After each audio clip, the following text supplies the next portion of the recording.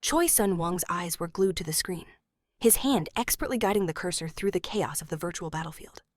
Two massive armies clashed in perfect formation, the war having raged for so long that pillars of black smoke choked the sky and patches of the ground smoldered with fire.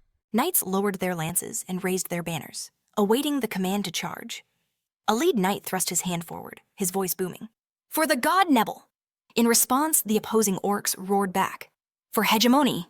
Their faces contorted in savage grimaces as they stared down their foes.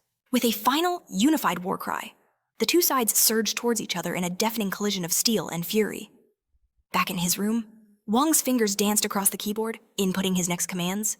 On screen, a monstrous orc swung its weapon, sending a handful of knights soaring through the air like ragdolls. Meanwhile, flanking units unleashed a volley of gunfire from the side, while cannons fired massive shells that the orcs deflected with shimmering magic shields. Wong, controlling his in-game avatar Nebula, typed a taunt to his opponent. "Hegemony, is this really all you've got?" He dispatched a helicopter to the front lines.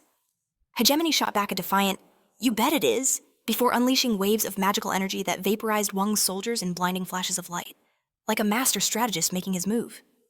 Hegemony countered, but Nebula's helicopters were already raining down a salvo of missiles. The ground erupted in a series of fiery explosions. Watching the carnage, Nebula's avatar smirked. "If that's how you want to play," he thought, "then I'll have to up the ante."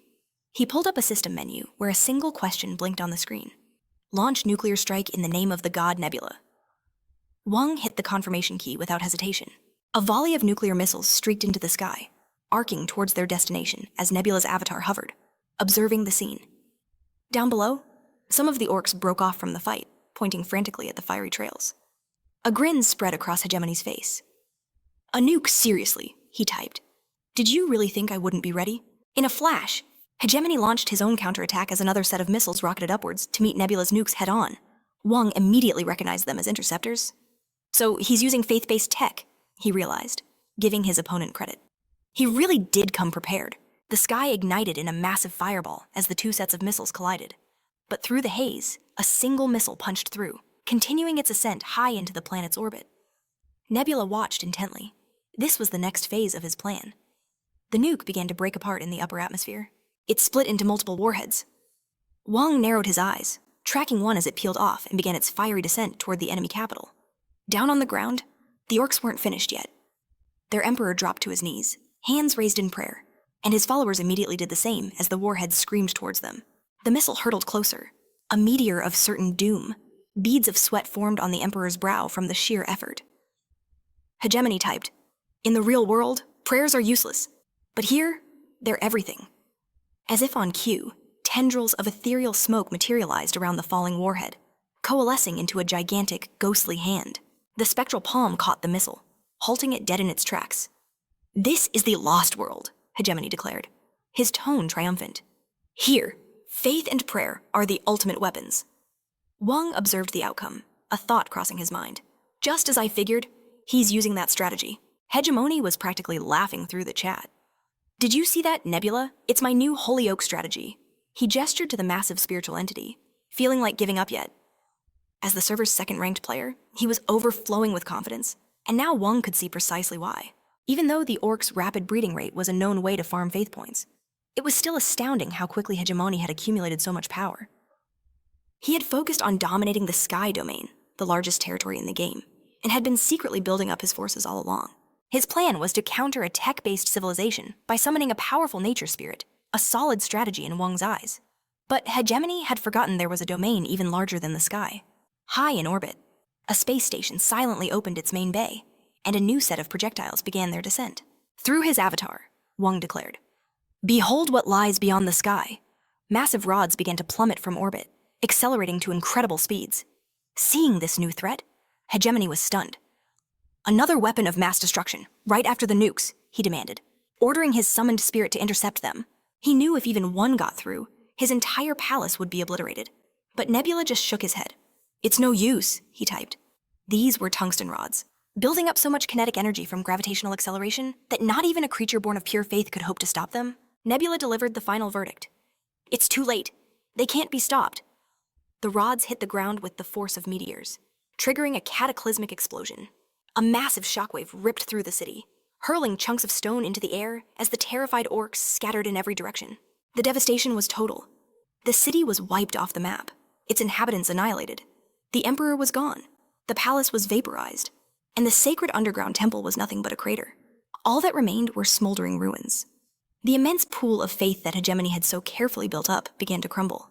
As his faith evaporated, so too did the summoned creatures it sustained, fading away into nothingness. Wang, as Nebula, stood victorious. He had to admit, that was an epic fight. But Hegemony was fuming. What the hell was that, he typed, already demanding a rematch. He was absolutely certain he could win the next round. And when Wang didn't answer immediately, he spammed the chat, urging him to hurry up. A system notification popped up. Hegemony has challenged you to a rematch. Accept. Wang considered it. Perhaps Hegemony still had another trick up his sleeve. But ultimately, he declined. After the fight, Wang realized there hadn't been a game update in ages. He'd already collected every achievement, including holding the #1 rank, leaning back and stretching. He started to think about what to do next, but the sharp ping of a new notification cut through his thoughts. He snapped his eyes back to the screen. Who would be messaging me now? He was shocked to see a private message. Clicking it open, he found a unique game notification congratulating him on an unbelievable feat. Wang was the only player in the entire world to have unlocked every single achievement. The message went on, thanking him for his dedication to Lost World. Our protagonist muttered to himself, "So, is this it? Is the game over?" But even as he thought it, the text on the screen shifted, explaining that the game he'd been playing had merely been in beta testing for all this time. An official release was just around the corner. And as a reward, Wang's character, Nebula, was being invited to a private, exclusive preview. Wang's jaw dropped. Early access. An official release is actually happening, he stammered, completely floored by the news. The notification ended with a simple question. Do you wish to begin? Wang didn't hesitate. Of course I do. The moment he agreed, his surroundings dissolved into scrolling lines of system code. A moment later, he blinked his eyes open, finding himself embodied as his character. Nebula. He was standing in a place he'd never seen before. It looked like it might have been a temple once, but now it was just a crumbling ruin. He wondered if this was all just a dream, but a voice from behind him suddenly declared, "This is no dream." Nebula spun around. A figure stood there, his face concealed by a deep hood. "You have been chosen?" the man continued, then formally greeted him by his in-game name, Nebula. Hearing his name spoken aloud sent a chill down Wang's spine. What is going on? He thought, his gaze darting around to the other shadowy forms. They looked like human silhouettes. Who are these people? He wondered. The hooded man drew his attention again. We are concealing our identities to ensure fairness in the game, he said, then added, Now, if you're all ready, we can get right to the main event. With a grand gesture, he raised his hands towards a planet, hanging in the void nearby. For a heart-stopping moment, Wang wondered if he was looking at Earth. But no, he recognized this world instantly. He'd seen it countless times on his monitor. It was the Lost World. A heavy silence fell over the ruins. Finally, the hooded man broke the silence. In this vast lost world, he proclaimed, all of you who have gathered here will become true gods. Nebula, along with every other shadowy figure, froze in stunned silence. He could feel a palpable wave of disbelief ripple through the group as the man continued speaking. You see, the Lost World is not just a game. He explained that it was a real world, a land abandoned by its former deities, long ago. An incredible civilization prospered there, but for reasons unknown, the old gods vanished. And now, he declared, the time has come for new gods to take their place. As the man's words echoed in his mind, he revealed the true purpose of the game Lost World. It was designed to find a successor, a new god for the planet. Every player was a candidate, given the chance to ascend to true godhood. He explained that the rules would be nearly identical to the game they all knew, but at first, no one would believe in them. However, if they could give humanity a reason to have faith, they would become the sole deity of this world, with the power to do anything they desired. Every dream, every ambition, would become reality. Nebula stroked his chin, pondering this. What if I back out? He asked. The man explained that quitting now would simply return him to his world, but with no memory of what had just transpired. And what if someone quits during the competition? Nebula pressed. The robed figure's warning was chilling once. The game starts. There is no turning back. Nebula's eyes narrowed, processing the gravity of the situation. What happens if another god takes me out? For a moment, the man was silent before replying that in that case, a divine end awaited him. It didn't take a genius to figure out what that meant. A divine end was just a pretty name for death. He was risking his life. He smirked. A reason to give up. Without a second thought, he knew there wasn't one. "The time for choosing is now," the man announced. "If you wish to leave, do so immediately." After a pause, he turned to those who remained, laying several cards on the table. He declared that their grand adventure would begin with a minor race. Nebula recognized the setup instantly. It was exactly like the game. This meant their first step was to choose one of the lesser races. Just then, a figure beside him began to fade. People were already bailing. He watched as more figures dissolved, counting them as they disappeared. When the count hit 5, he figured the initial number of contestants must have been the maximum of 32, which meant only 27 players were left. Once the dropouts were gone, the man gestured to the cards, telling Nebula that he could choose first. Stunned by the privilege, Nebula stepped forward. Was the order based on their rank in the game? He picked up a card and froze, his eyes widening in disbelief at the race he'd been assigned. But before he could even process it, his entire body dissolved into a column of light. He was hurtling towards a new planet, zeroing in on an island. There, a humanoid frog popped its head out of the water, its eyes tracking a butterfly before glancing down to spot a fish. With a powerful leap, the frogman shot out of the water and snatched it. "I got one," it croaked. Its companion hopped closer, impressed by the size of the catch. "We're eating fish tonight," the hunter declared proudly. His attention was then stolen by a passing butterfly. "I've never seen one like that before," he mused. "Who cares about a butterfly?" the other frog grumbled. "At least we're not eating bugs today." The butterfly fluttered onward, eventually landing on the finger of Nebula, who sat on a throne surrounded by glowing, translucent panels. He rested his chin on his palm, deep in thought. "So, these are humanoid frogs," he murmured. The minor insect race had the absolute worst win rate in the game. He remembered the card clearly. It covered various arthropods and crustaceans. Still, he mused that it all came down to strategy. Insects were on par with birds and could be incredibly useful in the early game. But there was another factor to consider. His spawn point was on the continent's eastern edge, meaning he wouldn't face many early battles. This was perfect for a slow burn strategy to build up resources, making early aggression tough to manage. Given that, Nebula decided his starting race should be natural insect eaters, like these humanoid frogs. The only problem was the sheer number of tribes. He estimated there were around 500 of them, making it nearly impossible to pick the right one to start with. Suddenly, his eyes were drawn to the number 10 on a nearby panel. In Lost World, a player's influence was tied directly to their followers' faith. 10 points of faith was basically nothing. It wasn't enough to command these frogs to do anything. He scanned the landscape. What other tribes are nearby, he wondered.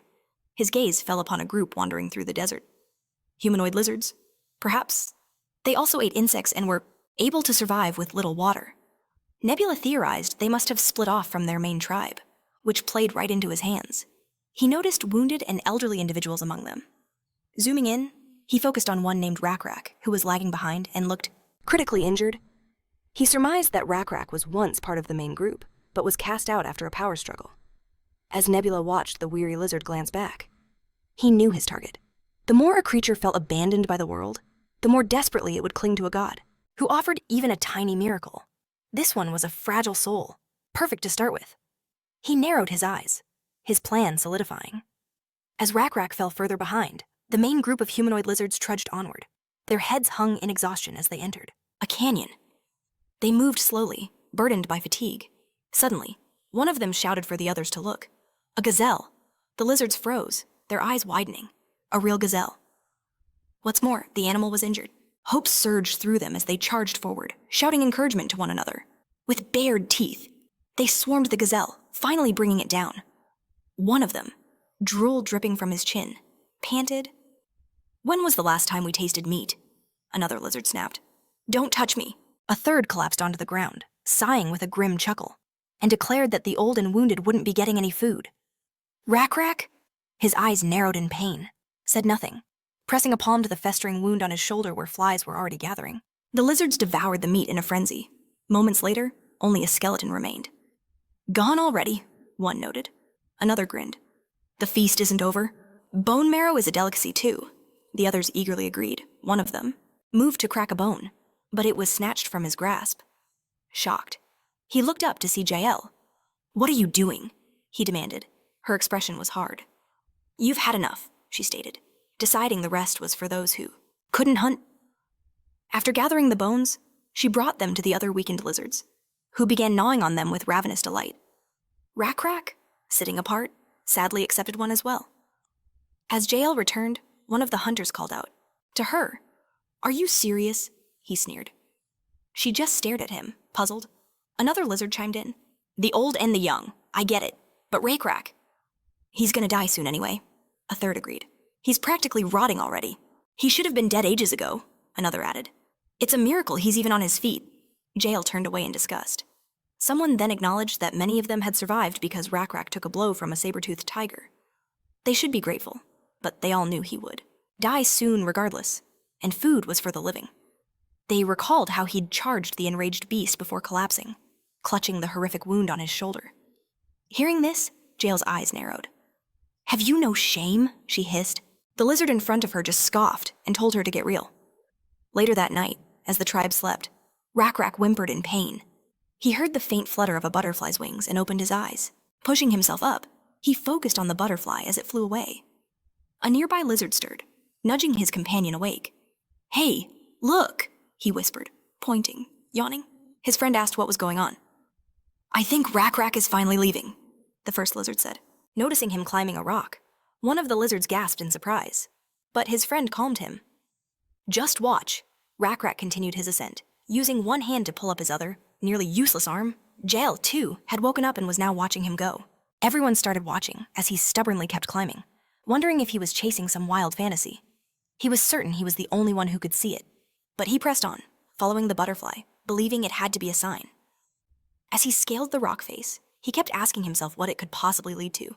When the butterfly fluttered to the very peak, Rack scrambled after it. He pulled himself over the edge and froze, his eyes bulging. Spread before him was a massive colony of beetles. His jaw dropped in utter amazement. This was food. He started breathing heavily, overwhelmed by the realization that this was enough to feed the entire tribe. Because of this event, the humanoid lizards of Tribe 11,021 witnessed a true miracle. From his command center, Nebula noted that Rack had finally experienced a divine intervention. He calculated that this discovery would sustain them for several days, watching through his screens as the lizards grinned with pure joy at the sight of the feast. While they ate, the protagonist contemplated his next move. Suddenly, he paused in surprise. Had Rack really decided to explain the miracle himself? The entire tribe listened intently to his story, their expressions filled with awe as he pointed a clawed hand toward the butterfly, which continued to flutter nearby. As it flew past, Nebula remembered that creatures with strong willpower could often act independently. One of the lizards stared in wonder at a beetle in its palm when the system announced that the Rack tribe had discovered a deity known as the Nameless God of Beetles. The protagonist was shocked to see that title. He was named the God of Beetles, not butterflies. He repeated his new title, leaning forward to observe the tribe of lizards below him, musing that nobody starts with a magnificent name. A faint smile played on his lips as he looked at the lizards and whispered the name, Rack. His smile grew wider as he declared that from now on, that lizard would be important to him, and he, in turn, would become indispensable. Rack. Sometime later, the butterfly appeared once more. Rack, deep in thought, realized he was seeing the vision again and questioned whether he should follow it a second time. The other lizards heard him musing aloud. His public deliberations sent them into a frenzy of joyful shouts about more beetles. One of them yelled that it was a day for a feast. Another humanoid lizard got Rack's attention, asking if he was truly going to pursue the vision again. He looked toward where the butterfly had flown and made his declaration. He explained that winter was approaching, yet the vision was leading them directly into the freezing winds. His head drooped in despair, knowing that if they went that way, they would all freeze to death. One of the lizards closest to him gasped in alarm, suggesting that in that case, they should just ignore it. Let's ignore the vision and go a different way. Rack stated that wouldn't work either. His face growing grim, these lands were completely empty. He lifted his head, questioning the purpose of his visions. He had no answer, but he decided that for the time being, his only option was to follow them. Nebula observed him through his screens, realizing the lizard's faith was still weak. But he also knew that was unavoidable at the very beginning. To be precise, he needed a lot more faith. He wanted to use the blessing of insects, but the skill was still locked because it was unavailable. It required an insect level higher than level 2, and also cost 10 points of faith to use. The protagonist figured that if Rack just believed in him, everything would fall into place. He continued to watch the lizards follow Rack, who carried a smaller comrade on his back, stubbornly pushing forward. He followed the butterfly until he crested another rise, where he stopped dead in his tracks, his eyes wide with shock. The other lizards were equally stunned. Meanwhile, Nebula noted that Rakrak was about to have a future he could never have imagined. Rakrak gently lowered the small lizard from his back. Turning to his comrades, he commanded them all to listen. He shouted that the nameless god of beetles had guided them to a sanctuary. He swept his arm, pointing toward an oasis hidden among the rocks, complete with fresh vegetation and water. All the lizards stared at the shelter in total admiration. When the reality of what happened finally sank in, they erupted in joyous cheers. Raising their hands high and smiling from ear to ear, they knew now that they would survive, acknowledging that their faith in Rakrak had paid off. As a result, the deity's level increased from 1 to 2, and the small insect race's level also rose. Because of this, the blessing of insects became available. Nebula, addressing Rakrak, asked if he wanted to understand his true purpose. He looked at the panels before him, raising a hand toward them, and said that in that case, Rakrak would become his priest. He then activated the skill, telling him to convey his will to his people. As Rakrak looked up, a beam of light seemed to pour down upon him. Nebula explained that the blessing would aid him in his mission. A little later, after night had fallen, Rakrak was asleep when a firefly landed on his shoulder. As it settled on him, Rakrak heard his name being called. He woke up with a start, finding himself in a bright, empty space, seeing butterflies fluttering all around. He wondered where he was. He guessed it was a dream, but then he heard his name called again. The next moment, one of the butterflies landed right on his nose before flying away. Looking forward, Rakrak saw the figure of a man in a cloak, his silhouette strangely similar to that of a humanoid lizard. Stumbling back in awe, Rakrak asked who the being before him was. The creature simply held out its hand, and he stared at it. He was stunned as the creature asked if he would take its hand. He remained frozen while Rakrak questioned what it wanted before finally accepting the gesture. The humanoid lizard's hand turned over, pointing a finger forward, and Rakrak's eyes widened in amazement when he saw the skull of a buffalo resting in its palms. He picked it up, examining the skull and understanding what it represented.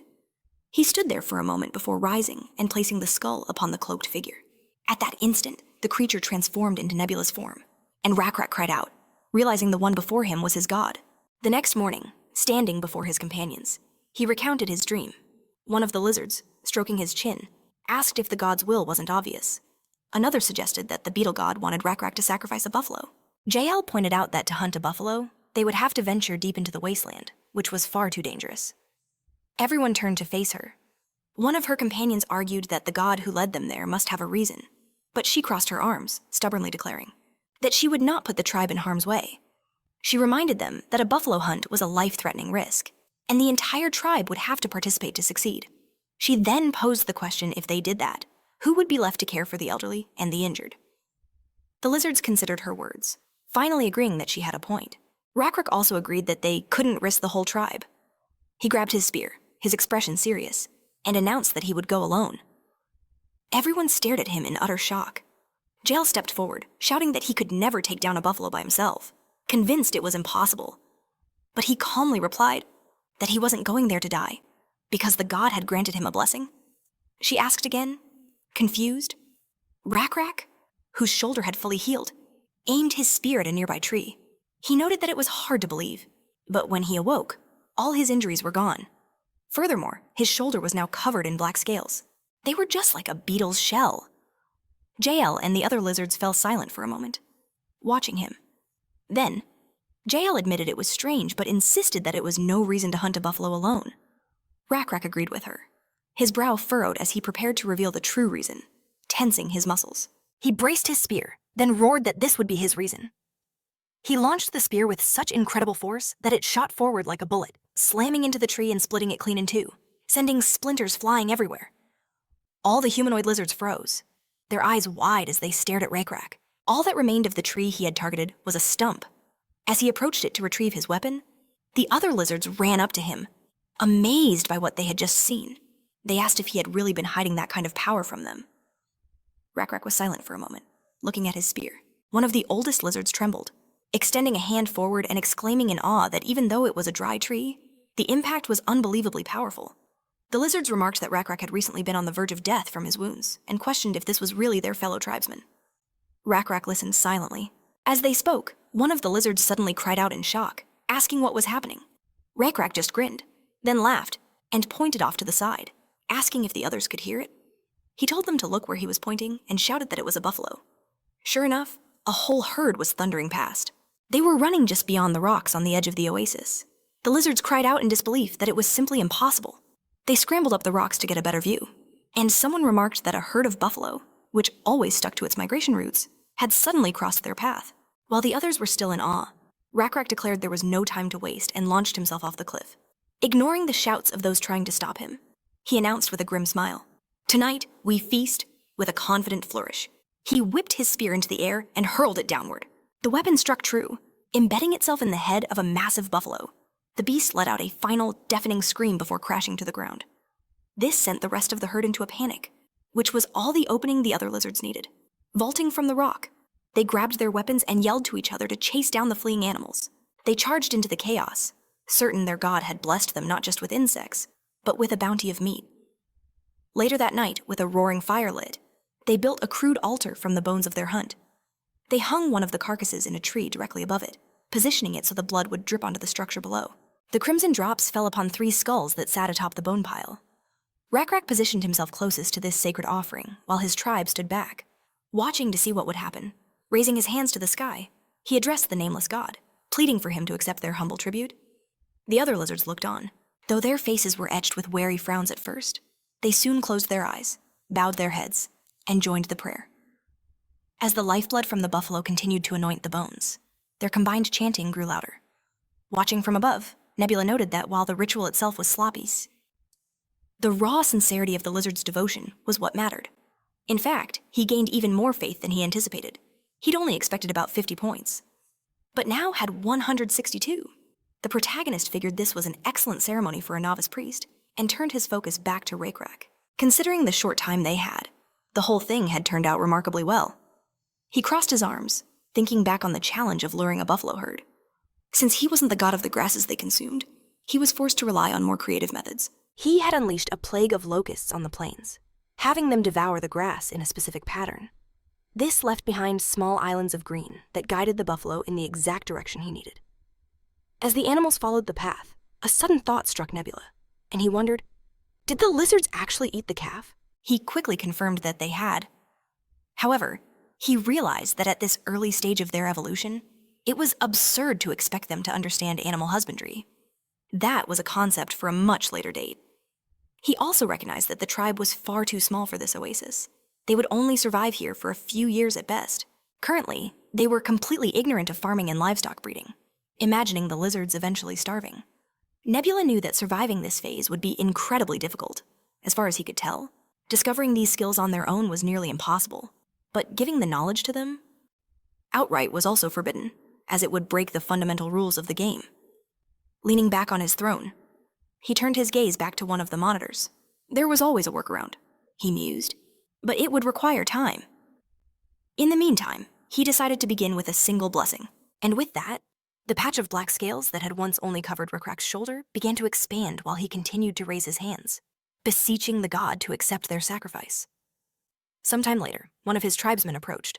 Seeing that he was finally awake, he said he had been watching over the altar, and that Rakrak, whose entire body was now encased in the black scales of the blessing, had spoken of another dream he'd had last night. Jill asked in surprise if he thought the god was trying to send a message, but Rakrak admitted he wasn't. Sure, because he couldn't decipher its meaning.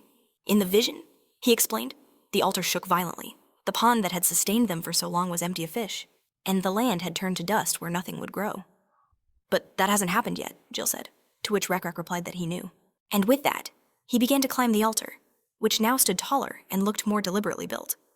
Watching him, Jill added that there was no reason to worry, since the god would protect them. He agreed, affirming that he also believed in their god, but he understood that a god's will often arrived alongside great hardship. And if we fail to understand his plan, he continued, it would be the same as betraying him. That, he confessed, was his greatest fear. Jill froze, just watching him as he fell silent. But suddenly, his eyes shot wide with alarm as he urged Jill to get up and look. She asked what was wrong, but Rakrak didn't reply, just motioning for her to hurry. The moment she stood, he pointed toward the horizon, telling her to look over there. As she did, Jill froze in pure shock. An unfamiliar tribe was marching straight for their oasis. Now, Rak understood why the altar in his dream was shaking. Staring intently at the approaching column of lizards, he realized it was the very same tribe that had exiled them in the first place. The lizards marched steadily onward, and Jill asked in disbelief if they had really followed them all the way out here. Rak shielded his eyes to get a better look and said that this was bound to happen eventually. He noted that these lizards had blue scales, just as theirs once had. He also saw that their leader was enormous and was riding a Manon, a beast they simply called a monster. Judging by the sheer size of the group, Rak concluded that the entire tribe was on the move. Jill frowned, realizing this could only mean their former home, the green swamps, was completely exhausted. She pictured dead trees, dried ponds, and withered grass. She looked up at the sky, wondering if their god had taken away all the fertile lands. But Rak warned her not to jump to conclusions. She didn't know the full story. Besides, they were assuming the other lizardmen even knew about their hideout. Then it dawned on them the oasis was tucked away in a mountain basin, making it impossible to see unless someone climbed up. Jill realized this meant the lizardmen might simply pass by. But just as she finished her thought, a lizardman shouted from somewhere off to the side, demanding the intruder's attention. It was Yura, who furiously pointed down at them, bellowing that this place belonged to the nameless god of bugs. The two other lizardmen beside him also adopted serious expressions. Yura continued shouting, demanding to know if the lizardmen below were indeed the blue-scale tribe. He declared that their presence was forbidden here. The entire column of lizardmen stopped, tilting their heads up to look at him. Their leader looked especially bewildered, trying to make sense of the situation.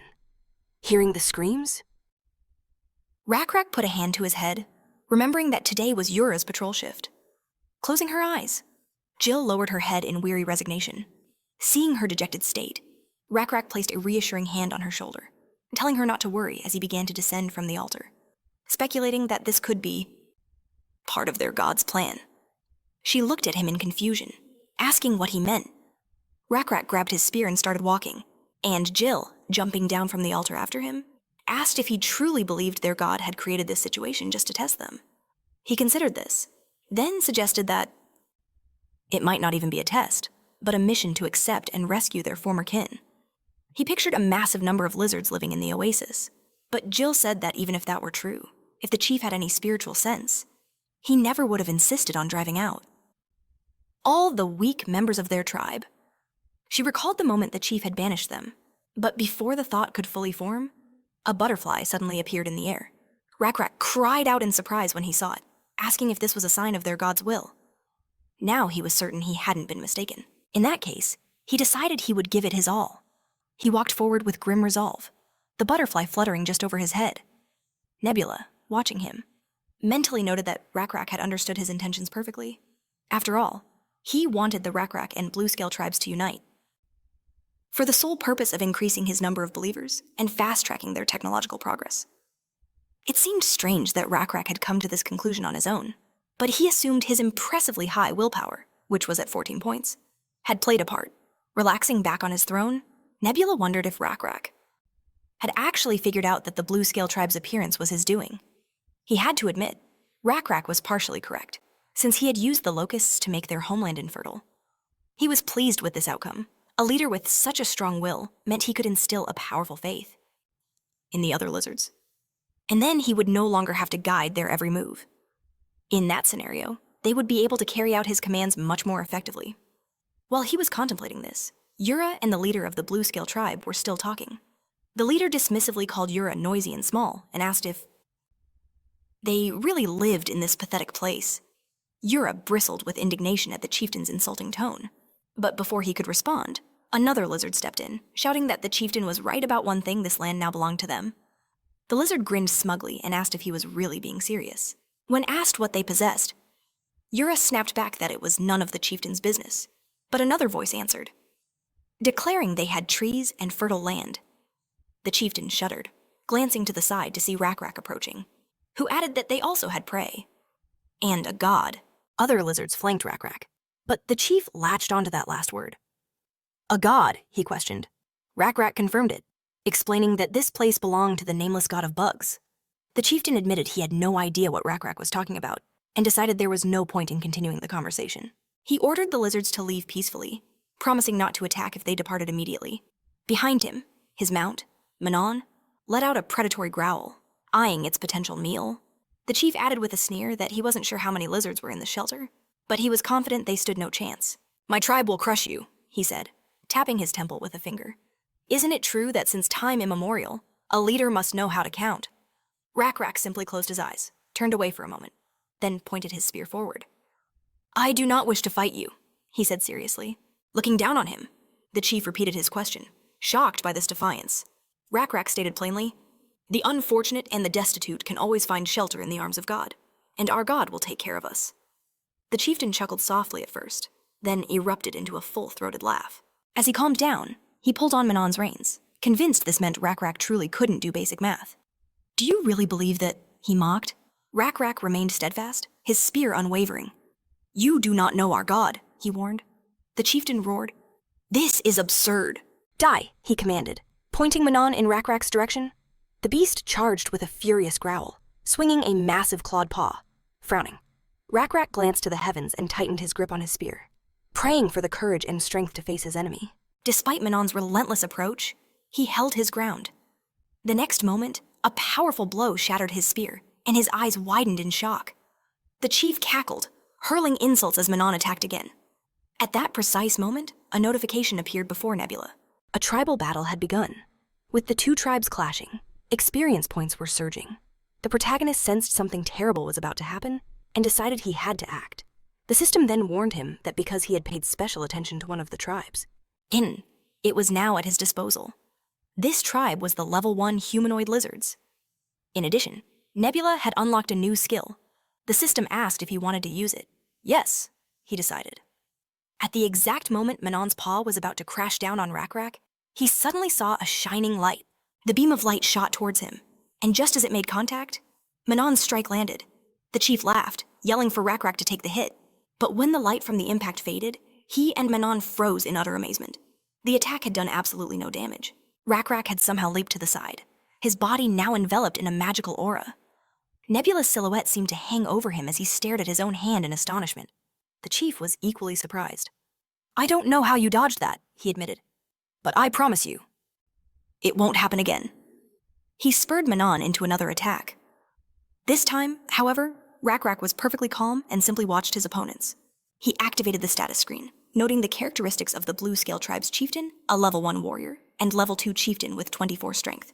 He also had 15 intelligence, 15 sociality, and the breeding skill. Nebula, seeing the same stats, knew Rak could handle the chieftain alone. The problem wasn't the rider, it was the monster he controlled. Manon was a level 1 drake with 87 strength, 6 intelligence, and 9 sociality. As the drake charged, baring its fangs, Nebula checked Rak's stats. He was now a level 2 warrior, a level 2 chieftain, and a level 1 priest, with 30 strength, 24 intelligence, 26 sociality, 14 willpower, and a divine status of blessing level 3. On top of that, divinity points were now enhancing his stats. This shouldn't be a problem anymore, the protagonist thought. Rak then shot forward, closing the distance to Manon in an instant. Thanks to the skill God's Avatar, he had gained an additional characteristic called Divinity. Using the new enhancement, he slammed Manon's mouth shut and grabbed the monster's body. Watching the battle, Nebula mused that 1 unit of Divinity is equal to the maximum possible power of the creature under his control, multiplied by 200. The leader screamed as he saw Rak's actions. Nebula quickly calculated that Rak's total power was now 630. Using all of it, he flipped Manon over, slamming the beast to the ground. The leader screamed as he was thrown upside down through the air before crashing down hard. The other lizards could only stare, their mouths hanging open in fear. Their eyes were wide as they watched Rak knock Manon to the ground. This overwhelming difference in power, as the protagonist assumed, should have made absolutely everyone freeze. And it did. Even the lizards from Rak's own tribe were frozen in shock, never expecting anything like this. For a time, everyone was silent, looking at the disoriented Manon lying on its back. But soon, Rak's comrades mastered their emotions and began to shout in amazement, calling it incredible. He simply looked at them seriously as they called out his name in bewilderment. They couldn't understand what had happened to him. The chieftain, trying to crawl out from under Manon's body, shouted that it was all nonsense and hurled insults at Rak. Grabbing a dagger, he ran to attack, demanding, "What did you just do? Don't you dare get distracted while fighting me." But Rak didn't even look in his direction. "My calculations weren't wrong," the lizard shrieked. "Calmly." Rak extended his hand forward and, with a simple swing of his palm, dealt the chieftain a powerful blow that sent him to his knees, completely disoriented. Looking down at his fallen opponent, Rak calmly asked, "Who wants to be next?" Instantly, all the lizards threw down their weapons, knelt, and swore allegiance to him. He suddenly felt the magical aura around him dissipate and mentally noted that it was all over, barely able to believe it. Was it really a god that just controlled my body? He wondered, feeling as if he were in a dream, watching everything unfold. Nebula smiled. Sometime later that night, all the lizards gathered in the shelter, talking amongst themselves. One of them was surprised to learn from a member of Rak's tribe that before they were banished to the wastelands, they were part of the same tribe. He didn't understand why their scales were black. The other lizard explained that this was the point, noting that by worshipping the nameless god of bugs, they changed and grew stronger. The lizards from the other tribe listened in shock as Rak's comrades explained that otherwise, they would have perished in the wastelands. Some lizards who weren't part of the discussion simply sat by the fire, warming themselves. One of them suddenly looked up at the sky. He then drew attention to the huge altar, remarking that the powers of this tribe's god were immense. At the same time, someone else asked if his friend really didn't understand what had happened that day. A little to the side, Gel and Rak sat, listening to the conversations. The other lizards couldn't comprehend whether a being of such great power could truly exist. Many couldn't even imagine it, distracting Rak from his thoughts. Gel suddenly asked if everything would be okay. He looked at her, bewildered, not understanding what she was talking about. She explained that with the arrival of the other lizards, their numbers had grown 6 times larger, and she knew their resources would begin to run out very quickly. Rak frowned worriedly, lowering his head. He suggested that they would have to go out, and Gel asked in shock if they would really go back. Into the wasteland, she said, certain they couldn't just wander there in an endless search, but Rak insisted they could, convinced that the answer lay somewhere in those lands. He believed the appearance of their ancient brothers was a clue from their god. After saying this, he looked at all the lizards gathered around the altar. Sometime later, Manon was tied to a tree, shaking violently and trying to attack 2 lizards who were holding it back with extended spears. One of them ordered the beast to stop, reminding it that its owner was no longer there. The lizards couldn't understand why it just wouldn't calm down. In response, Manon simply whipped its tail in an attack. One of the warriors barely dodged, screaming in fear as he lost his balance and fell. Yura cursed as Manon growled, opened its mouth wide, and jumped to attack again. "Why isn't it working?" Yura asked in fear, as Manon was stopped in its tracks. The creature strained against the rope binding it to the tree, and one of the lizards yelled that it was about to break free and escape. Yura, shouting Manon's name, questioned if this was truly the extent of punishment he desired. Suddenly, he was startled by a hand on his shoulder, and Manon froze as well, its eyes going wide. Both of them stared at Rak, who was drawing near with a vegetable clutched in his hands. Yura breathed Rak's name, while Manon let out a low growl, recalling how he'd been knocked onto his back. It was still tethered to the tree and couldn't flee. But Rak showed no signs of aggression. Instead, he simply offered the vegetable, urging Manon to eat. The creature paused in astonishment, eyeing the food before sniffing it cautiously. It then nibbled a tiny piece, and after a moment, began to eat properly. Ura and the other lizard watched, baffled by the scene, as Rak gently petted Manon. With its eyes closed and purring contentedly, Rak asked if it wanted another piece, and if so, would it promise to be calmer. He soon returned with more food, which Manon devoured with glee. Observing this, Rak figured God must have a special plan for this creature, especially since it was still alive after consuming vegetables. After finishing, Manon gazed at Rak, anticipating more, and he smiled, recognizing its desire. However, he told it there would be no more, explaining that if it wanted to be on his side, it had to master patience. Manon seemed disappointed but remained calm, simply lying down without a fuss. Seeing this positive change, Rak praised Manon before turning to his companions, instructing them to let him know if it caused any more trouble. One of them agreed they would. Ura, however, remained silent, watching Manon's transformed behavior in complete amazement. A short while later, Rak stepped away and took a seat on a log. JL settled down nearby, along with the lizard who had recently joined them.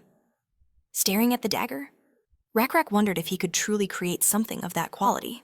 The lizard confirmed it was possible, adding that if it weren't for his companion's stubbornness, he would have crafted a far superior weapon by now. A confused JL asked what that had to do with anything. The lizard explained it was all about the trees. Rak repeated the word, surprised, and the lizard elaborated that they consume a great deal of wood when forging weapons.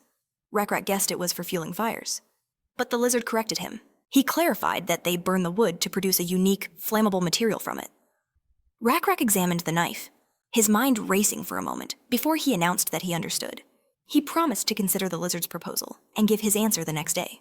Bowing his head, the lizard accepted his terms. Suddenly, Rakrak's head shot up, and he flinched slightly, his eyes wide with surprise as a wanderer approached. The other lizard immediately began to back away, halting before Rakrak. The newcomer stated that he heard they were seeking a lizard to guide them through the wastelands. Rakrak correctly assumed he was the wanderer. The lizard confirmed this with his eyes closed, introducing himself as a simple traveler seeking refuge. He mentioned that his journeys had taught him how to discover hidden paths. Rakrak thoughtfully echoed his words. The wanderer elaborated that if they were searching for lands free from the threat of starvation, he already knew of several such locations. He did admit, however, that he couldn't guarantee other wanderers hadn't already claimed them. The mention of other wanderers took Rakrak by surprise, and he asked for clarification. Was he suggesting that others might have already occupied these places? The wanderer dropped to the ground and affirmed that was a possibility. Rakrak declared that it didn't matter. If other wanderers stood in their way, they would simply defeat them and seize the land for their own tribe. The wanderer agreed that was one way to handle it, noting that if Rakrak possessed that level of resolve, he could be trusted. Rakrak then turned the question back on him, asking how the wanderer planned to earn his trust. The traveler paused, considering him for a moment, before raising a hand toward the sky and announcing his answer was up there. Rakrak and Jael looked up, bewildered, and asked if he was referring to the sky. He clarified that it was more than just the sky. As twilight fell, Rakrak guessed he meant the stars. The wanderer confirmed his guess was correct, and Rakrak asked if they moved. With a smile, the wanderer acknowledged that they did, commending him for noticing that the stars were in constant motion. He explained that he had discovered their patterns and that by knowing the paths of the stars, one could navigate anywhere. Rakrak crossed his arms, intrigued, and asked if this was truly possible. The wanderer offered to teach him about the star paths, proposing a deal if everything he said proved true after a few days of observation. Would that be enough to earn Rakrak's trust? After a moment of thought, Rakrak agreed that it certainly would. The wanderer then began to share his knowledge. After finishing his explanation, he told Rakrak they would meet again at the same time and place. Rakrak acknowledged his words but didn't even glance at the departing wanderer, his attention completely captivated by the night sky. In the wanderer's place, a still shocked Ura approached him. Noticing his presence, Rakrak turned and asked if anything was wrong, assuming Manon had acted up again. But Ura shook his head, explaining that while Manon had been a bit restless, it had become much more docile ever since Ura started feeding it on a regular schedule. Rakrak was thrilled to hear the news. He turned his gaze back to the heavens, but Ura recaptured his attention, reminding him that Jael had stressed the need to find a way across the wasteland without facing starvation. Rakrak, momentarily pulled from his thoughts, looked at the sky again and agreed it was a top priority. Ura then pointed out that today's events, with Rakrak's successful feeding of Manon, had sparked an idea. He proposed that this taming method could be applied to other animals, not just Manon. Rakrak prompted him for an example, and Ura gestured off to the side, suggesting they could try it with the creatures over there. He looked over and saw a small herd of buffalo. Thanks to this breakthrough, the tribe had just unlocked a new skill: animal husbandry. It's often said that at a key point in history, humanity split into two paths, one focused on agriculture, the other on raising livestock. Nebula recalled this detail from the game itself, while farming offered more stability, which is why most civilizations grew near major water sources. The tribe he had chosen was different. The protagonist's tribe was composed of humanoid lizards who were naturally strong and highly adaptable. For them, cattle breeding was the most crucial skill. They successfully tamed the buffalo, tying ropes to them and leading the herd along with them. Nebula realized his tribe had just gained knowledge that would propel them forward. That knowledge was ore processing. The lizard, whom Rakrak had finally permitted to craft weapons, got straight to work. He began by extracting raw materials and forging them into knives, with Rakrak observing every step of the process alongside the lizard's assistant. One of them rapidly spun a stick inside a special container, fanning the flames and causing the metal to melt more quickly. While it was still glowing hot, the lizard expertly shaped the blade before setting it aside to cool. Watching this, Nebula understood they had finally mastered the art of shaping metal. While the resulting blades were far softer than high-quality bronze, for a tribe that had been fighting with stone tools, it was a massive leap forward. Rakrak and Jael picked up one of the finished blades to inspect it. Meanwhile, Nebula leaned back, crossing his legs as he monitored his subordinate races on various screens. The lizards had also received another unexpected boon, a wanderer who could read the paths in the stars. It was a perfect omen. Sometime later, meeting the wanderer at night, Rakrak was now the one pointing to the heavens. suggesting potential routes. Their understanding was far from true astronomy, but the main character knew it was a start. He held out hope that they would one day master this knowledge correctly as he continued to observe the conversation between Rekrak and the Wanderer. A short while later, they began attaching the metal tips to wooden shafts, creating proper spears. After moving to a higher vantage point, Rekrak looked out over the land, recalling the Wanderer's words that the stars were guides in the heavens. He sat down, lost in thought, realizing it was now time to put his grand plan into motion. The other lizards built a bonfire near the altar, and soon, the entire tribe had assembled. Rekrak looked at them with a serious expression, declaring that a long time had passed since their god led them to this new land. They had even encountered their brethren. He said they had the option to abandon those others, just as they themselves had once been abandoned, and choose a solitary existence, which might allow them to survive longer. In that scenario, those they left behind would surely perish in the endless wastes. The lizards listened intently as Rekrak declared that this was not the right path. Their god desired salvation, not abandonment, because unity was their greatest strength. He clenched his fist with conviction. With his authority growing, the lizards hung on the Wanderer's every word, understanding his mood completely. He then dropped a bombshell at dawn. They were abandoning these lands. Shocked murmurs erupted through the camp, and Rekrak motioned for the Wanderer to approach. Standing beside him, Rekrak announced that for several days, he had been receiving secret instruction from the traveler.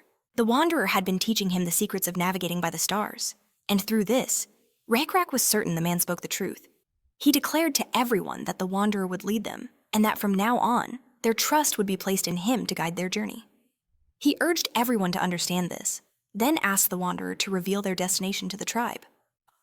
The Wanderer paused for a moment before pointing a hand toward the night sky.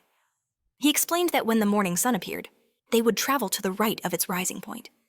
They would march forward for 10 days, and then, upon reaching a river, they would turn right once more. From there, they would follow the rotten river for another 15 moons, and then trek for 3 days along a mountain rift. He believed this arduous path would lead them to an endless forest, one teeming with wild animals and other creatures. At this, Rekrak's face lit up, declaring that such a place sounded perfect, an ideal new home. The Wanderer chuckled good-naturedly and closed his eyes, agreeing that it was indeed so. Rekrak thanked him, placed a hand on his shoulder, and told him he could go, dismissing it as a small matter. With that settled, Rekrak began to ascend the altar, and every single eye in the camp followed him.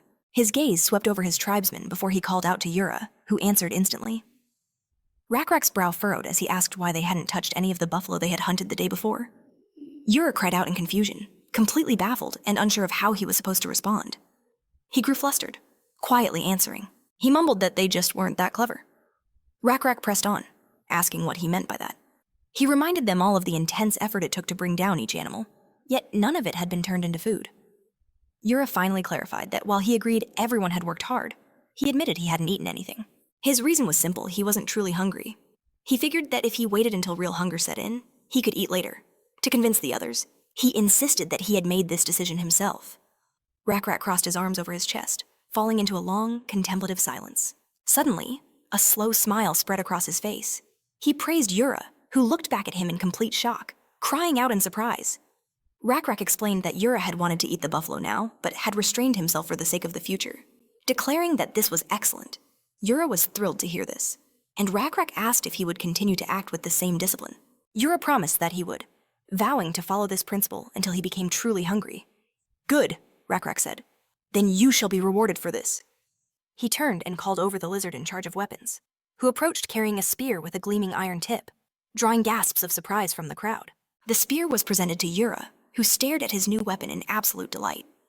The weaponsmith then added that all the others who had heeded Yura's advice and overcome their needless desire to eat were also worthy of such spears. He distributed the new weapons, and the lizards gazed at their powerful new arms with pure joy. After admiring their weapons, they stood tall, positioning their spears beside them. The other lizards, who had joined them more recently, began to whisper among themselves, considering this incredible and desperately wanting such a weapon for themselves. She wondered what Rekrak's plan was, and now she believed she finally understood his intentions. But she was still surprised by what he did next. He took one of the skulls from the altar and declared that everyone should now approach him one by one. He called them true warriors and promised that the aid of their god would be with them. He then lifted the skull to his face. Using it as a mask, he promised their journey would be a success, but warned that this would only happen if they were patient and maintained the same restraint they had shown today. When Yura drew closer, Rakrak took another skull and placed it upon his head, declaring that from that moment on, his name was different. He was now Bone Warrior Yura. He stood looking at his comrades while attentively listening to the words of Rakrak, who added that this was the will of their god. The honor nearly moved Yura to tears, but he managed to hold them back. They didn't flow down his cheeks, but only pooled in the corners of his eyes. Sometime later, as the fire had nearly burned out, the sun began to peek over the horizon. Rakrak observed this, as did the rest of his tribe, each of whom now had a buffalo skull covering their face. They were lined up in neat rows, prepared to set off. Rakrak announced that the time had come to leave this divine place. He told them to remember that the will of their god was with them, meaning they were not bound to any single location. Jael looked at him with a resolute expression as he ordered everyone to let the nameless bug god into their minds. He held up his hand, admitting he couldn't promise an easy journey, but he commanded them all to move forward without fear. Just as they had overcome the urge to feast on the buffalo, they would conquer this journey for their own benefit. The lizards raised their spears, chanting that it was for their own good. Rakrak bid them to move forward, advising them to brace themselves and march on. He added that the nameless god of the bugs would be with them. From a butterfly hidden in the foliage, Nebula watched. After finishing his speech, Rakrak closed his eyes, raised his head, and thought that he had arbitrarily spoken for his god, asking for forgiveness for this act. When the butterfly relayed these words to the protagonist, he quietly said that there was no need to apologize. If Rakrak had done otherwise, he would never have been chosen as his priest. He extended his hand to one of the panels, adding that since Rakrak was fostering the growth of his allies, everything was proceeding perfectly. He looked at Yura's characteristics. His reliability had increased from level 4 to 7, and his warrior level had risen from level 2 to level 3. In addition, Nebula mused that Rakrak's special skills were finally showing themselves, as his leadership level had increased from level 7 to level 14. His priest level rose from 1 to 2, and his warrior level from 2 to 3. This meant he was performing flawlessly and living up to all of Nebula's expectations. Meanwhile, Rakrak himself handed a skull to Jael, and the protagonist added that he had started a new beginning. Sometime later, the sun had risen again. The blazing light illuminated everything brightly as the entire lizard tribe, along with the buffalo they had tamed, marched along the canyon. Manon, who was also following them, screamed, covered in sweat from the heat and finally unable to control itself any longer. It fell to the ground, closing its eyes. Rakrak called out, "Manon," he yelled, then sat down next to it. Placing his palm on its body, he asked it to listen, explaining that it was too early to fall just yet. The Wanderer guessed that Manon was exhausted, and Rakrak asked if they had time to rest. The Wanderer warned that there was no other choice and suggested a halt. Rakrak commanded that everyone stop. Relaying his order, another lizard added that they would make a short rest. As they stopped, Rakrak frowned in concentration, listening to the quiet conversations of his tribesmen. One of them asked if they would find what they were looking for if they made it to the end. Someone else sighed, asking if he would become stronger if he just rested here. Only the unknown lay ahead, so this lizard decided he needed to rest. Someone else complained that he had hardly eaten anything. Rakrak said nothing, though he heard all of this talk. Then he got the attention of the Wanderer. He asked if it was true that they had been walking at this pace for 3 days already. The Wanderer confirmed it. Rakrak thoughtfully repeated the number of days they had spent on the road, noting that the entire group was completely exhausted. He also pointed out that they were running out of food. He was sure that they could only hope for a miracle from their god. But suddenly he was distracted from his thoughts as someone got his attention. He looked to the side, noticing a lizard running toward him, who announced that another tribe had appeared right in front of them. He also added that this tribe was running. They were charging toward them at great speed. Rakrak, as well as the Wanderer standing next to him, froze in amazement at this news. The tribe that was running toward Rakrak and his comrades turned out to be orcs, who were glad they had already run so far. The orc running in front got the attention of his comrades. He announced that now nothing was blocking their path. He said that they needed to get out of there quickly, as in his opinion, nothing could be worse than that monster.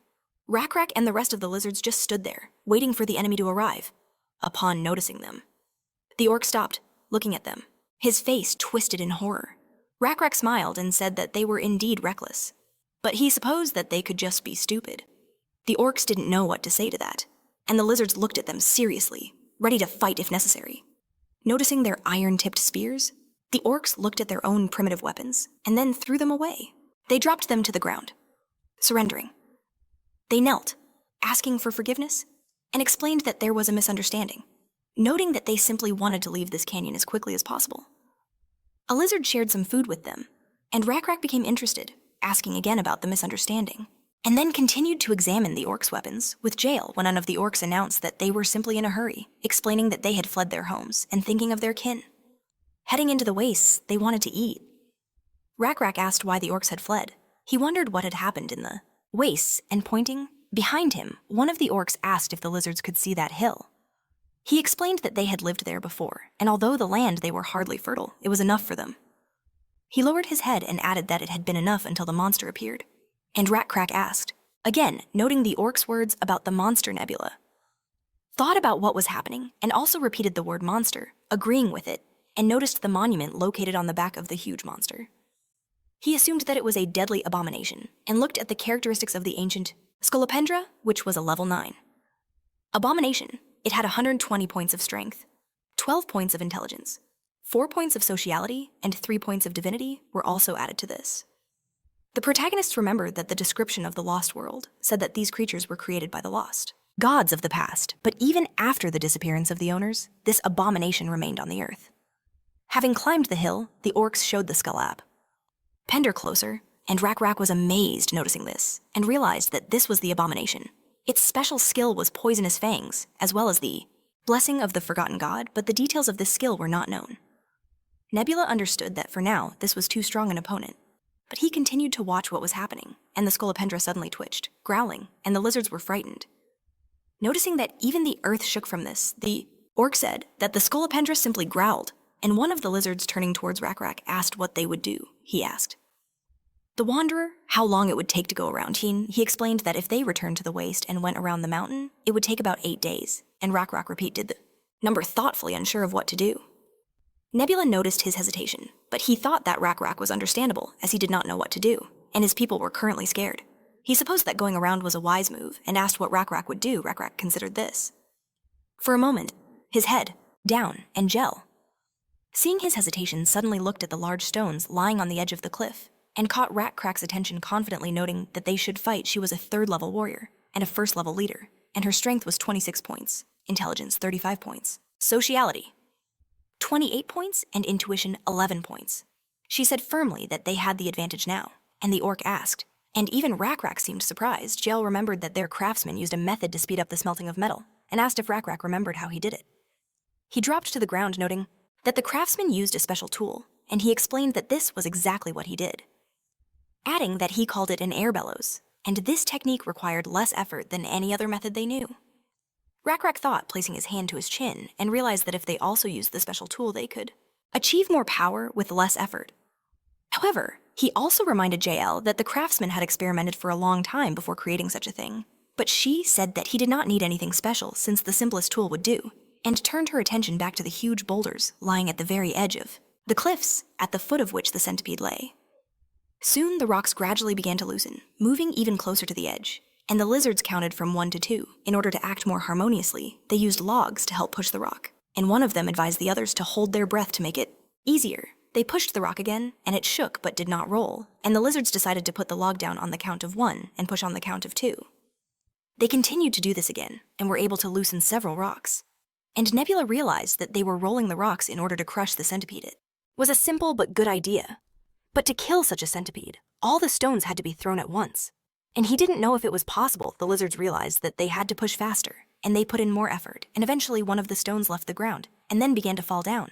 And Euro was happy, shocked that it worked. Several stones flew down, heading for the Scolopendra, who, waking up, raised her head. Looking at this, when the stone hit the monster dust, rose into the air, and Euro, bending down, asked if they had succeeded. Nebula answered that it was not so, and the next moment, the lizard saw the Scolopendra, which began to climb up the rock. Yura's eyes widened, watching this, and the monster growled in anger, and Yura warned everyone that it was rising. Rak ordered the others to act faster, and also to throw down the remaining stones. And the protagonist, rising from his throne, noted that it was too late and walked forward a little to strengthen Rakra again. Rakra shuddered, opening his eyes wider when he sensed the nameless god of bugs. And the next moment, one of the lizards suddenly screamed, letting go of the tree trunk, as Rak having taken hold of it himself and knocked over the stone, and one of the lizards was amazed that the stone flew forward. Jill said that Rak should now go to the 3rd stone, and he no longer using the help of the lever took hold of it with his hands, starting to push it from its place. The muscles in his arms tensed. The veins became more visible. He himself frowned, clenching his jaw from the effort. But in the end, he still pushed the stone out of place and then called out to his comrades, ordering them to move the stones, and explained that they simply had to help him. The centipede continued to climb up, and he said that this monster was unlikely to stay in one place after that. He took a spearheading to the edge of the cliff and jumped off it, not paying attention to the fact that his comrades tried to stop him. Shouting his name, swinging the spear, he screamed, throwing it at the monster, and the spear, piercing the monument located on the back of the centipede, split it into small pieces, piercing the body of the monster. The centi roared as it began to fall down, and the next moment, rocks began to fall on it, injuring the monster and eventually crushing it. Jill watched in shock as Rak landed below and looked at the dead centipede Nebula relaxing on her throne. Noted that it was good as the hunt had been a success. The magical aura dissolved around Rak, and he rose, stopping in front of the corpse. And the system announced that the hunt for the monster had been completed, and the tribe had destroyed the abomination of the ancient centipede. The lizards began to shout joyfully, raising their weapons up, and the protagonist felt his faith in him grow. However, he had received something more important than that. And it was a new item that he had received as a reward for the hunt. He wanted to kill the abomination for this very reason. And as he accepted the reward, a glowing clot of magical energy appeared in the air above his palm. It was the essence of the abomination, and Nebula remembered that each god had resources needed for a certain minor race, and although it could be obtained through faith, special items were used to create Kree, a completely new thing. With this essence, he would be able to summon an essence that would be a generator of faith, spreading the word of the god by its very existence. In addition, the essence could evolve, and if it was developed enough, it could gain a special class like an apostle or an avatar. Thinking about it, the protagonist asked himself if creating an essence here was the same as in the game. In that case, he wondered what he should create and looked closely at the essence. By this time, the other lizards had come down and were looking at the dead centi. And Jay, tearing off one of this one's legs, asked with interest if it was possible to eat the meat of this monster. She noticed that it smelled a little, but still decided to bite off a small part and, spitting it out, said that it was edible and added that the taste was not even that bad. Another lizard noted that it would still be difficult to eat it this way, and Jael thought about it and then suggested that it would be possible to dilute the taste with something else if raw meat was not suitable. Looking to the side, she noticed plants on the rock and noted that it was possible to add the edible part of the wood vine and cook the meat over a fire, confident that in this case they would be able to kill the smell.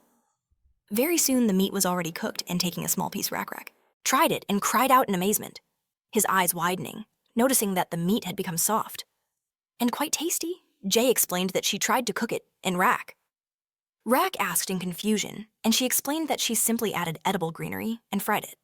The smell of the meat was such that Rak was about to throw it all away, and he said that cooking was a good skill, asking if Jael could teach him this matter. She agreed to this, and he broke off a larger piece of meat intending to eat it, but suddenly Jael attracted his attention to herself, and he responded. Indicating that he was ready to listen, she said that she had noticed that the orc chieftain had an heir. And Rak agreed that this was true and opened his mouth to take a bite of meat, and Jael said that he would soon need an heir too. Rak froze, his eyes widening and looking at her in shock. And Jael, taking her shove the meat, explained that Rak would grow old, adding that this was a crucial step for the tribe's stability, and Rak mulled it over, stroking his chin. He understood she was telling him he needed to choose a mate. Jael looked at him intently, asking what her own chances were if he hadn't picked anyone yet. Rak closed his eyes, silent for a moment in deep thought. He was about to speak when he suddenly froze, his eyes locked on something behind Jael. She noticed his stunned expression and asked what was wrong, completely bewildered. Rak's attention was fixed on an object gleaming among the shattered monuments, and he pointed it out, explaining that something was shining right behind her. A moment later, he pulled a golden plate from the rubble and set it on the ground for the other lizards to see. Crossing his arms, he deduced it must have been embedded in the stone on the monster's back. Yura was astonished. Picking up the plate, he declared he couldn't possibly eat it. The Wanderer explained that was because it was a metal known as gold. Jael realized she'd seen it before, remembering how the craftsman had shown her different kinds of metals. If this gold were properly purified, it would reflect light flawlessly and shine with incredible beauty. She also recalled hearing that it never changed color, or rusted with time. The other lizards concluded this must be why gold was prized above all other metals. But Yuro just scowled and sighed in frustration, asking what good it was if it didn't spoil. He complained that while it was soft, it was also heavy, and most importantly, it was completely inedible. The wanderer just smiled, asking if Euro would rather go hunt some deer. He described them as hoofed animals with long horns, whose meat was sweet and incredibly delicious. As it turned out, the orcs had recently told him where the best deer hunting grounds were. Euro's face lit up at the idea, suggesting they head there immediately. He handed the gold plate over to Rakra, who stared at it thoughtfully, but was snapped out of his trance when Euro asked if he was coming. Rakra said he would manage on his own for now, and told them to go ahead. His mind was preoccupied with the idea that this metal didn't decay. A short while later, he sat beside a stone where blood from a freshly killed deer dripped onto the ground. He pondered how everything eventually dies, decomposes, and vanishes. Nothing in this world lasts forever. Yet, this golden tablet didn't rot. Rakra figured that whoever made it must have been trying to preserve something important. He rested his chin on his hand, unable to guess what. It could be. He was suddenly pulled from his thoughts as Jael approached, announcing that the tribe was settling in for the night. Turning to face her, Rakra realized who it was. He remembered that he never told anyone where he was going, yet she always, without fail, managed to find him. Jael supposed that was a good thing, adding that as far as she could recall, Rakra was the only lizard who ever wore a fur cape. He glanced down at the garment, remembering that she was the one who told him to wear it. She confirmed it, saying that if he was going to be the chief of the tribe, she wanted him to look special. She smiled, adding that a tribe's chief needs some kind of defining symbol. Rakra repeated her words, lost in thought. Later that night, he remained near the deer carcass, which was now swarming with flies. He observed that life and death were intertwined, certain that even this plate would one day turn to dust. Suddenly, his attention was captured by the flies buzzing over the deer's body. He wondered what he was seeing. The flies were leaving trails in the air, and Rakra questioned if it was just an illusion or a trick of his mind.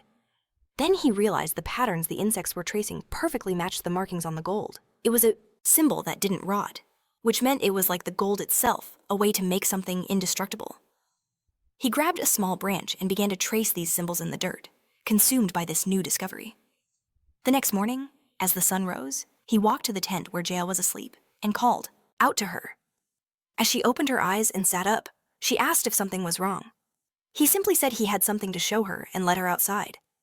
He then drew a symbol in the ground, declaring that this was him. Jael assumed it was a symbol for his name, but he corrected her, explaining that it represented a male lizard. She thought for a moment, asking, "For more clarification?" Rakra leaned down and drew a second symbol, telling her that this one was Jael. She immediately understood that it meant female lizard, and Rakra confirmed it with a smile. Then, he drew an equal sign between the two symbols. Jael stared at it, surprised, and looked up at Rakra, asking him what it meant. After a brief pause, he explained that it signified the two symbols becoming partners. He then added that this was his answer to her earlier proposal. She took the branch from his hand and drew a circle around the entire combination, then asked if Rakra knew what that meant. He smiled, replying that he knew. The system suddenly announced that the Rakra tribe had invented writing. Nebula smiled, thinking this was fantastic. He noted that it usually takes several generations to establish a stable writing system, so he was thrilled it had happened so early in their development. He then watched as Rakra hid, preparing to ambush a deer. After waiting for the perfect moment, he lunged forward, and the protagonist decided it was time to enjoy the festival. As Rakra took down the deer, the other lizards cheered him on. Nebula mused that to an outsider, this might look like a regular hunt, but it was much more. A competition to catch the largest game for one's mate was the humanoid lizard's unique way of celebrating a wedding. Having caught his prize, Rakra lifted it triumphantly over his head as the lizards roared in approval. One of his comrades bumped fists with him in support, but suddenly, both of their eyes went wide. With astonishment, they turned to see the massive deer Jael had caught and hung in a special net from a tree branch. Nebula observed that they both had done an exceptional job and stroked his chin as he continued to watch the events unfold. Sometime later, after most of the giant Skullapendra's body had been eaten, someone asked if their leader was truly okay with this. Rakra confirmed it, explaining that they would have had to confront that monster sooner or later anyway. He recalled the orc saying this was his people's land and told him they could continue to live there just as they had before. The orc stared at him in disbelief before breaking down in tears of joy. Bowing deeply, he thanked Rakra profusely. Once he had composed himself, he introduced them to his son, who he said was the tribe's future leader. He explained that since they knew the area better, his son could guide them onward. A proposal. Rakra readily accepted. The orc elaborated that they used to live in these forests until massive beasts and other tribes drove them out. But thanks to the lizards, they could finally return home. He vowed that they would never forget Rakra's kindness. Rakra smiled and nodded in acknowledgement. After traveling for a while, they reached the forest. One of the lizards called out to get Rakra's attention, pointing out that something was up ahead. They all saw the strange tracks in the grass, and crouching beside them, Rakra asked the wanderer if he recognized what they were. The wanderer examined the print carefully and admitted he had an idea. He explained it was likely a bipedal frog, a humanoid frog. When Rakra asked for more detail, the wanderer clarified that these frogs included both peaceful and warlike species, and they could also speak and think just like them.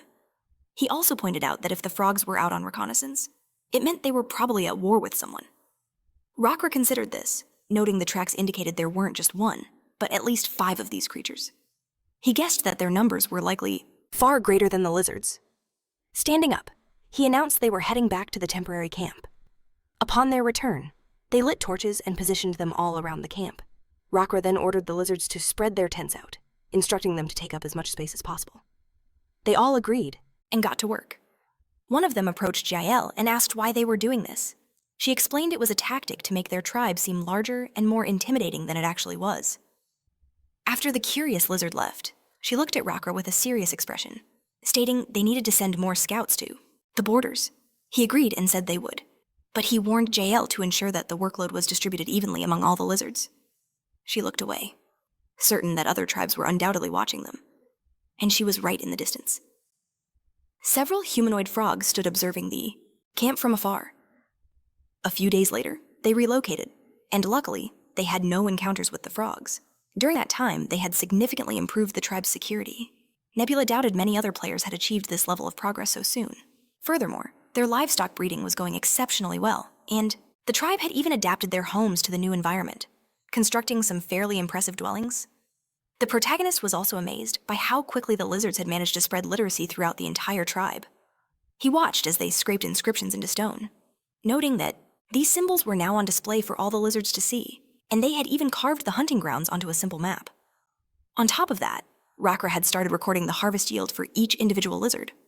One of them looked at the record, thinking proudly that he had gathered much more than the others today, while another lizard realized his collections were falling short, so he resolved to push himself harder.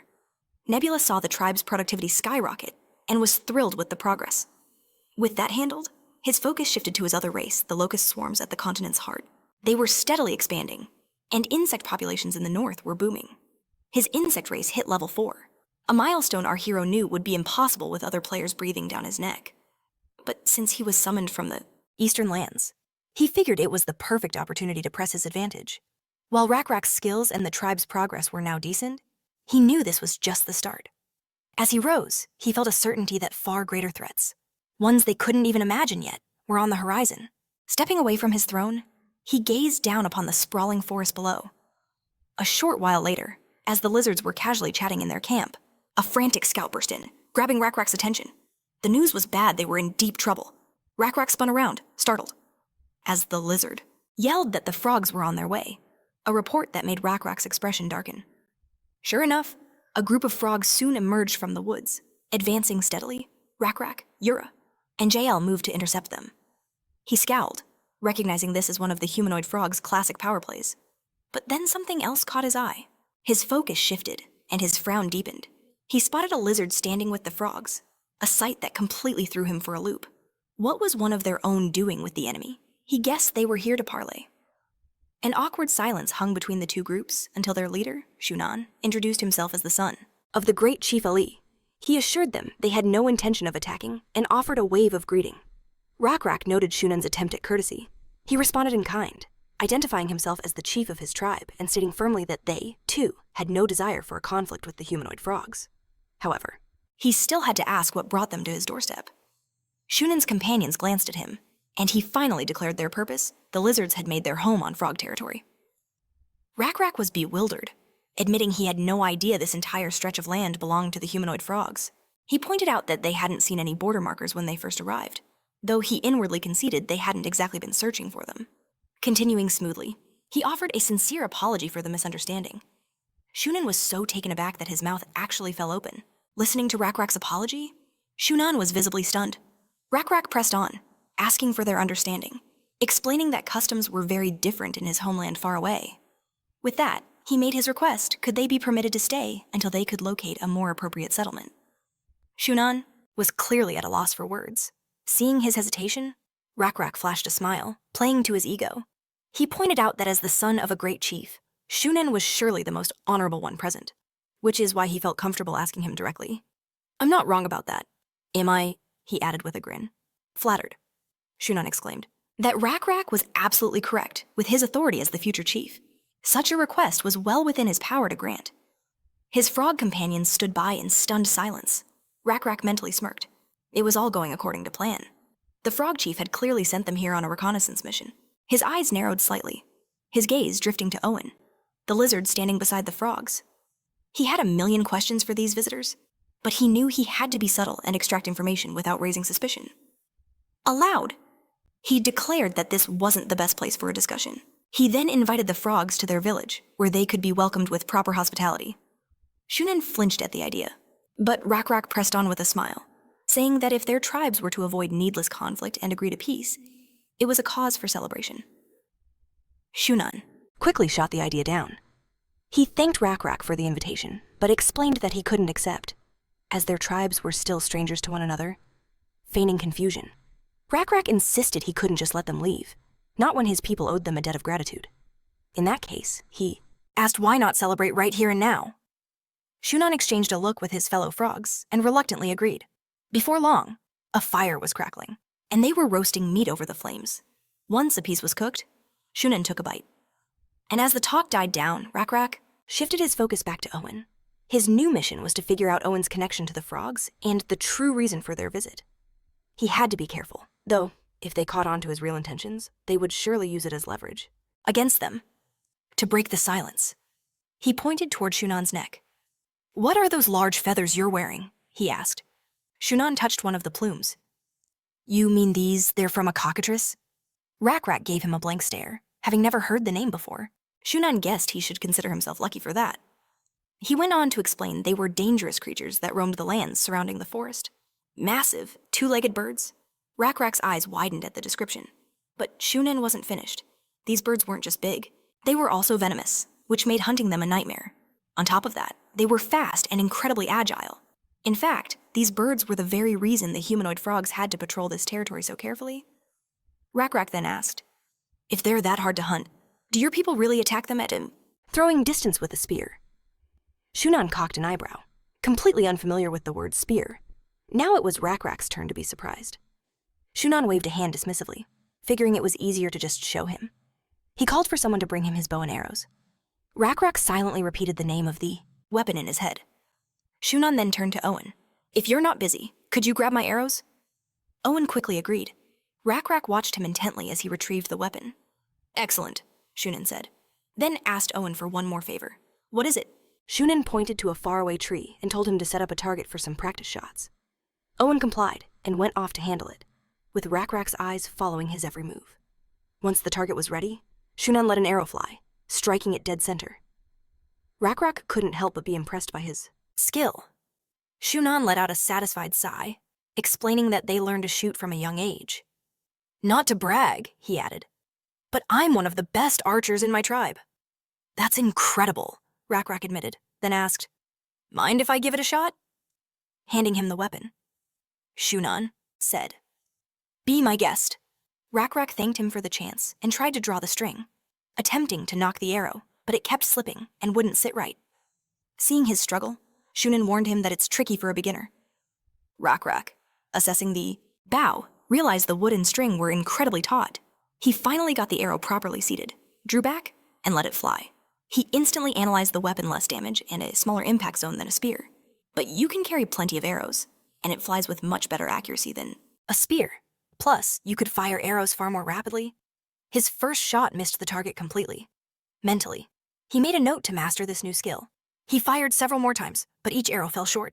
Frustrated, he cursed and lowered the bow, and Shunan chimed in that nobody's perfect on their first attempt. He then turned his attention to Owen. What are you standing around for? Go get the arrows? As Owen moved to obey, Rak looked Shunan dead in the eye and said, I'm the one who shot them, so I should be the one to retrieve them. Shunan brushed it off as a gesture of goodwill, but Rakrak insisted and walked over to gather the arrows anyway. He had a much more important goal than archery practice. Kneeling down beside Owen, he started picking up arrows. "Owen, right?" he asked. The other lizard looked up, confused, and confirmed his name. Noticing his nervous behavior, Rakrak found it odd that he was so flustered.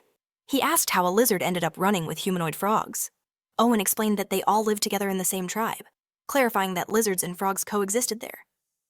Rakrak asked why that was. As Owen continued gathering arrows, he explained it was because the two races could benefit each other. Rakrak, still looking confused, pressed him again. With a slight smile, Owen confirmed their symbiotic relationship and suggested their tribes could also live in harmony. Rakrak still didn't get it and asked him to clarify. Owen explained that in exchange for protection, the lizards could help the frogs with things they couldn't do, since frogs can't stay away from water for too long. For example, lizards excelled at gathering fruit and climbing trees. Rakrak noted that sharing food with hiring the frogs for security wasn't a terrible plan, but some argued they were strong enough to fend for themselves without anyone's help. Owen, however, trembled with fear, yelling that they were wrong. He insisted the forest was treacherous and that the Alloy tribe was the most powerful force within it. He even claimed he wouldn't have survived this long without their protection. Rakrak stared at him in silence for a moment, his expression hardening as he narrowed his eyes. In a serious tone, he told Owen to forget what was just said and act like he'd only been asking for tips on archery. Just then, the main course arrived, and after carving the meat, the lizard served it on a large leaf. Shunan took a bite and his eyes went wide with amazement. He looked at the food, absolutely delighted, remarking that while he was used to venison, the herbs mixed in made it exceptionally tasty. Rakrak was pleased that his guest was enjoying the meal and asked if Shunan had ever tasted buffalo meat. Shunan's face lit up, exclaiming that he had, but confessed they hadn't hunted buffalo in a very long time. Even though he recalled how incredible it tasted, Rakrak then casually mentioned that they actually kept live buffalo, which made Shunan stare at him in Utter shock. Rakrak added that, if he was interested, they could trade one of the buffalo for a few of their bows. Shunan was ecstatic, immediately agreeing to the deal for a live animal. But then, a sharp glance from one of his companions made him quickly backtrack, nervously saying that it wasn't possible. Rakrak questioned if that was really the case. He admitted it was a shame while gnawing on a bone. Shunan, forcing a happy smile, suggested they could revisit the idea once they were better acquainted. He then pointed out how well the other members of their tribes were already mingling with the lizards, and gestured for Rakrak to see for himself. Rakrak glanced over, unimpressed, to see the lizards and frogs chatting. Shunan pointed out that it wasn't just Owen who was getting along with his people. The frog warriors were as well. Though he added that this should have been obvious, given that both species coexisted in their tribe. He then called out to Owen, who turned his attention away from the conversation. Shunan asked Owen to share how their peoples had collaborated on tribal matters over the past few months. As Owen stood, he smiled and said he'd be delighted to tell everyone about the friendship between their nations. Rakrak thought to himself that this was just as he'd suspected Shunan was bringing this up, as if it were all rehearsed. If he hadn't already talked to Owen, he might have actually bought this act. After their talk concluded, Rakrak announced that he was pleased to have met the frog tribe and suggested that, next time, his people could visit them, to save them such a long trip. Shunan initially seemed to agree, but then quickly dismissed the idea, claiming this location was ideal for their gatherings. As he departed, he waved farewell to Rakrak, who, along with the other lizards, returned the gesture. The moment his back was turned, Shunan slammed his hand onto Owen's back, making the smaller creature flinch in terror. Owen then shot a horrified look back at Rakrak, his eyes wide with fear. Rakrak turned to Jill, who was standing beside him, and asked if she saw that. She nodded, remarking that it hardly looked like a partnership between equals. For a long moment, they silently watched the frogs depart with Owen. Later, back at their own village by the lake, Shunan struck Owen viciously, sending him collapsing to his knees. Towering over him, Shunan pointed a finger in his face and demanded, "Did you really think I wouldn't notice?" He then asked what Owen had told the lizard chieftain. Trembling, Owen clutched the spot where he'd been hit, insisting he'd said nothing of importance. He explained that Rakrak had only asked for archery lessons, and he'd offered some simple advice. Shunan remained quiet for a moment before Obor suddenly lashed out, kicking Owen hard. "What kind of pathetic excuse is that?" he roared, pointing out that Owen didn't even know how to use a bow himself.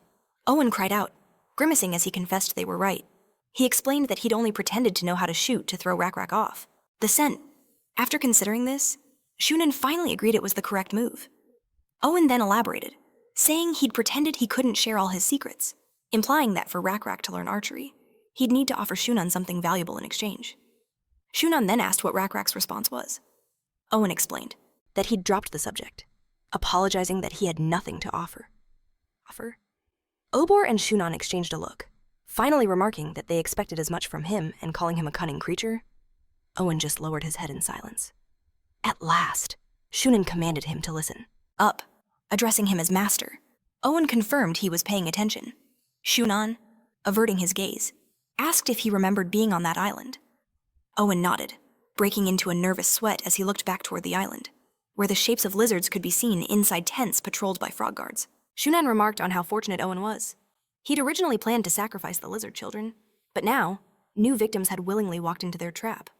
Leaning in close, he asked Owen if that wasn't a stroke of luck. Owen quickly agreed that Shunan was correct, adding that he felt incredibly fortunate and promised he would do his best to outweigh those lizards. Later that night, under the cover of darkness, he reflected on his choices. If he'd known this was the outcome, he never would have come. He cursed himself, realizing he should have seen the signs, the overly friendly welcome from the frogs. Their insistence on an oath of brotherhood? It should have raised alarms, he thought, when they were instructed to relocate to this island. The remaining 200 lizards stood no chance against 1,500 frogs. Then his eyes narrowed as he recalled something else, a massive, terrifying monster looming. Over the terrified lizards, it became clear the frogs had a god fighting for them. He remembered the beast descending upon the lizards, forcing them to cower against a wall as the frogs watched. The creature opened its maw and lunged, tearing them apart. Owen recalled squeezing his eyes shut, feeling the warm spray of his comrade's blood on his skin. He realized the monster controlled the frogs in the same way they now controlled the lizards. It was a chain of command, and there was nothing he could do to change it. The outcome was sealed. He pictured Rak in his mind, a powerful warrior, for sure. But despite his 600 tins, tribesmen, they were just unsophisticated savages, ignorant of even bows and arrows. He knew that sacrificing them to the frogs would buy his own people a little more time. Gazing at the lizard children sleeping on the nearby island, he silently spoke to his own son, urging him to be patient, and making a silent vow to lure these lizards here soon. A short time later, Rak unveiled a living buffalo. Shunan gasped, stunned to see a real, live buffalo right in front of him. He couldn't contain his excitement, and Rak grinned smugly, reminding him that he'd mentioned they kept buffalo. He then asked if Shunan still thought it was a fair trade. Shunan stroked his chin, pondering the offer. But Owen suddenly cut in. He insisted that before they traded any resources, it was vital they become better acquainted. Shunan conceded that this was indeed true. Owen added that they still knew very little about the lizard tribe and suggested Rak should visit their village first. With a smile, he offered to give them the bows right away, asking if this wasn't the perfect chance to build trust. Sometime later, an arrow soared through the air and embedded itself in the dirt. Rak, the archer, turned to Jill beside him and asked for her assessment. She pointed out that it only flew half the potential distance. Rak sighed, admitting he hadn't even been aiming properly. He figured this must be the limit of their imitation of the humanoid frog's bow. While they had copied the design perfectly, they couldn't reproduce the power the frogs got from theirs. Jill then reminded him their 5th meeting was about to start, observing that the frogs seemed extremely keen on learning everything they could about their tribe. Rak agreed, convinced their display of trust was a facade for something sinister. He frowned, certain the frogs were plotting something deceitful. Their biggest weakness, he declared, was their ignorance of the frogs' true intentions, which meant they had to stay vigilant. He decided that something could be achieved at this meeting. Turning to Jill, he asked if the herbs had been gathered. She confirmed it, saying the herbalist had located the source. Rak was satisfied, hoping Owen would turn out to be the key to solving their dilemma. Jill then wondered why they didn't just give it a shot. She felt Owen deserved a chance. A chance, Rak murmured, mulling over the word. Meanwhile, Obor's hand clamped tightly around Owen's throat, choking him, squeezing his eyes shut in agony. Owen gasped that he'd followed their instructions exactly, but it had failed. He struggled to break free, but it was useless. Shunan approached and told Obor to let go, warning him that he might actually kill the man. Obor scoffed, claiming he wouldn't die so easily. Owen shrieked, then sobbed that the lizards from the Black Scale tribe were far more wary than he'd anticipated. Grabbing him by the chin, Obor asked, Owen had to admit it, the lizards were nothing like this tribe. Who would jump into a trap without a moment's hesitation? Obo sighed in frustration and shoved him aside. After that, Owen got Shunan's attention, saying he was ready to go. Shunan agreed, then added with a thoughtful look that they needed to act fast. Grabbing Owen's attention, Shunan announced that his father commanded him to prepare the sacrificial ceremony without delay. A chill went down Owen's spine at the words. Shunan then ordered him to dig up more information on the lizards, explaining they had to lure the tribal chief and every one of his warriors as quickly as possible. "What's the rush?" Owen asked. He figured only the frogs were aware of the plan, so he leaned in, ready to listen closely. Shunan explained that his father and the elder's sickness was rapidly worsening. As Owen absorbed this, Shunan stressed that they couldn't afford any more delays. If they were sick, Owen realized, it must be the scabies infection. Is it really that severe? He questioned.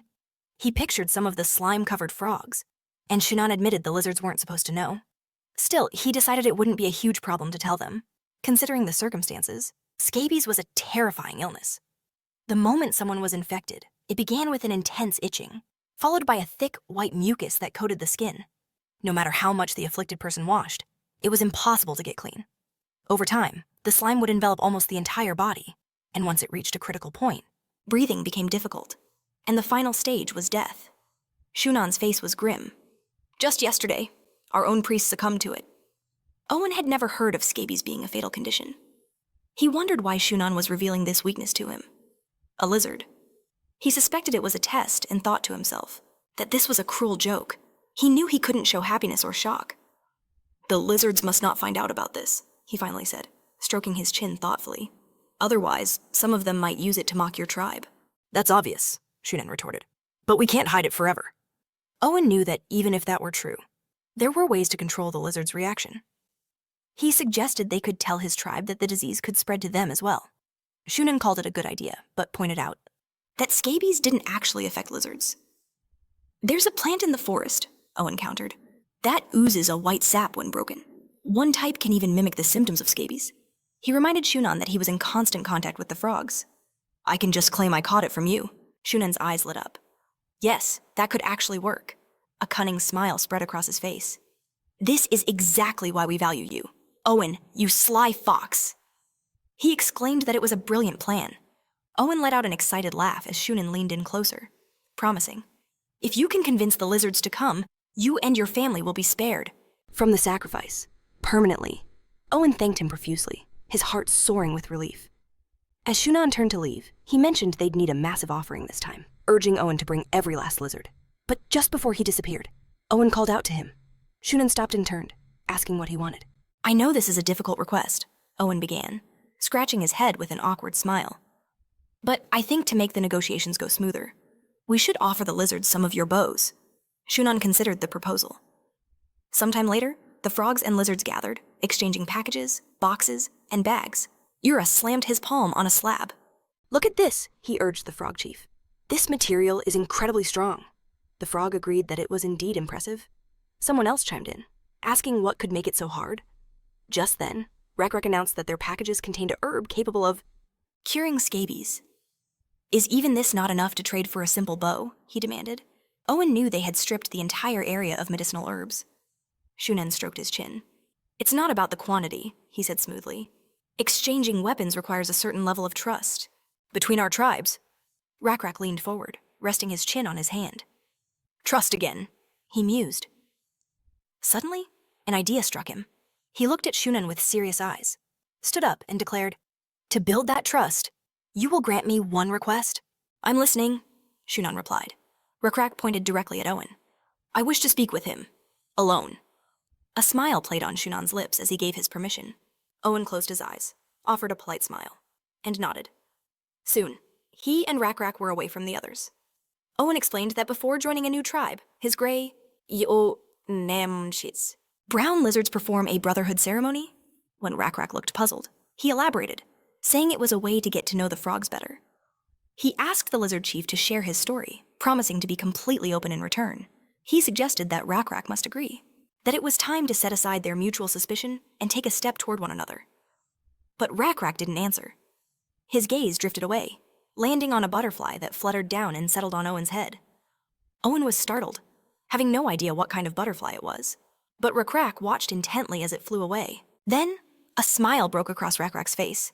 He admitted there was deep mistrust between them and offered to end it right there. He asked for Owen's permission to tell him everything about his people. A while later, Shunan was praising Owen for his phenomenal work. "The results are magnificent," he cheered. "Did those idiots really agree to come here on their own?" Owen smiled and turned away, but confirmed it was true. Obo chimed in, admitting that when they first invited the lizards, he was sure it was a trap. "But they really are fools," he sneered.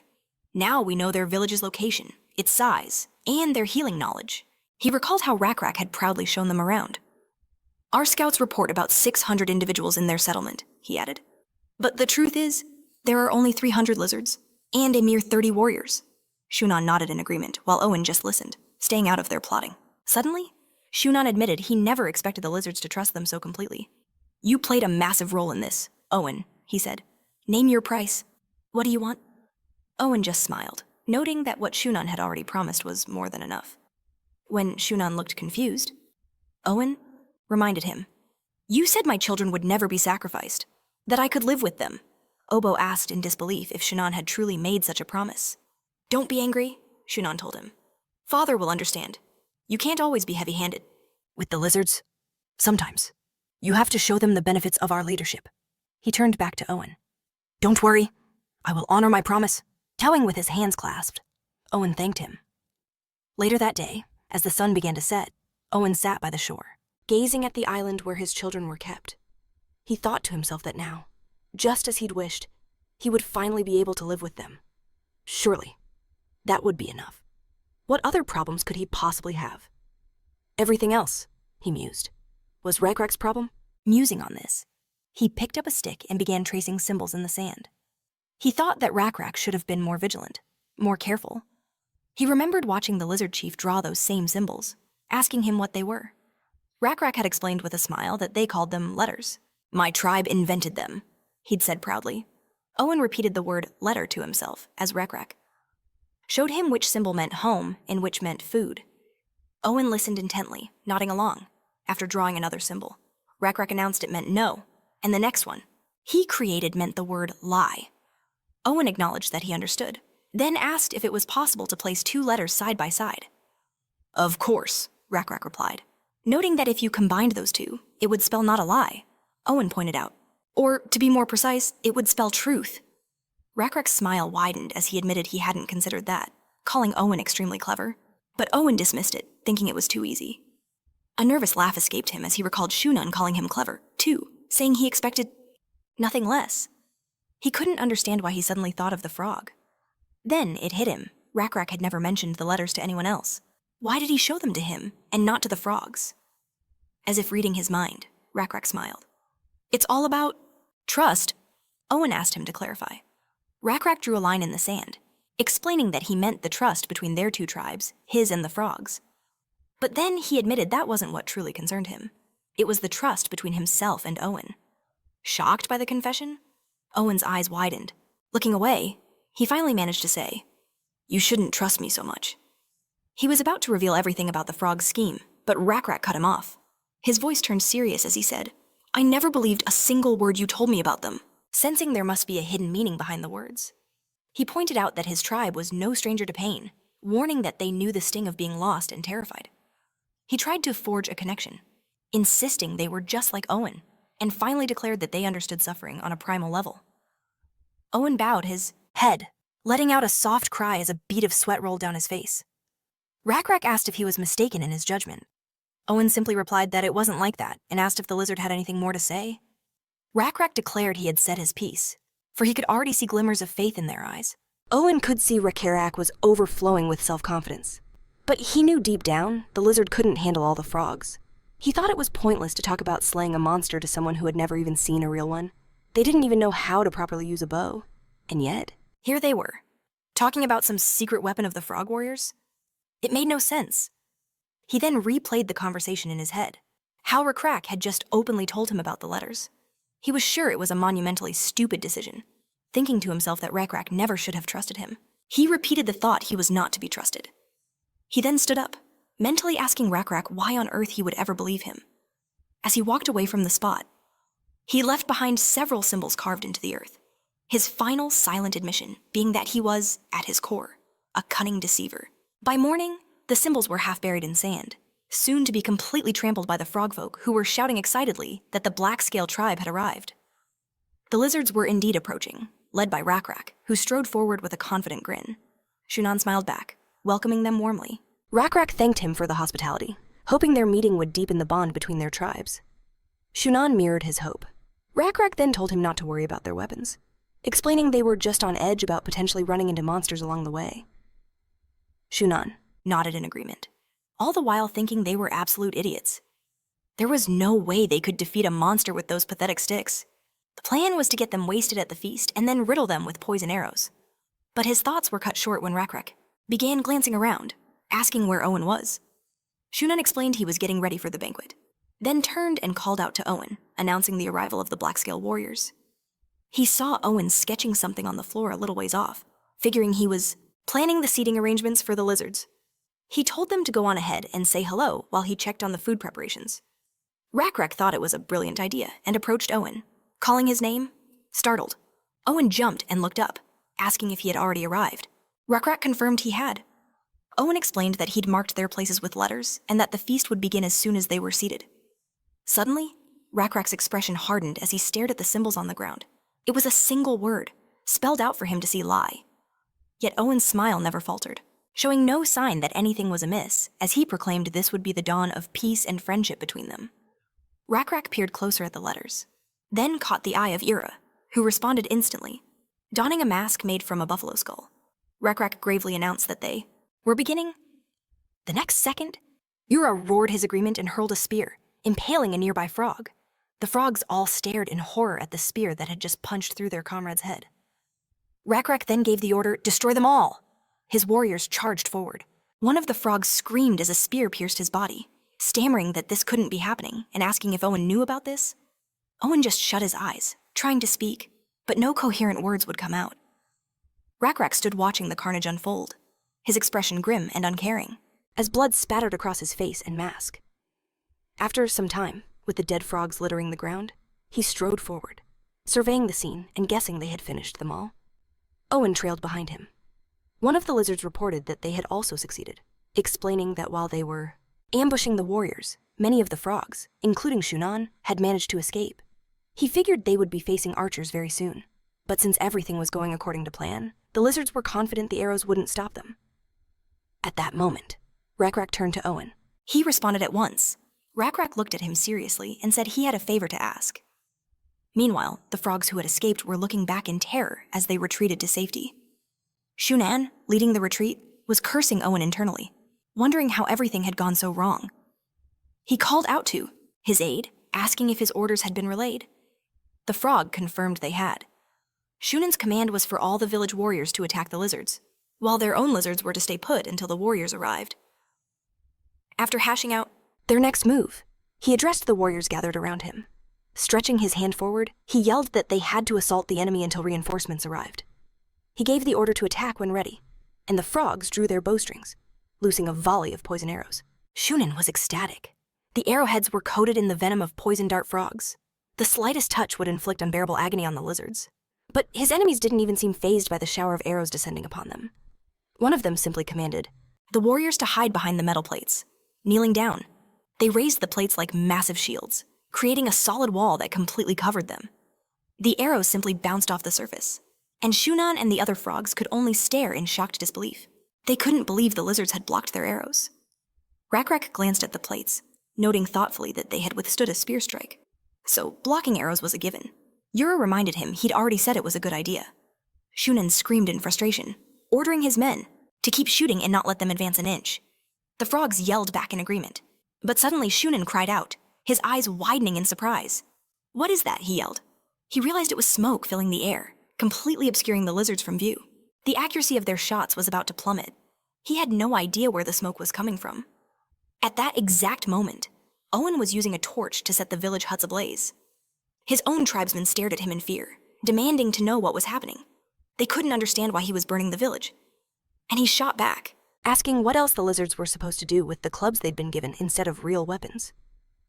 One lizard looked at the branch in his hand, explaining that the other frogs had given it to them on Shunan's orders. Realization dawned on another, who exclaimed it couldn't be, asking if Shunan had planned To have them burn the village. Owen corrected him, explaining that this was the favor the chief of the Blackscale tribe had asked of him. One of his comrades questioned him angrily, and another asked if he was truly sure about this. Owen just kept setting fires, telling them to trust him, confident they would defeat the Semons. frogs. The lizards asked in confusion how they were supposed to do that. Besides, how could they trust him when he was a known deceiver? He declared that was precisely why they should trust him, because as a master trickster, even he had gambled everything on this. His comrades hesitated for a moment, then lit their own torches and joined him. Shunan watched the chaos unfold in horror, realizing Owen was behind it all, even though a part of him refused to believe it.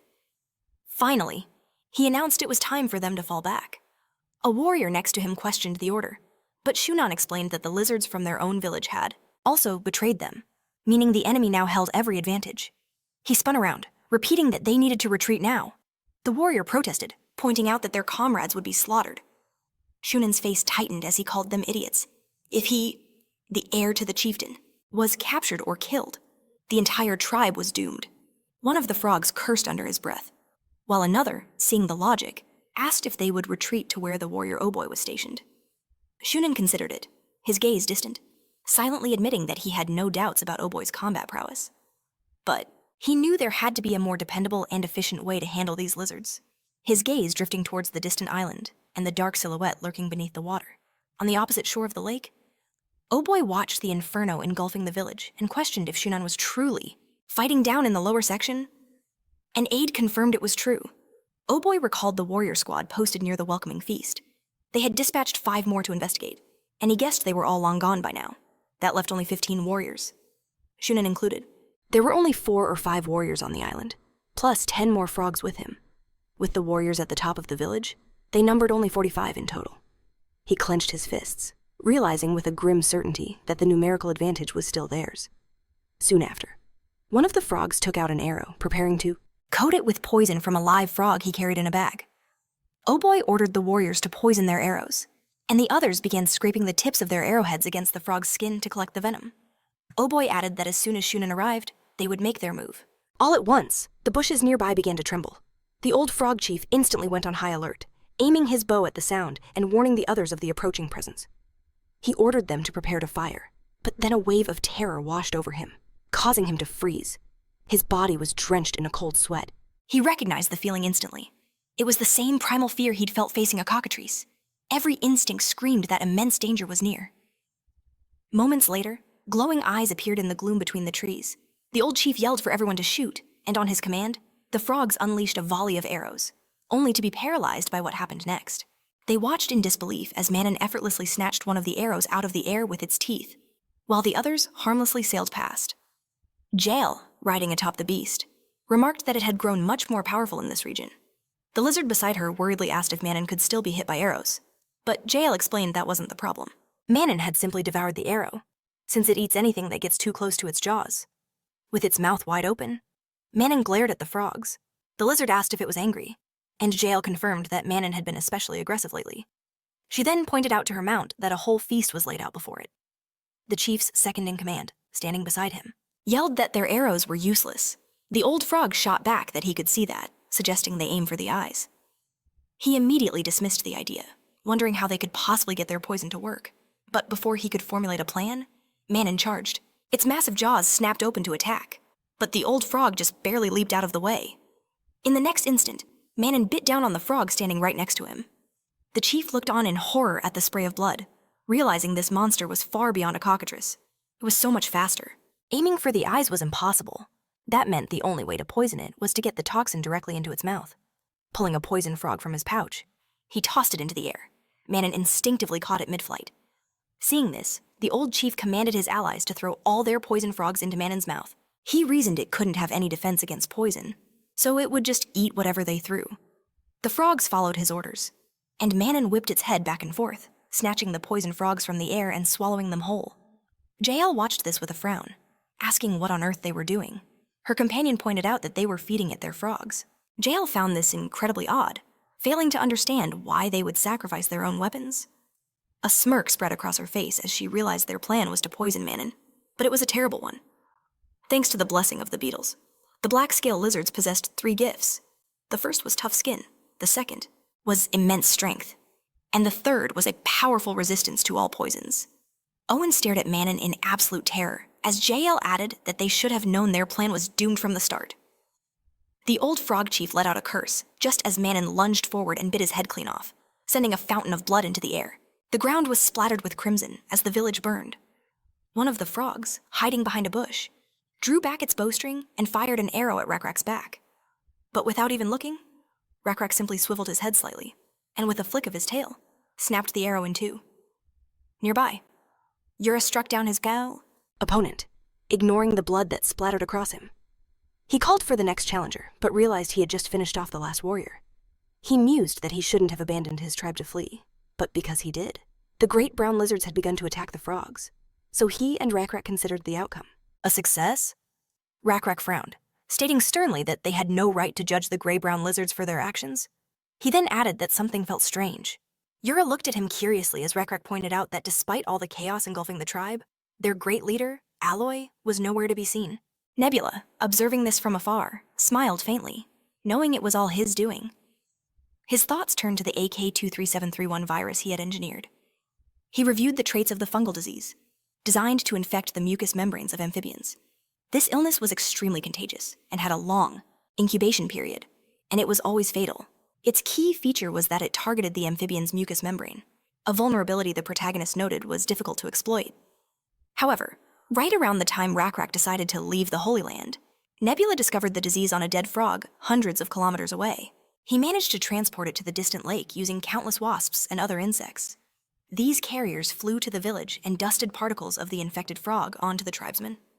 Soon after, Aloy, the formidable leader of the humanoid frogs, vanished without a trace. Meanwhile, on the lake, several frogs were pounding on drums. The children of the humanoid lizards sat on a ceremonial mat, their heads bowed in tears. Even their previous attempt at a healing sacrifice had failed to help Aloy. Now, preparing a new sacrifice, he turned to the 2-headed god, pleading for it to accept his offering and show these lizards its divine power. The other frogs knelt and began to pray as Oro begged their god to annihilate all the lizards. A dark shadow began to form beneath the water. Shunan, who had just arrived on the island with the other frogs, was stunned that Aloy had already started the ritual. He felt certain that victory was at hand, but at that moment, Rakrak was pulled from his thoughts by someone shouting his name. He turned and saw Owen running toward him, bent over and gasping for breath. Rakrak asked if it was really him, praising him for his efforts and asking what the emergency was.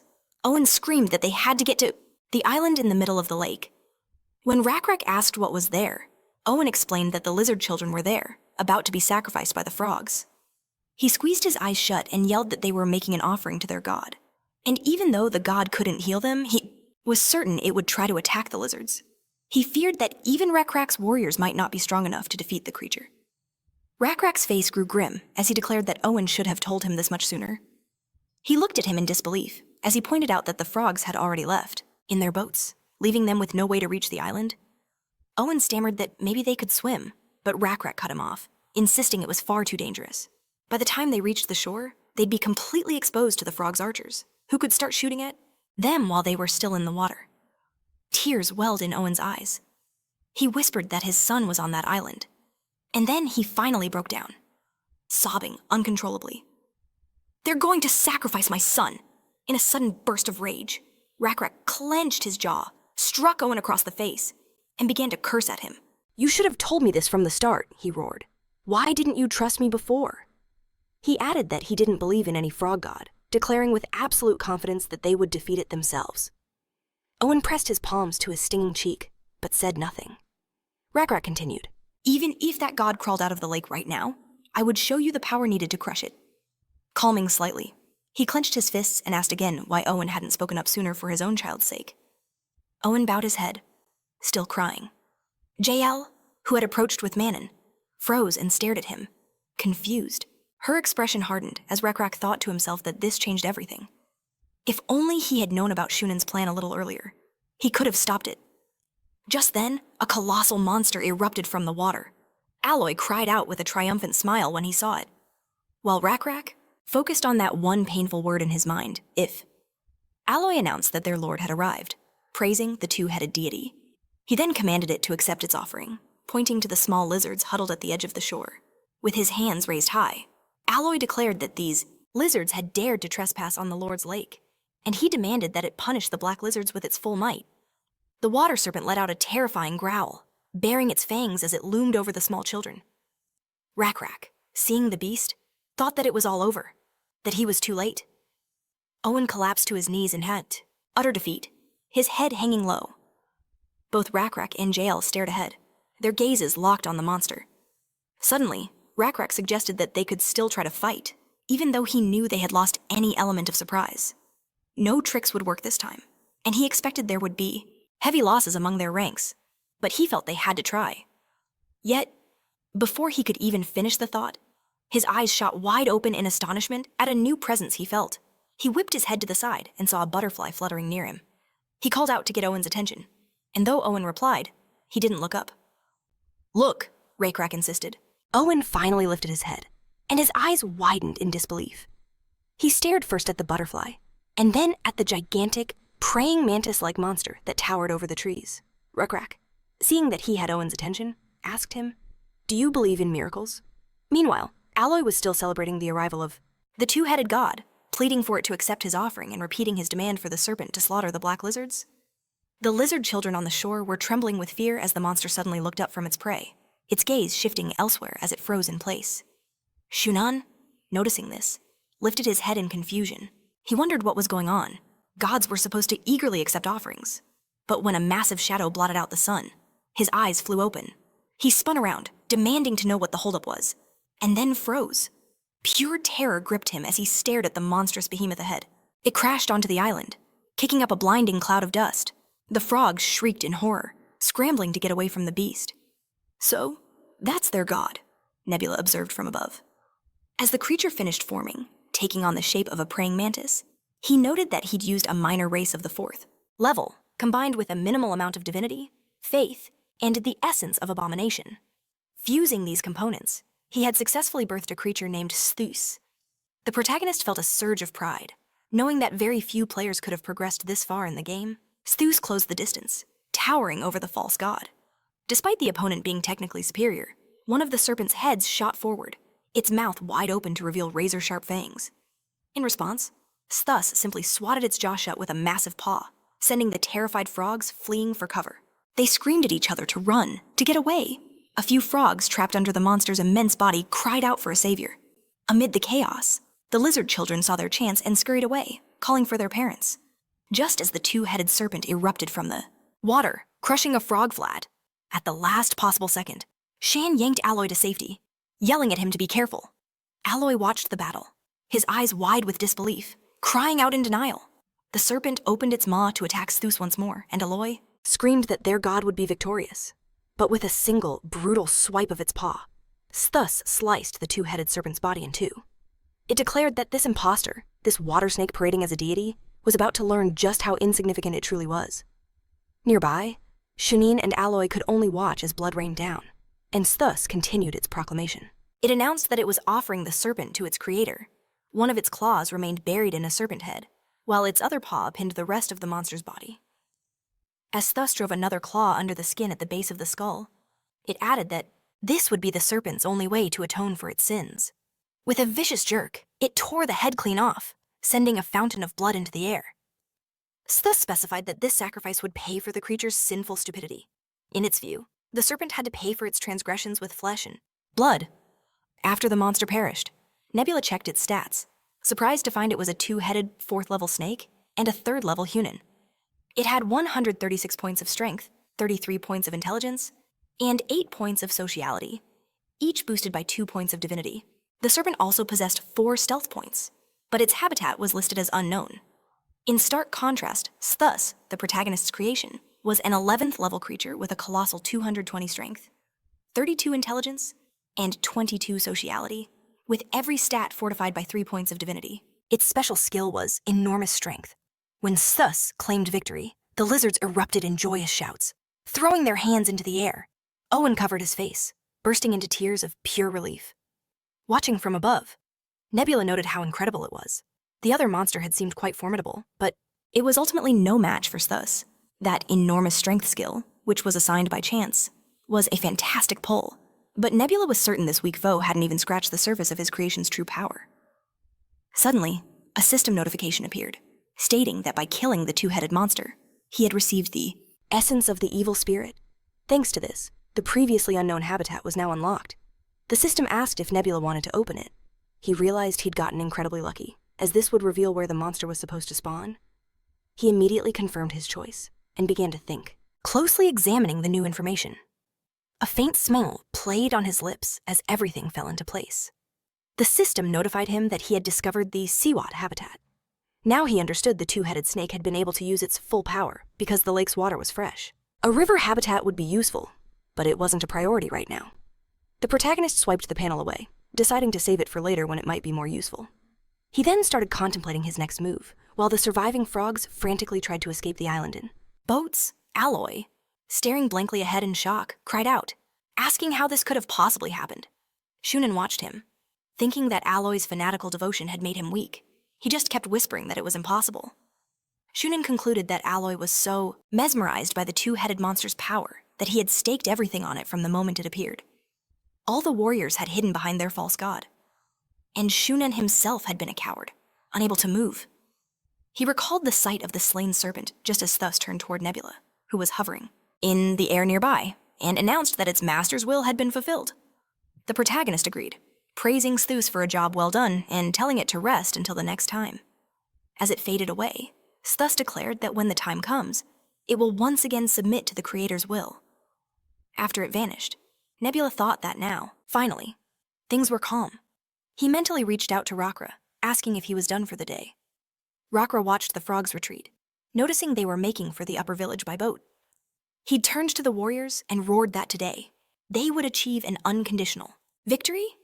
He then asked if there was a lizard who could guide them to the upper frog village. Owen stepped up, saying he would go, since he had to get there anyway to see his son. He added that he wasn't tired and was sure he could handle it. Just as he finished, another voice spoke up, and Rakra raised his head in surprise, turning his attention to the other lizards standing nearby. They were clutching clubs, their bodies splattered with frog blood. One of them stepped forward, asking Rakara, the chief, to allow them to help. He calmly warned them that they were not warriors, so they wouldn't be able to fight with such injuries. However, the lizard retorted that he was a warrior, and that warriors weren't the only ones who could kill frogs.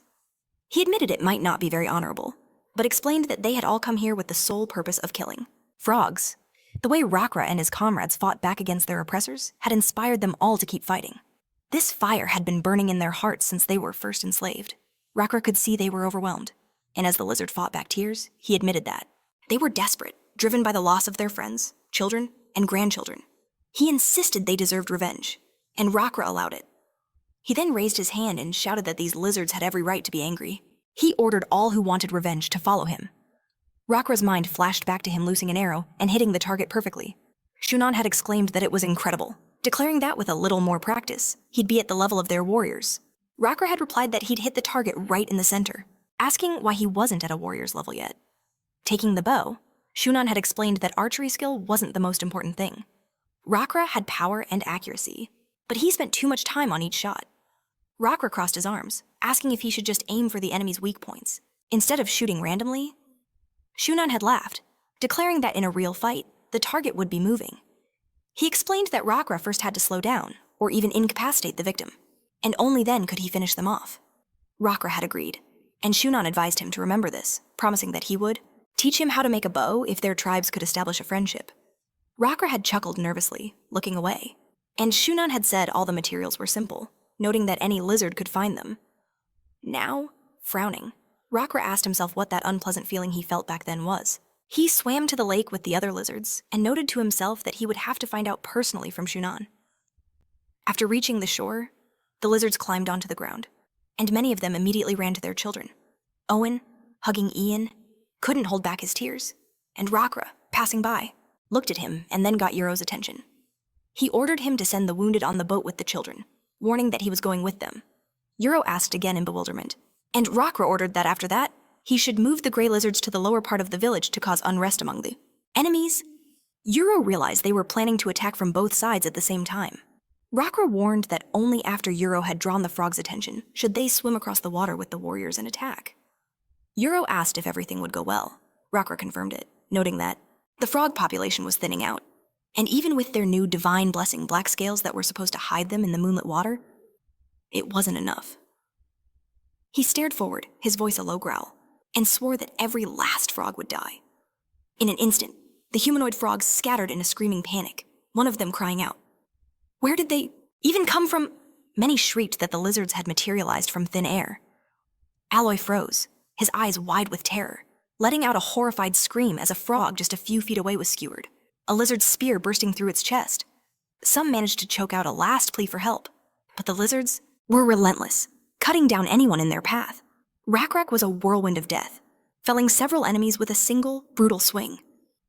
Aloy watched in pure horror as Rakrak raised his spear, poised for the final blow. In his last moments, Aloy prayed to the two-headed god, begging it to save him, to repay him for all the sacrifices he had offered.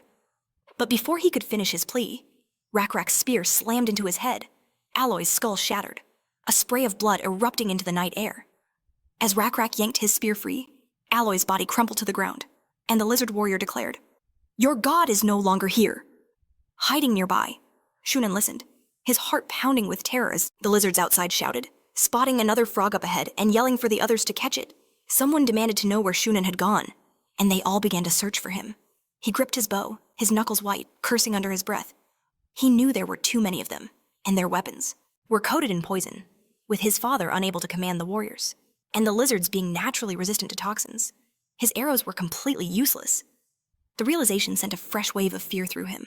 Cautiously, he peeked out from his hiding spot, wondering where one of the lizards had disappeared to, when Rakrak suddenly materialized. Right behind him. "There you are," he announced. Shunan flinched violently at the voice, screaming as he stumbled backward and fell.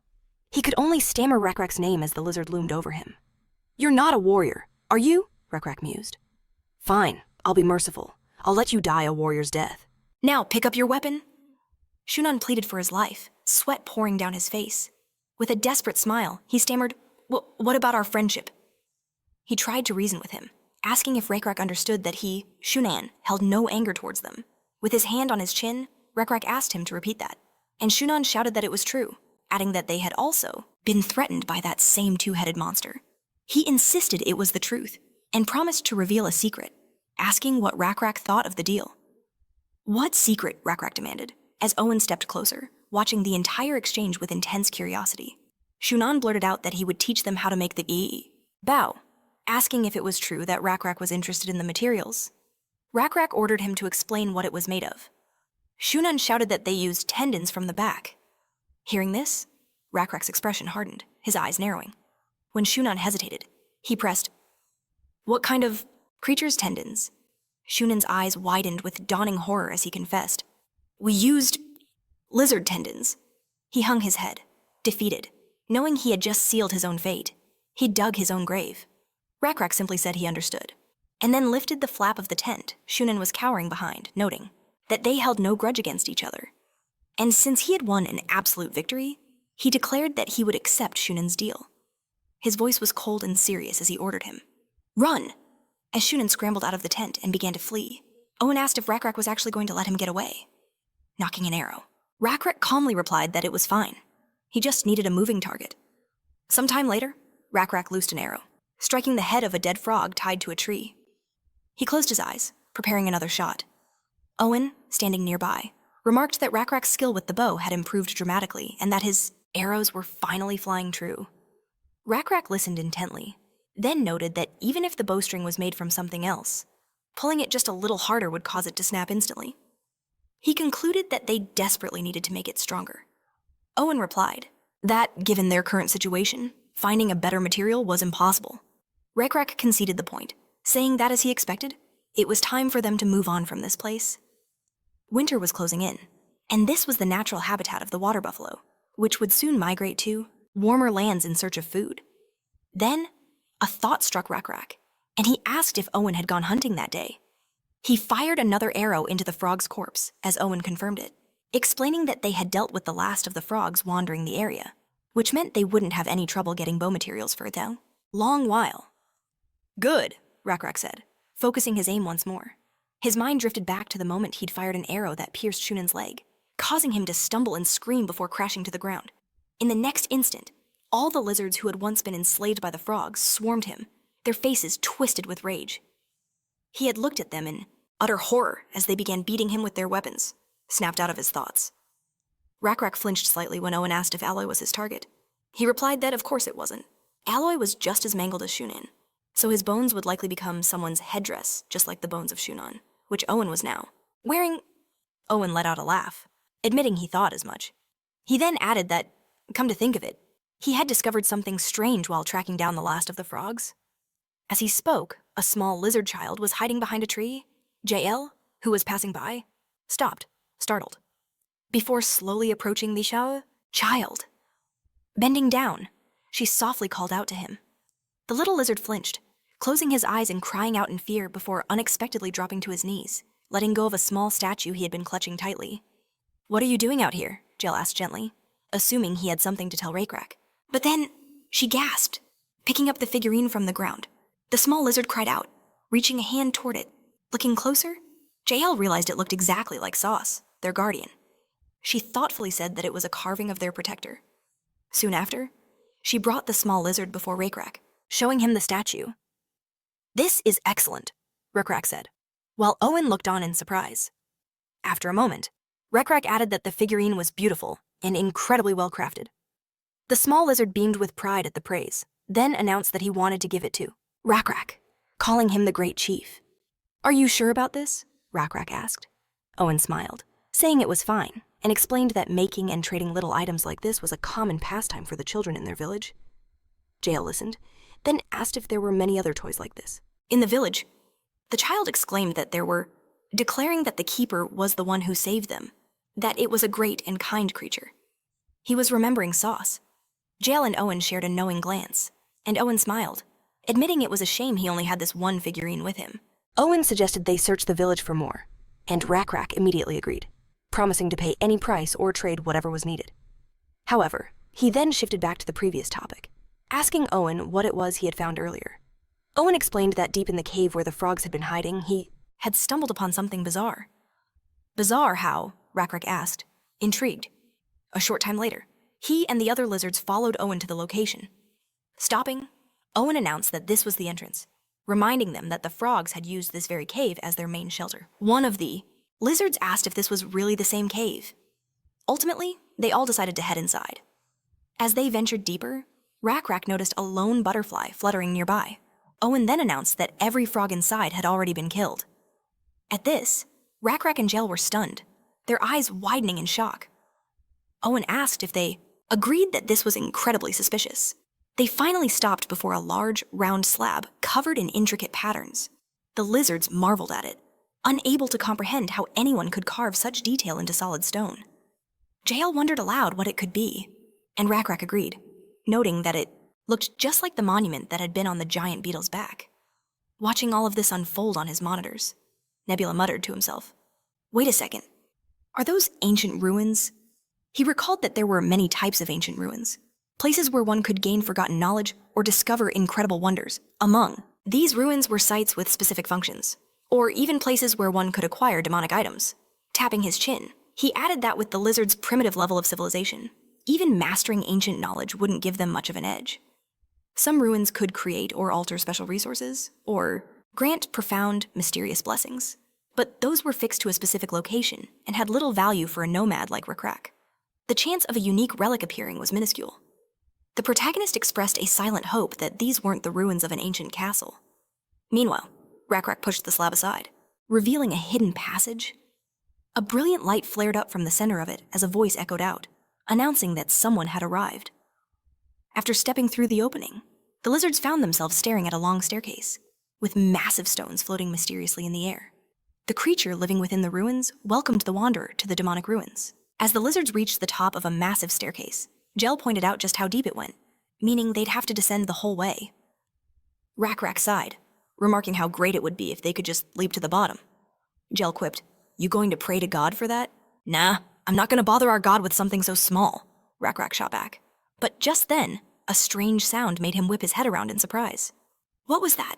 From the shadows beside the stairs, glowing eyes stared back. And as the creatures crept into the light, they let out furious hisses. Are those rats? One of the lizards asked. Rak couldn't figure out why they were hissing so aggressively, but Gel clarified. Those are nutria, he added confidently. You've heard of them. Everything clicked for Rak, who then suddenly asked, wait, aren't these nutria way too big? Plus, they never travel in packs like this, and these ones looked absolutely enraged. Owen had never seen anything like it. He shut his eyes as a bead of sweat traced a path down his cheek. Rak's expression hardened as he realized the truth. In that case, they're just monster rats, he concluded, frowning. I'm betting they're the ones guarding this place. He immediately yelled for his comrades to be on their guard. In the next instant, the nutria lunged forward, swarming them.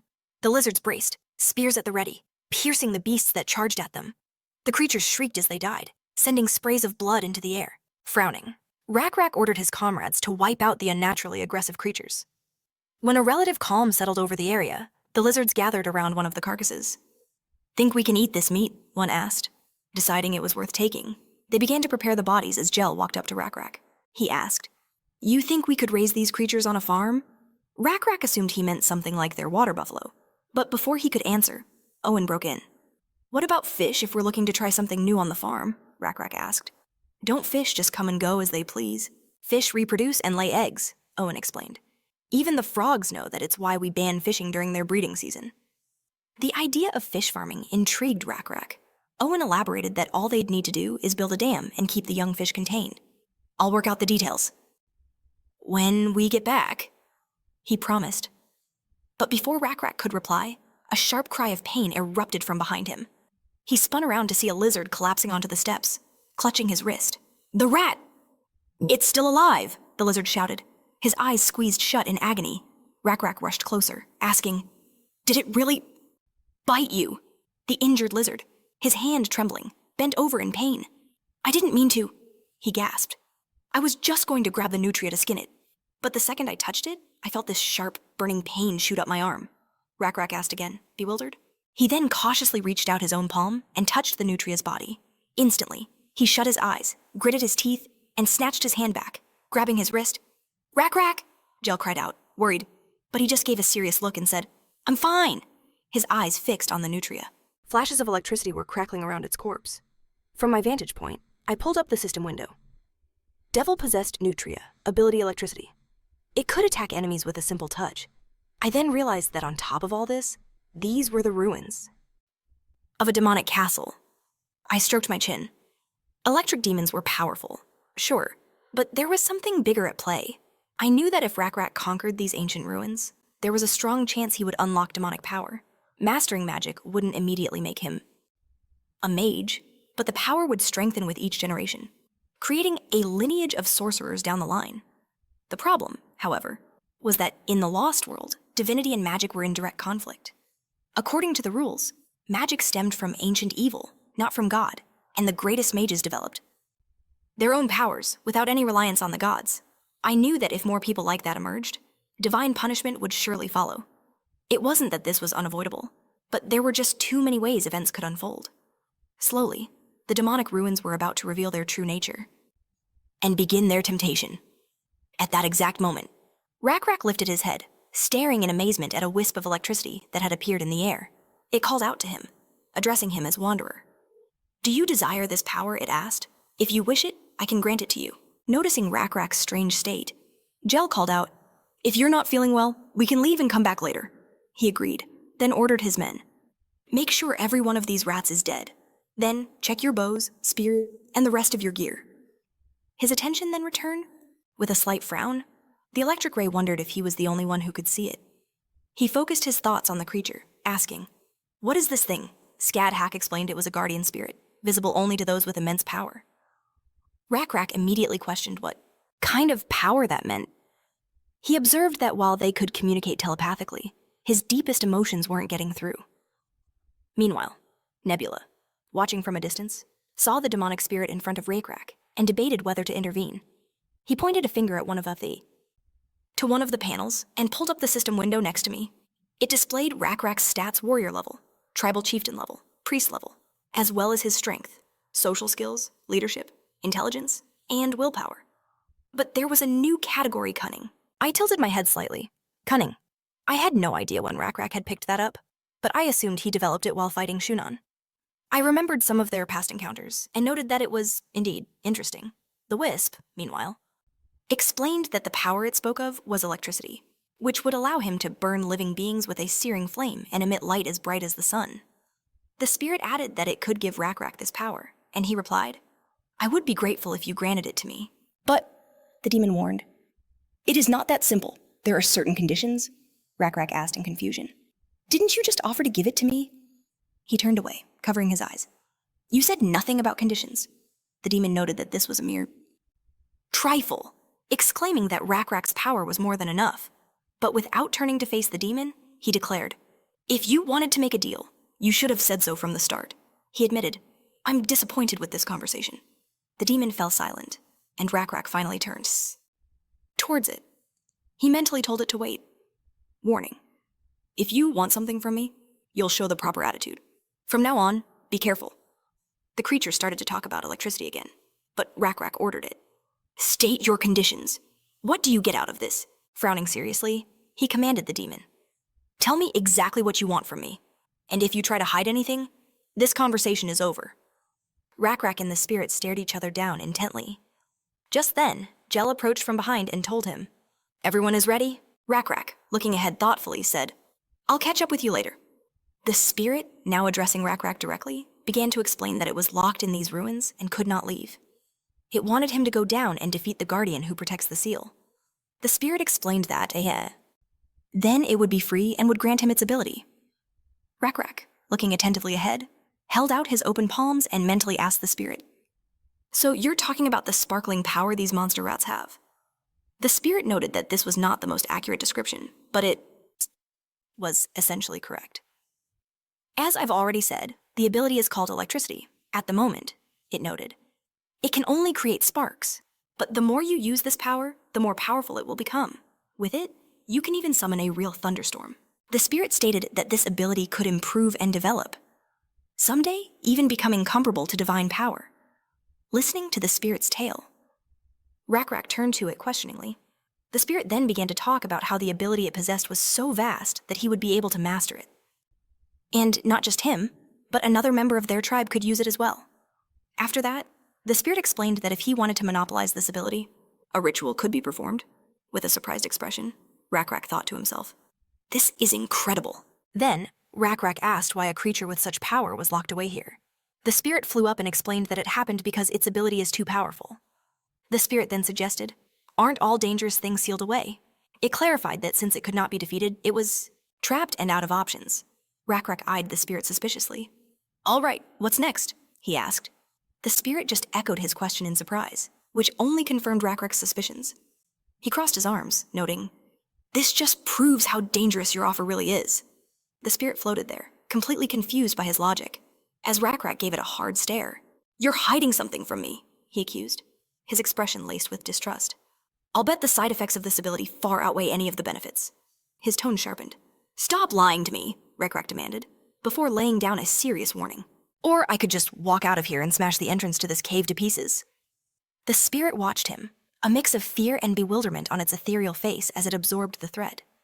Rak pressed on. "I'll make damn sure no one ever finds these ruins again." The spirit tried to argue, but seeing the resolve in Rak's eyes, it finally relented and agreed to his terms. "Fine, I'll tell you everything," it conceded. "But you have to listen closely." The spirit then began its tale, explaining that it was one of the ancient beings that once held dominion over the world, a creature born from a long-forgotten ancient god. It swirled around Rak's head, casting a brilliant blue glow across the cavern. It continued, explaining that not even the gods remembered the true origin of these ancient demons, and that it had been sealed away here for an eternity. The spirit then warned him that powers with unknown origins are like a poison to mortals, because they don't understand where the strength comes from. They're easily corrupted by it. They foolishly believe the power is theirs alone. Rak's face grew thoughtful as he stared into the distance, remembering all the people he'd seen consumed and intoxicated by their own strength. "So it's a demonic force," he concluded. "That's what twists people's minds." The spirit confirmed his theory. adding that its abilities were also completely random, choosing their wielders without any rhyme or reason. I see, Rak said, processing this new information. He pieced it all together. Divine power is granted to those chosen by a god's judgment. But this demonic power, it could fall into the hands of anyone, even those completely unfit to wield it. A tense look crossed his face as he realized the terrifying implications. Over time, this chaos would spread. Eventually, people would arise who would use this power to defile the gods and rebel against them entirely. The spirit hovered silently, its glow illuminating Rakrak's grim expression. He knew, however, that this ability was undeniably potent, a desirable weapon that would be a huge asset in any fight. Is there really no other way? Rak muttered to himself. Before turning back to the spirit, "All right, I'll accept," he said. "But on a few conditions." The spirit, surprised once again, asked, "Conditions?" Rak held up a single finger. "First, you said this ability is transmitted randomly, right? But that means it can be modified," Rak continued. "So, is it possible to grant this ability only to a chosen few?" The spirit looked puzzled for a moment, then seemed to realize what he was getting at. "I suppose that's true," it admitted. "But why would you want to do that?" Rak explained his logic. "If the gift is only given to a select few, people will see it as a divine choice, a blessing from a god. It would stop them from turning against the heavens." He pointed at the spirit, which cried out in shock. "What are you?" But it couldn't even finish its sentence. Rak cut it off with his second demand. "And you will also serve my lord." The spirit was dumbfounded. "What? I'm a demonic spirit," it shrieked. "I'm older than all of your gods combined." Rakrak's expression remained unmoved. "That doesn't matter," he said flatly. "What matters is what you do from now on." The spirit scoffed. "This is ridiculous. The gods despise beings like me." But Rakrak's gaze was firm. "Don't you dare judge my god with your prejudice." "I believe the nameless god is generous," Rak declared. "And you seem like you could be useful." Meanwhile, the protagonist watched the entire exchange through a monitor, his face a mask of concentration as he observed the incredible negotiation unfold. After a moment, the demonic spirit asked, "And your god, would he truly accept me?" Rakrak's answer was confident. "He will, if you agree to my terms." There was a long pause before the spirit finally spoke again. "The truth is, I wasn't locked in these ruins. I rule them." Rak watched his companions leave as the spirit continued. It revealed that the monstrous rats were just a trial designed to break his spirit, a test to see if he was worthy. "So," the spirit asked, "are you angry?" Rak simply shook his head, his expression calm. "I get it," he said. "It all makes sense now." "You understand?" the spirit asked, shocked. Rak began to think aloud. "If you've been living in this damp, dark hole with those freakish rats for centuries, then I should probably cut you some slack. You need to get out more, see the world." A look of utter confusion spread across the spirit's form. After a long silence, it asked a simple question. "What is your name?" Rak broke into a grin. "My name is Rak." As he spoke, a powerful magical energy flared to life around the spirit's body. "Excellent," it declared. "You have passed the test. If your god will have me," the spirit proclaimed, "then this ability will belong to you." A system notification popped up in front of the protagonist. "The demonic spirit wishes to become your subordinate. If you accept, you will receive the demonic gift." James. Electricity. A prompt appeared on the system window. Except, Nebula realized that by binding the spirit to the saint, he could bypass the system's punishment and gain a powerful demonic ability at the same time. He immediately hit accept. He sent a mental message to Rak. "You're a good man. I think this worked out perfectly for both of us." The moment he accepted, a new notification flashed on the screen, confirming. The demonic gift electricity has been acquired. A colossal structure, an altar built from countless bones and skulls, stood before them. Near the massive bone altar was a stone slab covered in ancient script. It was several meters high, adorned with all kinds of skulls. "And that," the black lizard said, "is how the nameless god of beetles granted Rak the power of thunder and lightning." A smile spread across the black lizard's face. "That's how our history began, and how the Chosen One started his journey." He paused, adding, "It's been 9 years since that day," the man beside him chimed in. "But what does the nameless god of bugs have to do with thunderstorms?" The black lizard was crouched by the inscribed slab, a hand resting on its surface. He answered the man with a question of his own. "Tell me, what color is lightning?" Without waiting for an answer, he said, "Blue." "And what," the black lizard asked again, "is the name of our god?" The man grinned. The blue god of insects. He chuckled. I still don't get it. Then, turning to the lizard, he said, You know, after that whole long story, we never even introduced ourselves. My name is Wee, the man said, then asked the lizard for his name. But just then, the black lizard's gaze shot to something behind Wee. A smile touched his lips as he said, Looks like our chat is over for now. We looked ahead, confused, as the black lizard stood up. It seems we have some uninvited guests. The two of them were perched on a high cliff, looking down at a pack of hulking, hyena-like creatures marching below. Gnolls, we muttered, identifying the beasts. The black lizard turned to him. Traveler 8, I have a question for you, he said. Do they look like they're from Sakate? We let out a thoughtful chuckle. Staring down at the gnolls, he observed. They're defenseless, no vigilance, and their weapons are garbage. He shrugged. To me, they're just a pack of wandering thugs. The black lizard grinned. A good point. He threw back his hood, revealing himself to be Owen. He knocked an arrow, drawing back the string of his bow. I was thinking the same thing, Owen said, asking Wee. Shall we take them out? Crackling electric energy began to arc and spark from his bow. Down below, the gnolls trudged through the arid desert canyon, oblivious. Suddenly, one of them looked up, its eyes wide with alarm, just as an arrow of pure lightning slammed into the ground at their feet. The gnolls stared in shock as one of them screamed out, Enemy attack! A moment later, a powerful surge of electrical energy exploded from the arrow, coursing through the entire pack like a bolt of lightning. The gnolls convulsed, screaming in agony as the raw power fried them from the inside out, their fur standing on end. With a grimace of pain, one of the scorched tribesmen clutched his hand and hissed, It's a lizard. Immediately, the gnoll began spewing curses at Owen, calling him a black lizard before ordering his men to fall back, while Owen just watched them flee with a smirk. I watched the enemy retreat, utterly baffled. Before turning to our rescuer, he flashed a grin and introduced himself as Owen. I could only stare back in shock. Owen, I repeated, my eyes and mouth wide open in disbelief. Was this really him I never imagined I'd be speaking to? Someone so legendary. Owen just smiled warmly, tilting his head back and remarking that it had been a long time since he'd used his power. He then suggested we take a moment to rest and talk. Not long after, a thin trail of smoke drifted from a smoldering pipe he held. Looking at the way Owen held it, I realized it was a smoking pipe. Filled with tobacco, it dawned on me that these were the ritual tools used by elite black lizards to recover their strength. Exhaling a thick cloud, Owen smiled and said everything was fine. He then told me that if I had any questions, I should just ask. I addressed him by name. Owen, with power like yours, why would you serve anyone?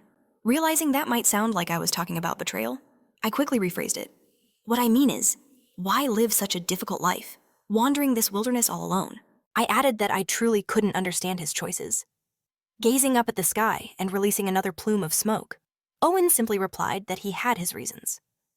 I am a man burdened by many sins, he confessed, and I could only look on, surprised by his admission. Owen went on to explain that he had once betrayed many of his own people. But, raising his pipe, he said he had been shown a path to redemption. Pointing the pipe towards a nearby altar of bones, he explained his mission to spread the name of the blue insect god and the legend of Chief Rekrak through stories and scripts. This is the path of redemption I have chosen, he declared. As I listened, I thought to myself that there was hardly a soul in these parts who didn't already know of the Blackscale tribe. Just then, Owen began wiping down a massive, inscribed stone, complaining about how dusty it was. I watched him with a frown, thinking that Rekrak, the great priest and leader, certainly didn't need any help with his reputation. Owen mused that the inscriptions alone would probably be enough to scare off any attackers. He then turned to me and asked, Are you a wanderer as well? I nodded, telling him I came from automation. Owen repeated the name, intrigued. Looking down at my palm, I explained that I was on a mission to deliver a message from the Lord of Automation to the Blackscale tribe. Lowering his head in a gesture of respect, Owen remarked that he hadn't realized he was in the presence of an honored guest, adding that this was excellent news. I gave him a questioning look as he let out a loud, sharp whistle. Moments later, a massive creature appeared on the horizon. Closing the distance at incredible speed, it was a monstrous bird with enormous talons. A control bridle fastened to its head. A basilisk? Wei asked, completely stunned. Owen grabbed the creature's reins and shook his head no. A smile crept across his face as he explained that Wei was only partially correct. It was a cockatrice, a hybrid of a basilisk and a chicken. Owen gestured for Wei to mount the beast. Already seated on the cockatrice's back, he extended a hand and said, It's been a while for me too. I was on my way to visit Rekrak and can take you along. After pulling Wei up, Owen grinned. mentioning that in exchange. He said I'd have to listen to his story all the way through. I just laughed, a bit overwhelmed, and told him I'd be happy to. As we started to walk away from the altar, I asked if he was going to tell the story of the blue insect god or the Sagai of Rakrak. Owen just chuckled and said, "A little of both." Sometime later, a vast column made its way across the deserted plains. It was an enormous procession of people and quacks, massive beasts carrying warriors on their backs. Livestock moved within the column, and at its head marched Rakrak himself, his expression grim and focused. Suddenly, a black lizard wearing a skull mask approached him from behind. "Rakrak," the lizard began. "The Elder Stargazer says his time is running out." Rakrak's expression tensed as the lizard continued. "I feared I would not have another chance to speak with the chieftain." But before he could finish, Rakrak's voice boomed out, ordering the entire procession to halt. "We make camp here for the night," he commanded. Ura, his second, bellowed the order, echoing it to the column. "Halt, the chieftain has spoken." Jael, who stood beside Rakrak, asked him if something was wrong. Dismounting his quack, Rakrak instructed her. "Tell the Stargazer I am coming, and tell him to hang on until I arrive." Jael stared at him, stunned. Rakrak added grimly, "He was always good at predicting the future. Please, see to the funeral arrangements." He then walked on ahead, leaving the column behind. With a heavy heart and her head bowed low, Jael whispered her obedience, knowing it would be a sorrowful night. Beneath the starry sky, thick steam billowed from a lone tent, where several black lizards knelt in a silent vigil. Inside, the Stargazer lay on a bed, his eyes closed. Rakrak entered and quietly asked about his condition. The black lizard tending to him looked up, his face etched with exhaustion. "Chieftain," he began, bowing his head. "The old man, he..." The healer trailed off. "I've done everything I can, but he doesn't have much time left." Just then, the Stargazer's eyes fluttered open. "I'm so tired," he whispered, his voice weak. "I've seen so much, visited so many lands, and learned a great deal." Gazing out at the night sky, he recalled his life. "I lost an arm and was exiled, but I met our chieftain, and I taught so many how to read the stars." A faint smile touched his lips. "But," he continued, "when you are a lizard, a day comes when an overwhelming weariness sets in, a fatigue that can't be fought off, and there is only one cure for such an ailment." As the healer quietly exited the tent, Rakrak approached the Stargazer's bedside.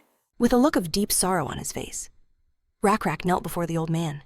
The Stargazer spoke again, his voice barely a whisper. "The only cure is the eternal sleep." A small smile graced his lips.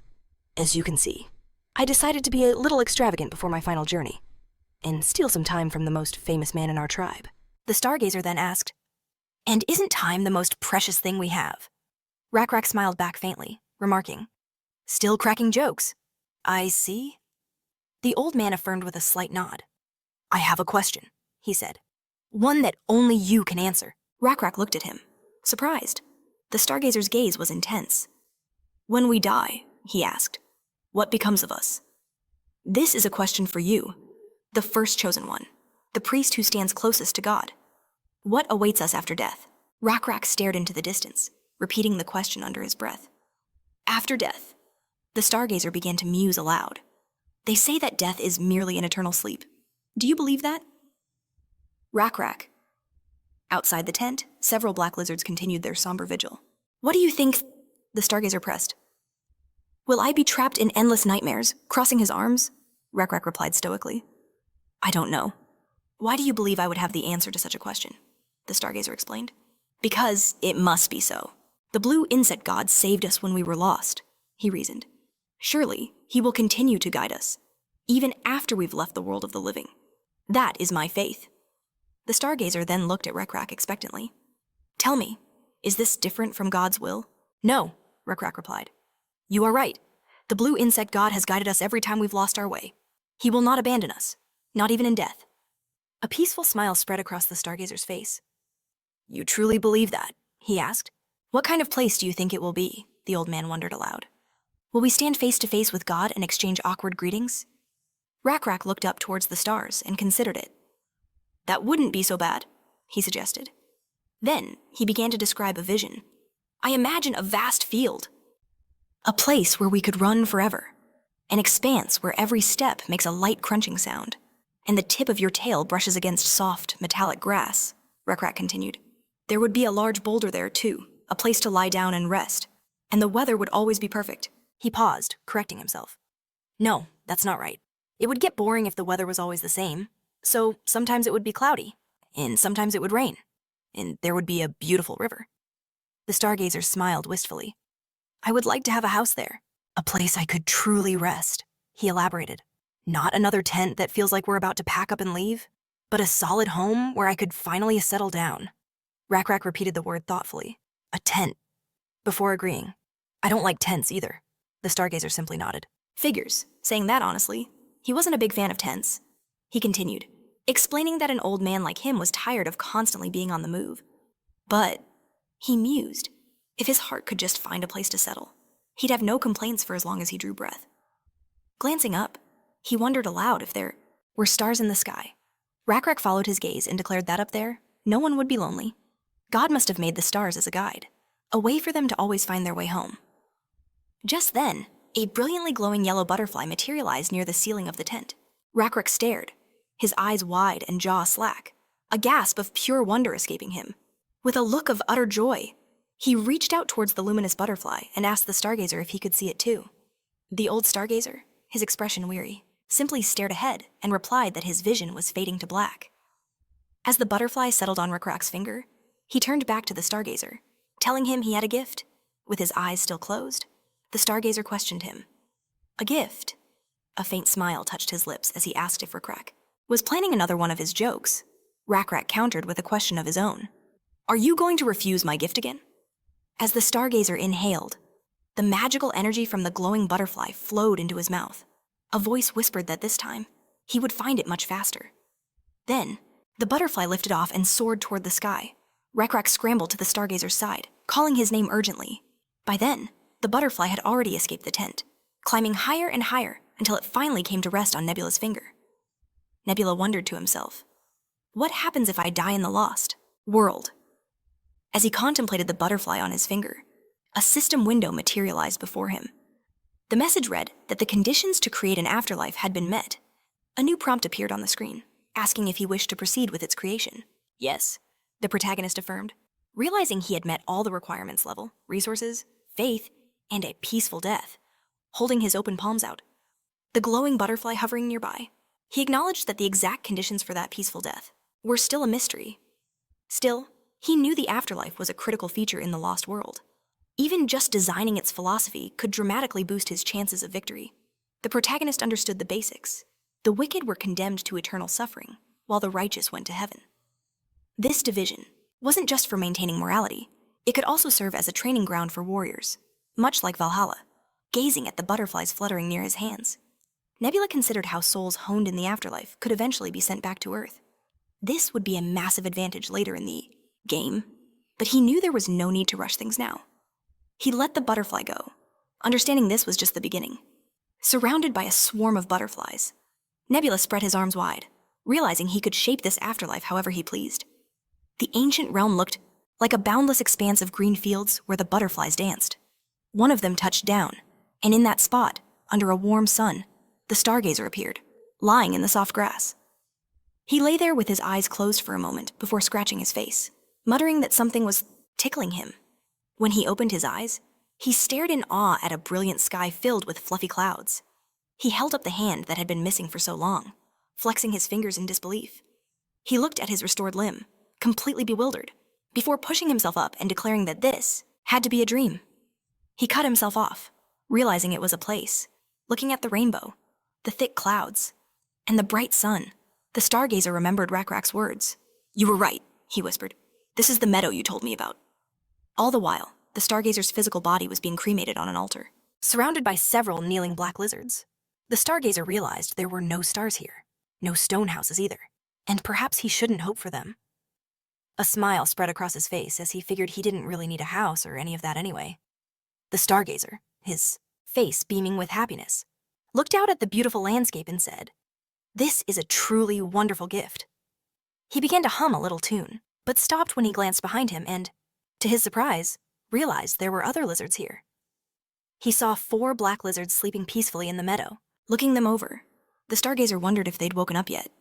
He approached one of them and knelt beside him, thinking that since there were other deceased souls here, it would be rude to wake them. But then, his attention was drawn to another black lizard resting in the grass, Gazing at him, the stargazer let out a soft sigh and whispered, "Just a child." With a look of surprise, he recognized the young black lizard as one of the warriors who had learned arithmetic from him. He recalled the day it all happened, when the Goblin Alliance smashed through their tribe's defenses and set up an ambush. Memories flooded his mind, furious goblins armed with crude weapons charging forward as someone screamed, "Ambush!" Another voice yelled that the goblin tribes had united. The warriors supporting the old astrologer said that the area full of children and elders was now in grave danger, asking if they could possibly hold out for reinforcements. The astrologer, his face tense, replied that they were completely outmatched, asking if this was truly the end. The goblins surged forward, their faces contorted with battle lust. But suddenly, a single black goblin, clutching a wooden club, stepped into their path. Shielding the others with his body, the lizard declared that sacrificing one life would save countless others. With a confident smile, the young warrior glanced back at his tribesmen, his eyes meeting the astrologer's. "I'm glad I learned how to count," he said. "Thank you for that." At that very moment, several warriors from the Blackscale tribe broke rank, defying their leader's orders, because they knew what had to be done. The astrologer, stunned, stared ahead and shouted the boy's name. A second later, the young lizard charged the armed goblin squadron with only a long stick in his hand. It was a heroic sacrifice that nobody wanted to witness. Watching the lizard's back as he ran into the fray, the stargazer screamed, "No!" He remembered how, at the funeral for the warriors who never returned, Rakrak had been furious. Standing by the altar of lit candles, he'd blamed the damned arithmetic the stargazer had taught them. Rakrak had raged that the warriors who were good at counting had disobeyed his command and charged in, all because they thought it was a good trade saving 2 lives at the cost of 1. The stargazer had turned to Rakrak and asked if he thought the warriors had been wrong.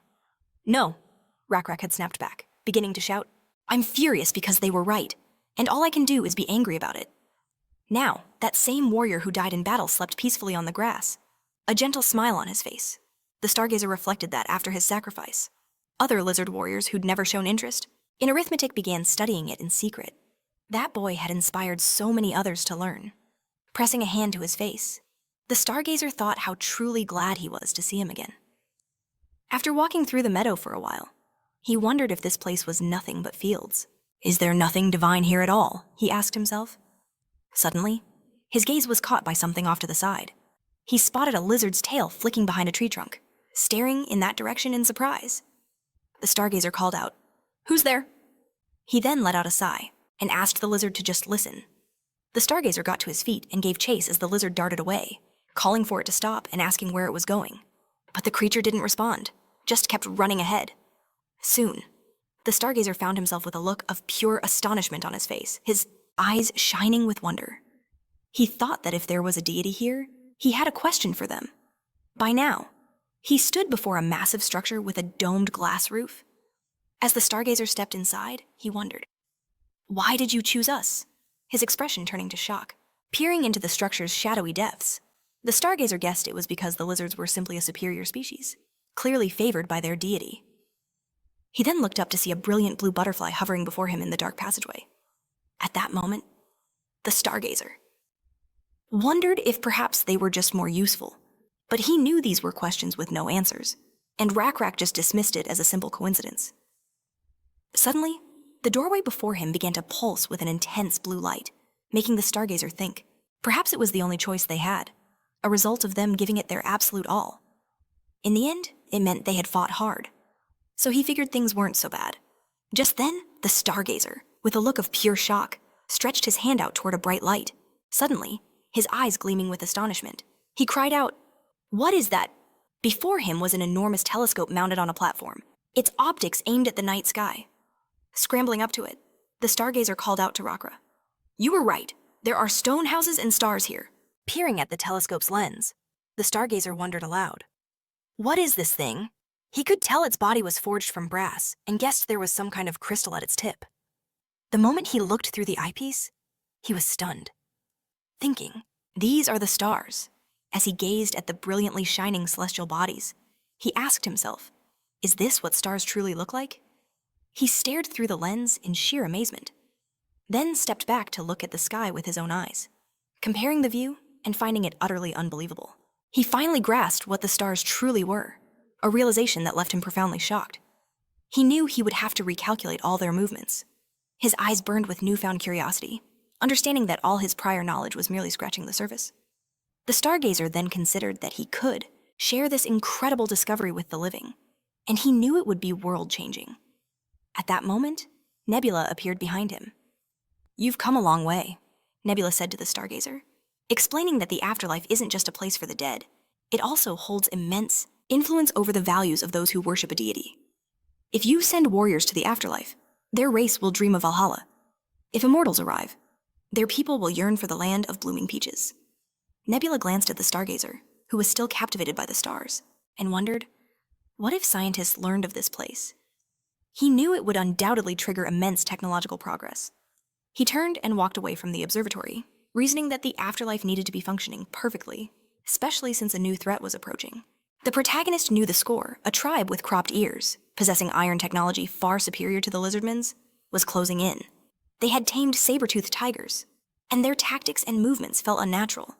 The protagonist suspected there had to be a player pulling the strings behind them.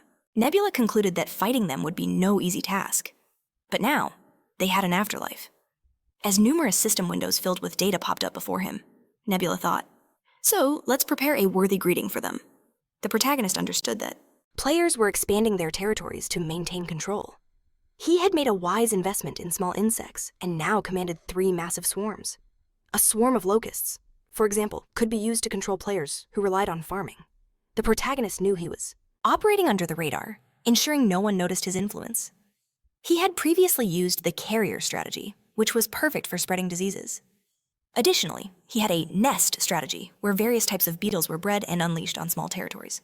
Because of this, the humanoid lizard tribes in the region were now loyal to Rakra, who was uniting them one by one. The protagonist, looking at the map, realized that seizing control of the southern peninsula was only a matter of time. The real question was what to do with the emotional players. At that moment, Owen, who was sitting with Sue, listened to the black lizard's story. A short while later, Owen said, "I understand. The astrologer passed away," Sue told him. "I had heard of him, and I didn't think now was the proper time to visit." But Owen simply waved his hand. "It's fine," he began. "We don't think it's a bad thing when a stranger comes to a funeral. In fact, we see it as a good sign." Owen then asked him, "Is it truly bad if someone else shares in our grief?" Sometime after this exchange, Rakra, dressed in a ritual outfit, stood before the body as it was engulfed in flames during the ceremony.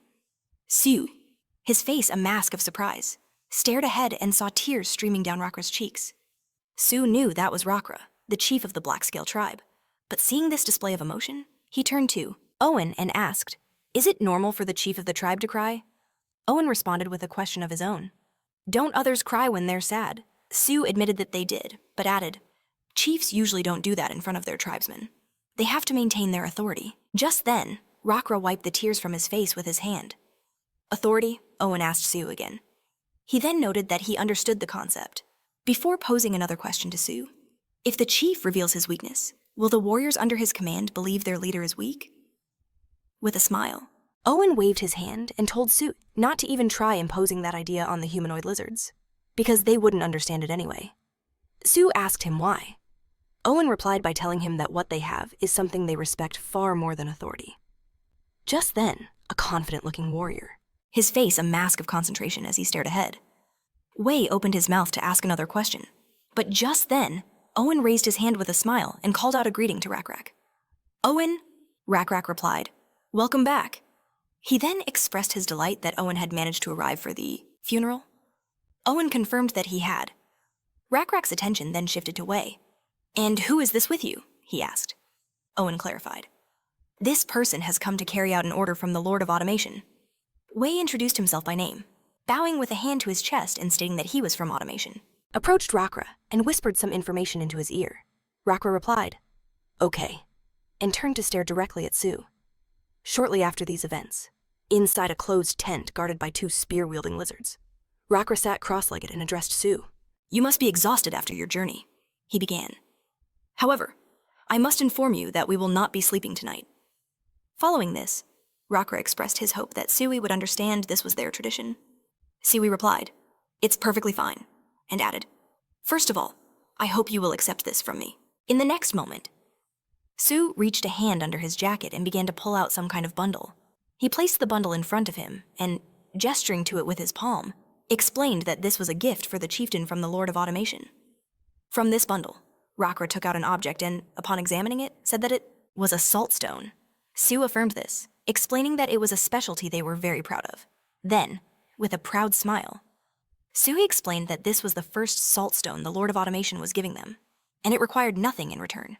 The first salt stone, Rakra repeated. Then, with a sly grin, he looked at the stone and asked, "Does this mean there will be a second and a third?" Sue also had a cunning smile on his face. He said that it meant there would be even more stones, and he asked Rakra to accept it. With a broad smile, Rakra agreed. He then abruptly clenched his fist, crushing the stone with such force that it shattered into countless tiny pieces. Soon, only sand remained in Rakra's palm. Sue stared in bewilderment, his eyes and mouth wide open. Rakra asked him to tell his lord that he understood his message. As Rakra brushed the salt from his hands, Sue leaned on the floor, breathing heavily, and asked what he had done. Rakra explained that Sui wouldn't understand because he didn't have a god. He then began to clarify that this was just one of their rituals, because if you scatter a little salt stone on the floor, then, after a dramatic pause, Rakra said that it would appease the god. Then, Rakra, turning to Sui, told him that was all he needed to know, looking contemptuously at Rakra. So thought that it was a ridiculous lie. After that, turning to Rakra, he explained that it was a gift from the Lord of Automation. Rakra held up his open palm and noted that it was just a small piece of saltstone, so he used it. Then Rakra asked what the problem was. Sue started to explain that the purpose of the gift was different. He then began to repeat that he had already said that the Lord of Automation had promised a second and a third stone, and even more saltstones after that. Rakra, theatrically feigning a thoughtful expression, remarked that he had heard the Lord of Automation was wealthy, but sending a man all this way to deliver so much salt seemed like a rather extravagant gesture. After that, Rakra admitted that. Nevertheless, he was right. Rakra then said he hoped that next time he would bring more. Sue stared at Rakra, thinking that he seemed to be quite experienced. He thought that it wasn't that they couldn't communicate, because of their different species.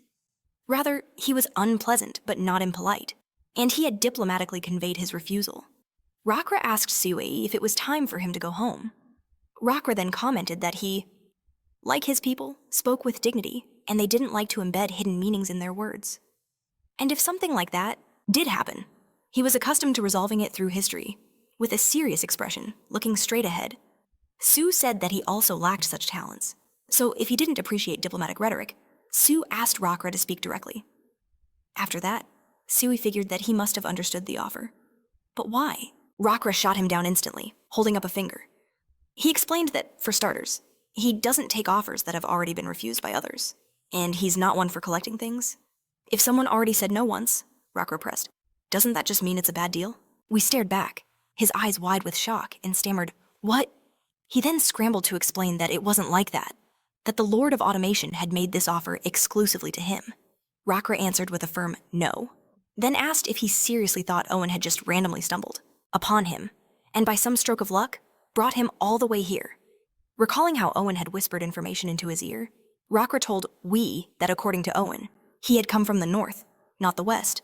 But, as Rakra noted, Automation is located west of their current position. As we listened with a furrowed brow, Rakra continued. He pointed out that in the northern wilderness, there's a tribe of Sakate known for their cropped ears, which meant he had already made them the same offer and been rejected.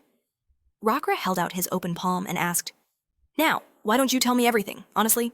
As Rakra posed the question, he called We by his name and remarked on his connection to Automation. The main character knew that Automation's ancient shrine was Saturn, a genuine castle with 5-meter walls.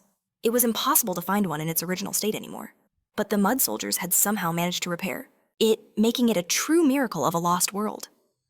He was also aware that within this castle, built by an unknown architect, humans and several tribes coexisted in a society called Automation. Levitating in midair with his arms crossed, he gazed at the Automation Nebula, contemplating the fact that they also possessed a huge geographical advantage. The valley where Automation was situated acted as a gateway to the continent. The protagonist understood that its perfect location was the primary reason Automation was so well fortified. The city, hidden behind a massive wall and encircled by water, had a canyon on one side, providing a natural defense with its high cliff, The rest of the fortification consisted of the walls and the reservoir surrounding them. A single bridge provided the only access to the city itself. The main character knew that inside automation were salt mines, crucial for both livestock and food preservation. Rakra looked we dead in the eye and, addressing him as the Lord of Automation, stated that he doesn't trust free gifts, especially from someone hiding their real identity, and he simply couldn't accept it. With a grim expression under his hood, we looked ahead and said nothing. Rakra noted his silence. So you don't deny it? He then asked for permission to explain how he'd reached his conclusion. Seated by the fire, Rakra began to muse aloud. You told me your name is We, and you must know what we humanoid lizards think of automation. I believe you. Revealed your name to gauge just how much we know. Tossing another log on the fire, Rakra added that even within automation, very few people know the Lord's true name and appearance. It's said that this secret is known only to a select few from the 4 great families, those completely loyal to the castle's master. After a moment, Rakra continued, saying that the names of everyone who shares the Lord's bloodline contain the particle We. He had heard the Lord had 4 sons and 3 daughters, Rakra then noted. However, you're not a woman, and judging by your wrinkles, you're not very young by human standards. Glancing sideways at We, Rakra told him, That's how I identified you. Then, Rakra addressed him by his full name, Weo, the Lord of Automation. Pulling the hood from his head, Weo acknowledged, You are clever. He then asked how he had figured it out, remarking that he had no friends among the humanoid lizards. Without waiting for a response, Weo's face hardened with confidence as he declared, It's true. I am the Lord of Automation, named Weo. He then sat on the floor, adding that it changed nothing and that the salt was genuinely a gift. Rakra disagreed, noting that it was a payment, and that even a greedy Sillite would have refused it because he would have had enough sense to see the catch. A smirk appeared on Rakra's face as he said, If I took the salt from you, we would have been forced to protect you. He then explained that if an enemy attacked them from the outside, they would suddenly worry about the safety of the salt, mines, even if they had started the fight themselves. Was that the plan? Rakra asked. Weo held out an open palm, explaining, That's called diplomacy. He then added, It's also a deal. Weo then questioned him, Why do you refuse, if you understand how profitable it would be? Rakra answered simply, I'm sure someone has already asked you that question. While stirring the fire, Rakra asked, But what's to stop us from just capturing automation? A confident and cunning smile spread across his face as he noted that if they drove out the humans, the salt, mines would become theirs. Rakra then asked, Isn't that right? Weo looked at him with a surprised expression, but soon his brow furrowed into a glare as he demanded, Does that mean you were planning to attack us? Rakra continued to stir the fire with a stick and answered him no. Then clarified that he was just considering what would be most advantageous for them. After that, Rakra tossed the stick into the fire and explained that diplomacy wouldn't bring them any real benefits. He then asked, Wouldn't conquest be our best option in that case? Weo looked sternly ahead and said that they seemed to underestimate automation. Turning his gaze to Weo, Rakra stated that if his calculations were right, then even with losses, they would still be able to conquer the castle. He continued, talking about how they worship the blue god of insects, and if their god helps them, they will bring both the high walls and the mud, soldiers crashing to the ground. Then, with a confident smile, Rakra asked Weo why he wasn't afraid to come there alone. Rakra pointed out that by doing so, he was just making their task easier. Suddenly, Weo burst out laughing, then rested his chin on his hand and told him no, they wouldn't kill him. Rakra studied Weo closely as he spoke. Weo went on to explain that if he died right now, they would never find out who would inherit automation. Rakra asked him what business they had with his heir. A knowing smile spread across Weo's face as he asked Rakra if he had ever heard of a game called Go. Weo then pointed to the floor and began to explain how they place black and white stones at the intersections of lines, and that it's a game where the winner is the one who surrounds the opponent's stones. Weo held a stone up to his face and remarked that the rules of the game were irrelevant. Right now, all that mattered was that it was a stone on the board. As Weo spoke, he pointed his index finger at the floor. Rakra looked at it in surprise, then silently watched Weo's actions and declared that he knew the game had already begun a game, where 2 gods were playing with their tribes as pieces, and that on this board, the Ness and the humanoid lizards had already made their first moves. Weo then noted that the game was called Automation, before asking, Aren't you already involved in the battle for the next lord? A wild smile appeared on Weo's face as he continued, saying that at one point, his children started talking about a mouthful of shark teeth. And then the people around him began to mention a blue butterfly. Wayo shouted that his children had started to believe in gods. Rakra stared ahead, then remarked that there was nothing they could do about it, and that it was even more beneficial for them than attacking automation. 3 weeks before these events, Nebula was levitating in the air, looking at a system window in front of him. On the window, the words "Clash of Civilizations" were displayed. Opposite Nebula was Hegemony, who had his arms crossed and greeted Nebula, noting that they hadn't seen each other in a long time.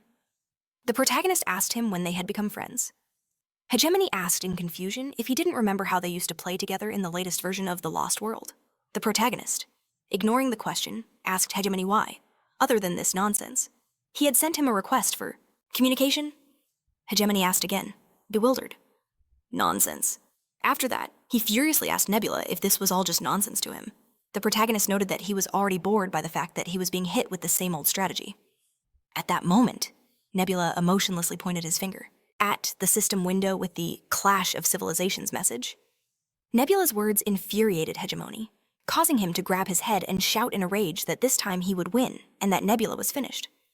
The main character calmly remarked that he was talking nonsense, again, before asking him why they should fight and what for. Then, the main character noted that he seemed to have forgotten, but there would be no next time this was the final round. Hegemony turned away in confusion, put his hand on his head, and said that he knew that he had just gotten carried away. The main character accepted this answer, and, looking at Hegemony, began to reflect on his style of play. While it might seem simple, raw animal instincts were boiling inside Hegemony, and he was capable of fighting multiple opponents at once. In fact, there had been many times when he had won that way. Sizing up Hegemony at the start of the battle, Nebula knew matching his raw power was a fool's errand. Right away, Hegemony suggested they settle this another way, and our hero was quick to agree. It was obvious they were both thinking the exact same thing. Their eyes locked onto automation. With a shared understanding, Nebula held out his hand as they declared their wager in unison. They were betting it all on automation and its people. They hovered in the air above the city, preparing to invoke a contradictory prophecy. Nebula knew this was a high-level skill, something you could only use once you hit Divinity Level 6. It was basically a quest you set for yourself. Making a prophecy could net you A ton of bonus experience points. But the penalty for failure was just as steep. He mulled it over first. You lose experience based on how many faith points you invested in the prophecy. And second, if you're really unlucky, You could trigger a penalty or even a negative event. The skill description told the classic tale of a prophet who warned an ancient king that his own son would kill him, marry his mother, and destroy the kingdom. Terrified, the king ordered all his children executed, but a loyal subject secretly saved one boy, leaving him in a field to be found by a shepherd. The boy grew up suspecting his parents weren't his own and eventually went to the prophet seeking the truth.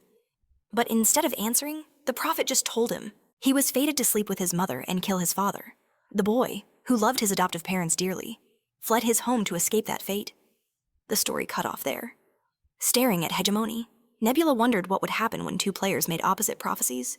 He knew this was called a contradictory prophecy. Hegemony quickly explained the rules. One side wins the reward, the other gets hit with the penalty. It was perfect. Hegemony held out his open palm and asked what their prophecy should be about. Nebula guessed it was about the Lord of Automation choosing an heir.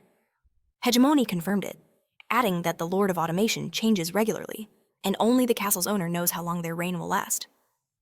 Nebula acknowledged this and asked the critical question who would be the next Lord of Automation. They decided the prophecy would answer that very question.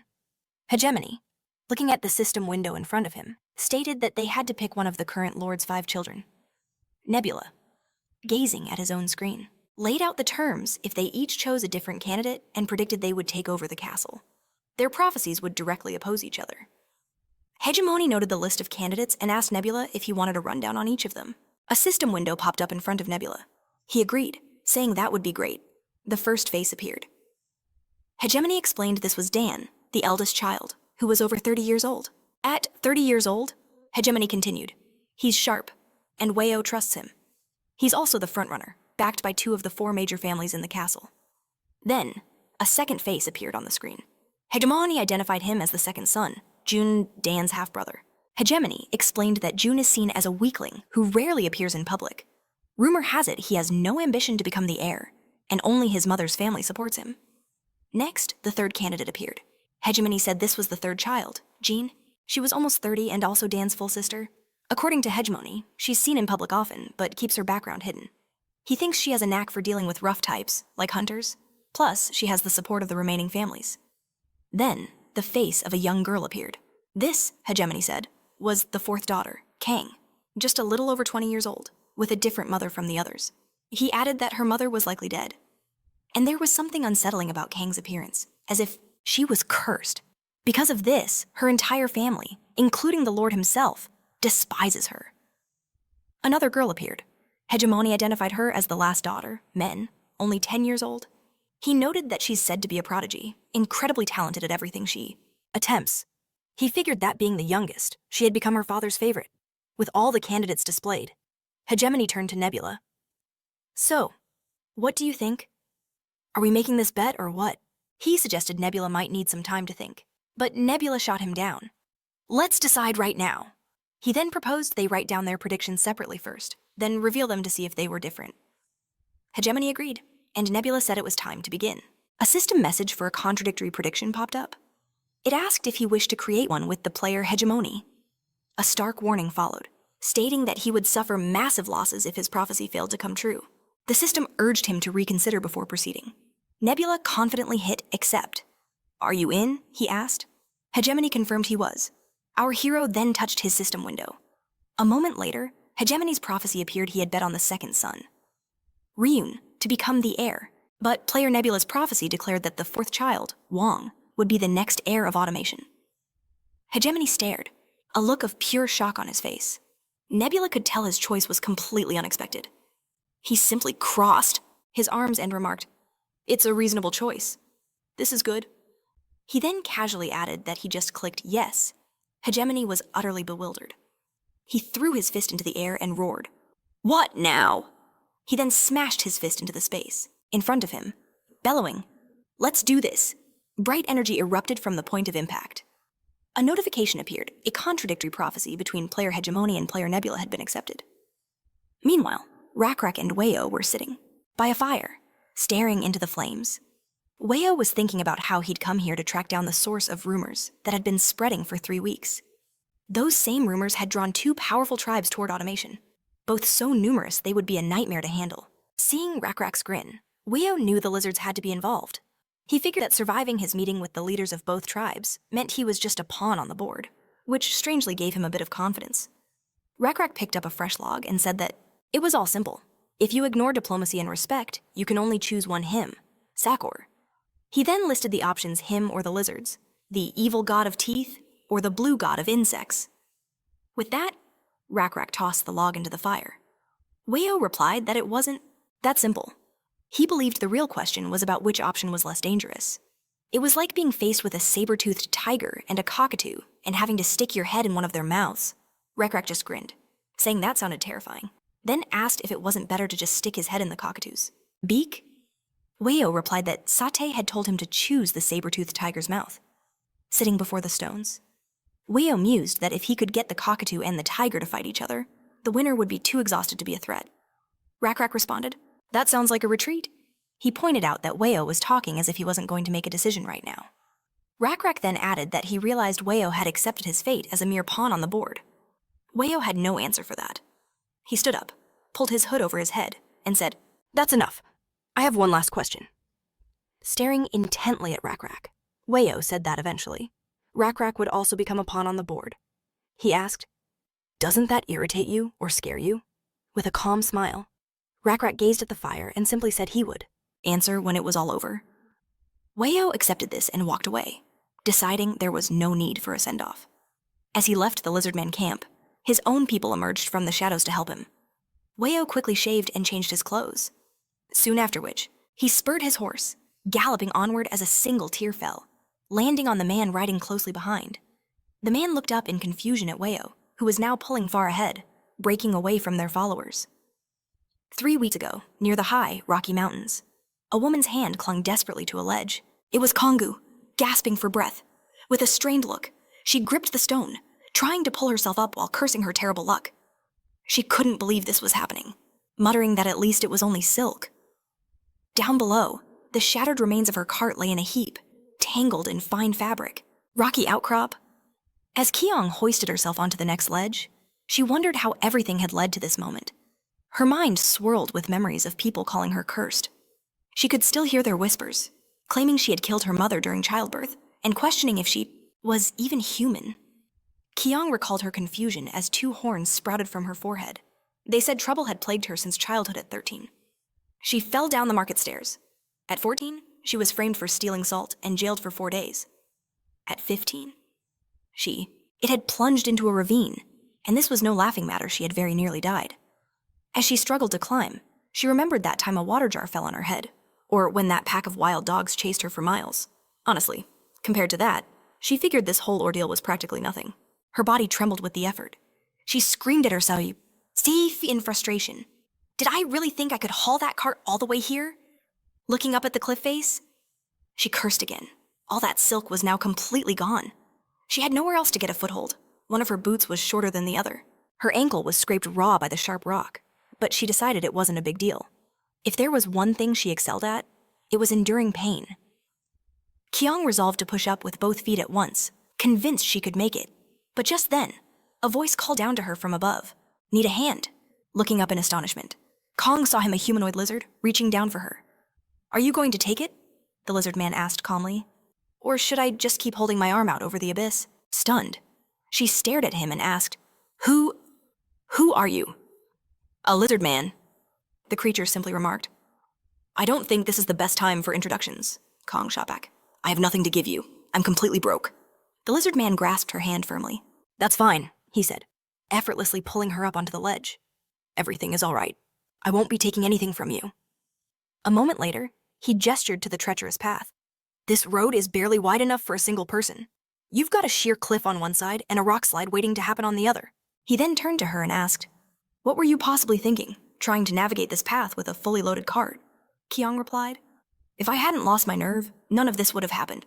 Then she asked him, What's your name? The humanoid lizard introduced himself. My name is Siran Mu. Kong approached him, flustered, and avoided his gaze. All I can do is thank you for saving my life, she mumbled, then added, Thank you, Siran. But as she turned to leave, Siran suddenly blocked her path with his massive hand. We're not finished yet, he stated, before speaking her full name. In a flash, Kong whipped out a knife hidden in her robes. Her eyes burned with intensity as she demanded, How do you know my name, Siran, with a completely neutral expression? Raised his empty hands to show he meant no harm. Rakra told me, he explained. He ordered me to find you. Rakra, Kong repeated, shocked. The leader of the Black-Scale tribe. You mean the hunter, Rakrak Thunder Lizard. The first chosen one, Siran simply replied, We just call him the leader. In Kyung's mind, a menacing image of Rakrak flashed before her eyes. She asked Siran, Why would he send you to find me? Siran suggested. Perhaps it's because of the rumors that have been flying around lately. Planting her hands on her hips, Kong demanded, What rumors? I've been away getting silk? I have no idea what you're talking about. Which is understandable, since all that silk is at the bottom of a cliff. Siran replied, The thing is, there's a rumor that the second son of the Lord of Automation will be the next heir, but others are saying the fourth daughter is the one who will inherit. Kong let out a sharp breath, her expression a mix of confusion and annoyance. Those are just rumors, she snapped. Siran responded, I know. And I also know that Weio's fourth child is you. Putting her hand back on her hidden knife, Kong argued, Maybe you don't know everything. That has nothing to do with me. I'm an outcast, she continued. My brother probably started that rumor, and I can't help you with that. Wouldn't it be better for you to find one of my other relatives? But Siran just stood there, his gaze unwavering, frowning. Kong knew he wasn't buying a word of it. She clutched the handle of her knife, her mind racing. The Lord's children must hide their true identities. It's an unbreakable rule in automation. He seemed powerful. But maybe, just maybe, she should try to kill him right here and now. With a placid look, Siran noted, I think you're misunderstanding something. You see, he continued, Rakrak's second order was to protect you. Genuinely baffled, Kong could only ask, Protect me. What are you talking about? Siran told her. You might say they're just rumors, but your brother and the main families of automation are taking this very seriously. They will try to eliminate any potential variables before the succession ceremony. Kyung cut him off sharply. Stop, I can protect myself, Siran calmly explained. Nevertheless, it is the leader's order. I must protect you. Overcome with irritation and tension, Kyung stared ahead, clutching her forehead. Damn it all. she muttered. Saran just watched her, his expression unreadable. Finally, she angrily swept her bangs aside, revealing her sawed-off horns. "Do you see these?" she demanded. "These are horns. Or they used to be. This is a curse," Kong began, her voice filled with bitterness. "At birth, these horns tore my mother's womb. One of my brothers died because of them. Misfortune follows me everywhere. That's why I'm an outcast." After telling him her story, she looked him dead in the eye and said, "So now, you can leave." Siran remained silent for a moment before replying. "I am sorry to hear that. However, it doesn't matter to me whether you're cursed or not. I came here on the leader's orders, as a representative of the tribe." Kong continued to glare at him. Siran then added, "And even if you refuse, I will protect you by force." Kong let out a long, heavy sigh. Glancing down at her broken cart and the scattered silk at the bottom of the cliff, she realized that verbal intimidation wasn't going to work.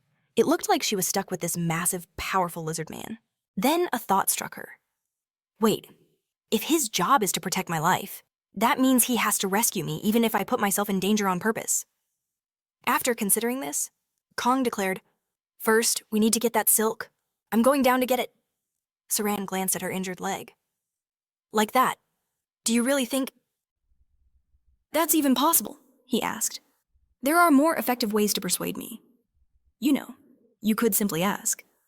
Kong's face immediately turned bright red with embarrassment. With obvious reluctance, she mumbled, "Fine, can you help me get the silk?" A smile touched Saran's face as he agreed. A short time later, he was carrying the salvaged silk on his shoulder and belt, following Kong along the narrow trail. "How did you know I was here?" Kong asked. Saran explained. "I asked around and discovered you were calling yourself Mang-ji."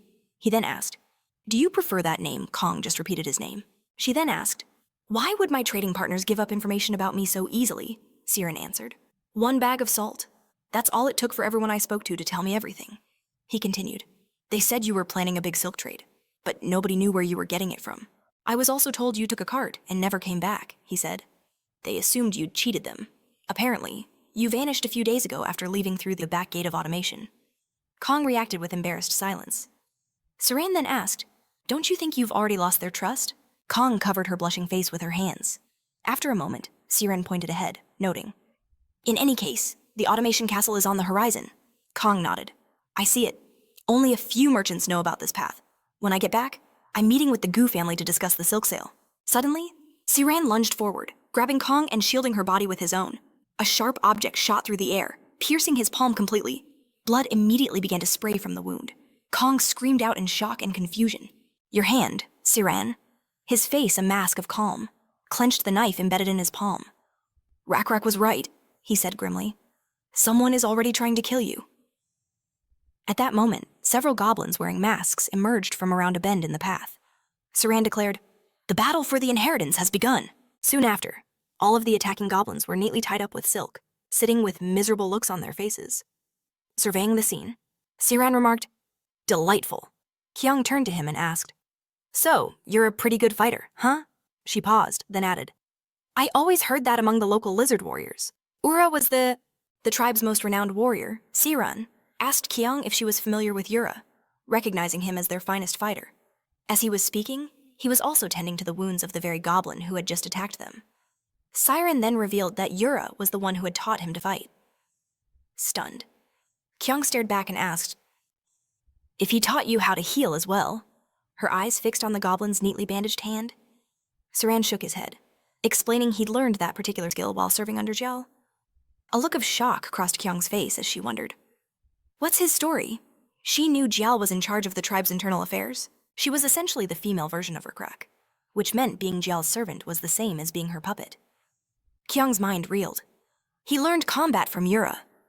It suddenly clicked he had to be a crucial member of the Black-Scale tribe, and his mission was to protect her, making him an incredibly valuable asset. While Kyung was lost in these thoughts, Siren was busy negotiating with the now-freed goblins, even showing them some silk. Kyung's eyes widened when she saw him hand it over, and she yelled, "Hey, that's my silk!" But Siren calmly explained that they needed the goblins' cooperation. Not long after, Siren and Kyung arrived at the automation's entrance, only to find a huge crowd gathered before a massive, sealed gate.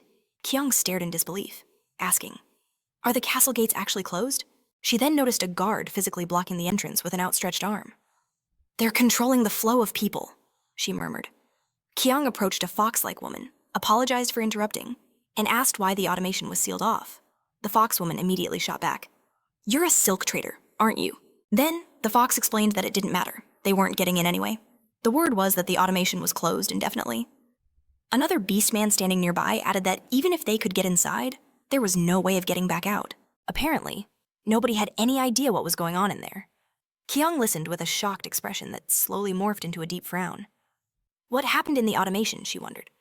Sometime later, inside the Gu family home, a young man sat at a table, his head resting in his hand, a tense look on his face. Kyung and Saran sat opposite him. Frowning, Kyung snapped, "What's with that look on your face?" She then huffed, taking a sip from her cup. "I'm the one who should be furious. My cart broke down, and I almost died." The young man stiffly replied, "It seems you haven't heard the news yet." Realizing his assumptions were correct, he then inquired if anything unusual had happened on our way back. "I was attacked," Kyung admitted, pointing with a smirk to Saran. Luckily for me, she continued, the Black Scale tribe sent this warrior for my protection. Thanks to him, everything ended well. Siran placed his bandaged hand over his chest and stated, "My name is Siran Mu'il, a representative of the Black Scale tribe." The young man expressed his pleasure at meeting him, then introduced himself as the head of the Gu family, one of the 4 major families of the castle automation. Siran reported that he had already interrogated the goblins who attempted the ambush. "From what I gathered," Siran said, "I'm almost certain the Gu family had no involvement in the attack." As he poured a drink, the head of the Gu family confirmed it, noting, "Unlike the other families, we wouldn't stoop to such tactics." At that point, Kyung asked him what had happened. "They wouldn't take such drastic measures just because the damned 4th daughter was attacked," she reasoned, with a grave expression. The Gu family head told her, "The same thing happened here." He clarified that there had been an assassination attempt. Kyung's eyes and mouth flew open in shock. "An assassination attempt." The family head set his cup down heavily. "The Lord is away," he said. "And the heir to the automation, your brother, Dan, has disappeared." Later, Siren and Kyung found themselves in a study. Looking around, Kyung wondered aloud how many years it had been since she'd last set foot in this room. While Siren examined the decor, she mentioned that she and her brother were once close, but they drifted apart as she got older and she began avoiding him. Suddenly, Siren called out her name. "I smell blood," he announced, his gaze fixed on a strange mark on a table leg. They pulled back the carpet to find large, dark bloodstains hidden underneath. Just then, the head of the Gu family entered, observing, "Those are traces of wiped blood, and from the size of the bloodstain they tried to cover up. He's gotta be dead by now." They found that, too. The head of the Gu family stroked his chin, his expression thoughtful. "The problem," he stated, "is that we can't locate the body." He then explained to her that as soon as the blood was discovered, the gates were sealed to stop the killer from smuggling the body out of the castle. Eventually, the corpse will begin to decay and give off a stench, so catching the murderer is just a matter of time. Because of this, they didn't need to get involved. Kyung listened intently. As the family head continued his story, Kyung's mind raced. Did the killer act on impulse if he didn't account for this? She stopped herself, deciding it was pointless to speculate since she'd been told she was powerless. Suddenly, Kyung's eyes shot open as a demonic voice echoed in her head. "Are you really going to accept that?" The demon sneered. "Are you just going to sit back and wait again?" With a tense, disdainful expression, Kyung ordered the voice to be silent. Noticing her odd behavior, Saran turned to her and asked if she was all right. At that moment, Kyung stared forward, her eyes glowing with a strange purple light. "The killer found a container," she declared. "One large enough to fit a body." Then she asked, "Who could get their hands on one without raising suspicion?" The head of the Gu family repeated in shock. "A container." Kyung confirmed it. "Yes," she said irritably. "We need to find someone who uses containers to keep meat from spoiling." Saran immediately thought, "Butchers and hunters." He started to ask why, but then trailed off as he realized the answer himself. "To keep the meat from rotting?" The realization hit him. Kyung explained, "It's to stop the body from decomposing. The killer could simply preserve the body with salt and dispose of it later," she concluded. "We're looking for someone with access to a hunter they can bring into the castle, and who has a large quantity of salt, salted meat stored in jars." With a look of utter shock, her eyes wide, she stared into the distance. The Gu family head continued, "It had to be someone who could move freely through the workshop." They deduced it was the hunter, along with another heir of automation Wen, her very own sister, Young's. Suspicions were well-founded. Consequently, only a small circle within the castle knew the details. Yet, for some mysterious reason, news of Wayne's death spread like wildfire through the palace, and soon, whispers began pointing to Wei as the main suspect. Later, one night in the woods, a voice cursed into the darkness. It was Wayne, a large sack slung over her shoulder. "I thought my plans were perfect," she muttered, her gaze fixed tensely on the path ahead. Another person trailed behind her, also carrying a heavy bag, their face contorted in anger. Staring forward, Weenie spat Kyung's name, admitting she'd forgotten she even existed. Suddenly, a voice challenged her. "Did you forget about anyone else?" Winnie's head snapped up in surprise to see her sister, Wyman. The voice was instantly familiar. She questioned her, and Wyman simply stood on a small hill before her, a smile on her face. "How did you find me?" Wen demanded, shocked. At that moment, two archers appeared behind Wayman. One of them fired, the arrow striking Wayne's companion directly in the head.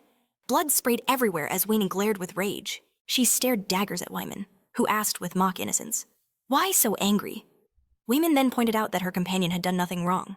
"After all, you were the one who took his life, so you've no right to be upset with me for killing him." Wayman held her hand out and declared that the shrewdest one would become the castle's lord. "Isn't that the best possible outcome?" she asked cheerfully. Wyman opened her palm, suggesting they end things. The furious Wayne screamed Wyman's name, but a second later, 2 arrows pierced her body, sending her crashing to the forest floor. The archers closed in on Wayne's defeated form as Wyman looked down with a somber air. Suddenly, her eyes flew open in sheer terror. She looked down in horror at the blade that had erupted from her chest, blood spilling from her mouth. A voice from behind her remarked, "You were right." The man had snuck up, on her, impaled her, and then tossed her into the same pit with the dead Wenny. Wei-jun, who had been watching everything unfold, knew it was time to conclude his plan. Now only one heir was left. At that moment, Wei-jun glanced at his dead brother in the sack and the 2 sisters he'd just murdered, a smirk gracing his features. He figured he shouldn't keep her waiting much longer, and then he spoke a name, Kyung. Sometime after these events, back at the Gu family estate, a shocked voice yelled, "What?" Kyung, looking completely baffled, asked, "They found the bodies of Wayne and Wyman." The head of the Gu family answered her, with a nod, adding that their enemy was no longer bothering to conceal his identity. With a thoughtful look, Kyung agreed, saying there was only one possible explanation. She knew it had to be Wei-jun. From there, she deduced that Wayman had been waiting for Wenny to make a move.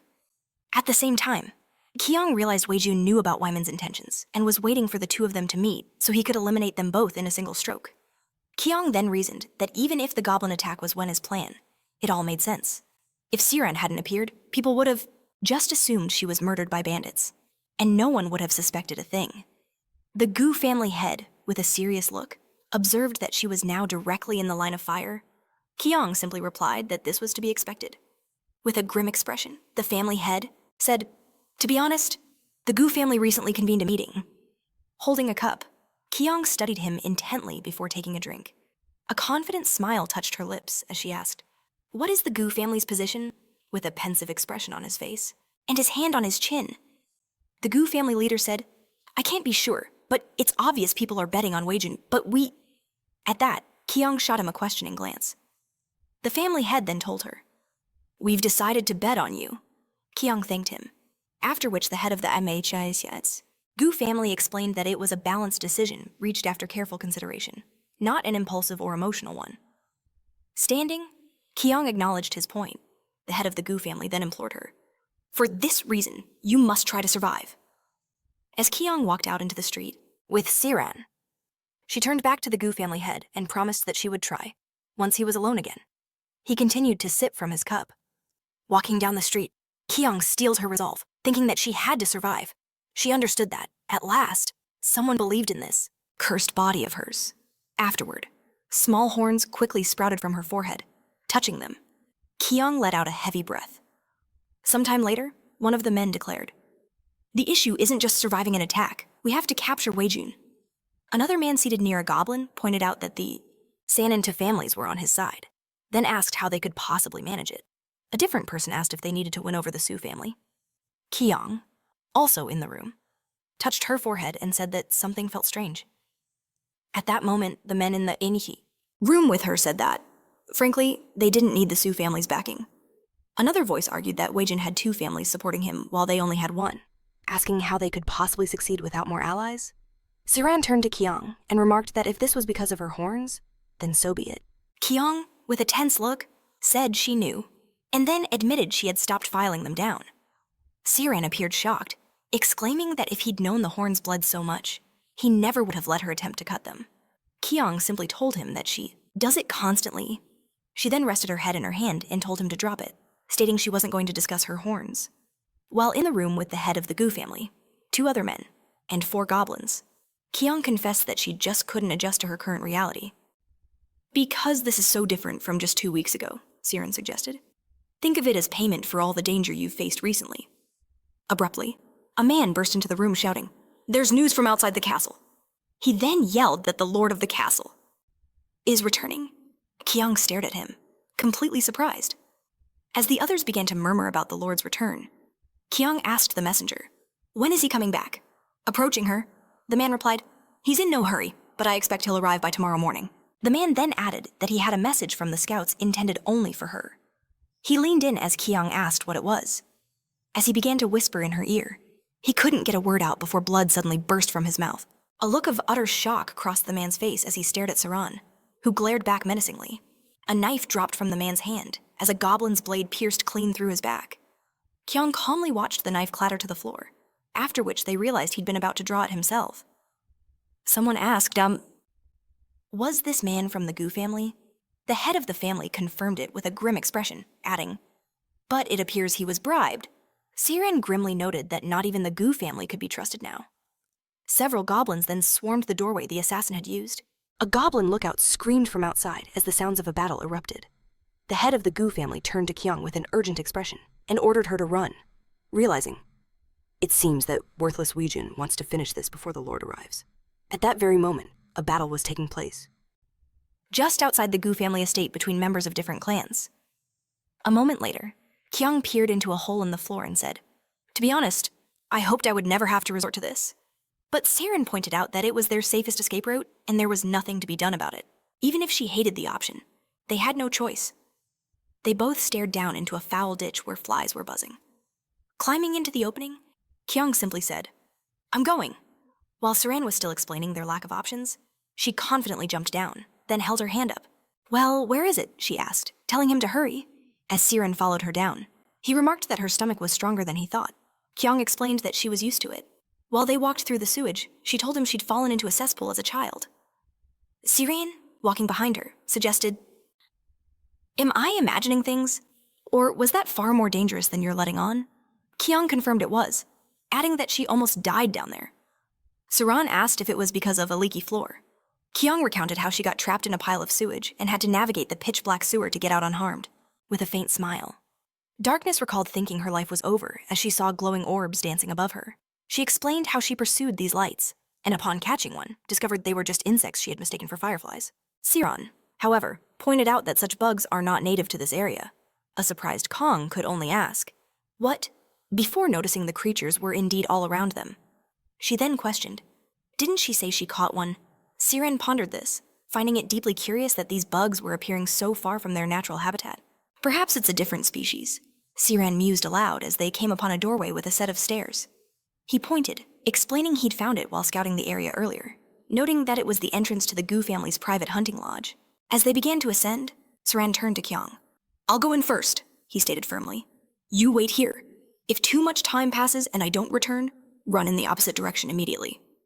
Kong watched him leave in silence, her thoughts heavy. She knew Siran's constant vigilance was the only reason she was still breathing. Reflecting on the several life-or-death battles they'd survived, she realized the past 3 weeks had been an insane whirlwind. She resolved to wait as he instructed, but then a strange noise cut through the silence, and her head snapped up in surprise. In that instant, forgetting Siran's warning to flee if he was gone too long, Kong was already sprinting up the stairs. His words about running away echoed in her mind, but she ignored them, her jaw set and brows furrowed in grim determination. Drawing her knife, Kong cursed under her breath, questioning her own actions. "Why am I even doing this?" she muttered. But her expression hardened with resolve. She was done standing by and watching people die. As she pushed through the open door, her eyes widened in shock at the scene before her. "Siren?" she screamed. He gasped, his breath hitching in surprise. King! He was completely surrounded by enemy soldiers, a massive spear piercing clean through his chest. Why did you come out? He asked. His voice strained as blood streamed down his body, forming a crimson pool at his feet. A man holding a fan sneered. It's too late. The lizard man is already a dead man walking. With a flash of irritation, Siren shot back. Shut your mouth, Weijin, the man chuckled. Still have the strength to talk. Forget the lizard, drop him and kill the girl. Kong stood frozen, her knuckles white as she gripped her knife. Siren's eyes darted around, assessing the situation before he exploded into action, striking down several warriors at once with a furious barrage. He glanced at the stunned Kong, his expression saying, I told you to run, wrapping his powerful tail around the spear shaft embedded in his chest. Siren snapped it clean in two. So why did you do something so reckless? He demanded. Kong yelled back, her voice tight with emotion. I don't know. She raised her knife defensively, her brow furrowed. Sometimes you just know you're making a mistake, but you do it anyway. Even if it means your own destruction, she added. Siren studied her for a moment. I may not be human, he said, but in some ways, we're quite similar. All around them, the warriors watched cautiously, their weapons ready. What are you talking about? She asked, confused. Siren explained. The leader ordered me to protect you, not to throw your own life away for me. A small smile touched his lips. That's why I think we're alike. Just then, a subordinate rushed to Weijun's side and whispered in his ear. All ready? Weijun asked in surprise, before nodding. Understood. He snapped his fan shut and addressed his soldiers. Whoever brings me the head of the lizard or the girl will be rewarded with a full card of silk. He pointed accusingly. How much longer are you going to struggle against one wounded man? Surround him and finish this, Weijun commanded. One of the warriors hesitated, muttering. But this humanoid lizard's fighting spirit, it's too fierce for a common soldier. The rumors say he's the chosen one. Fools! Weijun scoffed. That's impossible. If he were the chosen one, he wouldn't need to hide his power or allow himself to be injured like this. Siren's gaze shifted to the side, his mind racing. He remembered that this particular wall was rich in salt crystals. He knew that meant a salt mine lay just beyond it. Turning to Kang, he said, We're running to the right.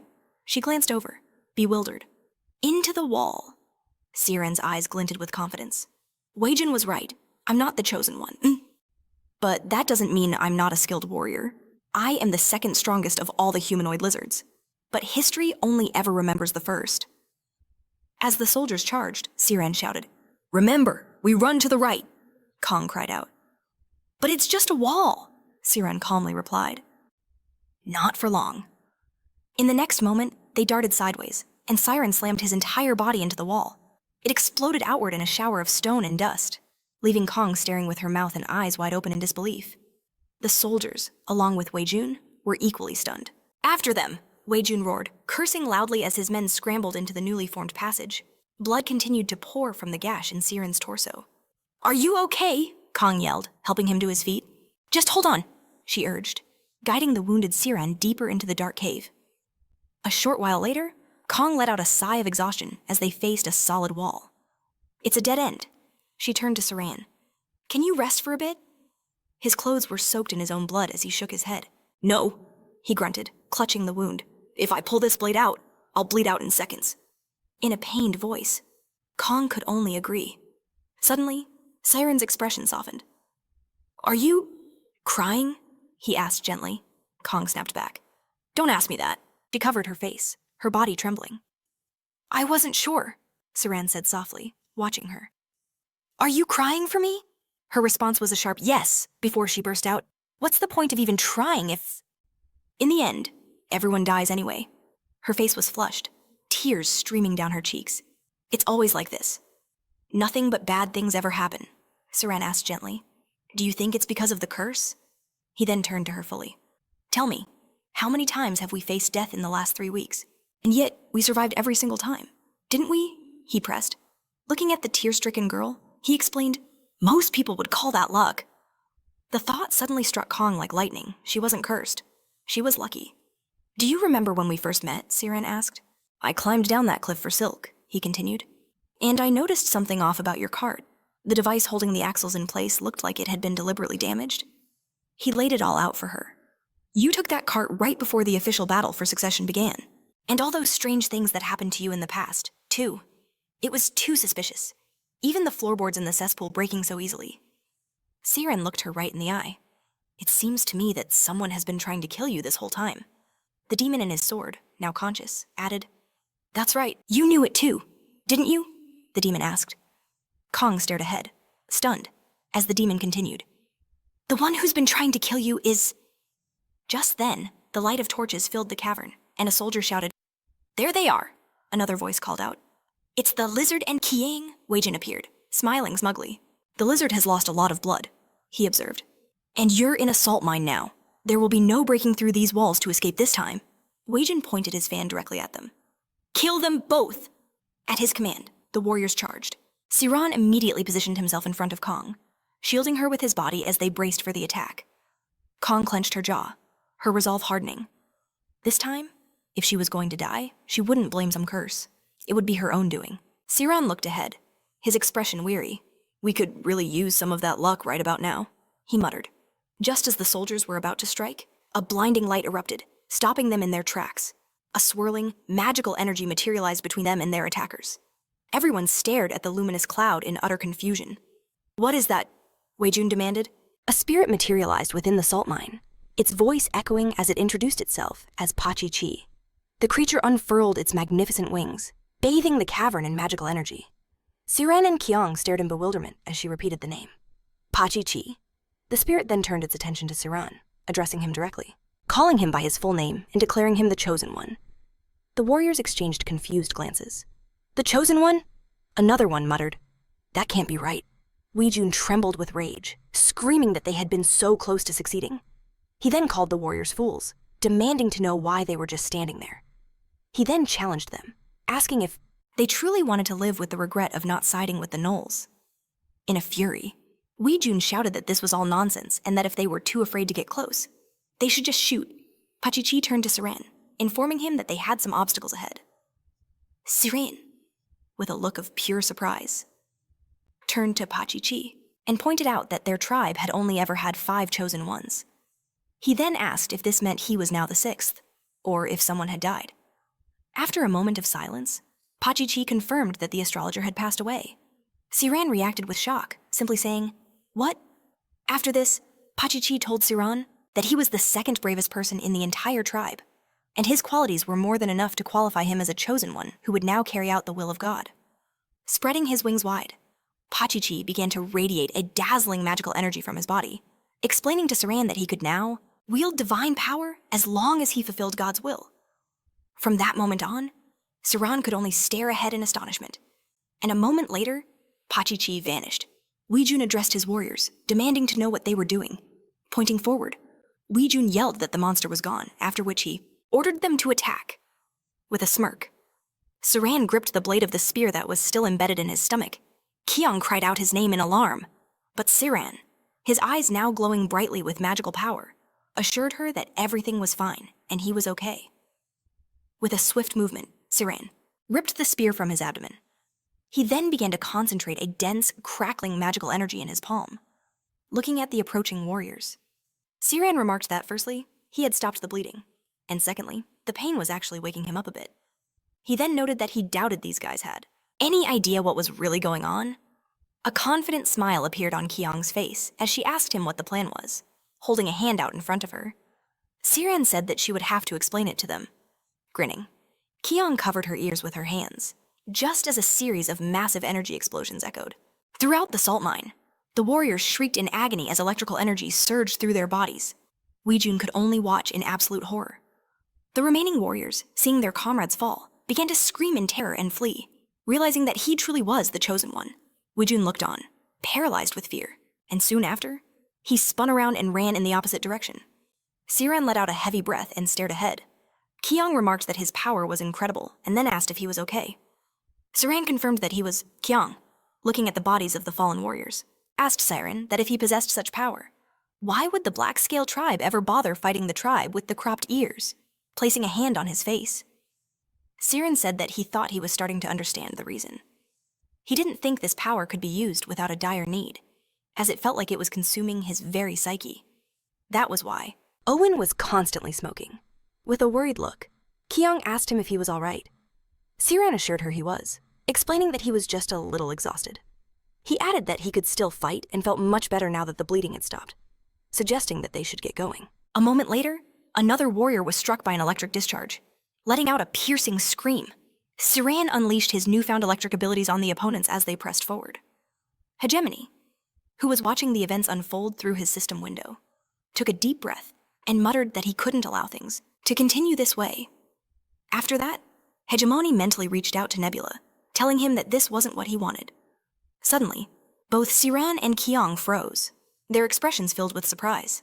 They asked in disbelief, "What the hell is that?" Standing before them was an enraged saber-toothed tiger. Siran moved to shield Kyung with his arm and asked what a saber-toothed tiger was doing there. Kyung screamed in terror, hiding behind Siran. As the saber-toothed tiger charged at them, Siran concentrated electrical energy into his fist and then blasted it directly towards the beast. After a moment, the saber-toothed tiger was defeated, lying motionless on the ground as smoke billowed from its charred skin. Kyung asked if the tiger had somehow broken into the castle and made its way into the salt mine. Siran stared at the creature and admitted he didn't understand. Kyung clutched her head tensely and said that she knew a lot of strange things were happening here, and apparently, this was just one of them. Looking toward the exit of the salt mine, she said she was already terrified of what might be waiting for them outside. When Siran and Kyung finally made it out, two of Weijun's warriors were hiding on a ledge. Above them, Weijun stood a few meters in front of them, cursing and noting that they had forced his hand. Kyung angrily shot back, asking him who had started all of this. Weijun replied that she was the one who brought this lizard to the castle, adding that the battle for inheritance was supposed to be only between brothers and sisters. Then, pointing his finger at Kyung, Weijun furiously shouted that if she became the heir with the help of outsiders, he asked her if she thought the automatons would just stand by. He began to yell that they would devour and drive out all the people. Kyung pressed her open palm to her chest and asked him to wait, after which she asked if he was trying to say that this was all her fault. Weijun sharply yelled that it was nonsense and then ordered his men to kill them. Following this command, two hidden warriors leaped down onto Siran and Kyung from behind, thrusting their spears forward. However, Siran spun around and swiftly counterattacked the warriors, tearing their bodies into countless pieces. An enraged Weijun stared ahead and asked himself just how much strength the man possessed. Soon after, Kyung pointed her finger at Weijun and shouted that the problem was him. She called him a fool and began to explain that automation thrives off of trade, and if outsiders are blocked from reaching them, they will be completely isolated. Then she asked him if he really didn't know that they had been trying to control them for many years. Kyung began to shout that if he were smart, he would have thought of using this to their advantage. After that, with a confident expression on her face, she declared that she was not as cowardly as he and his father were, and that she was prepared to lead automation to a new level. With a wide smile, Weijun said, "Indeed." He then remarked that it wasn't about her appearance, but the thoughts she generated were terrible, after which he straightened his fan and said that, nevertheless, he had never considered her a sister. Suddenly, Kyung's face twisted in fear. She stared at the fan in surprise and asked herself why he had suddenly opened it. Then she guessed that it must be some kind of signal. Looking around, she began to think that somewhere nearby there was an assassin who could only be hiding in front of the warehouse. However, she knew it was too far to throw a dagger, so in her opinion, they would most likely shoot from a bow. The demon answered her that it was an iron tip and 3 feathers that were aimed straight at her heart. Kyung turned to the demon in surprise and asked about her. The demon asked her in return if she would just shut her up when she was about to be killed. After that, the demon explained that if this continued, they would both lose their lives. The demon then asked her if she thought she could stop the arrow. The demon then explained to Kyung that she was too slow and that while Siran had reacted, it was already too late. The demon noted that it should have warned her when it first noticed the assassin. However, its horns had not yet fully grown, so it was impossible. And now, the demon suggested, that Kyung try to figure out how to dodge the arrow. Kyung thought about how she didn't know how to do this, after which, she guessed that maybe if the wind blew, the demon repeated, "The wind." After which it agreed with a smile and said that the wind is always on her side. Then, the demon noted that, as it saw her, uncertainty was growing. A sudden gust of wind formed in front of Kyung, and this gust was able to redirect the arrow, which suddenly flew upward. Weijun's jaw dropped in surprise. He looked in complete bewilderment at the redirected arrow. Siran had a similar expression of surprise. Looking at the arrow, she asked herself what had just happened, after which she began to assume it was a curse or bad luck. The demon explained to her that everything is much more complicated, and that it sees an endless path and chooses the best development of events. Soon after, the arrow that was supposed to pierce Kyung's heart pierced the ground near her feet instead. The demon, addressing her, said that she can control probability. A message appeared on the system window stating that Kyung, enveloped in demonic energy, had realized her demonic nature, and the hidden demonic energy was revealed. It was one unknown. demonic energy and one demonic probability energy. Hegemony looked ahead in bewilderment and asked if this was a curse. At that moment, they were communicating through the system window with Nebula. Nebula asked Hegemony if he really looked like a psychopath who chooses a cursed. Hyjin was absolutely losing it, screaming, "Isn't she supposed to be cursed?"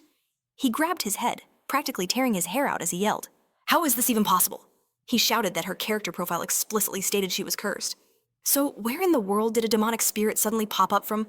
Hyjin whirled on Nebula, demanding to know if he was the one who interfered.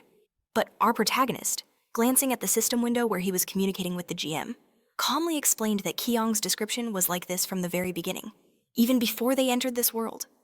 Hyjin let out a furious curse before asking his next question.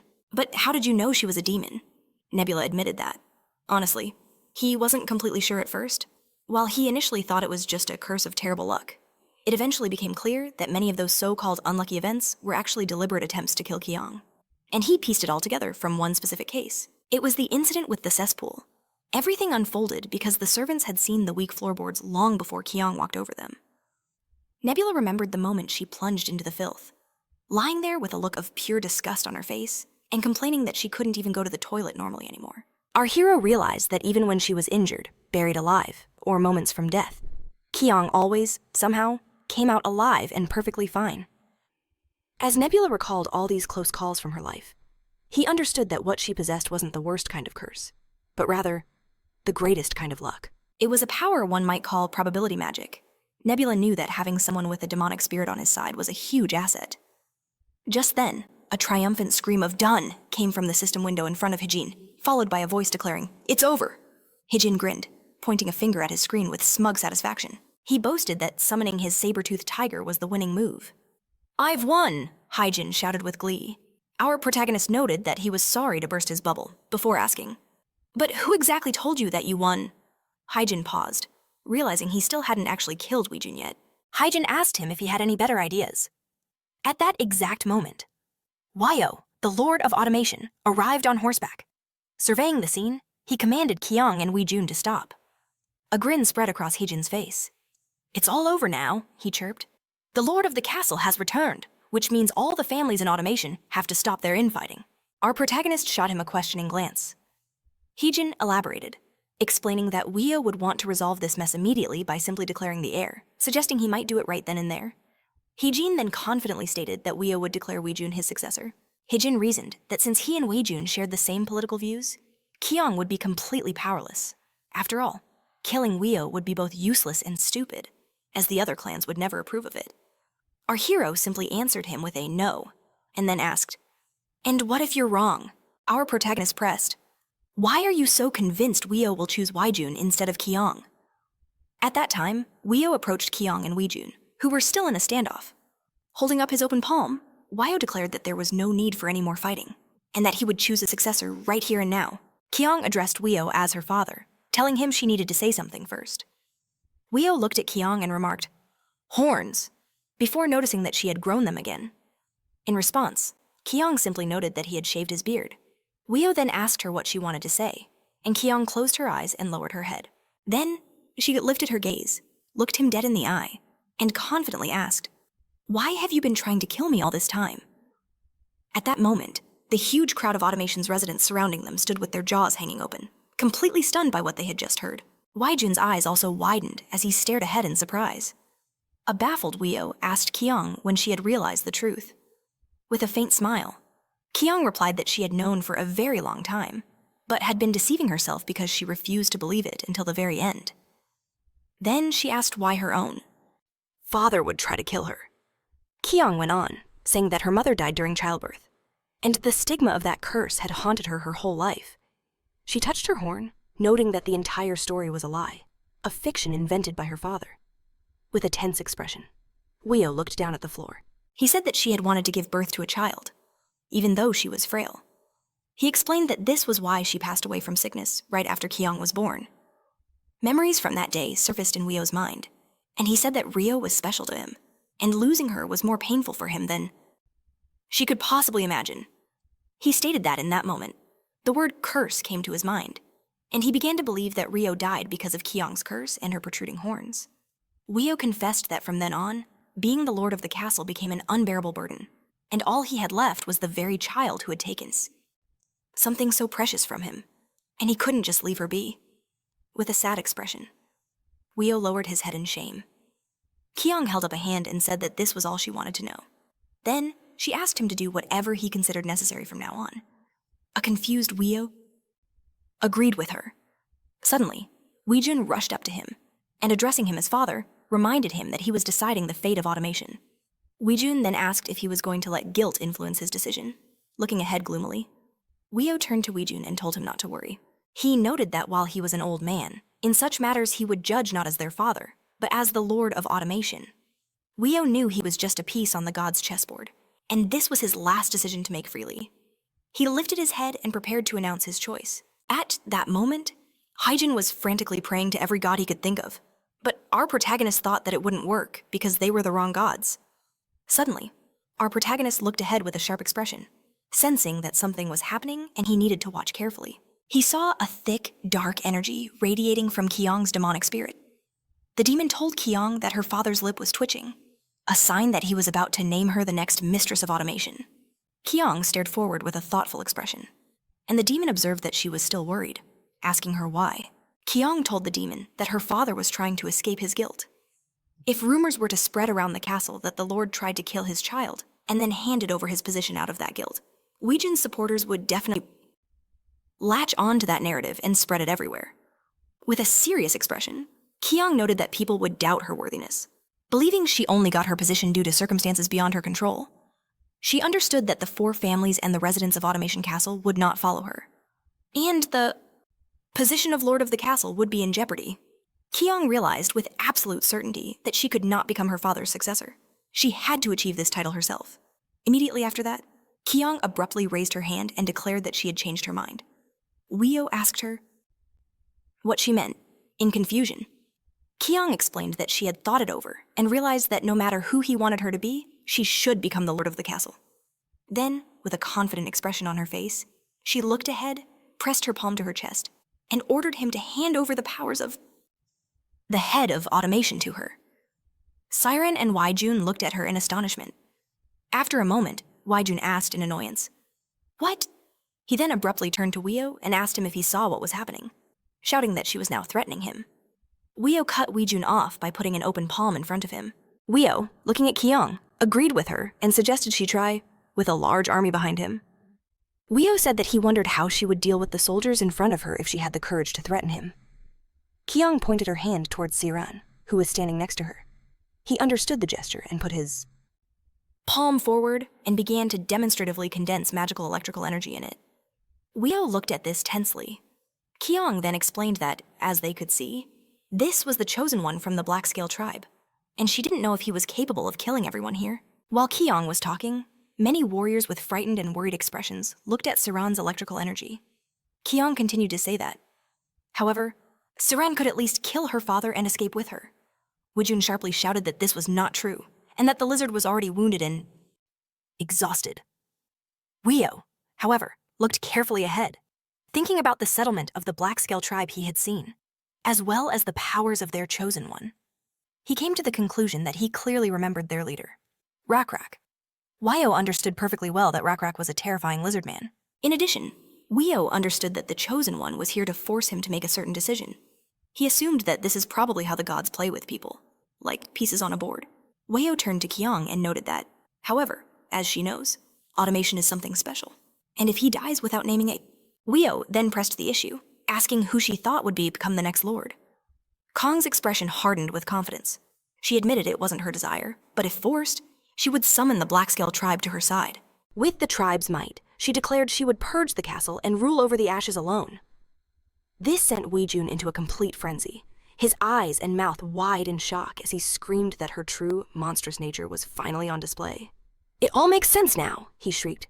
Weo, on the other hand, just clenched his eyes shut. Realizing he had no other way out, Weo took a decisive step forward. He stood over Kong, his face a mask of solemnity, and began the formal pronouncement. He announced that as the current Lord of Automation, he was officially appointing Wong as his successor. Gazing at his daughter, Weo added that his decree was to take effect immediately. The news sent Waijun crashing to the floor, stunned and muttering about how insane this all was. A few days later, the streets of Automation teemed with life, and one of the townsfolk remarked that he'd never seen the city shine so brightly. "Is it because the fight for the throne is finally over?" another citizen chimed in. The first man agreed that was a big part of it, but he felt there was more to it, asking if the entire atmosphere hadn't shifted. Perched above them, Weijun listened to their chatter with a dark, brooding expression. He overheard one man say that trade with other races was booming like never before, and merchants from distant lands were flocking to the city. Down on the streets below, that reality was clear, with countless different races haggling and trading with the locals. The conversation of the men below continued. They pointed out that even the 4 major families had fallen silent, apparently accepting the new direction the castle's new master was taking. A scornful laugh escaped Weijun's lips. The whole situation was a joke to him, and he sneered, wondering how in the world that lizard's little plaything ended up as the city's lord. Not long after, Weijun found himself at the city gates, his hand resting on the bridle of his horse. His plan was simple escape, amass power, and then come back to seize what he felt was stolen from him. Dressed in a long, concealing cloak, he was prepared to vanish. With a hood concealing his face, he suddenly whipped around, a startled look on his face as he stared at the figure behind him. "Who are you?" he snapped. It was Saran, who simply asked him where he was headed. Weijun dismissed him, turning back to his horse and retorting with a question of his own, asking why he would possibly be interested. Siren clarified that he had no intention of prying into his business or getting in his way. He then added that it wouldn't make a difference anyway. Failure was inevitable for him, whether he left or stayed. Weijun, having climbed onto his steed, turned the animal to face away from Saran. He spat an insult over his shoulder, calling Saran a useless lizard. Siran watched Weijun's retreating back before tilting his head skyward, musing that someone had once called him a pest that needed to be kept away from Kim. Shortly after, Saran casually plucked a burning brand from a nearby fire pit. He muttered that he agreed with that assessment completely. Hoisting the fiery log above his head, Saran began swinging it from side to side in a clear signal. In response, something glinted atop the towering walls of Automation. It was a pair of goblins, armed and ready, sitting in wait. The instant Weijun rode past the boundary of the castle gate, a goblin dropped from above. With a single, swift slash of its dagger, the creature decapitated him. In a masterful display of agility, the goblin landed on the horse, simultaneously securing the headless corpse and Weijun's severed head. The goblin then reined the horse back. Heading back toward the castle, the goblin clutched a sack holding Weijun's head and urged the horse onward. Hegemony, who had been observing the entire scene, remarked, "All right, then." He openly conceded that he had lost.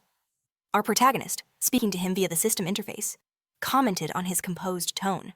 Hegemony responded that those who refuse to acknowledge defeat can never truly grow stronger. After a moment, he pressed his hand to his temple, conceding that it was still incredibly irritating. Then, addressing Nebula directly, Hegemony declared, "You win." A smile spread across our protagonist's face. Naturally, our hero affirmed. He had to admit, Hegemony was taking this loss with more dignity than he ever would have predicted. With that, Hegemony declared he would guide the gnolls on a great migration west, across the entire continent. Nebula realized that for his rival, this loss in the prophecy was merely a single part of the journey. "To the victor go the spoils," Hegemony declared. Pondering those words, Nebula understood that this defeat hadn't truly shaken his rival's core. Hegemony then added that it would be a long while before their paths crossed again. Our protagonist watched through the system interface as the gnolls began their long march away. As they vanished through a canyon, he considered how Hegemony constantly evolved by absorbing technology from the continent's inhabitants. His self-assurance in a fight was something to be admired. With Hegemony now abdicating his throne, a power vacuum had just opened up, presenting a golden opportunity. It was a chance to expand his own influence into the newly empty space. Nebula's mind raced, considering the territories on the northern coast and the peninsulas in the southern half. As he looked at the system maps before him, he realized they were all coastal regions, which would surely prove valuable down the line. There was also a small patch of saltwater controlled by the frog-like Hunchin. Our hero knew a snake that was originally a freshwater beast resided there, but he hadn't yet had the chance to deal with it. He decided to table that issue for another day. right now. Something else took precedence. It was finally time to meet the new lord of the castle. At that very moment, Kyung was passed out on her desk, surrounded by piles of various accessories. All at once, a brilliantly glowing insect appeared right in front of her face. Her eyes fluttered open, and she stared in amazement as the creature settled onto her wrist. She looked at it questioningly, then lifted her gaze to see a figure standing before her. With eyes wide in astonishment, she recognized the being and whispered that it was the blue insect god. The luminous bug that had been on her hand flew over to the deity's palm. Kiang immediately performed a deep bow before him, stating that his followers had helped her immensely. She knelt and touched her forehead to the floor, admitting that she knew this was only the start of her journey. She confessed that she had nothing, but was trying her best to establish various enterprises and dive into commerce, though she doubted any of it would be of much benefit to a divine being. The god remained standing before her and, with a simple gesture, transformed the insect hovering over his hand into a chunk of metal. Kong looked on with a bewildered expression. After thinking for a moment, she ventured to guess that it was a piece of the iron they used in trade. She instantly berated herself for being so dense. She couldn't grasp the meaning. Was he trying to tell her to give them money just then? An enormous hand touched her shoulder from behind. Kiang whipped around, startled, demanding to know who was there. In front of her stood Saran. She cried out his name in surprise. Then her mind snapped back to the vision. The blue bug god? Her expression contorted as she repeated the word. God! Her confusion mounted as her sight began to blur. What is this a dream? She wondered. The next thing she knew, Kiang was falling out of her chair, letting out a yelp. She landed on the hard floor of her office and gazed up at the ceiling, telling herself that it must have been a dream. Sometime after this, on a bustling city street, Kiang walked among the crowds, her mind preoccupied. If that vision had been some sort of prophecy, she was at a complete loss as to how she could possibly help the blue bug god. She asked herself mentally if the answer was somehow connected to iron. Her expression grew tense. Pressing a clenched fist to her chin, Kong mulled over how she could possibly thank the blue god of bugs, but she was completely stumped by the prophecy, not far from her. A huge hand reached out to feel a piece of cloth, and its owner remarked that he had never seen such fine silk in his life. The humanoid lizard merchant was taken aback by this. The merchant reacted to this remark by boasting that he had been selling such fine goods for a long time. The troll standing before the lizard man asked if that was really true. He then explained with a friendly smile that he had just arrived from the west. The troll said that since the sun sets in the west, he couldn't have arrived any earlier because the gnolls were blocking the path. The troll then took a deep, heavy breath, to which the lizard man noted he hadn't seen many of his kind around. The humanoid lizard then asked impatiently if he was buying or not. The troll, who had a massive bag on his shoulder, stuck his hand inside. The bag was filled with countless pieces of metal. He asked if they had a deal, and then presented an iron ingot to the humanoid lizard. A wide smile spread across the lizard's face as he confirmed if it was iron, and he immediately declared that they had an agreement. The troll noted that this was good. He then commented that such high-quality silk must be expensive, pointing to the giant bag slung over his shoulder. The troll asked the lizard merchant if the contents would be sufficient payment. The humanoid lizard stared at the bag in utter disbelief and shouted that it was more than enough. With a huge grin, he added that in that case, they were definitely in business. They were just about to finalize the deal, but a sharp scream cut them off, begging them to hold on. The troll and the lizard man both stared at Kong in astonishment. She held up her palm, turned to the troll with a disarming smile, and asked him to put the deal on pause. Kong then apologized to the troll, explaining she needed to handle this other matter first. The troll's face fell, and with a look of pure disappointment, he asked if she was serious. The bewildered lizard man glanced at Kong, who shot him a furious glare that clearly meant, "You better answer." Panicked, the lizard man stammered that he supposed it was true. The dejected troll accepted this, muttering that he'd hoped for a better outcome as he shuffled away. The lizard man then addressed Kong as the castle lord, commenting that this was a bit much, but she swiftly cut him off. She thrust her index finger forward and declared that if he kept conducting business this way, he was heading for disaster. Kang then pointed at the silk and yelled, Do you seriously think it's worth selling at that price?" "It doesn't matter who I am," she snapped, adding that she was a merchant too. "Are you absolutely positive about this deal?" The lizard man explained that he'd arrived with Chief Rickrack, hauling the silk by cart, so it was easy to transport. He mentioned that he usually sells it for a higher price, but now, selling it for less seemed more advantageous. "Wrong," Kei Young shot back. She challenged him again, stating that with his mindset, he'd never succeed in business. "Do you have any idea how rare your product is?" she demanded. She pointed out that it was as valuable as anything else from the black scale. "Tribe," Kong jabbed her finger at the lizard man again, shouting, "Just because your costs are low doesn't mean the price should be." She emphasized that this was particularly true for high-quality goods like his silk. Then, Kyung grabbed a piece of metal and added that the same principle applied here. "What's that?" the lizard man asked, surprised. She explained that it was the iron from that troll. He gasped in shock. Kang, now holding a set of scales, told the lizard man to watch closely, explaining that the instrument was called a scale. She placed the piece of metal On one of the weighing bowls, then announced that one was the troll's iron and the other was the kind typically used in castle automation. "Let's compare the weight," Kong suggested. She told him that the lighter piece would rise. The lizardman watched the instrument intently. Soon, the scales shifted. "See?" Kang said, pointing out that the troll's iron was lighter. "Isn't that right?" The lizardman admitted that he understood now. Kong, looking irritated, stared him down and asked, "You see it, don't you?" She then lectured him that the next time he sold iron, he should check the weight first. Just then, a voice from behind Kong remarked, "That's a very handy tool." It was Rekrak. With a friendly grin, he handed her a piece of metal and asked if she could compare the weight of these iron pieces as well. Kong smiled, thinking to herself, "So this is Chief Rekrak." With a pleasant expression, she took the iron and said, "Of course." She noted that their automation scales were extremely precise. As she started, her eyes widened in surprise. She thought, "This piece? It's different." She recognized it instantly. It was a piece of gold from the ancient ruins. Rekrak explained that it was incredibly high quality, but proved difficult to smelt. Even their best blacksmiths had given up. Rekrak then mentioned he thought maybe the automation technology could figure out a way to work with it. With a hopeful smile, he asked Kong, "Is it possible to forge this into a weapon?" A memory flashed in Kang's mind of the blue insect god showing her a metal ingot. "Is this it?" she wondered. She believed this was the very task the god had assigned her. Kang recalled her own confident words. Standing inside the castle, she remembered telling him it was definitely possible.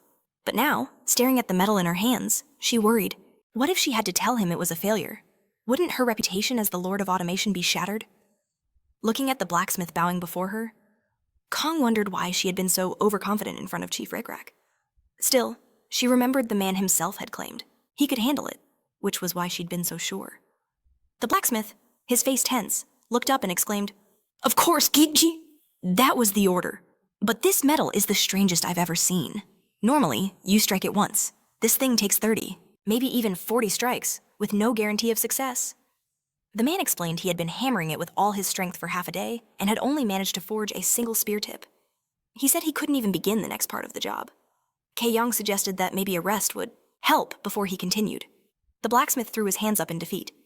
"That's impossible too. Once the forged iron cools, it has to be remelted in the furnace, and that uses far too much coal." Kong then asked what would happen if they assigned more people. The blacksmith cried out that it would take several years just to train competent helpers. With a stressed expression, Kang rested her chin on her hand, then held up a palm. "I understand." She turned to the blacksmith, acknowledged his hard work, and told him to go to his room and get some rest. The blacksmith let out a heavy sigh and left. Just then, Siren entered the room and asked if she was still agonizing over the iron problem. "Siren?" Kong acknowledged. He advised her to just be honest with Rekrak. But Kong protested, saying she had acted so certain of her success. Would she now have to reveal that automation was a useless ally? Unable to help at all, Siren simply asked if she had a better solution. He then pointed out that the Rekrak he knew was a very reasonable person. Siren pictured the scene Rekrak. With a friendly smile, would probably say something like, "So that's how it is?" Siren then imagined himself adding that there was nothing to worry about, as he hadn't had high hopes to begin with. "It'll probably go something like that," Siren concluded. At that moment, Kong lowered her head, her expression grim. She admitted that even if that were true, her pride would be wounded. Leaning her hands on the table, she sighed that there was no other choice. She then told Siren to follow her. "Are we studying writing today?" he asked. Kyung told him they would save that for later, explaining that she needed to check on something. A while later, they were walking down a dark corridor when Siren's eyes widened in surprise. A massive creature, a mud soldier, materialized before them.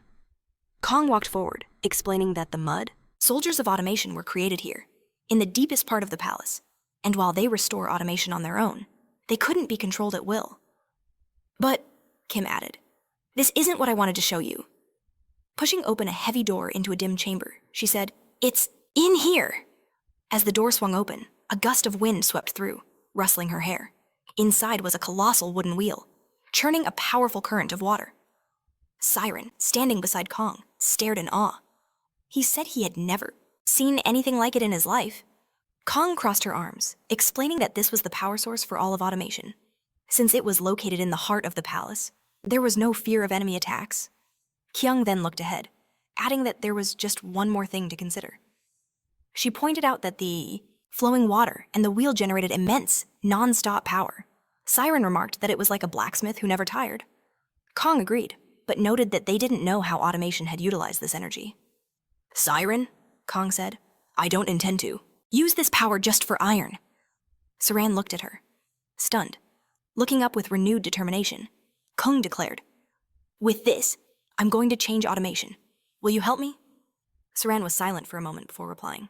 Of course I will. Sometime after these events, inside the automation castle, Kong was scrutinizing a large blueprint. Tapping her finger on the diagram, she said, The new waterway will be installed higher than the current one. She explained her idea to install new wheels below it, ensuring it wouldn't weaken the existing water flow. After a moment, she looked up and asked, Do you think this will work? Jay, the technical expert from the Blackscale tribe, stuck out her tongue playfully and replied that based on the spring's water volume and the overall structure, it seemed feasible. JL considered the water wheels, concluding that the installation was definitely doable. However, she pointed out a major snag they'd need to bring in a massive workforce. That meant huge investments, not to mention a need for tons of durable wood, a type that simply didn't grow around here. As she explained this, Kong thoughtfully touched her horn. Kong chimed in, suggesting that automation's resources could easily cover the costs. She then paused, hesitantly wondering to herself if she had just licked her own horn, licking her lips. JL shot that idea down, explaining that the issue wasn't a shortage of funds, but the massive risk of investing so much of their property into a single venture.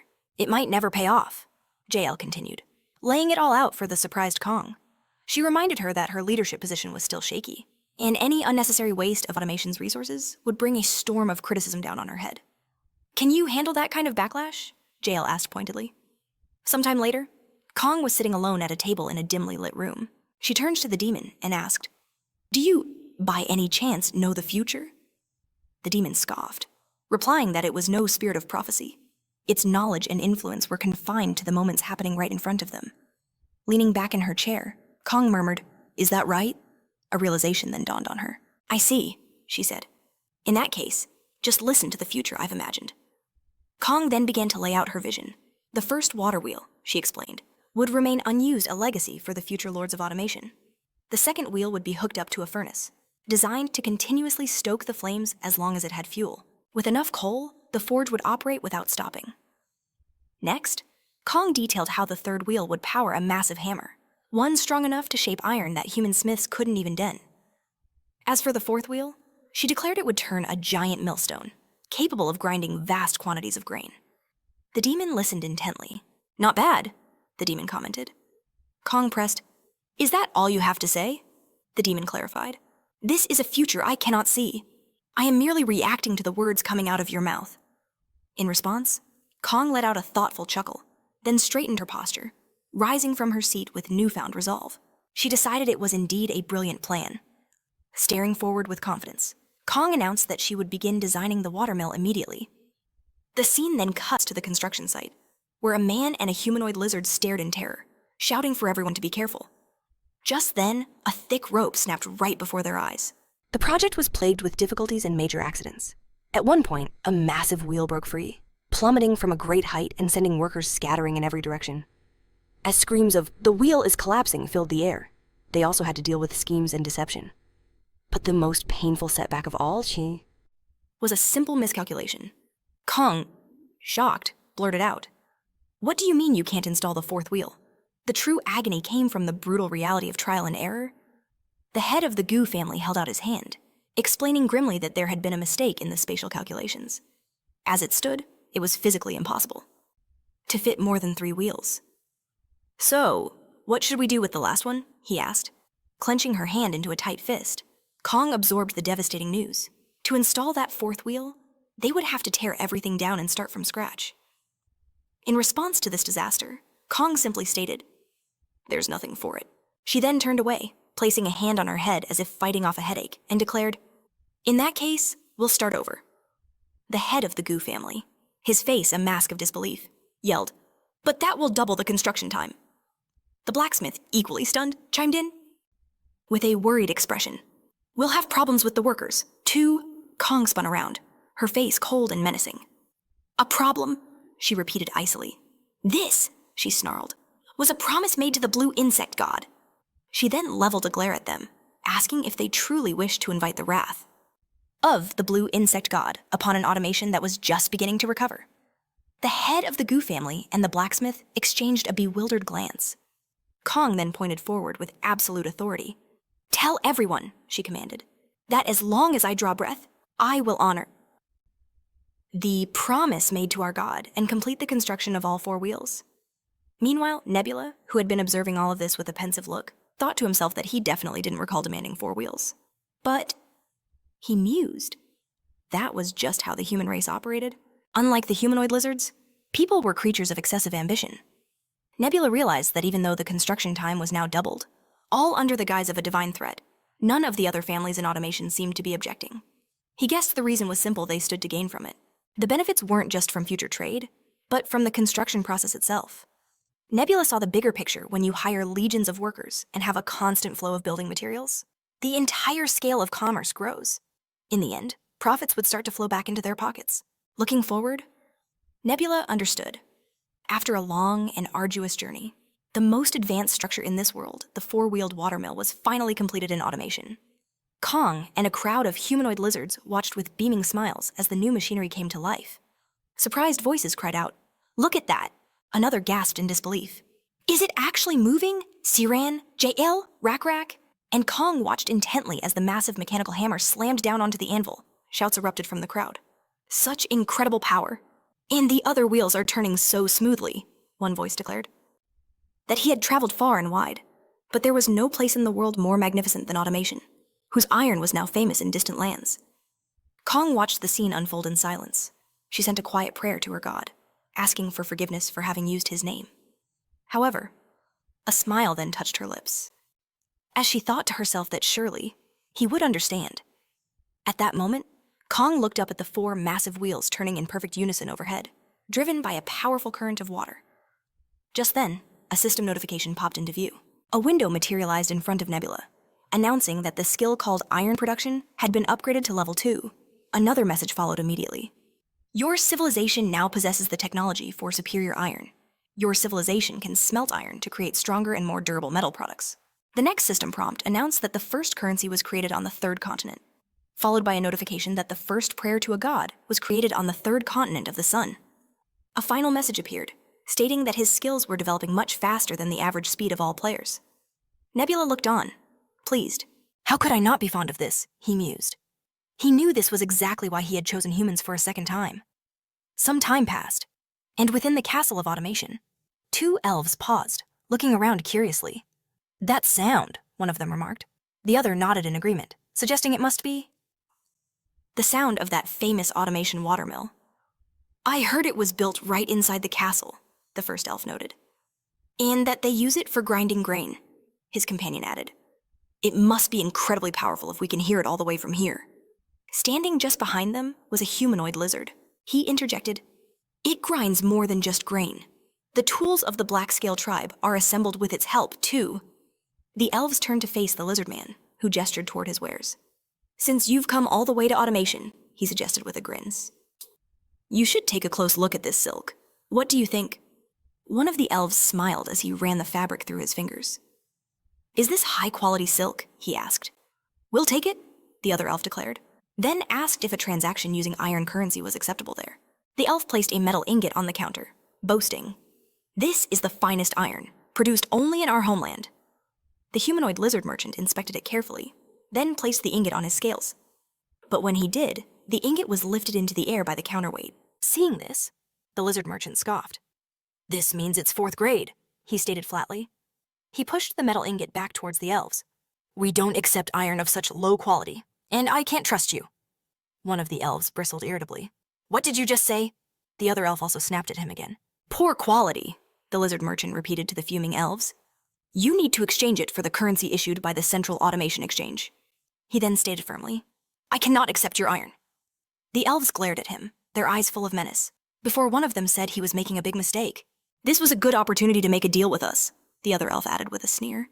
"A lowly merchant of rags shouldn't overestimate himself."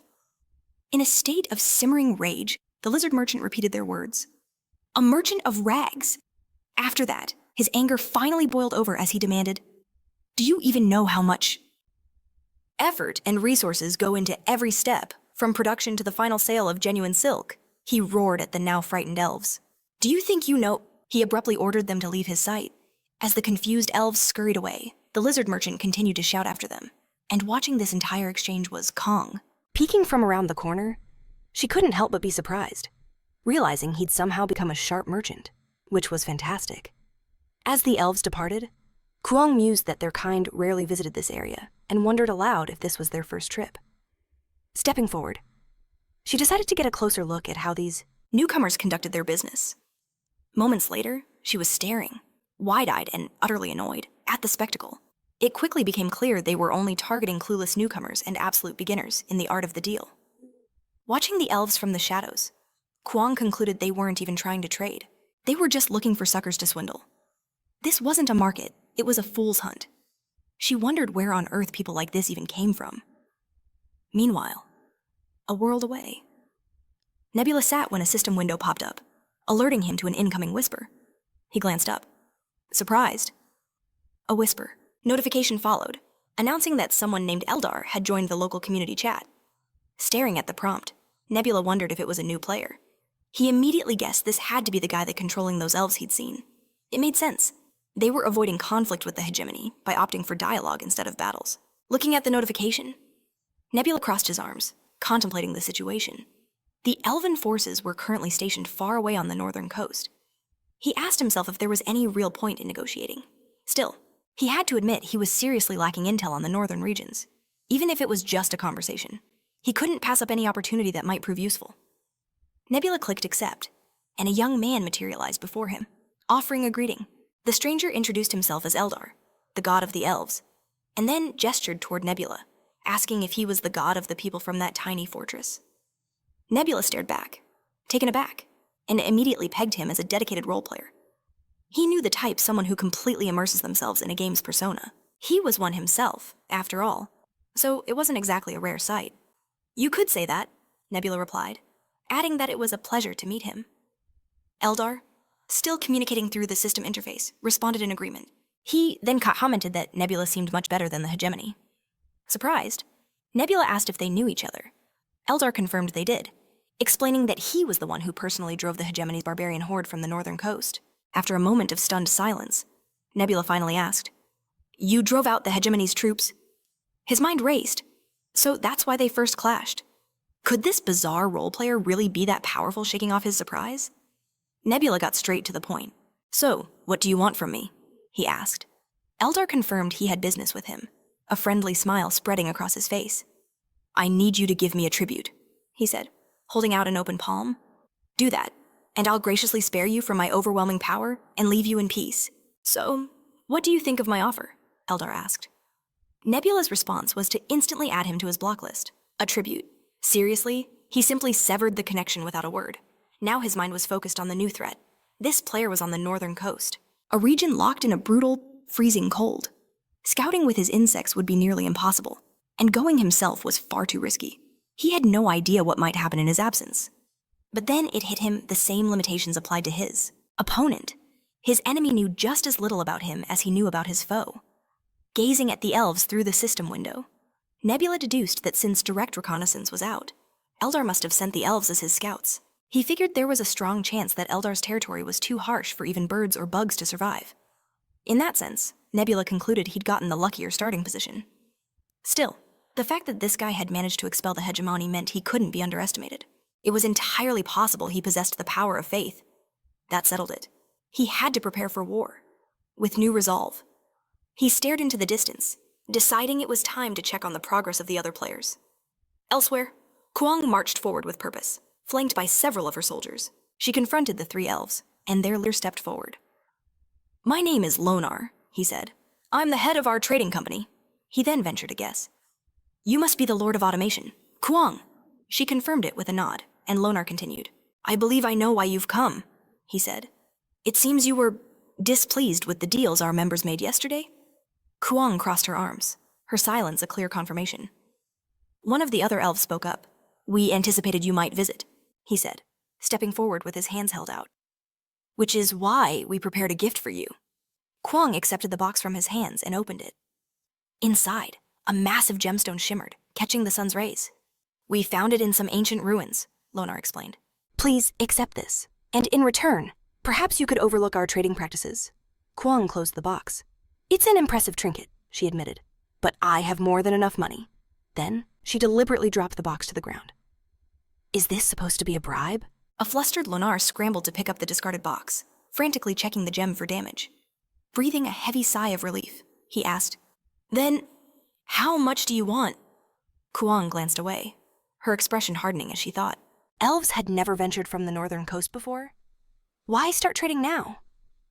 Had something changed? She turned back to them, her voice firm. If you want to establish a good relationship here, then let me give you some advice.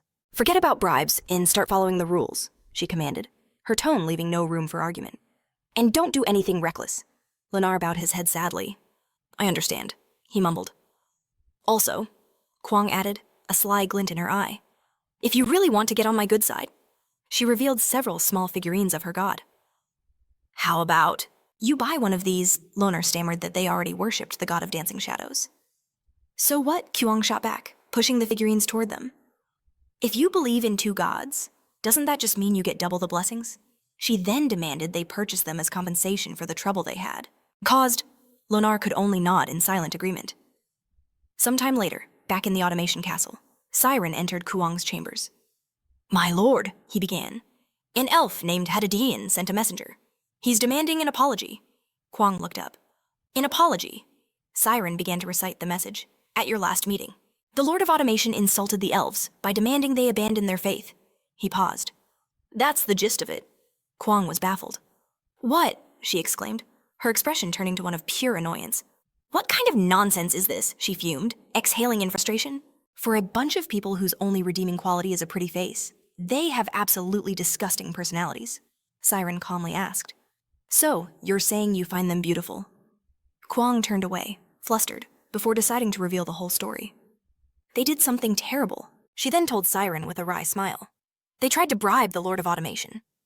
Saran's expression remained neutral. I see, he said, looking out the window. In my estimation, the envoy will return during the rainy season. Kyung slammed her hands on the table. You're probably right, but I have no intention of seeing him, Siren replied.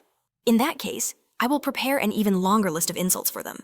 Kong agreed, but then her face grew serious. Do that, she ordered, and also prepare for war.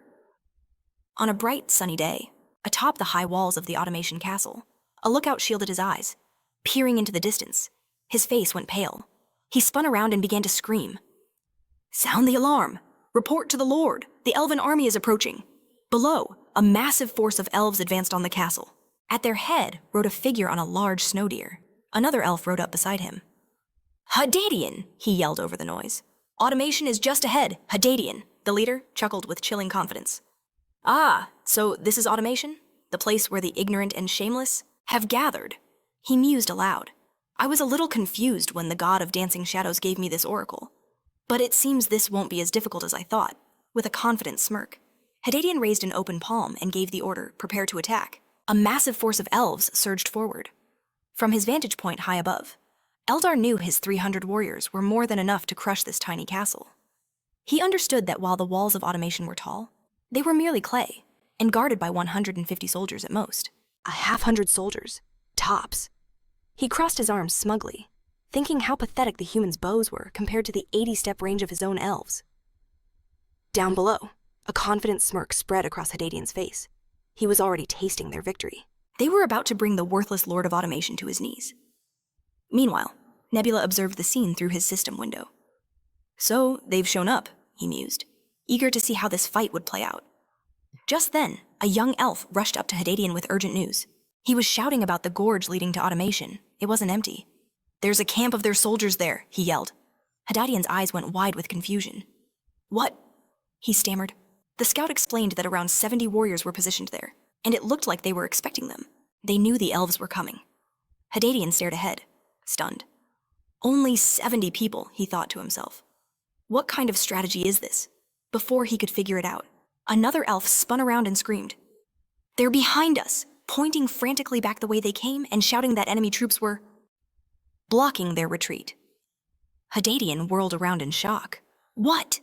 At that very moment, warriors from the Blackscale tribe were charging toward them on massive kotu mounts. The elves shrieked in terror. Lizards! Hadadian couldn't believe his eyes. This can't be happening, he roared. How is it possible that lizards and humans are working together high above? Eldar was trembling, beads of sweat pouring down his face as he stared at the system window. It flashed with a notification a clash of civilizations had begun, and the tribe opposing them had its own unique faith. Staring at the message, Eldar muttered, "What is this?" He was completely baffled. He was only supposed to have one opponent. Where did another race even come from? A moment later, a system window popped up in front of Nebula. Inside was the furious face of Eldar, who immediately began yelling.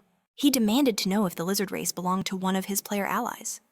Nebula just stared at the screaming god, realizing Eldar must think there was another divine power in the area. Why don't you check the local player list before you start making accusations? Nebula shot back coolly. A thing? Eldar paused, confused. A moment later, the system window displayed the player list, showing only a single name, Nebula. Eldar's jaw dropped. One player, he repeated in disbelief, staring through the interface at Nebula. He spoke directly to Nebula, asking, "Aren't you just the god of humans?" Nebula confirmed it. "That's right, I am the god of humans." Then he added with a smirk, "But I'm also the god of lizards." Eldar's mind went blank with pure shock. "What?" he finally managed to yell. "You're playing with two races at once," he gasped. Down on the battlefield, the Blackscale lizards were closing in fast. The elves screamed in terror, but Hadadian roared, "Don't panic, there are still fewer of them than us." He then turned to the vanguard. He ordered the frontline warriors to brace for a defensive stand, warning them to watch their backs for the lizard assault. But just then, one of his men pointed a trembling finger upward. "Up there," the elf cried out, "at the top of the gorge, it's the human tribe." As they all looked up, their hearts sank. Lining the ridge were human archers, their bows drawn and aimed directly at them. A heartbeat later, a hail of arrows rained down, causing the elves to scream and scramble to shield their heads in a desperate, chaotic panic. In a split second, their entire formation crumbled. "Dodge the arrows!" Hadadian bellowed. But it was too late. The army of black lizards on their kotu mounts was upon them. "The lizards are attacking!" he roared. "Hold the line!" One terrified elf was kneeling, clutching his spear. When he looked up, he saw the approaching Rakrak, who had raised a single finger where a crackling, electrical energy was beginning to gather at its tip. Rakrak then pointed his finger forward. He unleashed a blinding bolt of lightning that was reflected in the young elf's wide, terrified eyes. A massive electrical explosion ripped through the elven ranks, after which the enraged Rakrak charged into the fray, his melee weapon tearing through the bodies of the elves, who screamed. Their cries of fear and pain filled the air as other Blackscale warriors joined the slaughter, cutting down the fleeing elves. "It's the Kotu riders! Save us!" they shrieked. Hadadian roared at his retreating soldiers. "Do not run, fight them, we must fulfill the will of the dancing god of shadows." But his words were lost in the cries of terror as his warriors broke and ran. Hadadian was powerless to stop the rout. A few elves dropped to their knees, praying for a miracle, while the Blackscale lizards knew it was time to end this quickly. With Pachichi hovering above his head, Rakrak commanded, "Second attack!" Immediately, Pachichi soared high into the air, wings spread wide, and dove down at incredible speed for another pass over the elves. Another Blackscale lizard noticed, shouting, "They're attacking again!" With a grim expression, he gave the order, "Kill every single one of them," watching from his divine view. Eldar's face was bleak and pitiful. "It is my defeat," he admitted. Nebula turned to him. "Already?" he asked. "Aren't you going to intervene personally?" With an irritated look, Eldar answered him, "There's no point. It's clear your warriors are much stronger." He sighed in defeat. "What do you want?" Nebula held up 3 fingers. "Information, technology, and resources." Eldar's eyes widened. "You're asking for everything." Isn't this just robbery?" he muttered. Nebula simply noted, "That's not all. In any case, it'll be difficult for you to survive if you don't stay by my side." Eldar stared at him, his mind tensely processing the grim truth in that statement. Of course, he realized, at this moment, it would be vital for this guy to get up-to-date information about the North. Nebula watched him intently. "Do you accept this offer?" he asked. After a long silence, Eldar bit his finger, torn by the tension. He didn't know what to do. But perhaps this was for the best. He had just lost almost 300 warriors. With his remaining forces, it would be almost impossible to survive among the other players. On the other hand, Eldar knew this guy was already playing with 2 races, and if he had to cling to someone to live, Nebula interrupted Eldar's thoughts, reminding him of his question, pressing a hand to his chest. Eldar solemnly introduced himself. I am Alar, the god of the elves, amazed by the mercy of Nebula, the god of people and lizards. Nebula just remarked, You just called me a robber a minute ago? So why are you doing this now? He asked. With a friendly smile, Alar held out an open palm. As you said, we will give you information, as well as technology and resources. And in the future, we will provide everything necessary. Nebula asked Alar in bewilderment as the other god lowered his face, tears running down his cheeks. I ask you to forgive my former arrogance, he said. Nebula repeated his question. What is going on? Eldar replied. I will now tell you everything about the North. The protagonist looked at Eldar with interest, casting a skeptical glance his way. Are you really saying you have allies? Nebula asked. Alar placed a hand on his chin, closing his eyes. That is exactly it, he said, and began to explain that this union includes 3 players from the northern coast, Solonos, Lim, Chunsik, and Eldar himself. Eldar told the protagonist that they had organized a secret union, one without system support. He then added that Solon plays as a rare race, the Centaurs. The protagonist mulled over this information, understanding that although the main feature of this race was that they were natural cavalrymen, it would still be a problem to increase their numbers, and the resource consumption for this race was enormous. Centaurs were indeed excellent warriors. However, playing as them caused a lot of trouble. Nebula thought that if it were up to him, he would never take on this race. He knew very well that it would be difficult to deal with them when facing a player from such a race. The protagonist sighed in displeasure, realizing the situation. He also thought that, in addition, he should be wary of Chunsik, judging by the name. He figured this player was Korean. This guy was playing as the ogres, a race notorious for being a nightmare in any conflict. They were colossal creatures. And our protagonist figured Chunsik had found a way to balance out their one major flaw. They had immense power, but the intelligence of a rock. Intrigued, our hero asked Eldar, So, is the average ogre IQ something like 10? Eldar just spread his hand, confirming it was exactly that low, but added that the blessings within the minor territory seemed to have given them a mental boost. These words sent the main character deep into thought again. The territory's blessing clearly affected more than just physical stats. He tapped his chin, looking over the human race's characteristics in the system window. Nebula realized that the one chosen for the second time had granted a ton of different blessings to everyone. Nebula thought out loud. So if you secure a good minor territory and stack it with blessings, you could raise a civilization with ogres. He concluded it was a solid, though risky, strategy. He then turned to Eldar.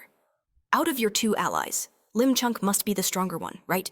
Does that mean he was the one who fought the hegemon in... He pressed? Eldar held up a hand, stopping him. Not at all. He then began to explain, pulling up a map that showed how the hegemon had divided his own territory from Solon's.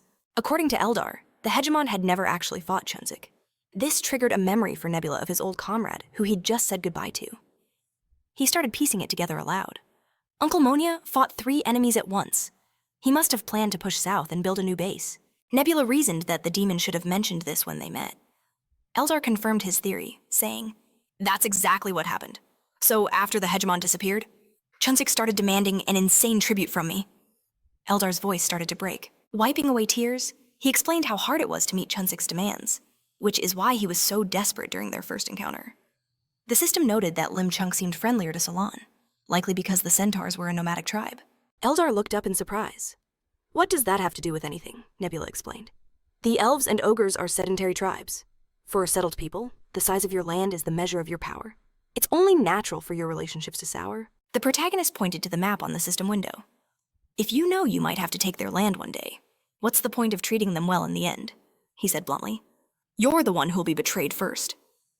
These words shattered Eldar, who had trusted his allies completely, but Nebula wasn't finished. On the other hand, you have to appease the nomadic tribes too, because you never know what they might do next. While the main character was laying this all out, Eldar was silent, his head bowed, not knowing what to say. Leaning his head on his hand, Nebula turned to Eldar and said, If a great power rises in the north, you'll be in trouble. Don't you think we could help each other? At these words, a spark of hope lit up in Eldar's eyes, but he immediately remembered his tribe's condition. I wouldn't be of any use, not after losing my main forces and the priests. Nebula, however, countered him. But you still have a minor territory, don't you? The main character reminded him. You are the dancing god of shadows, correct? Eldar confirmed that was true, and the protagonist continued his point. You received a minor territory of art at the beginning? Eldar's hand flew to his mouth as he gasped in realization. That's right. With that, Nebula patted his thigh, calling Eldar over. Eldar obediently came closer, and Nebula whispered his plan into his ear. Eldar shuddered in shock at what he heard. He raised his eyes to the protagonist, asking, Is that really possible? Meanwhile, far to the north, snow blanketed the mountains. The weather was frigid as always, the sky a dull gray canvas of clouds. On the edge of a cliff stood several centaurs and a man. The centaur chief, weapon resting confidently on his chest, stared into the distance as the others stood behind him. Suddenly, the centaur turned to the man, calling him prophet. Tell me that story you've been spreading, he demanded. The prophet urged them all to listen closely. This prophecy will soon come true, he declared. Holding out a hand, numb from the cold, he began. In the near future, a king will come to this land. With his arrival, the world order will change. Those who rule now will lose their power, and those who roam freely will lose their way. The centaur chief scoffed. What does the word king even mean? The prophet answered. A king is someone to whom everyone bows. A king is even more powerful than the chieftains of any tribe. The chief grinned mockingly. So, is God a king then? The prophet shook his head. No, because there are no gods on this earth. The king is on earth, the prophet said with conviction. And only the gods are above him. The centaur chief beamed, thumping his chest with his fist and roaring with delight. A being with only God above him, that's me. But the prophet shook his head in denial. Unfortunately, that is not so. The smile instantly vanished from the centaur's face. What do you mean? He asked in surprise. Are you talking about those lizards people are whispering about? Those powerful folk with surprising strength? The prophet replied. That race is strong and frightening, certainly, but powerful forces are hidden in the north. They won't be able to reach the end. The one who becomes king will be a giant, the prophet announced. The people who appear before him will be forced to surrender their power and kneel. It will be a giant with a large body, standing on 2 legs, who will sit upon a rock. This giant, the prophet continued, will be stronger than the centaurs and wiser than the elves. Hearing this, the centaur chief roared in displeasure. Are you talking about the ogre priest, Kadon? Does this mean I will have to serve a king like that? The prophet answered in a calm voice. That is exactly the case. For a few moments, the centaur chief was silent, gritting his teeth. Then he told the prophet, You were wrong. You called me a fool. The prophet looked at him, confused. What do you mean, the next moment? The centaur whipped out his weapon and cut the poor prophet down in a flash. His eyes blazed with a hateful refusal to accept the prophecy. The prophet's severed body slumped to the frozen ground as the centaur declared, I, Tamid, will not bow my head to anyone but God. Blood spattered his body from the sudden attack, his gaze filled with rage at the future he refused to accept. All of this played out on the system window, where Eldar and our hero were watching. Eldar turned to Nebula. I've done what you ordered, he said. Will that be enough? His voice was uncertain. Even though Tamid looks angry, he might not actually believe the prophecy, right? Nebula just smiled from his throne. In that case, all we have to do is bring the prophecy to life and see what happens. The idea the prophet planted tormented Tamid. The obsessive thoughts swirled in his mind, confusing him. As Tamid walked through the snow as usual, clouds of steam puffed from his mouth. He sighed heavily, looking up at the towering rock face before him. Tamid felt incredibly small in comparison, and the thought ate away at him. He pushed forward, not understanding what was happening. He covered his face with one hand as he continued his climb up the mountain, asking himself over and over, why is this happening? His hooves sank into the deep snow as he marched onward. Why can't I ever climb this mountain? He kept going, shielding his face from the swirling snow, not understanding why the northern mountains were so impossibly high. Tamid fought, fearlessly against his foes, deflecting their attacks. But suddenly, something caught his eye. A massive object was hurtling towards him from the sky, closing in fast. Tamid froze, his mind screaming, Why can't I become king? He let out a terrified shout and then began to snap back to reality. Tamid's eyes shot open to find he was in his bed, sleeping, not fighting on a mountain. He looked around his room, then sat up, trying to get his bearings. He gasped for breath, steadying himself on the nightstand, which was really just a crude block of wood. But these thoughts brought him no peace. The prophet's words were a constant echo in his mind. He kept having the same dream, and Tamid knew it was turning into an obsession. He gripped his weapon, wondering if the only way to silence this torment was to actually become a... Tamid was stunned, his mind racing. Who in this godforsaken wasteland could possibly know his name? His knuckles went white as he gripped his weapon, trying to decide his next move. Should he really just sit back and let that ogre, Kajan, seize the throne? Just then, the flap to his tent was thrown open and one of the centaurs called out to Tamid, addressing him as chief. Without even turning around, Tamid demanded to know what he wanted. The centaur replied that a guest had arrived. Tamid finally turned, his eyes narrowing as he ordered the centaur to let the visitor in. He then settled onto his throne, resting his hands on the embroidered cushions. His battle axe lay beside him as he carefully sized up the visitor. Tamid registered that it was an elf, his second guest of the day after the prophet. This elf was from the Green Eyes tribe, the very same as the prophet, but his message was entirely different from his predecessors. This elf asked if Tamid knew about the prophecy of the ogre Kajan becoming king. He insisted that the prophecy could be changed and that Tamid himself should seize the throne. After him, a human from the automation arrived.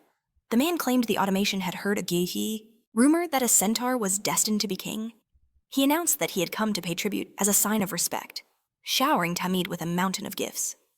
After he left, Tamid was lost in thought, consumed by everyone's talk of him being king. He couldn't understand why he was so shaken, by words that weren't a direct revelation from a god. Tamid then looked up to see his next guest, a lizard man entering his tent, announcing that he was the final visitor. The lizard man threw back his hood, said it was a pleasure to meet him, and introduced himself as Owen of Ud, the Black Scale tribe. Tamid looked at him with disdain. "Are you also going to tell me I'm destined to be king?" The lizard man looked surprised. "What do you mean?" Owen sat down in the chair opposite him, admitting he couldn't see the future. But if Tamid was planning on becoming king, he was there to say that he should abandon the idea entirely. "Why?" Tamid demanded. "Do I not have the right to be king? Do I need the approval of other chiefs?" Owen just smiled. "Have you already received the approval of the other tribes?" Tamid shot back, that the elves and humans thought he was perfectly suitable, and then asked what the lizardmen thought. Owen's smile widened. "I can't speak for them all," he said, "but perhaps even the ogres would agree." At this, Tamid flinched, staring at Owen in shock. Owen continued, saying that even the ogres would say that if Tamid wanted to use such a hollow title. He could call himself that all he wanted, but their leader would soon show him what true power looked like. "Did you say something?" Tamid growled. Owen just smiled and replied, "Not a thing." He then added, "However, for your own sake, it would be better not to become king." Tamid bared his teeth. At this, demanding what he meant, Owen explained, "The problem isn't your right or your ability. It's whether your god would recognize you." Those words struck Tamid like a bolt of lightning. He asked in shock, "Are you saying the god who always strives forward doesn't want me to be king?" Tamid pressed Owen. "Why? Is that..." Owen admitted it was just a theory, but just as there's a hierarchy among the mortal races, the gods must have their own pecking order.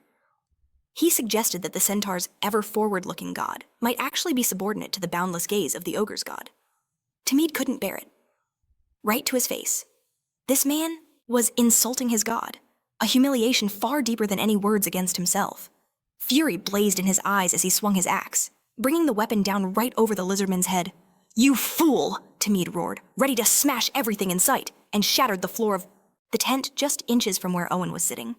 Tamid bellowed, "Do you really dare to slander our god?" But Owen only smiled calmly, absorbing his opponent's rage. He opened his eyes, which now glowed with a cunning red light. Then Owen spoke, mentioning he was only talking, about the hierarchy of the gods. "How dare a mere centaur vent his anger on me?" Owen asked. "If you want to be angry, direct it towards the other god who oppresses both you and your own." Tamid froze, his anger slowly beginning to cool. The hand that gripped his axe started to tremble as he considered that there might be truth in Owen's words. He thought that perhaps the dream he had every night was a negative revelation. Tamid reasoned that his god, knowing his feelings, wasn't sending him a sign to become king, but a warning of his failure. Tamid finally spoke, asking, "Owen, if it's as you say, then what is the best thing I can do?" Owen began to rise from his chair. "When the Black Scale warriors know something absolutely must be done," he said. They sometimes go against the will of their commander. After that, Owen began to pull up the hood of his cloak. Preparing to leave, he added, "Perhaps you, too, for the sake of your god, will have to do something he doesn't want at all." And with that, Owen left the tent, leaving the centaur leader alone once again with his thoughts. Tamid stood frozen for a few more moments, processing what the lizard man had told him. "Now," Tamid said, "I must become a king." He believed he had to do it for his god's sake, and he was willing to walk a path his deity did not want. Tamid pressed a fist to his chest as he spoke, while from the side, our main hero and Eldar watched all of this. Through the system window. If you can use your art this way, then why didn't I know about it? He was both confused and dissatisfied with himself. Nebula replied that it all depended on his effort. He explained that anything that could stir the consciousness of a creature could be called art. This included frescoes, sculptures, prophecies, and everything else. Our hero realized this meant that even if a character was controlled by another player, it was possible to make them move differently than that player intended. The main character understood perfectly well that Solon News had to be nervous now. Eldar looked around uncertainly. "Is this really enough?" he asked. He pointed to the system window, saying, "Sowing discord between the races is one thing, but I don't think it's really possible to do this between the gods." Nebula sighed with a grin. "And why couldn't it be?" Eldar asked in surprise. "What do you mean?" Our hero began to explain that Solon News must be aware of the limits of the nomads' development, because at some point, they would become too difficult for the settled tribes to handle. "And when that moment comes," Nebula asked Eldar, "do you think Solon News will just let Chunsik absorb him?" Our hero knew that deep down. Solon News understood this perfectly, so there was a great chance he wouldn't strongly oppose what was happening. After that, when Tamid stopped obeying the will of his god, a problem erupted between the two deities, Chunsik and Solon News. They met far from the centaur camp to discuss the important matter. Solon News bowed respectfully, crying out that he was asking for forgiveness. Solon News immediately tried to justify himself, claiming Tamid was no longer under his control, but Lim Chunsik told him it was fine. He reasoned out loud that it was his own mistake for underestimating that crazy elf. Eldar. His face showed displeasure and anger as he admitted that he never thought Eldar would drag another player into this. Solon News continued to bow, saying that he also hadn't paid enough attention. But Chunsik said that wasn't the issue, asking Solon News if he didn't say he had to deal with the hegemony. Solon News immediately raised his head in surprise when he heard Chunsik say that he should be the one to apologize. Lim Chunsik said that soon Tamid and Keijon would have to fight. He smirked, saying that if Tamid died, Solon News would lose an important priest. Then Solon News scratched his head sheepishly, saying that this wasn't what he was asking for forgiveness for. His look suddenly took on a sly tint as he said that it was his champion that would kill Kayan. Hearing this, Lim Chunsik turned to face Solon News, laughed, and then said that he thought he was mistaken. After this, there was a brief battle of glances between them, each confident and mocking the other. They stood facing each other, in the sun, waiting for the battle that would resolve their conflict. The sun's rays touched the cold mountains, and snow began to fall from the sky. Tamid and his army of centaurs marched confidently forward, their hooves striking the solid stone of the mountain. Tamid loudly shouted for his warriors to go forward. Tamid was a warrior and a priest. The system window that appeared next to him showed that he had 59 points of strength and 17 points of intelligence. There was rage in Tamid's eyes. He hurried forward, shouting that this was the way to becoming a king. One of his close centaurs who ran next to him shouted loudly. A scout cried out that goblins were just ahead, and Tamid immediately barked orders to his subordinates. The ogres were throwing their slaves underfoot. He adjusted his grip on his axe, eager to join the fray, and soon the centaurs charged into the very same pitiful goblins being forced to fight. They were pitted against opponents that dwarfed them in every way, resulting in an absolute slaughter. The small goblins perished, trampled beneath the centaurs' hooves. These colossal half-man, half-horse warriors crushed them without a shred of mercy, and the tiny monsters' agonized screams filled the air. Suddenly, Tamid's attention was drawn to monstrous creatures emerging from the forest. They were ogres, tearing a path through the trees with their bare hands. One of them declared that they had chosen this route specifically to ambush them, mockingly asking, "Did you really think we wouldn't anticipate this?" In that moment, the centaurs were at a severe disadvantage. Now, they were as insignificant as the goblins they had just pulverized. Seeing these towering monsters, some of the centaurs shouted warnings that these were ogres, followed by a command for everyone to fall back. The goblin corpses littered the ground beneath them, and one of the centaurs cursed, roaring that the bodies under their hooves were preventing them from scattering. One of the ogres swung a gigantic hammer, yelling that they should get what they deserved. Then, with a single earth-shattering blow, the ogre obliterated a centaur standing beside him, crushing the warrior as if he were made of snow. Timid then stomped on a goblin underfoot with his hoof, remarking that this was all quite sudden. With the goblin corpses blocking their ability to maneuver, he addressed the ogres, took a step forward, and then charged, as if his hoof was never stuck at all, cleaving off the ogre's head. With just one swing, Tamid roared that this was a pathetic display of cowardice. A single blow from him was enough to decapitate the beast. But Tamid didn't stop there. The massive ogre before him was his primary target.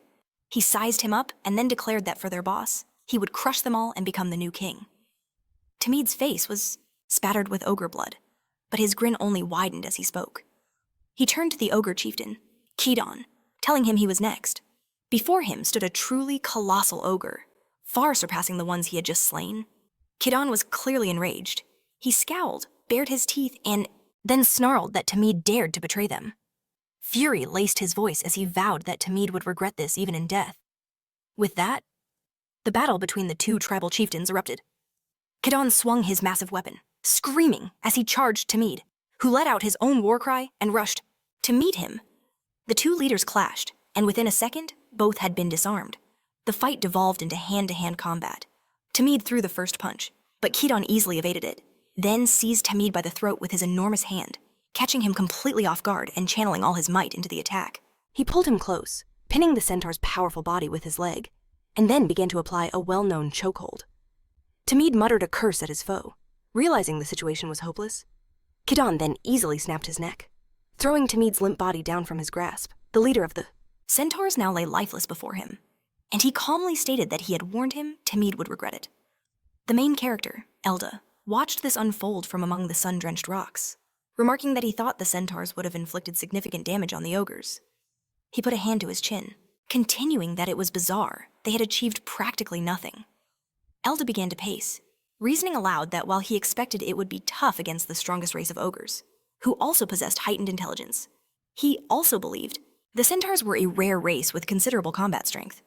Nebula didn't want to interrupt this intellectual monologue, so he kept quiet.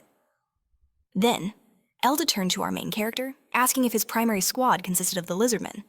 In response, Nebula nodded his head. Elda went on, stating that their kind had no resistance to the cold. He questioned if they could even withstand the ogre race. Nebula sighed deeply, asking Elda what on earth he was talking about.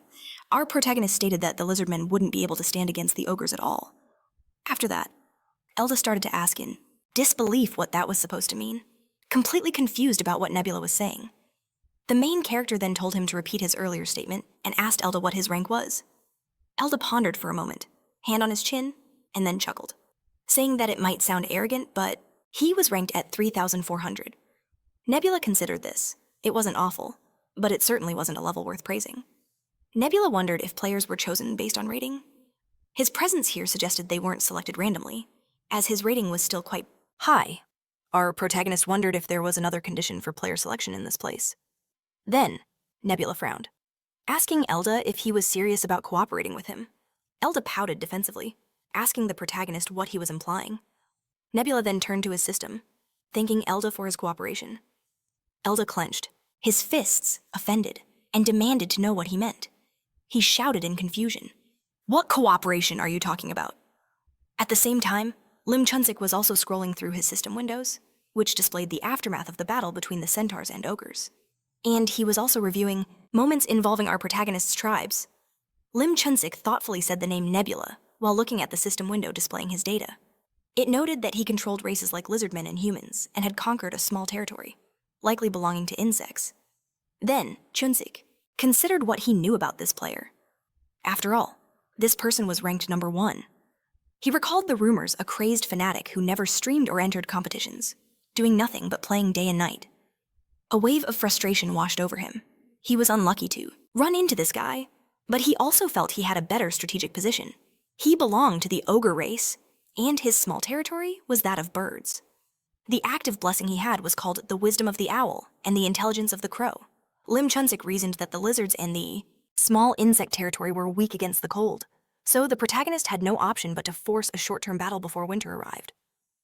Lim Chunsik was confident he had prepared well for this, recalling his own time as a top 20 player.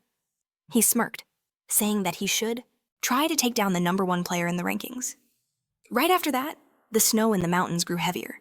Huge drifts formed everywhere, and the peaks seemed to grow wider. Lim Chunsik thought that winter would be upon them soon. Looking at the many frames and system windows where the enemies could potentially pass, he wondered when Nebula planned to attack, feeling that something wasn't right. Then, his gaze snapped to one of the system windows in shock as he asked himself, "Is that smoke?" Sure enough, flames were erupting between the mountains, with a huge amount of black smoke billowing out. Chunsik shot up from his chair, asking, "Is the elven village burning?" He couldn't comprehend what was happening. Flames were spreading everywhere, growing larger by the second, and Lim Chunsik scowled, his eyes wide as he asked, "Is that fool using the bright night tactic?" He stared at the system window, which showed countless fires as the elven village was completely consumed by a massive inferno. Nebula was also observing this through his system window, confirming that it was indeed the bright night tactic. In other words, it was a scorched earth strategy. Nebula stated that destroying all territories the enemy could occupy to prevent them from getting supplies was part of the plan. Elda watched this silently from his throne, which was covered in vegetation. His face was tense as he observed, his hand covering his mouth. He was clearly disturbed by what was happening and extremely worried. The protagonist asked with interest.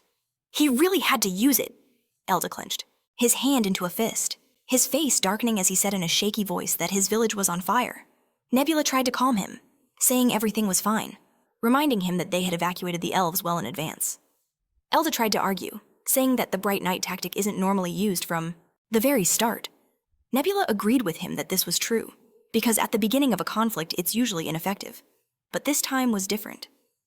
Our protagonist leaned toward the system window displaying the area map, pointing to the right location and beginning his explanation that initially, the enemy is in the northern coastal zone, a situation where securing food is difficult. He explained that automation trade was tightly controlled by the Blackscale tribe, and when the war started, Lim Chunsik would have planned to either rob the elves or get supplies through trade. But now, the entire elven village was burned. To the ground! Elda clearly hated hearing those last words, as he had poured a lot of effort into building it. But his expression didn't stop the protagonist. He continued his explanation, saying that the ogre's greatest weakness was that they eat a tremendous amount. Soon, there would be a food shortage, and they would have to find some way to survive. As Winter Nebula casually rested his hand on his thigh, Eldar could only pout in frustration. Nebula pointed out that Lim Chunsik had it all wrong about who was truly left out in the cold, explaining that Eldar was actually his good luck charm. Hearing this, Eldar's expression instantly brightened, a deep blush spreading across his face as he stammered, asking what Nebula meant. What did he mean by that? Our hero then explained that his strategy required a scorched earth tactic, and it just so happened that their territories were neighbors. Eldar, however, wasn't nearly as enthusiastic about this plan, especially since it was his own land that would get torched in the process. Nebula told him to just sit back and watch, confidently stating they wouldn't be able to make it through a second winter. And just as he predicted, it wasn't long before severe unrest erupted in the ogre village. Starving monsters rampaged through the streets, desperate for food, and the only meal on the menu was the goblins they held as slaves. The smaller creatures scattered in terror, screaming for their lives while trying to hide from the ravenous ogres. But some weren't so lucky. When an ogre managed to snatch one, they wasted no time, devouring the poor goblin alive. For a long time, cries for help echoed through the ogre village, and the goblin settlement was left nearly empty after the raids. Kaidan, the leader of the ogres, listened grimly to his subordinate's report, asking if more of their own had deserted. The soldier confirmed it. They had, with no food and no goblin village left, the gnawing hunger was driving more warriors to flee every single day. As the ogre delivered this grim news, the leader Kirin sat silently on his stone throne, completely lost in thought, resting his head in his hand. The subordinate looked up hesitantly at Kaidan, asking if there was any word from their god. Kaidan squeezed his knee, unable to answer. He couldn't understand why their god, who had always watched over them, was now so silent. He wondered just how much longer they could possibly wait. Bit by bit, the ogre village began to die out. Lim Chunsik surveyed the grim scene of his tribesmen's corpses littered among those of the goblins. Clutching his forehead, he muttered that there was no way they could hold on any longer. He turned his gaze silently to his system window. He decided to contact Solon, pressing the button that read connection and waiting for a response. After just a few seconds, Solon's voice came through the system, asking, "Borya, what do you want?" Lim Chunsik pressed a hand to his chin and asked him how many troops he had left. Solon shot back that he had no warriors left, and that it was all Borya's fault. Shocked, Lim Chunzik asked if that was really true, noting that an entire year had passed. Solon explained that after Tamid fell to Kidon, the black-scale lizardmen had swept in and conquered his lands. He explained that constant harassment had caused many of his tribe's warriors to die or flee, making his religious activities completely meaningless. Both Solon and Lim Chunzik sighed heavily, realizing they were in the same desperate boat. Solon then mentioned he was about to contact Lim Chunzik anyway. Lim Chunzik raised his head in surprise and agreed to hear him out. Solon said that he'd been contacted by that fool from the Eldar, who offered him a chance to join Nebula's side. The deal was that if Solon agreed to help them stop Mo, they would spare his life. Lim Chunzik was silent for a moment. He finally asked Solon what his answer had been. Solon immediately shouted that he refused on the spot, but in reality, he had been thinking about it for a long time. He told Lim Chunzik to just look at Eldar, asking Boria what the point of surrendering was if you were still going to barely make ends meet. Solon then admitted that despite their recent troubles, he had come to value his relationship with Lim Chunzik, a confession that made Boria's eyes water. Choked up, Chunzik could only curse at him like a friend while wiping away a single tear. Nevertheless, Solon said he could gather about 10 soldiers, claiming that with that much faith, they could put up one good fight. Lim Chunzik clenched his fist in agreement, adding that Nebula's tricks had cost him his army, but an open-field battle would turn into a direct struggle between the gods. Lim Chunzik reasoned that if they united, they could smash the protagonist's main forces. He continued to think out loud. Eldar was already defeated and had lost most of his faith, so his divinity was weak. Even with Nebula's high divinity level, it was 2 against 1, and it wasn't too late to act. Lim Chunzik clenched his fists, gritting his teeth as he swore he could still win everything back. He roared a challenge to the protagonist, vowing to crush him. A short time later, the combined army of centaurs and ogres marched out, but it hardly looked like a fighting force at all. Their ranks were filled with old men and children who were clearly not prepared for war. Suddenly, the ogre leader stopped, holding up a hand to signal a halt. Kidon stared ahead at the approaching enemy, muttering that they had finally arrived. In front of them was the chief of the Rak lizards, sitting atop his massive battle beast. Kidon roared that it was those same lizards, cursing them loudly, but Lim Chunzik just smiled, thinking this was perfect as he watched the armies close in, channeling a portion of his will directly into Kidon. Gripping his weapon tighter, Kidon was filled with a new confidence and the absolute certainty that he could win. His gaze hardened as he prepared for battle. It was as if their gods themselves were standing behind the ogres and lizardmen, readying for a fight through their champions. It was as if the gods had taken on physical shells, inhabiting their warriors. "Let's go," Chunzik commanded Solon, who readily agreed. And with that, the battle began. Kidon and a centaur charged forward, aiming straight for the lizard chieftain. This battle, however, was not going to be easy, because on the other side was another powerful god, who was Nebula. He also sent his blessing to the lizard chieftain, granting him even greater strength. Kidon slammed his weapon into the ground, forcing the Rakrak to leap back, and immediately the centaur followed up with a powerful attack of his own. But the Rakrak reacted in a flash, pushing off his mount to end up right above the ogre Kidon's head. In midair, he stretched out a hand and began gathering energy for an attack. The next moment, a flash of light appeared in his open palm as Kidon and the centaur froze below. They had never seen the true power of the lizards in battle before. Nebula, watching from afar, asked if they seriously thought a spiritual alliance could defeat him. He clapped his hands ironically, fully understanding the hopeless situation his opponents were in. Nebula watched as Rakrak towered over his fallen enemies, wondering if they ever considered why he didn't retreat from a 2-on-1 fight. It was because he was absolutely confident of victory. A system notification appeared, stating that player Lim Chunzik had become the protagonist's captive, as had player Solon. Nebula held out his palm, and a flash appeared in his hand. He recalled that if a god dies in a spiritual state, they lose a huge amount of experience. And when their divinity level drops below 1, the player becomes a captive. Right in the protagonist's hand, tiny figures of Solon appeared, tied up so they could not escape. They looked like small copies of their real selves, and no longer posed any threat. Nebula reasoned that if a god destroyed these sealed figures, real death would occur, but if certain procedures were carried out, it was possible to release them from captivity. The protagonist thought with disgust that he would leave things as they were for now, dismissing the captives from his hand. Nebula smiled, thinking it was a relatively easy battle that increased his level thanks to the destruction of 2 gods. He looked at the system window showing his statistics, noting that from now on, the experience needed to level up would be massive. In front of him were his faith statistics, which had been gradually increasing thanks to his successful operations. Nebula figured that at this moment, his experience was pretty much at the maximum level. Religious resources were a separate issue entirely. The protagonist also realized it was now possible to receive random small territories that had belonged to his opponents. 2 system windows appeared in front of Nebula. They stated that he had acquired a small, unknown territory, with a prompt to check what it was. Without thinking for long, the protagonist pressed the check button, and several system windows appeared before him like selectable cards, each showing a prize he could claim. The protagonist picked one of the cards, wondering with interest what he would get. There were 2 cards, one small territory belonging to a bird tribe, and another small territory that was a swamp. Nebula read the name of these territories with interest, and then began to reason out loud about the swamp's potential. The result wasn't perfect, but the effect on the birds was exactly what he'd been aiming for. That gave him an idea. What if he could swap the blessings bestowed by the lizards and the people currently? The blessing of the beetles was active on the lizards, while the blessing of the fields was active on the humans. System windows hovering above their heads confirmed it all.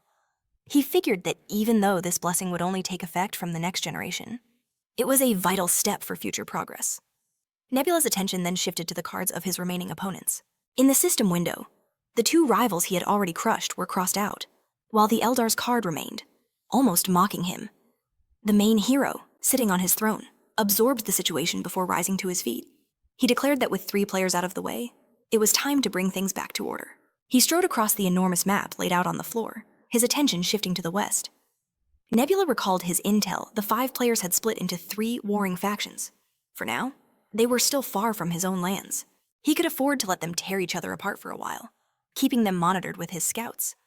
Nebula then glanced east, towards the sea. Conquering land was his current priority, so he decided to worry about what lay beyond the horizon later. His thoughts then turned to the north. Nebula concluded that he had to seize both territories before the native NPC armies could fully organize. Stroking his chin, he realized that Rakrak couldn't be in 2 places at once. Using the elves in the north was the most logical choice. He had no desire to subject his own tribes to the hardship of taming those barren lands. Instead, he summoned a system window and, with a tap of his finger, called upon the Eldar. And with that, a new trial began for the elves. Amidst the snowy peaks, they erected a makeshift camp of tents and shelters. The elves muttered among themselves. They had been promised a new settlement, not a forced march even further north, away from the lands they knew. One of them complained that the winters here were brutally long, and they'd have to start cultivating the land all over again, all while fending off ogres and goblins. They were utterly baffled and resentful. Why did they have to endure such a fate? One of the elves finally asked, "Has there been any word from the dancing god of shadows?" They all turned to their chief, Lennar, who shot a menacing glare back at his subordinates. "As a matter of fact," Lennar announced, "I received an oracle just yesterday." Hearing this, the elves buzzed with excitement. Lennar began to explain that the oracle spoke of helpers who would come to aid their green-eyed tribe. "With absolute certainty," he said, "they will come from the south." At that very moment, an elf on guard duty rushed into the tent. "Forgive my intrusion," he said, before awkwardly adding, "A tribe of humans is approaching." One of the other elves gasped. "It seems the oracle is coming true at the perfect moment." Lonar's expression became deadly serious. "Let's hope they are the ones from the revelation," he said, then commanded the others, "Prepare to greet them." Snow continued to blanket the frigid landscape as the elves moved forward to welcome their guests. The humans arrived on horseback and began to dismount. Leading them was Wikyong. The elven chief's eyes widened in shock. He recognized her instantly. "Could that be the Lord of Automation?" he whispered. Kyong removed her headdress and looked at the elves with surprise. "Lonar," she asked with a smile. "That's your name, correct?" Lonar confirmed that it was, extending a hand toward her and gesturing to his tent, inviting her to go inside first. However, Wikyong stopped him, saying she had something to handle before that. She called over to Saran, who was dismounting from the unusual beast he had been riding. Saran apologized to the elves, removing his hood, and explained that he needed to make sure there were no dangers inside the hut. Lonar stared at the enormous lizard in astonishment, saying he had no objection. He then watched as Saran and Kyong entered the hut. Kyong took a seat at the table, a cup of a steaming drink in her hands, as Lonar asked what business brought them there. Siren and Kyong's faces were calm as Wikyong began to speak. "I know you believe in your own god," she said, "but I have also received an oracle." Lonar leaned in, intrigued. What kind of oracle was it? Kyong then explained that the blue beetle god wanted to help those who were weak, outcast, and abandoned. She smiled as she spoke, but Lonar looked at her with skepticism. She continued, "That's why we've brought along some weapons and farming tools, among other things. Saran gestured with his hand toward the goods they had brought. And there's something else as well, Kyung added. She held up a small bag. We've brought seeds for a type of grain that grows well, even in cold places. Lonar started to thank her, but Kyung cut him off, saying, I will sell it to you at a reduced price. Lona stared at her, confused, not quite understanding what she meant by sell. Kyung then explained that even if a god told them to help, it wouldn't work if they didn't see any profit from it. Lonar immediately became tense. We don't have anything to trade at the moment, he answered, explaining that the move here had already consumed a large portion of their resources. Kyung then replied, in that case, there's nothing we can do. We're going to head back. I'm a person for whom time means money, she added. Kyung's eyes narrowed as she noticed Lonar leap to his feet.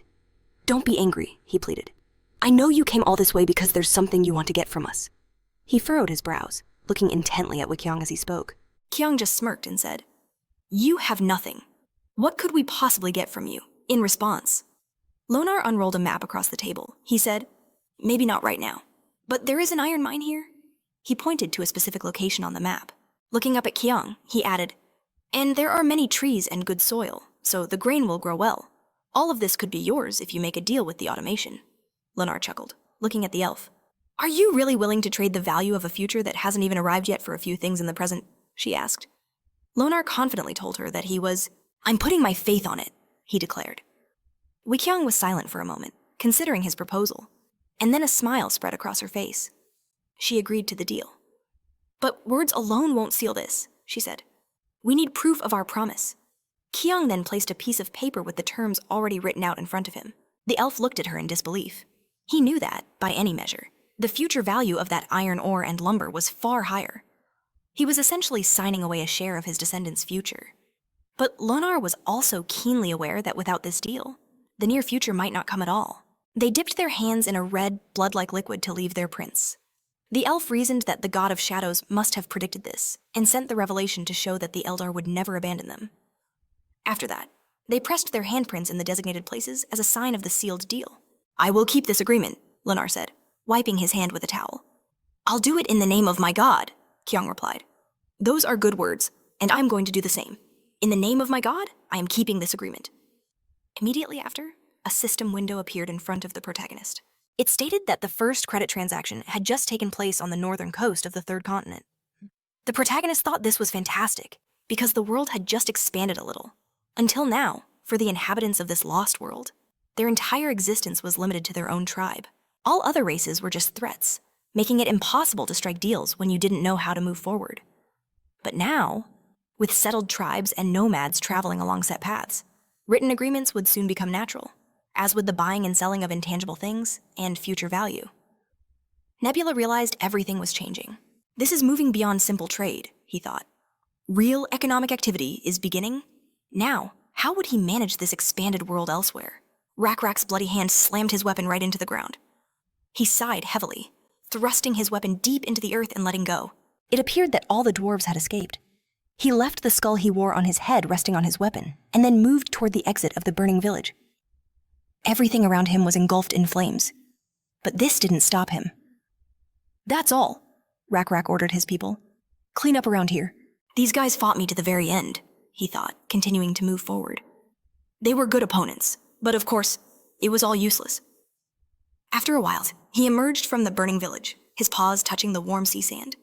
Rakrak directed his gaze forward, to the horizon, where there was an endless sea. Rakrak thought to himself, so this is where the land ends. He clenched his fists, examining the endless water's surface. He thought that, just as the blue god of insects wanted, they had conquered everything to the very end of the south. Rakrak turned the other way, directing his gaze back to the burning village.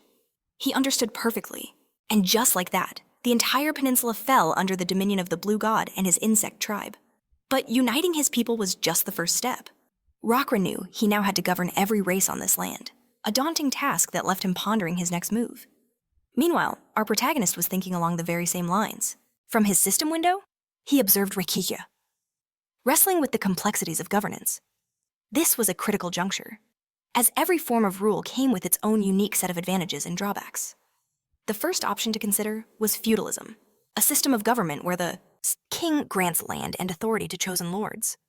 While this certainly eased the king's burden, with each lord defending his own turf, It had a massive flaw. Keeping the ambitions of those powerful lords in check was nearly impossible.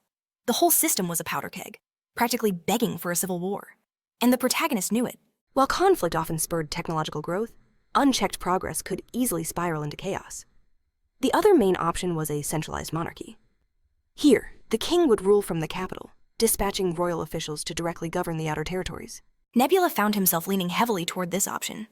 Gazing at his system windows, he mused aloud about its strengths administration would be consistent under a single unified policy, and a strong central government could mobilize the army at a moment's notice. At that moment, Ilar approached from behind, having been listening intently, unfazed. Nebula continued, outlining the monarchy's disadvantages. Namely, the colossal amount of prep work required.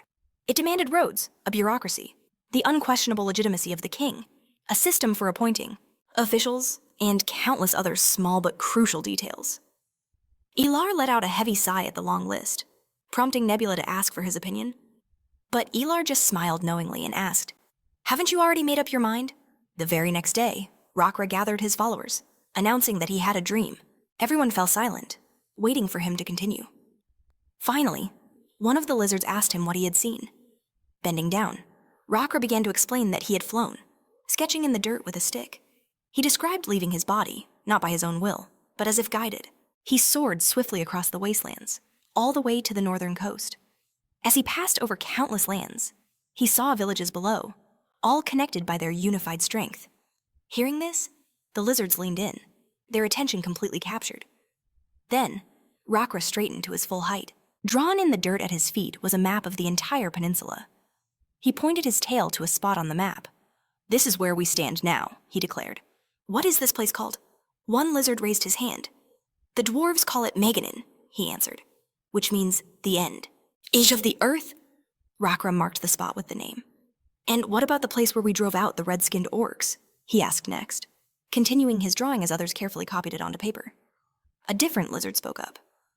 "The orcs called it Sion Chief." "Seon?" Rakra mused, stroking his chin. "There are many places called Seon. Let's divide this region and name it Southern Seon." The lizard tribe then erupted into a discussion, naming the lands they had conquered. But soon enough, they hit a snag. Rakra pointed to a section of the map. "And this area, what's it called?" He put his hands on his hips, but this time he was met with silence. Everyone looked at him blankly until one tribesman spoke up.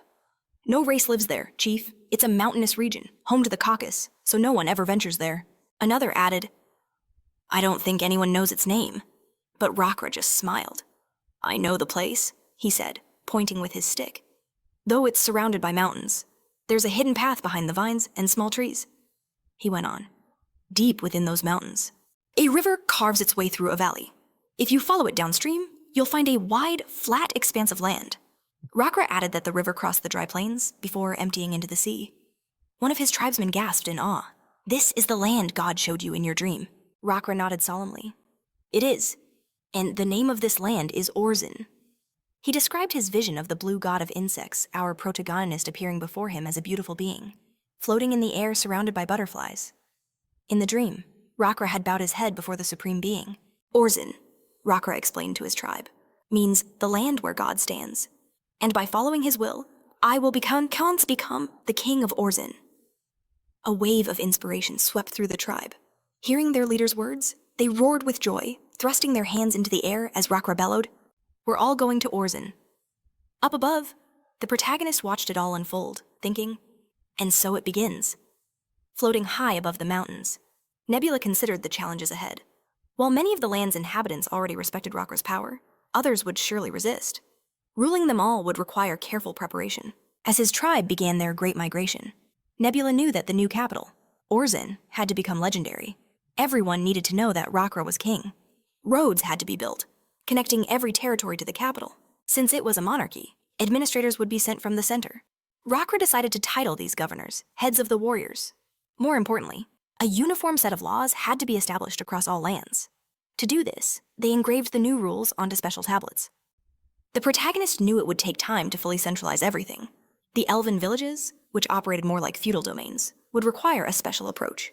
A foreign envoy was dispatched to them for communication and observation. And as a result, Wang was named the Margrave of Automation. Meanwhile, Lunar received the title of Elven Moran. an ancient term from Korea's Silla Kingdom for a supreme chief. Nebula couldn't help but smile. It was all still primitive and rough around the edges, with plenty of problems left to solve. A notification then popped up before him. It confirmed that his nation had adopted a monarchy. That's good enough for now, he thought. Yalar, surprised, asked him, "So you really decided to use both systems of government in the end?"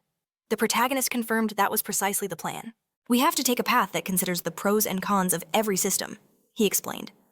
Alar, still confused, then asked, "But why is my race part of this kingdom too?" Distracted from his system windows. Nebula looked at him, surprised. "Well," he said, "your home is here too, isn't it?" "I suppose it is," Alar answered uncertainly, as a heavy sigh echoed across the clear blue sky. Down below, a lizard sat fishing on the shore. "I'm so bored," he grumbled. The subordinate next to him asked awkwardly, "Still feeling restless, sir?" This was the head of the Tatar warriors. The Tatar lifted his large Panama hat, looked to the sky, and sighed again. "I can't get used to this peace," he admitted. He shifted on the bench.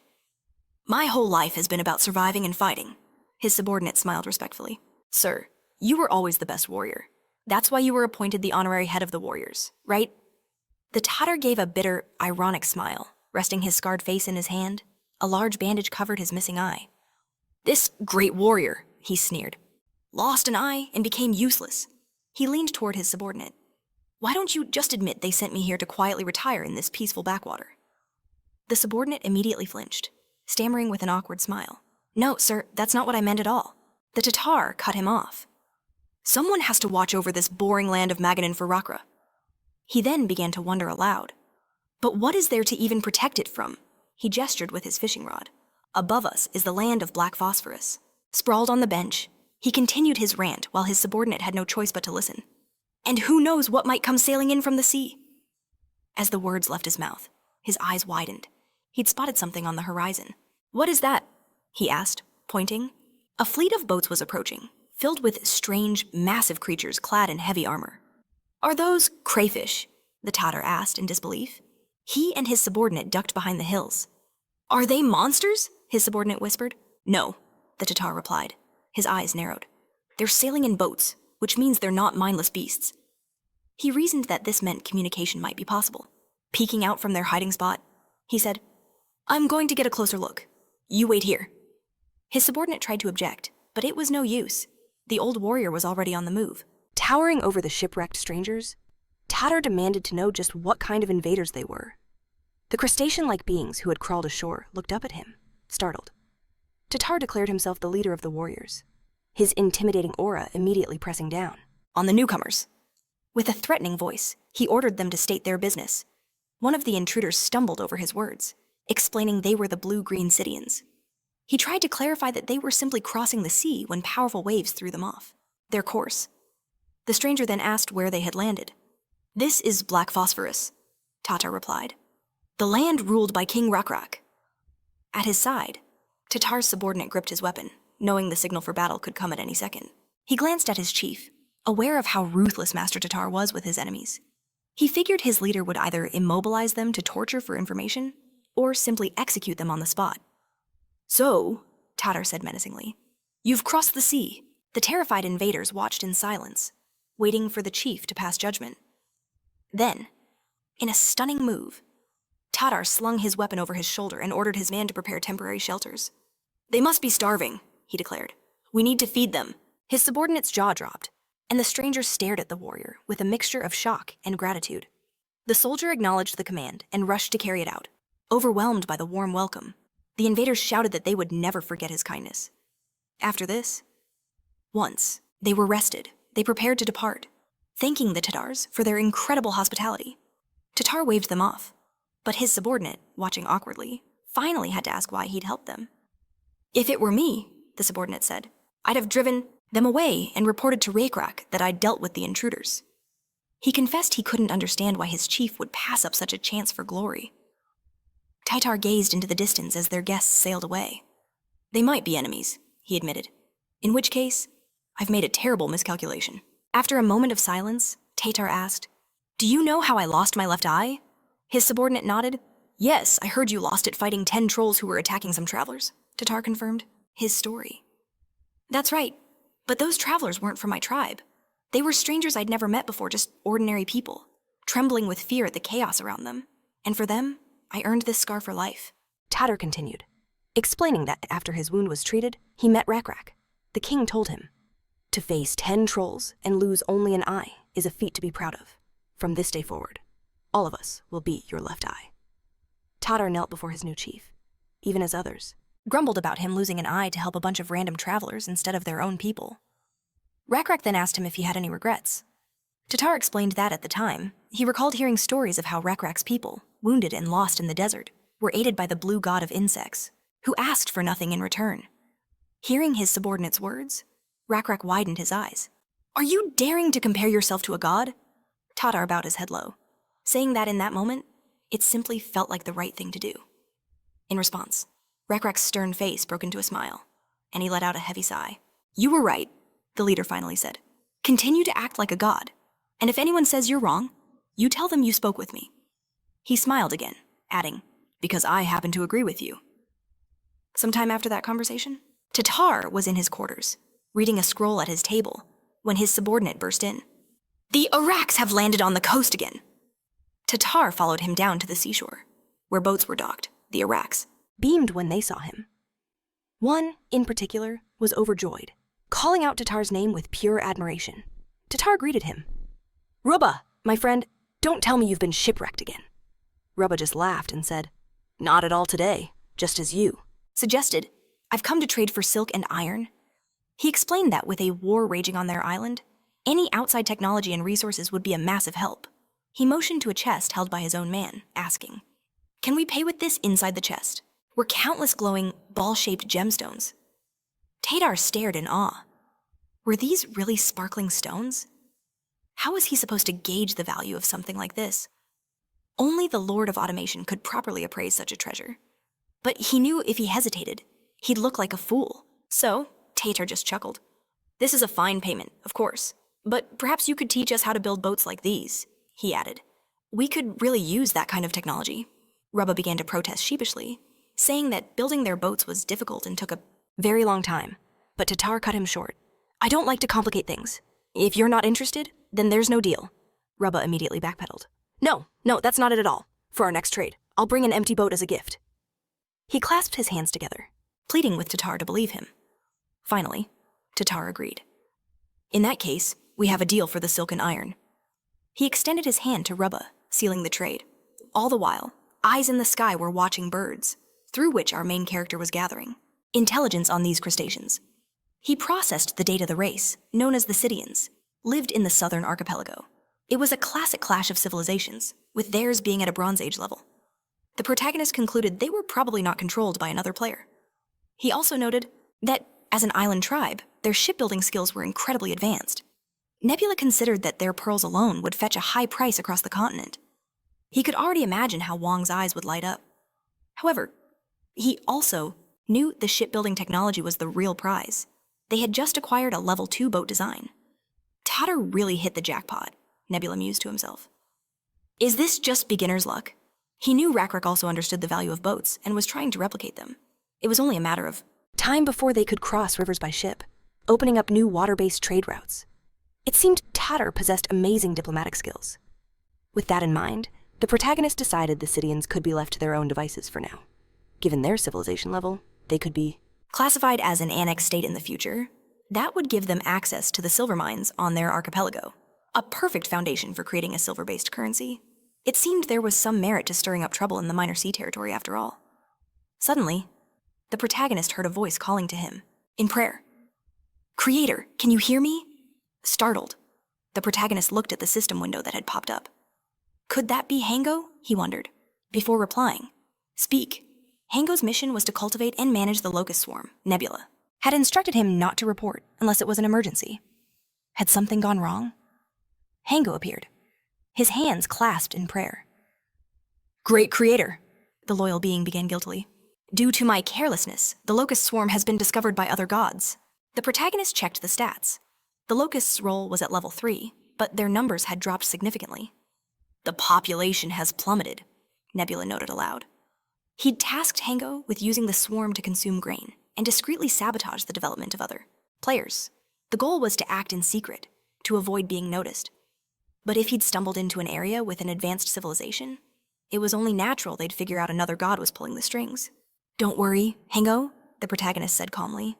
"I anticipated something like this might happen." Hango accepted the instruction. "Don't be concerned," Nebula repeated. "But tell me, how are you?" Hango reported awkwardly, rubbing the back of his head. "I lost many locusts to the other god's influence, but I don't think they've discovered me personally yet." The protagonist knew this was critical. "That's good, because you being discovered would be a massive loss." Nebula then gave his orders. "Use the remaining locusts as a distraction. Create a diversion, and then go into hiding. Your survival is the top priority." Hango bowed. "I understand." And with that, the connection was severed. The protagonist was left alone with his thoughts. He found himself unwilling to speak to his own creation, yet it was nothing like the artificial intelligence from Lost World. This one spoke as if it possessed a soul. After a moment of silence, Nebula declared he would put a stop to it. The locust swarm had, in fact, inflicted damage across all 5 Western nations, and if they ever discovered he was the mastermind, they would undoubtedly retaliate. The protagonist reviewed the impact of his covert assault on foreign lands through his system windows. He concluded that, based on the location, they had likely invaded 2 specific countries: the Tanum, a race of satyrs, and the Chaka, a race of renards. After some thought, Nebula surmised they were probably already mobilizing their armies. The protagonist wondered if Nebula was monitoring the other 3 nations as well. Nebula acknowledged that facing a 5-on-1 situation was a clear disadvantage, but then resigned himself to the fact that there was little he could do about it. He studied the continental map, reasoning that everything was fine as long as events didn't spiral beyond his control. Meanwhile, in Tanum, the satyr country, a negotiation was underway in their capital city of Dait. The satyrs and the renards were meeting. Haid, the renard king, spread his arms wide, questioning if they could truly rely on the 3 other races. He stated bluntly that their factions didn't exactly inspire his trust. In response, Fave, the satyr king, argued that they couldn't just stand by while the main locust swarm, a threat reported by their own god, advanced alongside lizards. Fave passionately explained that they were up against an evil, blue insect god aiming to starve them into submission while living a life of luxury. Fave elaborated that since acquiring automata, they'd been producing superior goods using the fortress inhabitants, casting techniques, which boosted their trade profits significantly. Even more critical, their proximity to the black phosphorus border meant that any conflict would inevitably lead to losses on their side. Fave gestured emphatically, explaining to Haiti that the other 3 nations had already announced their intention to attack black phosphorus, and the fact they planned to march through their lands was deeply unsettling. Haid replied with irritation that, ultimately, they were being forced into action. He lamented that they should have trusted the prophecy of the 5 gods, which foretold the satyrs and renards uniting to raise Orzen, the key capital of black phosphorus. Haid then asked about the planned attack route, wondering if the only way into black phosphorus was through automata. Fave began to lay out the strategy, explaining that the southern coast was completely infested with insects, making it impassable. Pointing to the map, he declared they would use this situation to their advantage, striking Automata and seizing it from Rack's grasp. Fave detailed how their satyr forces would advance toward Automata. Heyday hummed in thought, his eyes fixed on the map as well. He finally gave his consent, proposing that they take their time to gather their forces and lead them through the northern desert. Fave concurred, suggesting they hammer out a detailed strategy and assemble their entire military within a month to launch the assault. Haid agreed, sealing their pact for the day. A month later, their preparations were complete. The army, readied for war, began its march along the designated route, all under the watchful eyes of the gods governing these lands. One of them was Krampus, the god of life sacrifice from the Styder race, whose final ranking stood at 1,430. He crossed his arms, questioning how they intended to manage their supply lines as he monitored the troops' movements. Through his system windows, his ally responded that they would be resupplied right before they entered the desert. She, too, was closely observing her own system displays, adding that their plan was to plunder villages along the northern coast after their arrival. More importantly, she pointed out, they still had no way of contacting Nebula. The system window confirmed he had blocked her, rendering whispering impossible. This god was Rhonda, the goddess of the blessed fruit from the Renard race, with a final rank of 38,702.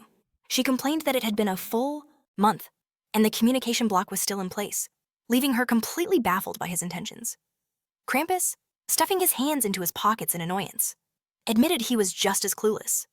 He turned away, muttering that if the protagonist had just reached out, they could have settled things by simply paying for the damages.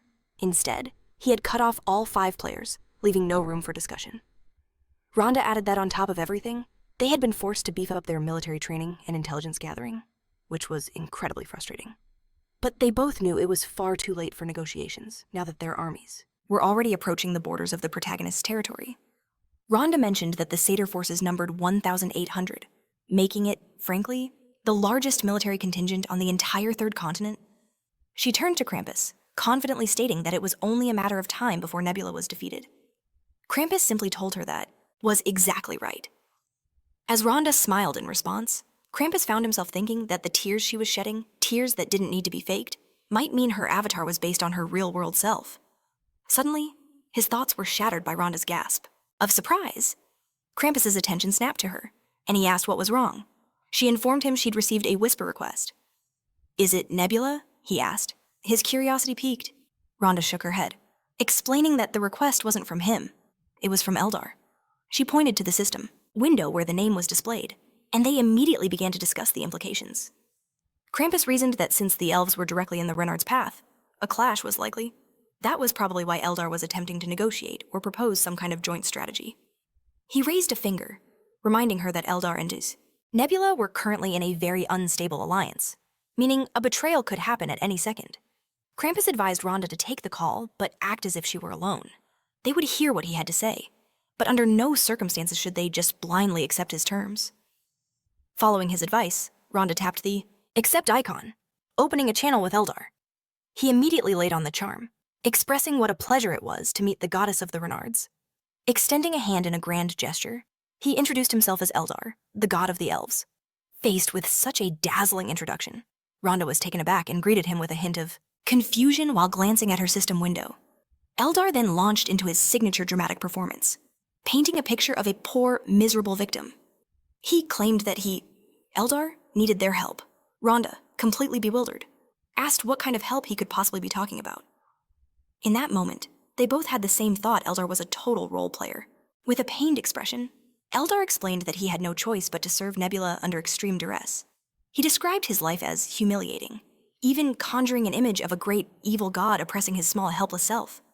Eldar insisted he was powerless. After all, Nebula had already single-handedly crushed the gods in Borea. The level gap between them was immense, not to mention Nebula's overwhelming strategic genius. Rhonda interrupted in disbelief, asking him to wait a minute. "Didn't you crush those gods together?" she questioned. She couldn't accept that Nebula had actually fought them all by himself. "That's impossible," she declared. Eldar shot back, asking if they'd ever heard of Nebula's reputation. He began to weave a tale of how the protagonist had battled gods across countless worlds, and was the one who ultimately climbed to the very top. Rhonda's eyes widened in shock. "Are you talking about first place in the rankings?" she asked. Eldar's brow furrowed as he confirmed that. "Yes, you could definitely say that." Upon hearing this, Rhonda and Krampus exchanged a stunned look. They were at a loss for what to do with this new information. They couldn't believe it, the first and second ranked players in the entire game were on the same continent. They also recalled the hegemony war the protagonist had fought in. The sheer unluckiness of their situation was staggering. Eldar continued his tale, explaining that he had humbly begged for his life and had managed to survive this long by groveling before Nebula like a lowly servant, and now he was begging them to allow him to support their cause. Rhonda and Krampus remained silent, still trying to process everything. Eldar had just revealed, finally. Rhonda turned to him and stated that if he wanted their trust, he would have to provide them with information. Eldar immediately agreed, promising to share anything and everything to earn their confidence. He urged them to look closely at the life he was forced to live under Nebula's thumb. A flood of system. Windows materialized before them, displaying various moments of the protagonist executing his plans by exploiting Eldar's abilities. They saw visions of a scorched elven village, an unfairly binding contract being signed, and the protagonist openly mocking Eldar. To say Rhonda and Krampus were shocked would be an understatement. "Is this really a life of barely surviving?" Rhonda asked. She told him he should have just become his vassal instead. Eldar shut his eyes, his teeth clenched, and admitted it was true. To escape Nebula's grasp, he implored them to let him aid their cause. He quickly added that, of course, he had no troops to offer them. Rhonda listened intently as Eldar played his final card, declaring that he knew the exact strategy Nebula planned to use in the coming war. After that long and emotionally draining performance, Eldar finally hit the end whisper button. He let out a deep sigh and then shifted his gaze toward the, So, was that performance convincing enough? The Nebel Lord inquired. Our protagonist, arms folded across his chest, smirked and replied, It was a masterful piece of acting. Nebula then wondered aloud if Eldar was simply so accustomed to playing roles that he excelled at this kind of deception. Eldar just offered an awkward smile from his throne. He figured that was probably close to the truth, but it also helped that the information he'd used as evidence was utterly compelling. The strategy he had laid out was brutal: annihilate Eldar's main forces, burn the elven village to the ground, and drive the elves out right after they had just managed to reclaim their lands. To twist the knife, he'd then offer them a deal for the future, preying on them the moment they'd found a new place to settle. A single, insincere tear traced a path down Eldar's cheek as he maintained his smile. Just as you ordered, he reported. I informed them that you plan to launch a preemptive strike on the Satyr capital, the city of Derite, Eldar confirmed. I passed along the intel, but is that alone truly enough to shift the tides of this conflict? Our protagonist fixed his gaze on Eldar, asking, And why would you think it wouldn't be? Eldar countered. Wasn't your primary strategy to strike the Renard forces first? Eldar laid out his concern. But if the Renards fall back toward Dorite, while the Satyrs launch a direct assault on the automations, wouldn't our lizard squads in pursuit get trapped between them? Nebula acknowledged the logic, but simply stated, You're mistaken. I intend to crush the Renards several days before that can happen, he declared with confidence.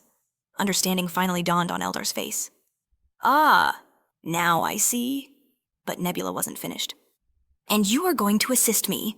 Eldar pointed at himself in shock. Me? What are you talking about? I already agreed to manage the supply deliveries. As a term of my surrender, you don't actually intend to involve us in your core strategy, do you? In response, our protagonist offered nothing but a mysterious smile. At that very moment, chaos began to ripple through the Renard ranks.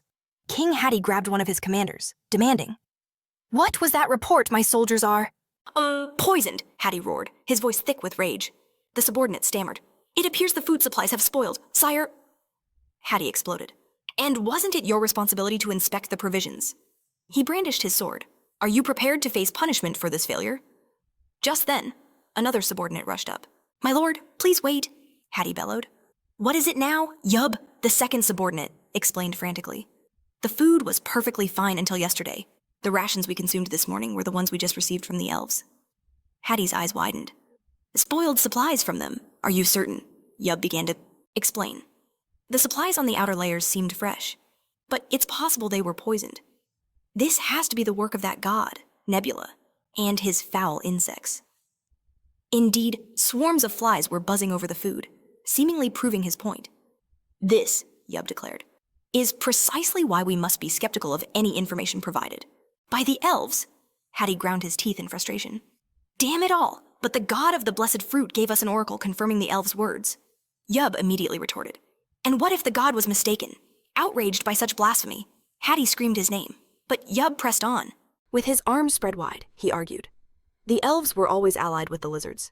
These tainted supplies are undeniable proof they are deceiving us. In the midst of their argument, a scout sprinted towards them, shouting for Yub and Lord Hattie. The advanced scouts have confirmed it, just a few hours away, he gasped. The lizard army is approaching. Yub immediately demanded, What are their numbers? The exhausted subordinate fell to his knees, panting. 1,500, perhaps even more. Yub bared his teeth, realizing that with the poisoning, the number of soldiers fit for battle was now no more than 900. Even with equal numbers, their larger size would have given them an advantage. But now, being so outnumbered, they stood no chance of winning. The approaching lizard legion was a terrifying and dreadful sight for those in its path. Hattie roared to his men, We need to retreat.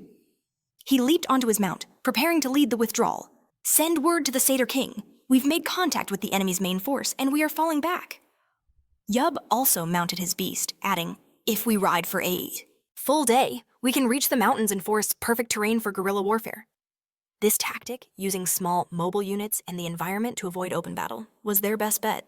Yub added, There, we will at least have a chance to claim victory. On that command, the troops immediately began their retreat.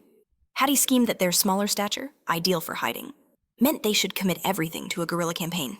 In the meantime, the Satyr forces would capture the automations, forcing the lizards to turn back. But just as this new plan was put into motion, a colossal figure appeared before them, casting a shadow that blotted out the sun. It was a gigantic mantis, perched on a cliff and towering over them all. A shocked whisper spread through the army. "What is that thing?" they murmured in terror. The massive monster suddenly spoke, its voice a low rumble. "Do you dare to tread upon a believer's territory without cause?" the giant mantis declared. "Such an action is a true sin." Terrified, the soldiers began screaming. "It's a monster!" They scattered in every direction, and total disorder engulfed the Renard ranks. The mantis bellowed, "You will all atone for your sins with your lives." It slammed its enormous claws into the rock face, and a cascade of boulders rained down upon the small feuille and the Freya Renards, sowing even more. Chaos below! Hattie screamed at the top of his lungs. "Abandon the carts and run!" He waved his sword desperately as he gave the order. But Yub, riding beside him, yelled back, "We can't do that. We have to defeat this monster," Hattie grimly replied. "That's no ordinary monster." It resembles a praying mantis, which means it must be the guardian of those despicable lizards. Suddenly, a thunderous sound echoed through the area, like another massive creature was charging in. Hattie's face lit with hope. This means our god will also send a guardian. A few seconds later, a huge monster shaped like a rat appeared. It was Niji, the guardian of the god of the blessed fruit. Niji immediately dug its claws into the praying mantis, viciously attacking the creature. The god of the Renards had sent his champion. Runda, who was observing everything, stared at her system windows in horror. This shouldn't be happening, she thought. She clutched her head, her mind reeling. What kind of ridiculous abilities are these, she wondered. She couldn't understand it. Had Nebula poured all of his points into strength? This power was off the charts. The protagonist's guardian was named Sthus, and its specialty was immense physical power. Runda thought with dread that her Niji couldn't possibly face this monster alone. Things had been progressing so smoothly. But should she just run away now? Runda debated this as she watched her much smaller guardian battle the protagonist's massive beast. But she knew that even if she retreated, the Hena creature would simply reappear after killing Niji, and all of her work would have been for nothing. Runda was sweating from the stress, unsure of what to do. In the end, however, she decided she had to reveal herself and destroy the guardian personally. The guardian's thus was level 11, and its divinity level was 4. Runda reasoned that while the guardian's level was high, its divinity was only a 4. Adding Niji's divinity level of 3 to her own levels of 9 meant their combined total would be 12. With these odds, she thought, they had a decent chance of victory. Without hesitating, she activated the spiritualism skill, thinking she would possess Yub and eliminate Sthus in under half an hour.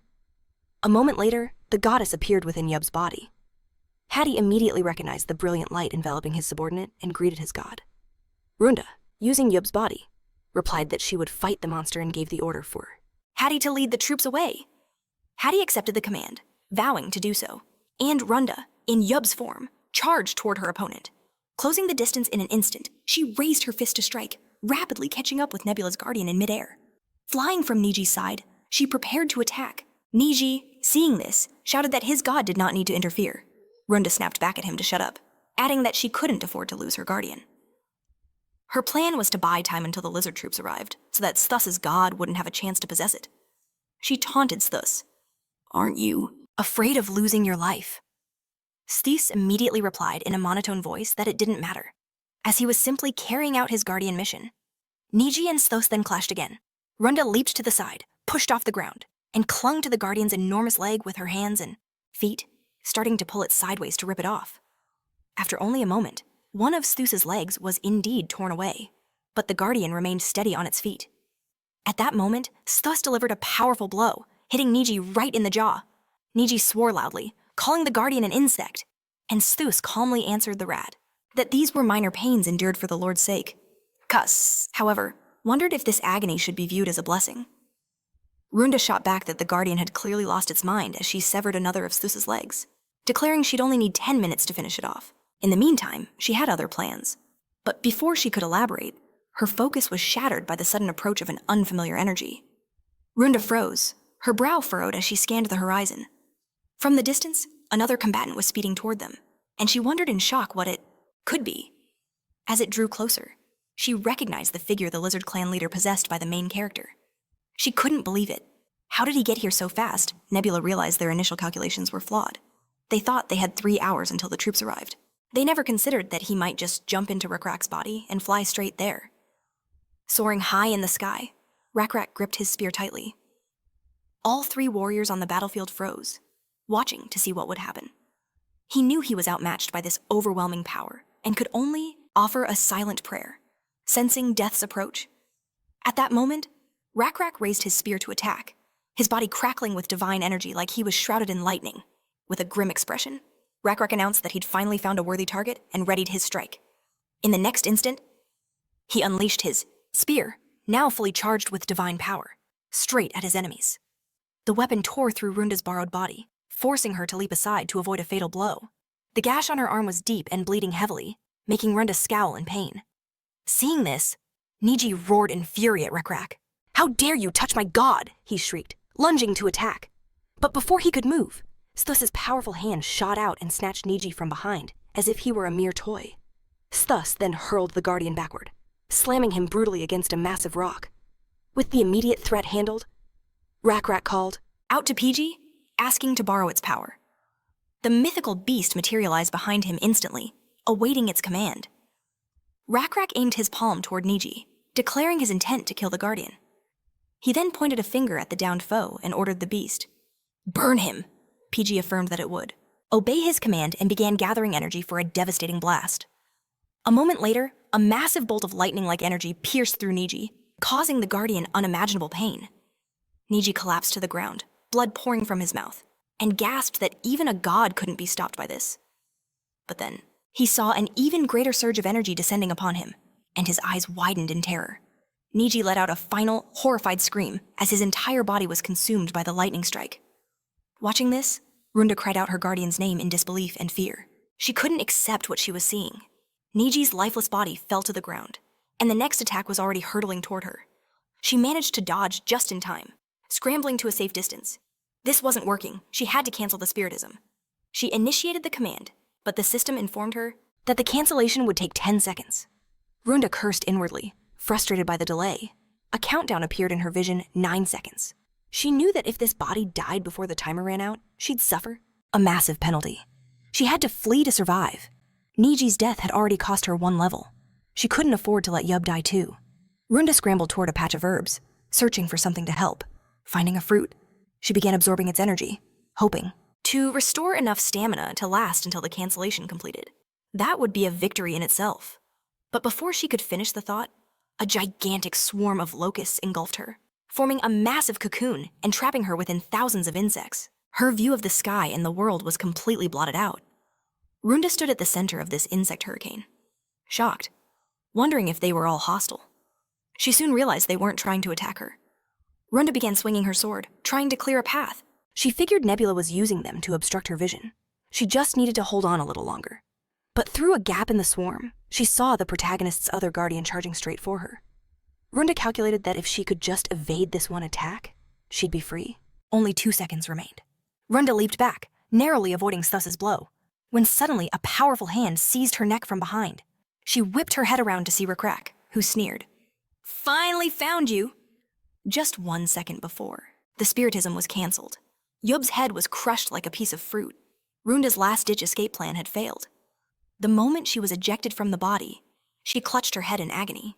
The system notification was brutal. The spiritism mediator had died because the cancellation was interrupted. More notifications popped up, confirming her guardian was dead, and the majority of her forces were completely wiped out. Runda realized she had lost almost everything. With her current divinity level, things were even more dire. Her divinity had plummeted to a critical state, dropping to 5. Runda's entire body trembled. Her level had fallen from 9 all the way to 5. If only she had successfully cancelled the spiritism, it would have been around 7. Suddenly, the voice of Krampus echoed through the system's pressure. He called her name, asking if she could hear him. Runda winced, turning her attention to her ally and asking what he wanted. Krampus immediately asked what her current level was. Runda paused, then decided to lie, claiming she was level 7, which was a bigger drop than she expected. Krampus replied grimly that her level had indeed fallen significantly, and Runda could only grit her teeth and agree. He warned that at this level, managing her affairs through faith would be challenging. With a strained smile, Runda told him not to worry, though she knew that when the Shamtoi, divinely maintained gardens began to fail and the prophets vanished, faith would naturally plummet. Even her own priest, Jui, was now dead. Runda changed the subject, asking Krampus if the satyrs were still advancing. He confirmed they were, saying he mobilized them as soon as he heard of the elder's deception. Krampus added that if he sent his cavalry, it would take 2.5 days for them to arrive. He mentioned that the automation was currently undefended, making it an easy target. Runda smiled. So, if I can hold off the lizard squad for 2.5 days, will that be enough? She asked. Krampus confirmed it would. Runda reasoned that Nebula's faith must have taken a hit after their battle, so he'd be focused on defending the automation. It would be difficult for him to focus on her as well, so her remaining cavalry could likely hold out using guerrilla warfare. For 2 days, at least. Runda immediately pulled herself together. She considered telling him the truth right then, but decided against it. She refused to fail alone. The very next day, a frantic cry came from her system window. It was Krampus. He was yelling her name, and she turned in surprise. "The reports are saying a squad of lizardmen is heading my way," he shouted. "Didn't you tie them up?" Runda stared in disbelief. This meant her cavalry wasn't nearly enough to stop them. She realized the problem stemmed from the faulty information they got from the Eldar. The battle was supposed to happen on their own turf, but it had started days ahead of schedule, leaving them with nowhere to hide. Krampus was panicking. "This is bad," he said. "We don't have a proper fortress. We have to pull the army back to the capital and set up camp there." Runda silently scoffed. Did he really think they could win a defensive battle? His 800 satyrs against an enemy army of 1,700 lizards. Besides, those satyrs were nothing more than living siege weapons. Krampus was a decent ally, but this strategy was suicidal. Runda's thoughts immediately drifted to the protagonist, the Keeper, who was dismantling their entire system. She wondered, should she align herself with Wisdom next? She brought a hand to her chin, thinking that while he was a bit strange, he was at least rational. Krampus's voice snapped her out of her thoughts. "Can I get some support? When we start the siege, pushing the troops out and attacking from both sides will be more effective." Runda tried to argue, asking if it would be better for her troops to attack the automation instead. Krampus shot her down, saying it looked like they wouldn't make it in time. Runda put a hand to her face and agreed, cursing herself internally. At this rate, she was going to expose her own weakness very soon. It was a solid plan nonetheless. In any scenario, the Ottawa would be left unguarded. He proposed splitting their forces, sending the cavalry to the automation, and having the infantry reinforce his position. Krampus agreed that dividing the army into 200 cavalry and 300 infantry would give them a shot. Krampus then added a reminder that she had previously claimed the enemy forces were down by 400, meaning their current numbers should be around 1,300. Krampus calculated that with his 800 SATs and her 300 Rannards, they had more than enough for a successful defensive campaign. In fact, Krampus was confident they could win, which prompted Runda to offer a weak smile, unsure of what to say. Krampus then added that since she had already taken out the Nebel's guardian, the area should be completely safe. It was then that Runda realized she had piled on way too many lies, but she quickly dismissed the thought. By the time the truth came out, she and Krampus wouldn't be allies anymore. An awkward silence fell between them, until Krampus suddenly gasped in shock. Runda asked him if there was something else he needed to say. He looked up, bewildered, and asked if that was actually a whisper request from Nebula. Runda's jaw dropped as she asked what he meant, telling him to wait and not accept it. But it was far too late. Krampus had already tapped the button, and in an instant, the protagonist materialized right in front of them. A cold sweat dripped down Rhonda's back as panic set in. She knew her colossal lie was about to be spectacularly exposed. Nebula's voice cut in. "So, I imagine you two are already figuring out the terms of your surrender." Krampus's face flushed with anger. He demanded to know what Nebula was talking about, insisting he didn't understand. He then accused them of getting arrogant after a single victory when, all things considered, the situation was still in their favor. Hearing this, the protagonist let out a surprised chuckle and shifted his gaze to Rhonda's bewildered expression. Nebula smirked to himself, thinking, so she actually managed to find an ally. This, he mused, would make things even more interesting. Krampus then snapped, "Is that all you have to say?" He crossed his arms, fuming that Nebula had the nerve to block their whispers, only to show up and spout such nonsense. The protagonist offered an apology, saying he didn't mean to provoke them, but Krampus wasn't having it. He declared that even if Nebula officially waved a white flag, the campus would refuse in response. Nebula simply smiled and said he understood. He told them to give it some careful thought and get back to him. The moment he finished speaking, his system window vanished, and the connection was severed. Krampus was left speechless, saying that he had no idea what was going through that guy's head. Rhonda, laughing uncomfortably, threw her hands up and said this was exactly why she tried to stop him. A chilling thought crossed her mind. Did Nebula know everything? She quickly told Krampus she needed to step away for a moment to check on her troops. He simply told her to prepare for a siege. As soon as the whisper with Krampus ended, Rhonda gritted her teeth and shot a whisper request to the protagonist. At that very moment, Nebula was busy reviewing the last battle through his system interface when a notification popped up next to him. It announced a whisper request from Rhonda. He was surprised and initially planned to ignore it. But the requests kept coming, spamming him so relentlessly that he finally accepted with a sigh of annoyance. He calmly began to ask what she wanted, but Rhonda immediately started screaming curses at him. She called him an idiot and demanded to know what he was playing at. Nebula calmly asked her if she really had any right to be angry. He pointed out that, if anything, he should be the one in a foul mood after their surprise attack. Rhonda shot back, yelling that he hadn't lost a single thing. However, Nebula countered that the mere fact they tried to attack him was disheartening. The protagonist stated that if all she was going to do was whine, he was ending the call. He told her he had more than enough on his plate without her problems and swiped the system window away, cutting the connection. Rhonda glared furiously at the screen, which now read that the whisper was over. Without a second's hesitation, she slammed the button to contact him again. An irritated Nebula reappeared, asking what else she could possibly want. Rhonda shrieked that she was not his friend, and he had no right to treat her like that, demanding to know what he was trying to accomplish. The protagonist, clearly annoyed, asked if she could please express herself without all the whining. Rhonda let out a long, frustrated groan, clutching her head before taking a deep breath and agreeing to a civil conversation. She then asked why he ended the call without securing Krampus's surrender. Nebula replied that he never intended to get a surrender in the first place. His initial goal was to persuade the 5 players to hold off their attack for a bit. But now, even though it was a hassle, he was considering just crushing both of their nations and claiming them for himself. Rhonda started to protest, arguing that the civilization's population was far too small. She told the protagonist he would never be able to defend the borders, huffing that the front line was expanding too rapidly. In response, Nebula casually told her he would just take the SAT's land for himself and split the Renard's territory.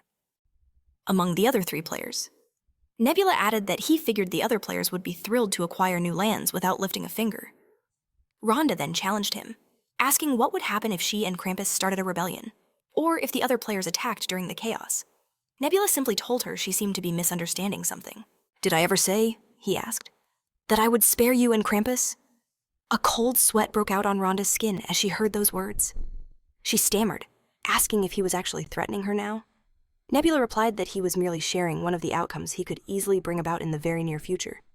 After that, Rhonda asked if this meant that he was considering other possibilities. The protagonist just gave her a cryptic response, saying that no one could ever know. She then returned to her original question. What did he want? Nebula finally told her he wanted information about the Renards, the SATs, and the trolls. Rhonda was taken aback. "The trolls," she repeated in surprise. "You actually need intel on the wisdom players?" Rhonda quickly told him he must be mistaken. She was an ally of Krampus and had no dealings with wisdom. Nebula coolly replied that it was she who had misunderstood him. He explained that he asked her to form an alliance with wisdom and feed him information.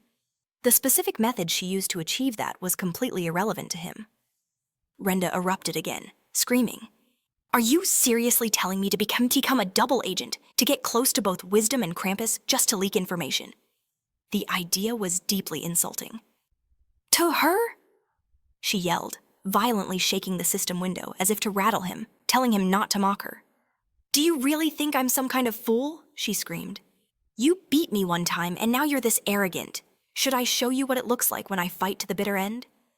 Nebula simply held up a finger and answered in a perfectly calm voice that he didn't care in the slightest. He explained that he was going to use her attack to destabilize her army and her new ally. He then reminded her that she had lied to Krampus, adding that he could simply provide Krampus with the details of their fight and expose Rhonda as a liar. The need for an alliance with her would vanish instantly. Nebula continued, explaining that she would then be kicked out of the Union of Five, as he reminded her that she would be left completely isolated with a level 5 territory in the heart of the continent. Rhonda's face, already contorted with displeasure, only grew tighter with rage. Her expression hardened into a furious mask. Rhonda spat at him to do whatever he wanted, because she would never cooperate with him. Before Nebula could say another word, she abruptly cut the connection. She then sank onto a cushion in her quarters, staring out at her defeated troops as they rested. Resting a hand on her knee, Rhonda told herself she just needed to think there had to be a way out of this. Her gaze drifted over her city, where life continued on, with cheerful citizens running through the streets and others praying at the temples built in her honor. She watched as one of the lizard rides knelt reverently before one such shrine. He offered a prayer to the god of the blessed fruit, grateful for her constant protection and for allowing him to complete his work unharmed. Watching him, Rhonda was overcome with despair. A moment later, a system notification chimed. Faith has increased by 1. Rhonda closed her eyes, realizing the immense risk she was taking. After weighing her options carefully, she sent another private message request to Nebula. The protagonist simply smiled and accepted, asking if she had finally made up her mind. Rhonda confirmed that she had, though her expression was anything but satisfied. Nebula suggested they begin with the intel on the SATs and Renards. Meanwhile, the Alliance War had finally drawn to a close. Krampus had struggled to accept Nebula's terms for peace. He was seething with rage, and it took everything Rhonda had to restrain him. Ultimately, however, a truce was declared. Whatever secret Rhonda was desperately trying to protect remained hidden for the time being. A new item was now on the table: the formation of a traders' union. Representatives from countless different races gathered around a massive table to debate the proposal put forth by Kim. With a confident smile, Kim began to explain that in order to construct 4 wheels, she knew they needed the support of the top traders. So she pitched an idea focused entirely on mutual profit. With a sly grin, Woo Kyung asked, "Wouldn't it be great if we made these meetings a regular thing?" She explained that by pooling their information, they could snatch up goods right before their value skyrocketed. Not only would they profit from the price hikes, but any deals struck within their new alliance would be completely tax-free. One of the traders immediately saw another angle, pointing out they could deal in illegal goods under the radar, buying low and selling high while the authorities remained clueless. Another member jumped in, suggesting they could even corner the market on certain items, essentially letting them set whatever price they wanted. But a skeptic in the group raised a valid point. They were all from different races and territories. How could they possibly maintain trust long-term? Woo Kyung, however, was ready for that question. She calmly explained there was a simple solution to build a foundation of trust. They would all unite under a single god. The dissenter admitted it was an intriguing proposal, but it created a new problem. Some would have to abandon their current faith while others wouldn't. He demanded to know how they would possibly decide something like that. Woo Kyung's answer was simple. They'd let fate decide with a game of dice. An idea whispered to her by the demon at her side. She declared that whoever rolled the highest number would have their god chosen as the patron deity for the entire group. Just then, a system notification popped up for our hero, announcing that under Woo Kyung's leadership, the 5th water wheel trade union had just been formed, with the god of blue beetles as its central figure. Nebula instantly pieced it together. This wasn't just a trade union, it was a conspiracy to create a tax-free black market monopoly, the 5th water wheel, as they called themselves. Nebula mused that while it felt a bit premature, and the group was shrouded in secrecy, the formation of such a union was an inevitable development. He couldn't help but think Woo Kyung was utterly shameless, gambling with faith and the very nature of probability itself. Rising from his throne, Nebula figured that with the war finally over, it was time for everyone to focus on their own nations for a bit and make sense of everything that had just happened. He clasped his hands behind his back, anticipating a period of stagnation. For the time being, the borders would likely remain unchanged. Our protagonist knew this all too well. He realized he should have been better prepared for future international conflicts. Now, let's take a quick look back at the Sage civilization and the key moments that brought us here. It all started when Rak was cast out from his tribe of blue-scaled lizards, only to be chosen by Nebula and Rise as their new leader. From there, he took down a colossal insect monster, analyzed its essence to create the Guardian Fruce, and then crushed a tribe of frogmen and their 2-headed beast, acquiring the demonic power of lightning and the Paji Giji.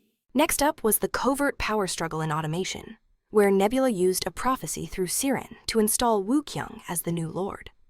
This was followed by a decisive victory against the invading elves, leading to the subjugation of the Eldar. Soon after, Solan Os and Lim Lim Chunk were also defeated. During that conflict, the elves were exiled to the northern coast. The campaign continued with the conquest of the dwarven village of Maganon on the continent's southern tip, culminating in the establishment of the nation of Black Phosphorus, with Orzin as its capital. The key players on the board up to this point included Nebula, Heman, Eldar, Borea, and Solanos. Sometime later, with the war truly over, the scene shifts to Orzin, the capital of Black Phosphorus. Rakrak was staring in amazement at a thin sheet in his hands, holding it up to the light. "What in the world is this?" he asked. Jill, holding a whole stack of the stuff, explained. "It's called paper," she elaborated, telling him that one of the captured Renard soldiers claimed to be a master papermaker. She glanced over at Liz, adding that they'd figured out how to use it thanks to him. Jill pointed out its biggest advantage. It was far lighter and much cheaper than using silk. Rakrak was intrigued. "Is it hard to produce?" he questioned. Jill's tail swayed back and forth excitedly as she confirmed it was a pretty complex process. But they already had a water mill. In fact, they used an Orzin-made water wheel to create the very sample he was holding. She then predicted that as paper became widespread, writing would flourish, and so, the number of historical records would explode. Rakrak's focus sharpened at that thought. A recorded history could never be forgotten. He looked down at the paper, then back at her, saying he had something to show her as well. Jill watched curiously as Rakrak leaned over. A map on the table. "This paper is a fantastic invention," he began. "But if it gets damaged, it's gone for good," he continued, saying that with brilliant allies and fierce warriors like her, plus the gods on their side, they could handle any single enemy. "But what happens if we face two enemies at once, like before?" Rakrak pointed out that neither he, nor Jill, nor even their god could be in two places at once. "That's why," he declared. "I've been working on an idea." He picked up a brush and drew a long line across the map. "I'm thinking of building a massive wall around our entire territory." Jill stared at the line. "That will take an eternity to build," she remarked. She then added that for it to be a real deterrent, it would need to be even taller than the walls of automation. Jill reminded him that they didn't have automation's puppets to do the heavy lifting. They'd have to use stone. However, they were short on quarries. Rakrak listened intently as she calculated that even if they threw every person and all of their resources at the project, it would still take 100 years. Rakrak blinked in surprise, admitting he'd figured it would take 200. But Jill countered, saying it would be nearly impossible to maintain a project like that for 200 years. So they'd have to get it done in 100, no matter what. "So," she asked, "what's your plan?" Rakrak paused, considering her points. "Now that I understand the challenges," he said, "I see this idea needs more work." He raised a hand. He pointed to the map again.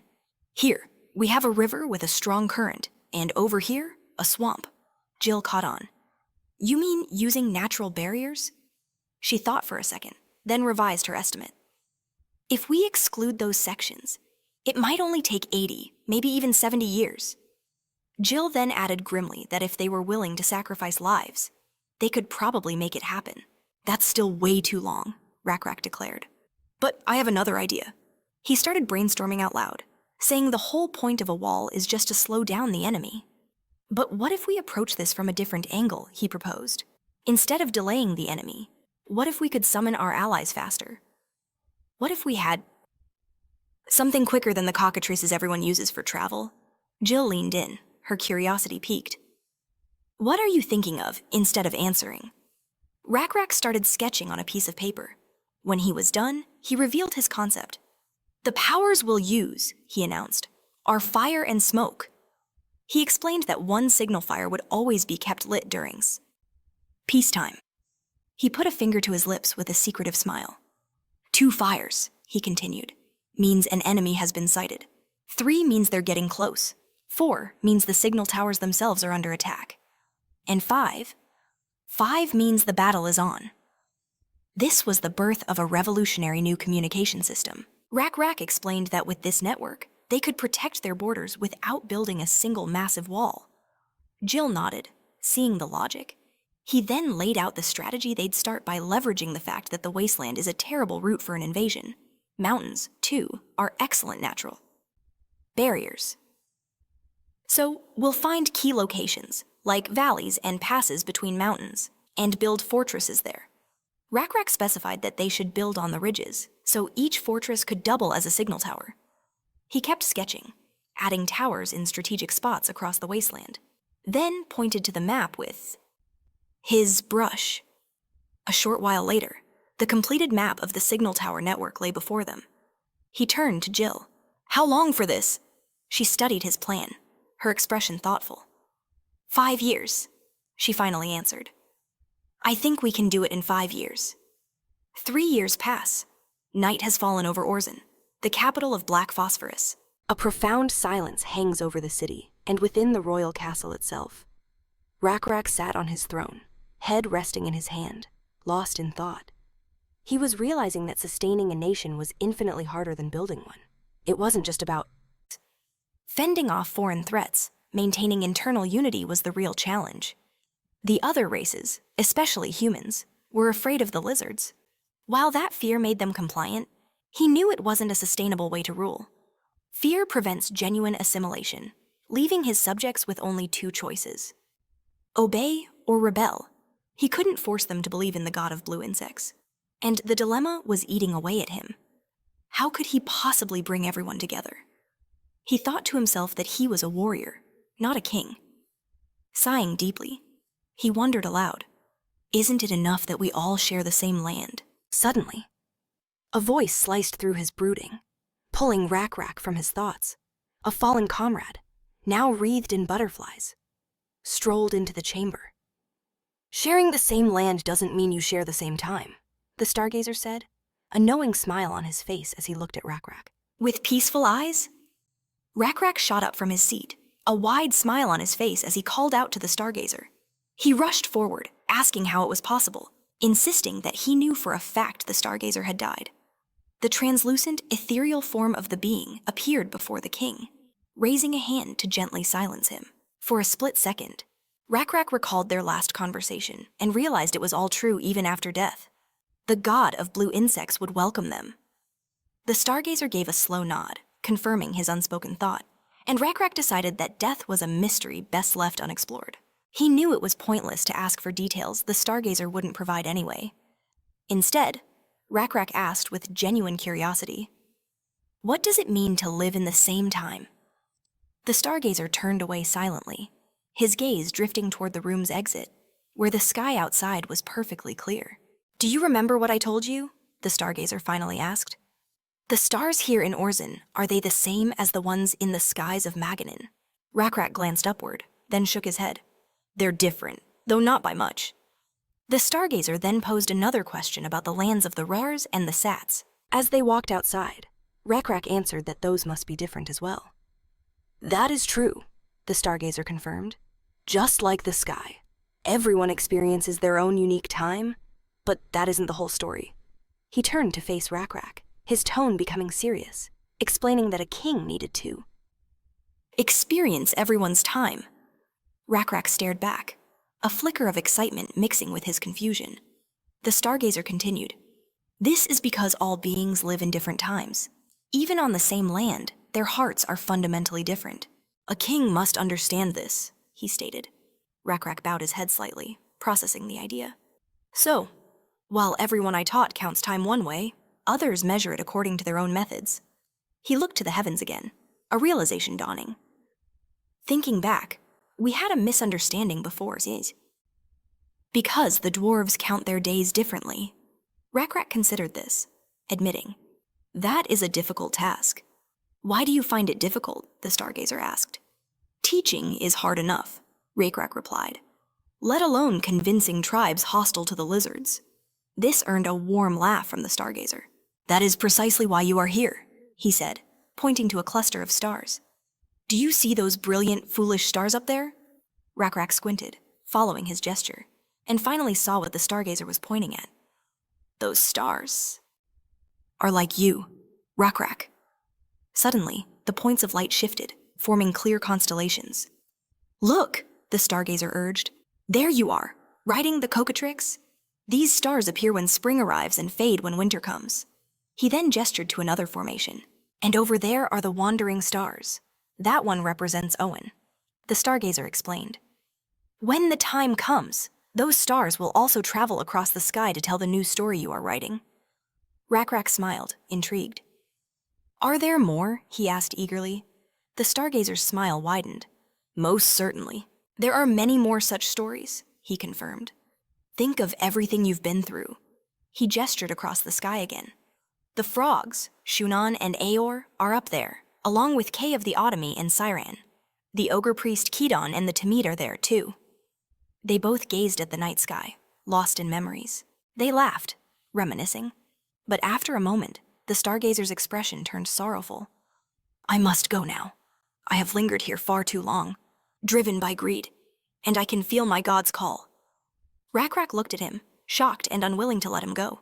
The stargazer began to float upwards, his body becoming fainter. As his form grew more transparent, Rak ran after him. You're really leaving just like that. Don't you want to know how many children you had? With his eyes closed, the stargazer answered. That is a concern for the living. Rak pressed on. Can you tell me what the other world is like, anything at all? The stargazer turned with a mysterious smile. That, he said, is the business of the dead. Frustrated, Rak declared. I never learn anything. Death remains a terrifying mystery to me. A wave of agitation crossed his face, but the stargazer simply replied with serene calm. As it should be, he said. For the living must fear death. He turned away again. The dead can no longer change anything. We can only watch from the sidelines. Only with God's permission can we intervene. Ultimately, only the living can change things through their own efforts. Never forget that. Rak. After these words, Rak's attention was drawn to a phenomenon behind the stargazer. Tiny, lantern-like lights began to coalesce into the shape of their god, a colossal nebula silhouette appearing in the heavens. A true miracle was unfolding before his very eyes. He immediately fell to his knees, saluting his god in awe. Suddenly, however, a voice began calling his name, pulling him back to reality. As his subordinates' calls grew more urgent, a final loud shout jolted the king from his slumber. Rak's eyes snapped open. Looking around in surprise, he saw his subordinate standing before him, holding a stack of papers. It is time for the meeting, he announced. All the subjects have gathered. Galvanized, Rak rose to his feet, his gaze a mixture of profound understanding and deep confusion. He then addressed his attendants. Bring me a large sheet of paper and charcoal, one of them asked, surprised. How large does it need to be? Rak replied. Large enough to draw the sky. Following this, the protagonist received a system notification. The third continent of Greensick had established its first calendar, called Star Hunting. The alert specified that the Black Phosphorus Nation had created it, basing it on the moon and the constellations, and that it reflected 99.8% of the actual orbital rotation. The period was so accurate it could be applied in modern civilizations, and it was already in respected use in 3 nations. Excellent, the protagonist thought. Discovering the stargazer had clearly fast-tracked the calendar's creation. He folded his arms, considering the notification. Staring at the system windows, he felt a familiar sense of awkwardness. Every time the stargazer imparted wisdom, his faith points plummeted. This transfer of knowledge from the afterlife was far from free. Still, it was a necessary investment. His internal debate was noticed by Rhonda, who looked thoroughly unimpressed. Nebula, however, added cheerfully, I'm glad to see the Renards are also actively using it. Of course they are, Rhonda retorted with displeasure. Nebula began to explain that it was a solar calendar. That wasn't just based on the moon, but also accounted for leap years. The protagonist sighed. You could be a little happier about it. You know, Rhonda's voice was laced with sarcasm. Oh, I'm overjoyed. Is that good enough for you? She snapped. I'm over here trying to find a way to outsmart Krampus or wisdom, and I've invested too many resources to pretend everything's fine. I don't have enough freedom to adjust to your tempo. Rhonda fumed. At this rate, I'll end up your vassal. Nebula then interjected. Then why did you contact me? Rhonda's tone changed. It appears new forces have emerged in the center of the continent. This caught Nebula's interest. He repeated her words. New powers. It seems to be a player, Rhonda clarified. What do you mean, it seems? He pressed. She explained that they had received a notification. The alert was about a clash of civilizations. triggered when two differently developed tribes make contact, granting both a significant experience boost. It also warned that the other race had its own faith system. "We received the exact notifications," Rhonda said, "which means it's sounds not an NPC tribe at all." She looked at Nebula. "You understand how absurd this is, right?" The protagonist put his palm to his face. "This is insane," he thought. "A new player can't just appear in the middle of the continent now. 22 years have passed since the game launched. There hasn't been another player there this whole time, so how could one suddenly show up?" Nebula considered the possibilities. What's the chance it's an evil spirit? Rhonda sighed heavily. It simply can't be. This player is sending whisper requests and appearing on the local player list. Of course, the whispering is blocked. But the fact remains, she added. Where did this information come from? "Can it be trusted?" Nebula asked, clarifying pointedly. "Are you trying to deceive me, Rhonda?" She fell silent for a moment, then simply sent him the data she had. Nebula's eyes widened in surprise as he reviewed the data. It was filled with strange details, and the player list showed an incomprehensible name. "Did you get it?" Rhonda asked. As Nebula began to read, she explained. "We received this information from AR. Report 1026 just came in from a player inside the GoldenEye Nation, the home of the Nyx race. Runda noted that this particular source typically only feeds intel to Jangan of the Union of Five. But this time, the report was sent to Wisdom, Krampus, and herself as well. It was essentially asking for their opinion on the unfolding situation. Nebula glanced at the details and declared it utterly absurd. "Is it really?" Renda questioned. Nebula immediately asked for the player's name. Renda explained the first character was Jiol, meaning abscess, and the rest was just a random string of letters. "They also call this player Jiowubi," she added. Nebula mulled over the name. A weird name was one thing, but the Nyx race being vampires. That was another. He figured a race like that couldn't possibly exist. Vampires, after all, were like zombies. They were created through infection, not born. The transformation process took at least a day, usually causing a drop in abilities, though sometimes they increased. Renda, hand on her chin, thoughtfully asked Nebula if he'd ever run into a race like this. "This is the first I've ever seen a vampire," he admitted. Renda mentioned that Krampus thought it might be some new in-game event they weren't aware of yet. "Impossible," Nebula countered. "More likely, it's DLC downloadable content distributed separately from the main game." Renda asked if he meant it was some kind of add-on, and Nebula confirmed it was a possibility. He explained that the game they were in wasn't the same Lost World anymore. The graffiti options and logout windows were gone, trapping them inside. "If things that existed can vanish," Nebula reasoned, "then things that didn't exist can appear, right?" Runda nodded, seeing his point. "Shouldn't we just hand this over to Ars?" Nebula suggested. "At least she could find a priest for this tribe. They look dangerous." Renda seemed surprised. "Do you really think it's that serious? I've seen zombie plague events before, and the infection speed was much slower." She added that Wisdom and Krampus were content to just watch for now. But Nebula pushed back, pointing out that unlike mindless zombies, these vampires had kept their intelligence. Renda wondered if he was overestimating the threat. She found it hard to argue, though, because publicly, they were allied with Krampus. As it stood, Ars and Jangan were allies. While Wisdom played his own game, creating a three-way power struggle, Renda mused that if the others were weakened by this, it would only benefit them. "That's true," Nebula agreed. "We'll see each other again soon." "Oh, do we have a reason to?" Renda asked, adding that her part was done anyway. Nebula just clenched his fist, his mind already dissecting the new intelligence. After Runda disconnected, he sank into deep thought, staring at the images.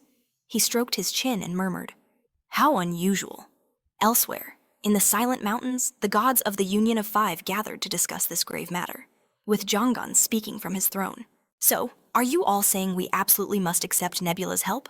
Jongan, the god of the invisible flow and ruler of the Cobalt race in the nation of Grat, was clearly skeptical. Ars, the invisible god of the source and ruler of the Nyx in GoldenEye, retorted, "Waiting for help from the hegemony is useless at this point." Krampus, the god of sacrificed life whose main race was the satyrs, crossed his arms. "It seems my two allies are in agreement." He then turned to Runda. "What are your thoughts?" "I feel the same way," she replied. "However, I believe our chances are better negotiating with Nebula than with the hegemony. Runda was the goddess of the blessed fruit, leading the Rars in the Chaka territory. Ours conceded. If that's the consensus, then so be it. Suddenly, Wisdom, the god surrounded by confusion who ruled the trolls in asbestos, chimed in from his abode. It seems another player has joined our discussion. Just then, Nebula's system window popped up alongside theirs. Right on time, Wisdom remarked. They all addressed him by name. Nebula joined the chat, saying, I was told you were looking for me, and added with a touch of sarcasm, I didn't realize I was so popular. Renda playfully stuck her tongue out, but the other gods remained stone-faced. Wisdom began. It seems you already know why we've called you, Nebula shrugged. I have my guesses, but I could be wrong. Renda seethed internally, barely keeping her composure. She thought, what a shameless bastard, considering she'd just leaked him everything. Besides, everyone knew he had vast intelligence networks. Wisdom continued. Then you must be aware of the unusual situation unfolding in the center of the continent. Do you know about the player called Geowoobi and this new vampire race? I do, Nebula confirmed. Wisdom pressed on. And are you aware that these vampires, which first appeared in Ars's Golden Eye territory, have now spread to the lands of all 5 of us, becoming a formidable force?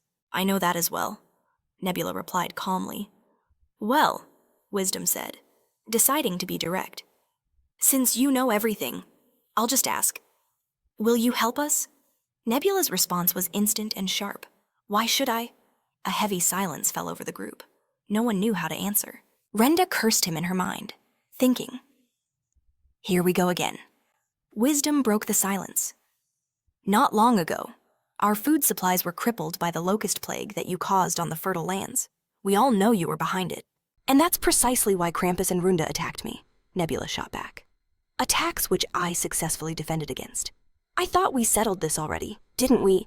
An enraged Jongan practically burst through his system window, yelling, that was hardly a war. Don't you think we were going easy on you? Jongan was furious, but Nebula calmly replied, if that's how you see it, I only have one thing to say. As Jongan fumed, Nebula decided to twist the knife. If you don't like it, then attack me. He pointed a finger directly at his opponent, and Jongan exploded with a string of curses. Wisdom calmly intervened. Zhang Zhuan, he's deliberately provoking you. Don't fall for it. If we can't get help because of petty arguments, the problem will only escalate. Wisdom finished.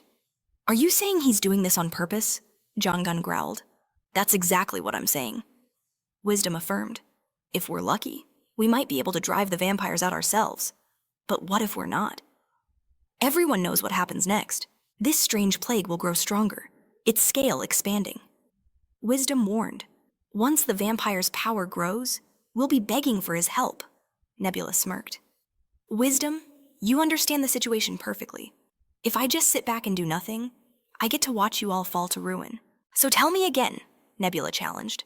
Why should I step in to defend you? Wisdom countered. Wouldn't our defeat cause you trouble as well? A unified vampire alliance would be much harder to deal with than a fractured group of 5. Nebula fell silent for a moment. He considered Wisdom's logic. He's got sharp reasoning, Nebula thought, recalling that he'd seen this player's name in the top 10 rankings. If it was the same person, he was likely the most talented among them. Still, Nebula wasn't convinced. That's your opinion, he retorted. Personally, I find it much easier to face a single, unified opponent. Wisdom sighed. In that case, there's no reason for you to help us. Should we take that as a refusal? Not at all, Nebula said, a grin spreading across his face. If I'm going to help, I expect to be rewarded handsomely for my trouble. He held out his hand as if to seal a deal. Wisdom asked the question on everyone's mind. What are your demands? The other gods waited, frozen with anticipation. I want what you have, Nebula declared. 3 candle makers, 3 glass makers, and 1 stonemason. Additionally, I require 12 carts of gold. The gods' faces contorted in disbelief, and a stunned silence filled the virtual room. Even Wisdom was speechless for a second before Krampus exploded in anger. You shameless bastard! Did you plan this from the start? Were you in league with Geowoobi all along? Nebula's voice was perfectly calm as he replied. As I said before, if you... They didn't like something. They were free to attack him. But before he could continue, wisdom cut him off. "That's enough," he declared, pointing a finger directly at the protagonist. "This requires further discussion among ourselves." He then assured Nebula they would get in touch once their private meeting had ended. And with that, Nebula was abruptly disconnected from the conference. Nebula wasn't surprised. The whole situation was predictable.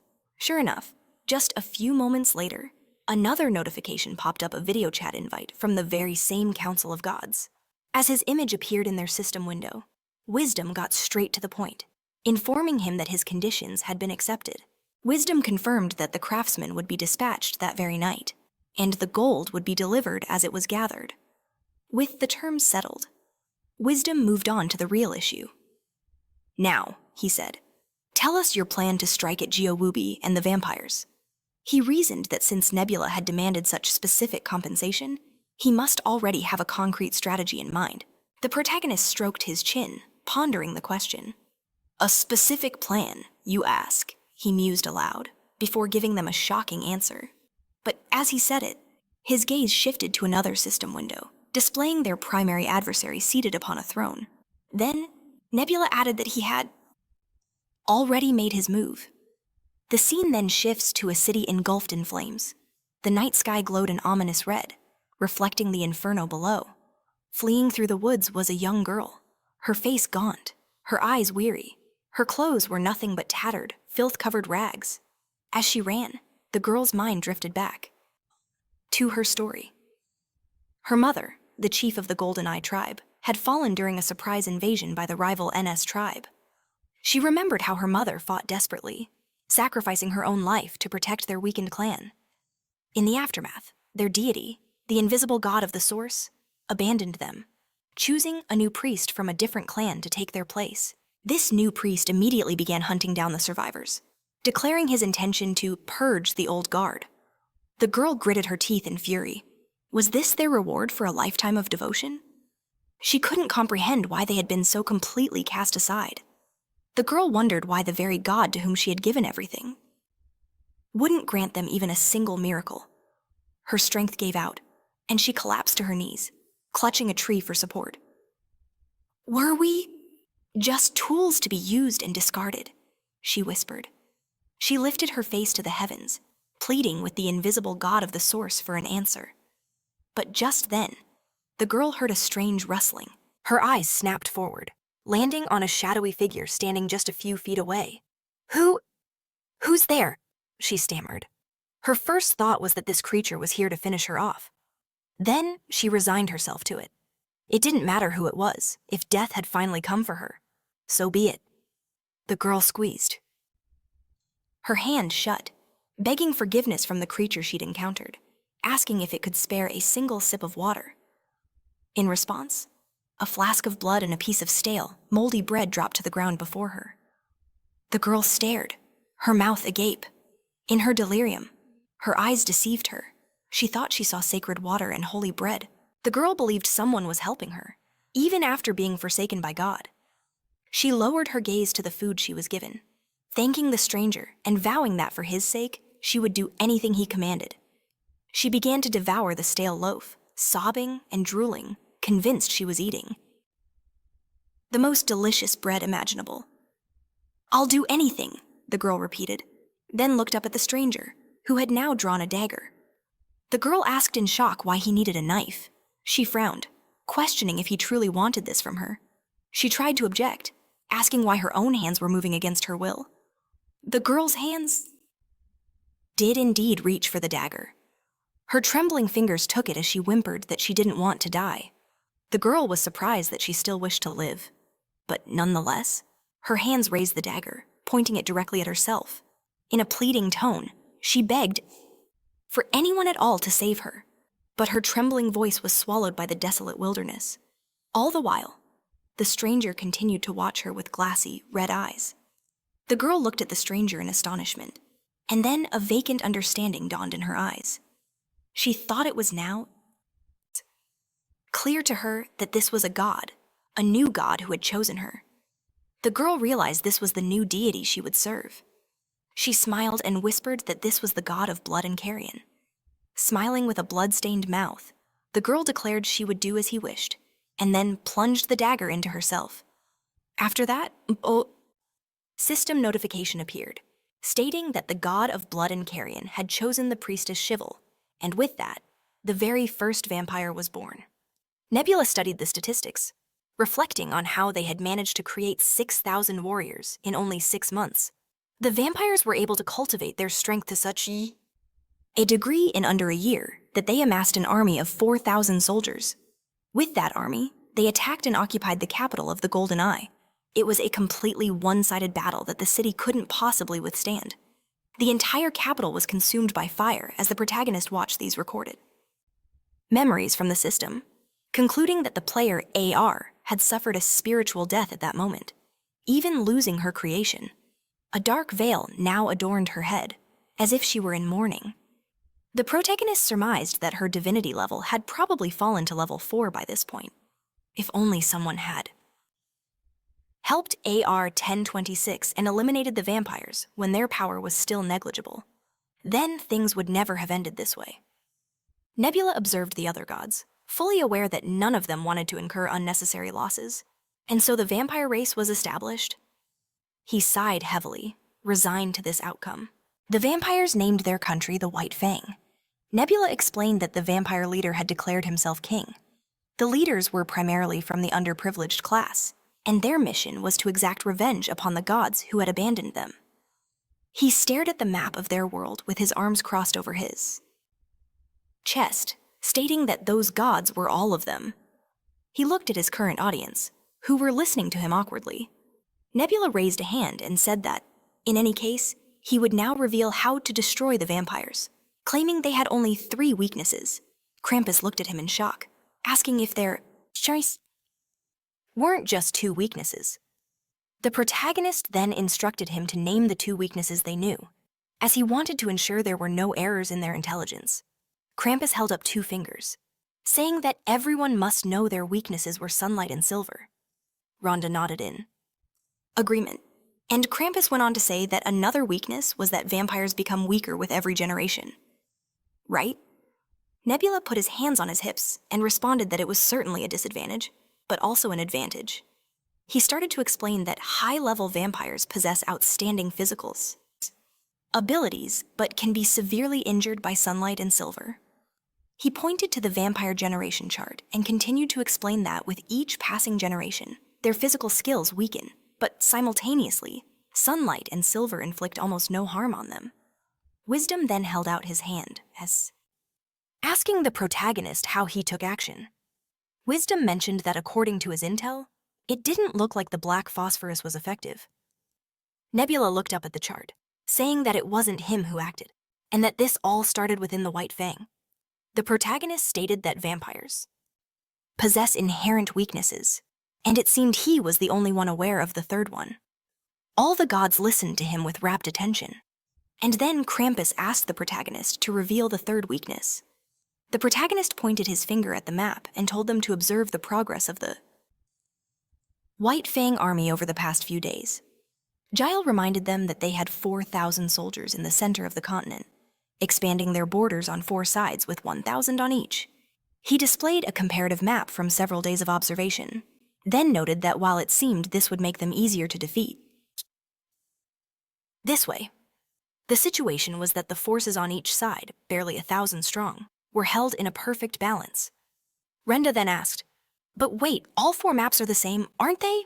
Nebula informed her that the maps were from different days, meaning that they weren't moving. Renda asked, "Is that their weakness?" One of them guessed they might have stopped to rearm, but Nebula shot that theory down, saying it's impossible for 4 armies to resupply at the exact same time. He insisted there had to be some other explanation, something they were missing. He then speculated it was connected to the third weakness of vampires, right as a system window materialized before him. Seeing it, Wisdom crossed his arms and demanded to know what it was. Nebula explained that their initial assumption of treating vampires like zombies was flawed. A fundamental difference separated the two. He tapped his temple, pointing out that vampires possessed intelligence, and began to lay out his theory. Zombies, he clarified, are just mindless husks driven by disease. So every single one behaves identically, vampires, on the other hand, were far more complex. Gesturing back to the diagram, Nebula showed how they were organized into high, middle, and low tiers. On top of that, some had been turned against their will. The protagonist added his own observation while it looked like a simple chain of command lows obeying middles, and middles obeying highs, that loyalty started to fray at the bottom. As Wisdom tilted his head in understanding, a completely lost Runda asked what in the world they were even talking about. Then Wisdom clarified that this meant vampires had no moral obligations, explaining that the key to their cohesion was an innate sense of submission. In their early days, they likely harmed others just to survive or to prove their loyalty. Wisdom noted that persecution forced them to band together. But once the White Fang Nation was established, it created a world where they could thrive without preying on anyone.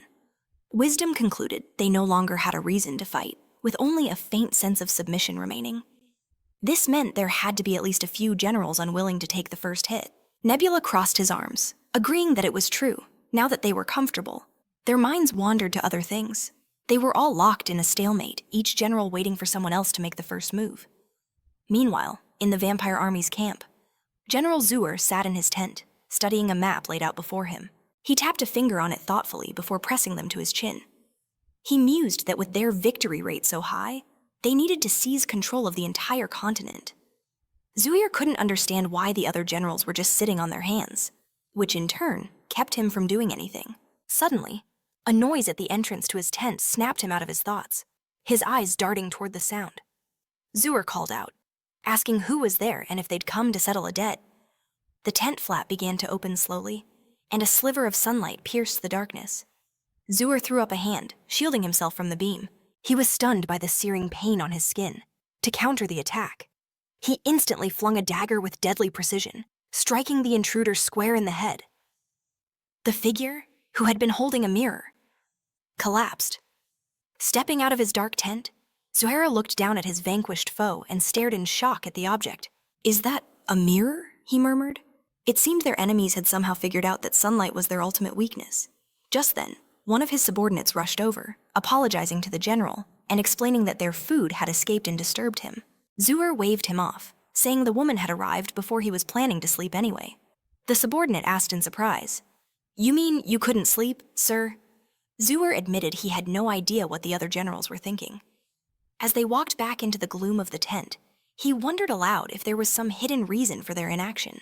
After a moment of silence, his subordinate suggested it might be because not everyone was a devout follower of the god of blood and carrion. Zuer glanced at him, asking, "Isn't that obvious?" He pointed out that even the intruder who attacked him followed a god of life and sacrifice. His subordinate bowed, confirming that such individuals existed among them. "How could that be?" Zuer demanded, his voice rising in anger. He began to shout that they despised the gods who had abandoned them, proclaiming that only the god of blood and carrion had ever cared for their kind. He was furious. "You mean to tell me that even after all this, there are still some who don't follow our god?" His subordinate explained that it was because not everyone chose to become a vampire. While the vampire king had likely chosen his generals carefully, those generals probably weren't as selective when they turned others. The subordinate added that perhaps even some generals weren't driven by true faith. Zuer shot back, "Don't you know we can't help but love the master whose fangs turned us?" But his subordinate argued that love alone wasn't enough to ensure obedience anymore. After the founding of White Fang, securing the best territory meant competing against the other generals. And to do that, you couldn't afford to lose your own soldiers. That's why no one wanted to risk casualties by making the first move. Zuer closed his eyes, saying that after hearing that, he finally understood everything. He then gave his orders. "Inform the entire squadron," he commanded. "As soon as the sun sets, we attack." Zuer clenched his fist, a new confidence burning in his eyes. He vowed menacingly that he would show the vampire king that there was at least one general who refused to sit back and do nothing. "Back with the heroes," Nebula told his allies. "It won't be long before one of the squads makes a move," he said, adding, "It looks like one of the generals has a strong sense of duty." Krampus asked if their weakness would become useless if they acted again. Wisdom replied that just knowing the principles of vampire behavior was enough. If they could predict their actions, they could miraculously provoke those actions, or perhaps even buy more time. Wisdom added that an army's collapse could also be triggered by a delay in supplies, especially as their numbers and needs grow. The protagonist thanked Wisdom for the explanation. He called him the Starhead. Wisdom flinched, fell silent for a moment, and then huffed indignantly that his head was not a star at all. Nebula looked at him, completely baffled, and asked what the shape was supposed to be.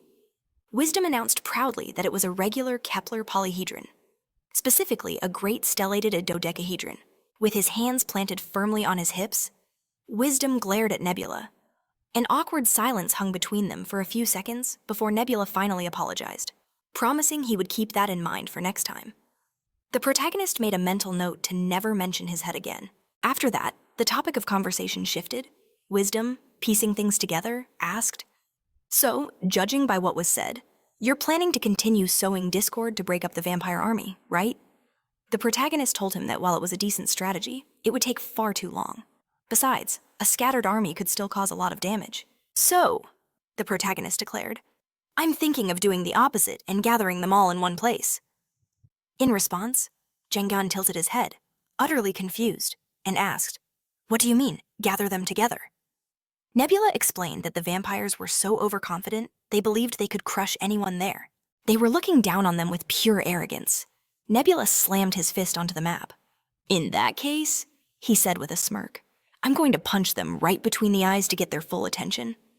Shortly after, a sudden commotion erupted within the enemy army's ranks. Subordinates burst into the room. A soldier ran to where Zur was sleeping, shouting for him to wake up. Zur shot up, demanding to know what was happening. His subordinate delivered the bad news the enemy army had launched an attack. "Who?" Zur asked, stunned. "Is it the satyrs?" His subordinate quickly replied that it wasn't. "It's the black phosphorus lizards, sir." And indeed, the main character's army was advancing on their position, confidently approaching the enemy's lair. The city was already partially in flames.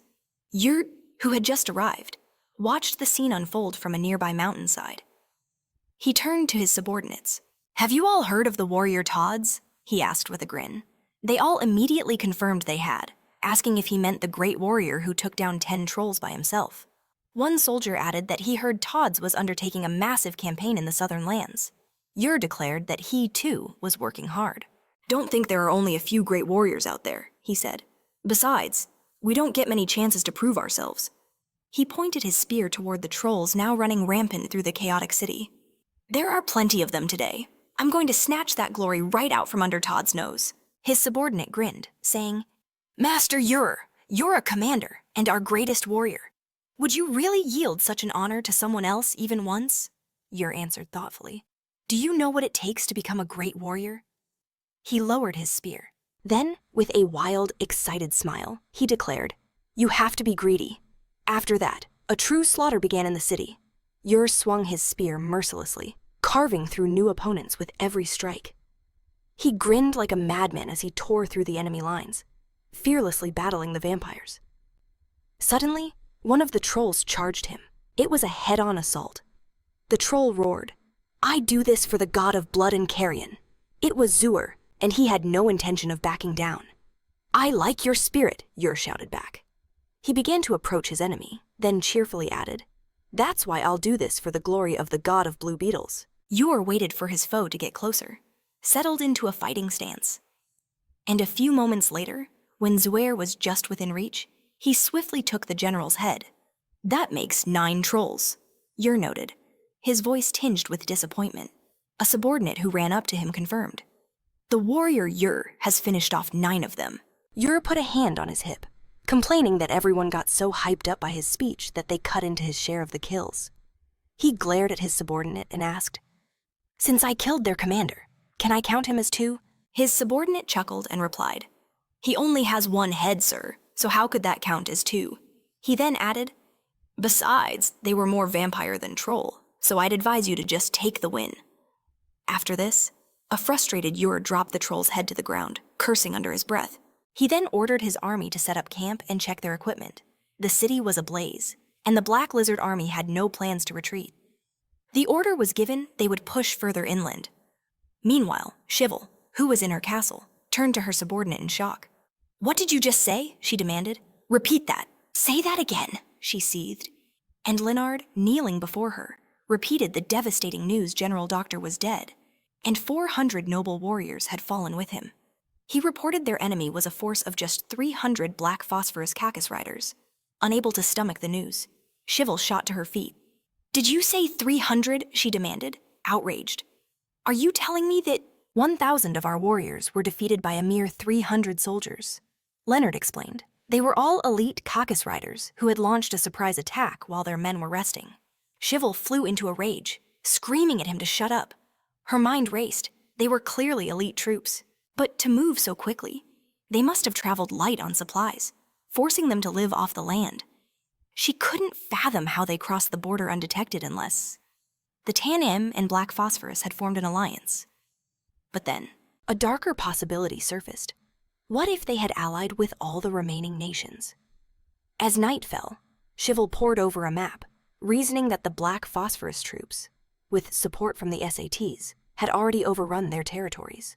With the bulk of her forces stationed with the squad, the vampire garrisons protecting the villages were stretched thin. Yet the enemy remained unstoppable.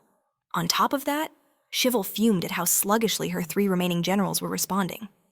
As she saw it, there were only 2 options. Either use Zuyir's surviving 600 warriors to intercept the 300 lizardmen, or launch an all-out assault on Black Phosphorus with her 3,600 available soldiers.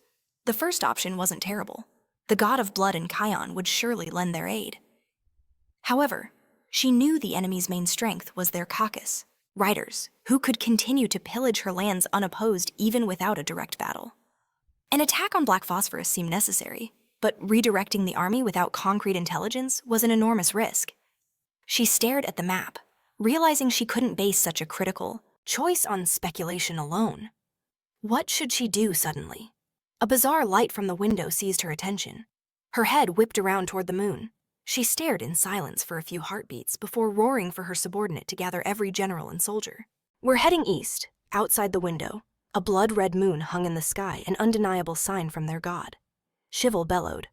"We are throwing all of our forces into an attack on Black Phosphorus." Meanwhile, Wisdom, having heard the protagonist's plan, nodded in agreement and pointed to the map, showing where their enemies were beginning to consolidate. "So, we'll coordinate our efforts?" he asked. Nebula agreed it was a sound strategy, but questioned their numbers, reminding them that AR and its Nixies had suffered heavy casualties, while Ran and the Renards were also not as in good shape. As they listened, Jangwan countered that the other 3 unions in their alliance were untouched.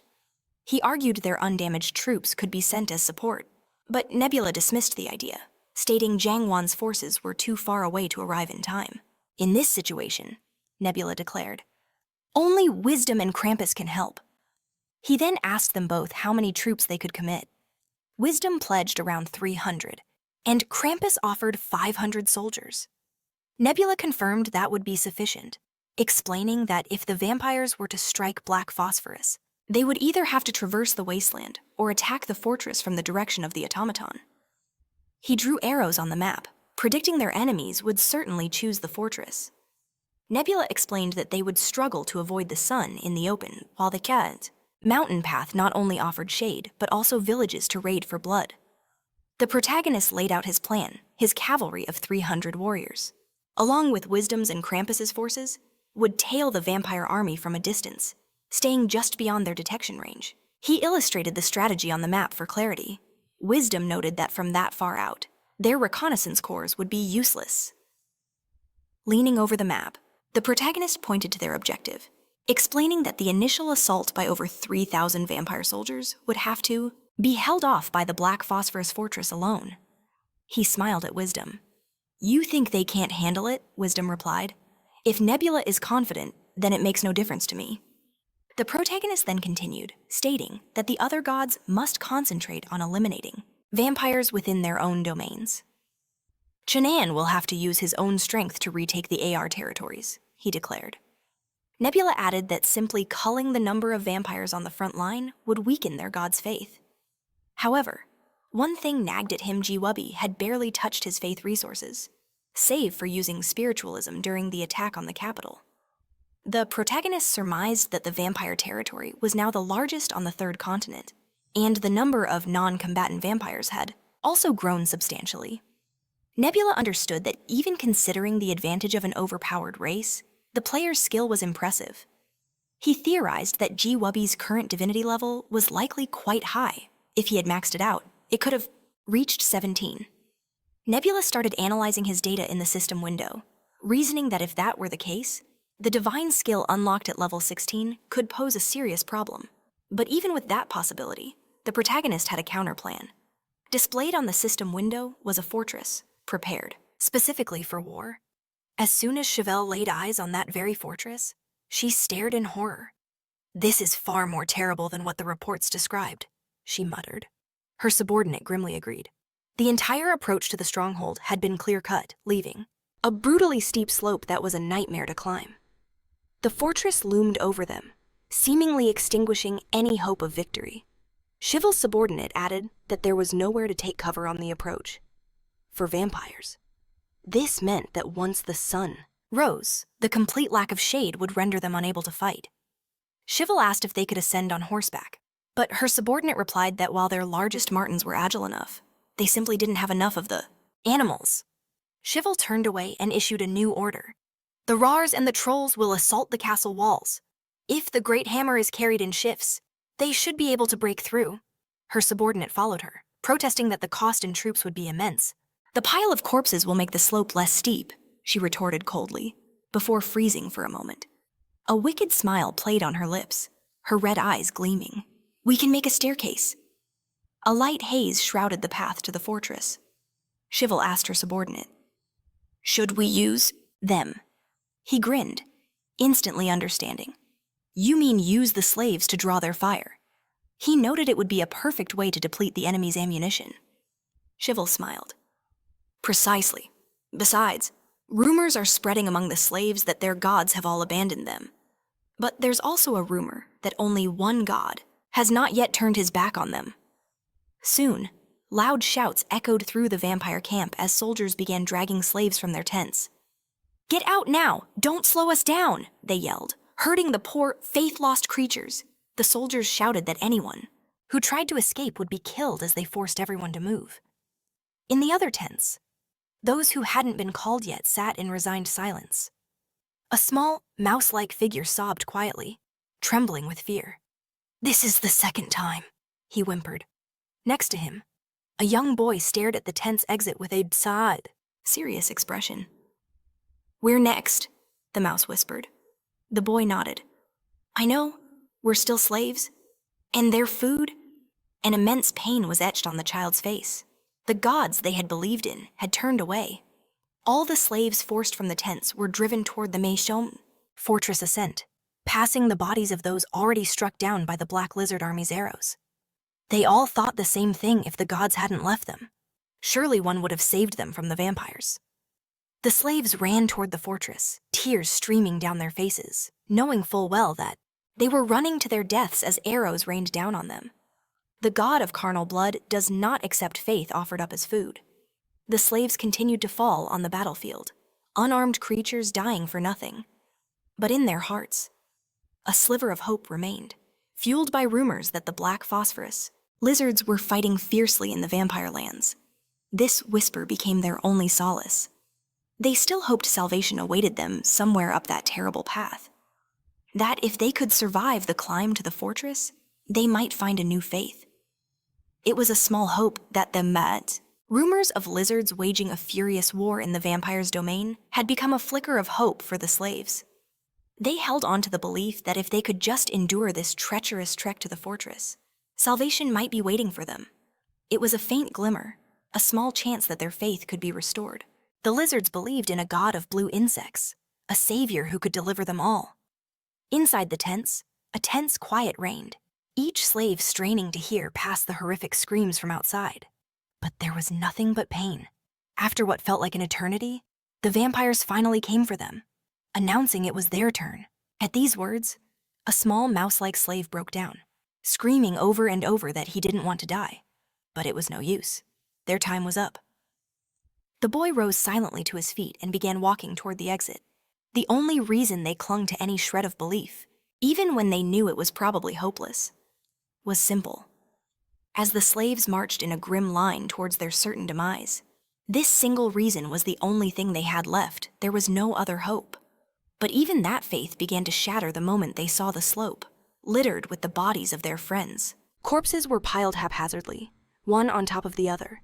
Some were still twitching, still alive but unable to move. The boy's face went pale with horror. One of the vampire guards boomed that their objective was simple, to the absolute terror of the slaves. He declared they had to run to the gates of the lizard castle. The vampires taunted them, sneering that if the lizards truly wanted to save them, they'd open the gates. The slaves stared in despair, fully grasping the futility of their situation. Someone broke down, sobbing at the gruesome sight. One of them whispered that there were only 3 turns on the path to the gate, but no one had ever even made it to the second. The vampires bellowed that they would count to 5 before the slaves had to run for the fortress. The boy stared at the ground, despair clouding his eyes. He noticed one of the slaves at his feet, still alive but unable to speak, his head severed from his body. It was a clear, brutal warning. The boy stumbled back as the vampires began their count. He knew he had to run. Beside him, his little mouse friend was trembling, covering his face with his tiny paws. The boy decided to bolt immediately, not waiting for the count to finish. But just as the vampires reached 4, a sword flashed, and the mouse's head was lopped off. In that instant, every slave scrambled forward, praying with all their might that they could somehow cross the path that had claimed everyone before them. They ran over the bodies of the fallen as the boy prayed just to survive. As the first wave of slaves got closer to the fortress, a volley of arrows rained down from the walls. A fresh storm of iron fell upon them. But still, they charged on. Cheval told his lieutenant that if slaves were desperate enough to seek hope, they needed to be crushed. Crossing his arms, he gloated that they were effectively killing 3 birds with 1 stone, boosting troop morale, managing food supplies, and demoralizing the enemy. But his subordinate had a question. What if the lizard men actually open the gates and take the slaves in? He asked. Cheval just smiled, pointing out that their archers were firing so relentlessly that he doubted anyone would be foolish enough to open up. He added that unless their commander was insane, he wouldn't welcome such an army. But if they do open the gates and try to play the hero, Cheval mused, then it's even better for us. All we'll have to do is launch an all-out assault. He considered it cowardly to abandon living beings, especially those who believed in you. But to him, they were nothing but tools. Cheval believed only in the god of blood and carrion, and he was about to make it clear that anyone not accepted by his god was truly forsaken. Meanwhile, the boy kept scrambling up the treacherous slope. He had already made it farther than anyone before him. He gasped for breath, realizing he was running on ground clear of bodies. He'd gone farther than anyone. He slowed his pace for a moment, knowing the ordeal was far from over. From below, the vampires started shouting curses, wondering why the slave had stopped running. The boy and a few others were getting close. They were conquering the terrible path. Suddenly, the vampires noticed the lizardmen had stopped shooting. The boy trudged forward, his heart heavy, certain the lizards would never open the door for him. The vampires below screamed at him to run faster. He knew they were right. It was only natural. Opening the gate would be an invitation for an attack on the fortress. If you don't run, we'll start shooting, the vampires threatened, telling him to get moving. They readied their bows, but the boy didn't listen, lost in his own bleak thoughts. Whether he reached the end of this path or not, death was waiting for him. The gods had abandoned them. The entire slope was a carpet of his dead comrades, and his feet left dark red footprints in the gore. He realized there was no point in running at all. Tears streamed down his cheeks as he cried out, "If no god will save us, why were we even born into this world?" He was now standing right before the massive gate, praying for an answer from anyone, when suddenly, blue butterflies materialized out of thin air, fluttering just above his head. The boy stared in shock. "Are those butterflies?" Hope ignited in his eyes, his face transforming as he watched in disbelief while the fortress gates began to slowly creak open. Up until that moment, a debate had been raging inside the fortress. The guards on the wall watched in horror as the vampires once again forced unarmed slaves to run toward them, completely baffled by their strategy. The entire slope was now a gruesome tapestry of corpses. Kessel, an officer, stood beside a soldier and admitted he didn't understand their motive either. He speculated that they were trying to reduce the hill's incline by literally paving it with the bodies of slaves they planned to eat anyway. His theory was cut short by the voice of Rakra, who declared, "Even if they are slaves, this is wrong." Kessel countered that in a decisive battle, food supplies are a strategic asset. Rakra hummed, considering his subordinate, before saying, "Perhaps there's another reason. Didn't our general, encounter a large vampire force while crossing between Tan and enemy territory?" Rakra asked. "Because of that, stories have spread to other nations, stories about lizards killing vampires." Kessel smirked, catching on. "In other words, the vampires are forcing us to shoot the very slaves who have placed their faith in us." Rakra confirmed it. Kessel then concluded that since they wouldn't open the gates regardless, the vampires were forcing them to prove that there was no hope. "It will be easier to control the other slaves then," Kessel said. "Their commander is quite cunning." He looked down from the wall, but Rakra stated flatly, "That's not it at all." Kessel looked at him, confused. Rakra then ordered his men, "On my signal, be ready to open the gate." The soldiers stared at their leader in shock before acknowledging the command. Kessel rushed after him. "Are you serious about saving them?" Rakrak demanded. "They might not be slaves. They could be vampires with hidden weapons," Rakra answered calmly. "That's why we fired 2 warning volleys." But Kessel protested, arguing that even if they opened the gate, they'd save maybe 15 people at most. "Compared to our risk, that's nothing." But Rakrak was resolute. He stopped and turned to Kessel. "You fought alongside me to the very end on this peninsula. You're an outstanding commander. Do you know why you still lost to me?" Just then, blue butterflies began to appear behind Rakrak. "Open your eyes wider," he said. "You're quick-witted and your thoughts are clear, but you lack imagination. You can't see the path ahead." Kessel glanced up, his eyes widening in shock at the sight of the divine insects. He froze, and Rakrak turned toward the gate, his voice booming. "God has given his permission. Open the gates." He commanded his men to accept all the unarmed and to shut the doors the moment the last one was inside. As the gates swung open, the boy stumbled in, breathing heavily as he ran past Rakra, who was now heading outside. "Make every person who enters touch silver to their skin," Rakra commanded. "If it burns them, they're a vampire and must be dealt with." Kessel knelt beside the boy, handing him a silver dagger. Rakra shouted that they could be worthless vampires or just slaves counting on their mercy. The boy touched the dagger that Kessel held in his hand.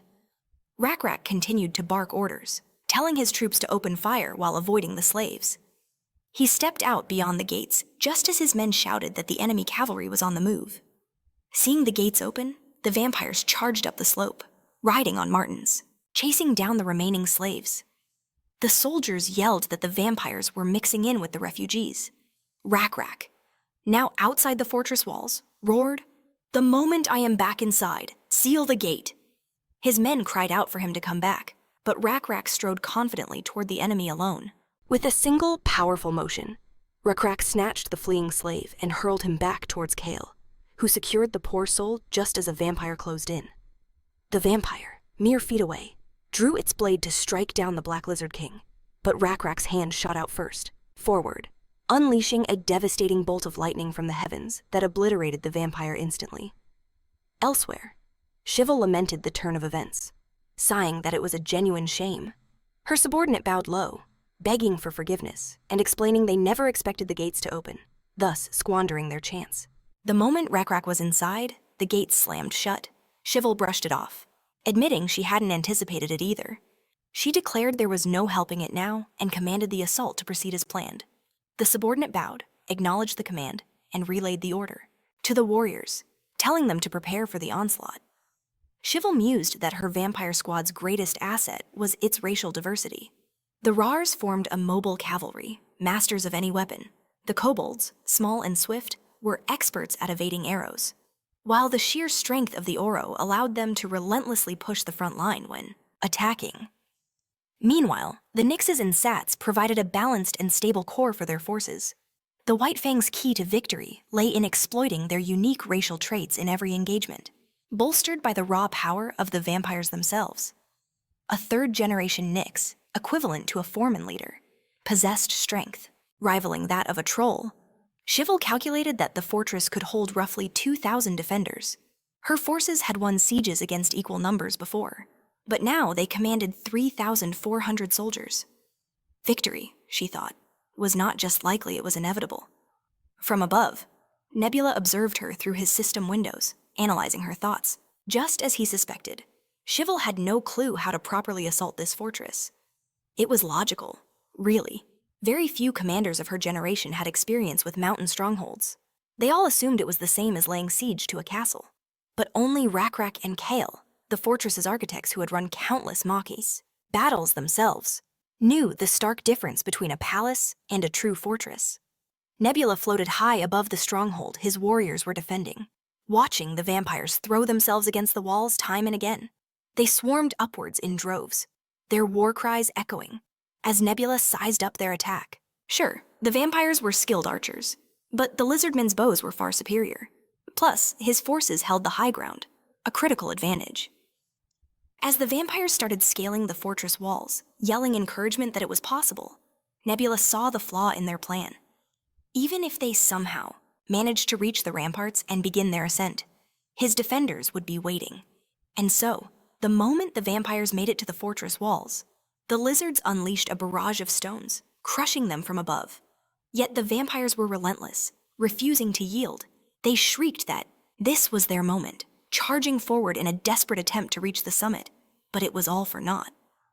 Nebula watched the futile assault, identifying the attackers as second and third generation vampires with enhanced physiology. Kale and Rakrak observed from the battlements as Nebula concluded that no matter how much their abilities were boosted, it was completely useless here. With another crack of thunder, a wave of electricity surged through the advancing vampires, leaving them twitching in their final moments. On the walls above, Rakrak took a calm drag from his pipe. With his power, the lizards had nothing to fear because they had him. A smile played on Rakrak's lips as he blew a plume of smoke into the air.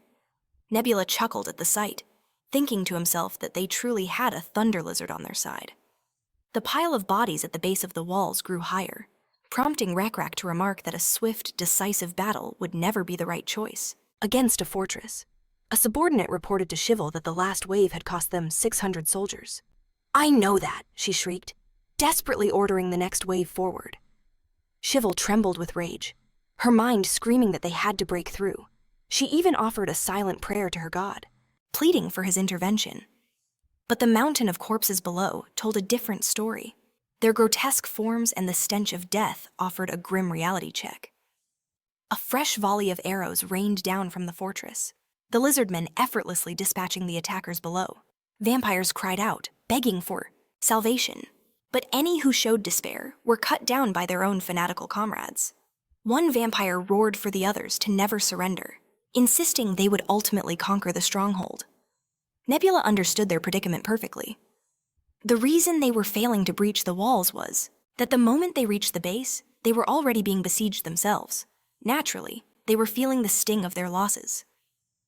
Meanwhile, the lizards methodically picked off their foes, dropping stones on anyone who tried to climb.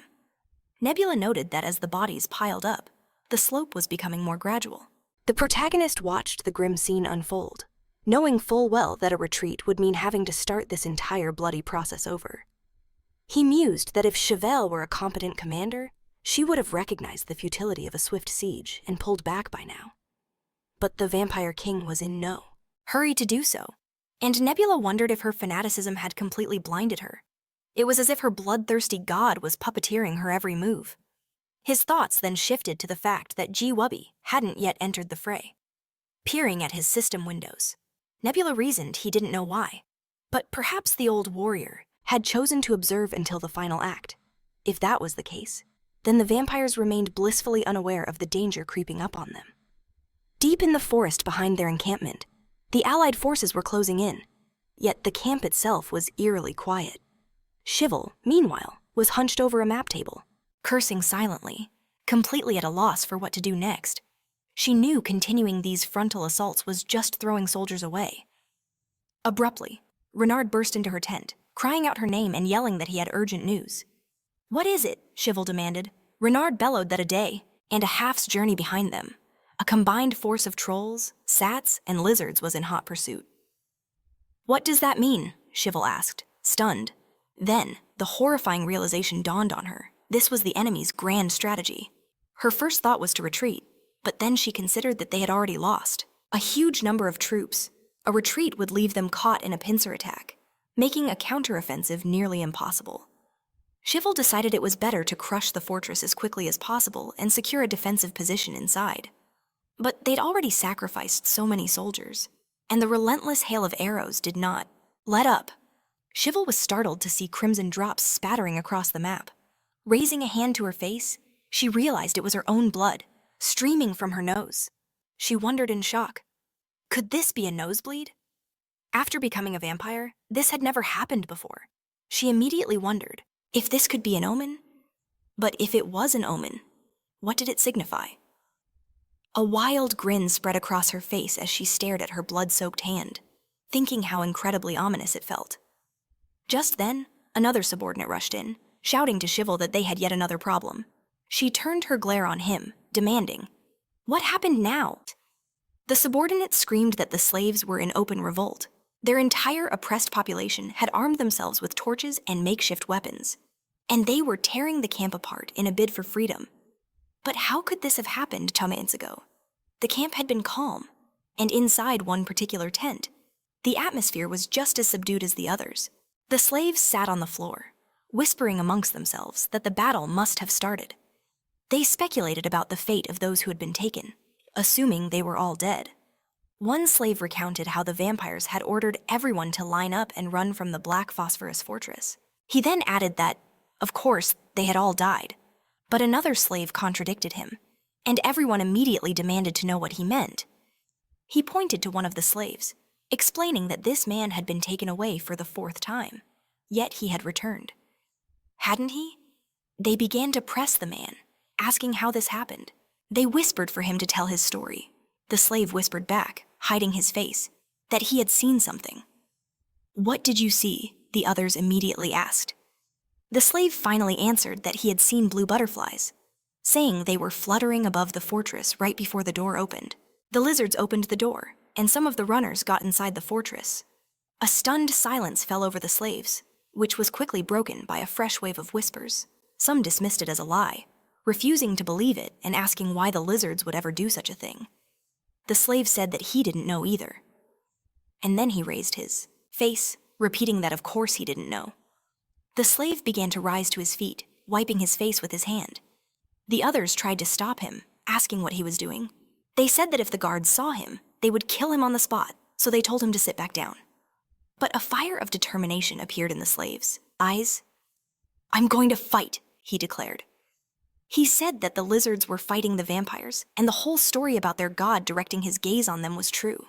He proclaimed he was tired of being so pathetic, arguing that if they continued like this, then everyone would die. The slave said that even if all these rumors, but it didn't matter if it was a lie, because he refused to die like this. In fact, none of the slaves wanted to perish for the vampire's benefit, and a silent agreement spread among them. Rage ignited in their eyes as they realized their ally was right. Suddenly, a commotion erupted inside the tent, catching the attention of the vampires. Hearing the disturbance, the guards came over demanding to know what was going on. But the moment they threw open the tent flap, a wave of enraged slaves burst out, overwhelming their captors, throwing them to the ground, and breaking free from captivity. The vampires screamed in horror, stunned by the uprising, as desperate cries for someone to stop the slaves filled the air. But the flames of rebellion only burned brighter. Shivel demanded to know how many slaves were causing the ruckus. Her subordinate reported that it wasn't just noise. Every single slave was rioting. "And we only have 1,200 slaves in total?" Shivel asked, her voice dangerously calm. He confirmed the number, explaining that all the soldiers guarding them had been completely blindsided, and the rebellion was only growing stronger. He confessed that they were trying to contain them, but were simply being overpowered. Shivel questioned how men with swords and spears could possibly fail to control unarmed slaves. She clutched a handkerchief as she walked towards the tent's exit, while her subordinate explained that the slaves vastly outnumbered the soldiers. Not only that, but the slaves had become unnaturally aggressive. He said that, unlike their usual behavior, they weren't showing any fear, even after seeing others killed, and just kept charging forward to seize weapons. With every weapon they claimed, the slaves' power grew. and they freed their allies from other pens, gradually merging into one massive force. The slaves charged forward, chanting that the lizard had opened the gates for them all. They were ready to fight, and every slave roared in agreement. They screamed that they would rather die fighting like warriors than suffer a miserable fate. Shivel paused, the name Rakrak echoing in her mind. She couldn't help but wonder if he had predicted this exact outcome when he opened those gates. Shivel had assumed they were dealing with nothing more than a weak tribe on the peninsula's edge. Her subordinate begged Shivel to dispatch troops to crush the rebellion, but then he stared at his queen's face in shock, shouting that she was bleeding. Shivel stood silent for a moment. The blood trickled steadily down her chin as she turned her unwavering gaze toward the chaos outside. She thought that this couldn't possibly be a sign of her god's disapproval. The god who chose her would never do such a thing. Shivel declared that they had to capture the fortress by dawn at the latest, announcing that all forces were to remain focused on the main attack. Her subordinate yelled in disbelief, asking if her command meant they were just going to let the slaves escape. He argued that even if they took the fortress, they would need at least some slaves as a food source. He also reminded her that if they were ever besieged, they would need the slaves as laborers. Shivel replied that she didn't mean that at all, looking her subordinate dead in the eye. He stared back, confused, and then in a flash, Shivel lunged forward and sank her fangs deep into the poor man's neck. The man choked violently while the other vampires watched in stunned silence. After she had finished drinking, Shivel dropped the subordinate's lifeless body, remarking that her mind felt a little clearer now and adding that it seemed she had just been low on blood. She then turned to her generals, asking if any of them could put down the rebellion without needing extra troops. One general stepped forward, vowing to do his best to stop the uprising with only his garrison's soldiers. Both generals wore expressions of utter confusion and terror. Shivel told that general to get to it immediately. She then turned to the second general, informing him that he was now her new lieutenant. Shivel pointed a finger at him, ordering him to bring her weapon, as she intended to open the gates herself. Meanwhile, at the fortress gates, countless soldiers lay dead. The vampire camp was ablaze.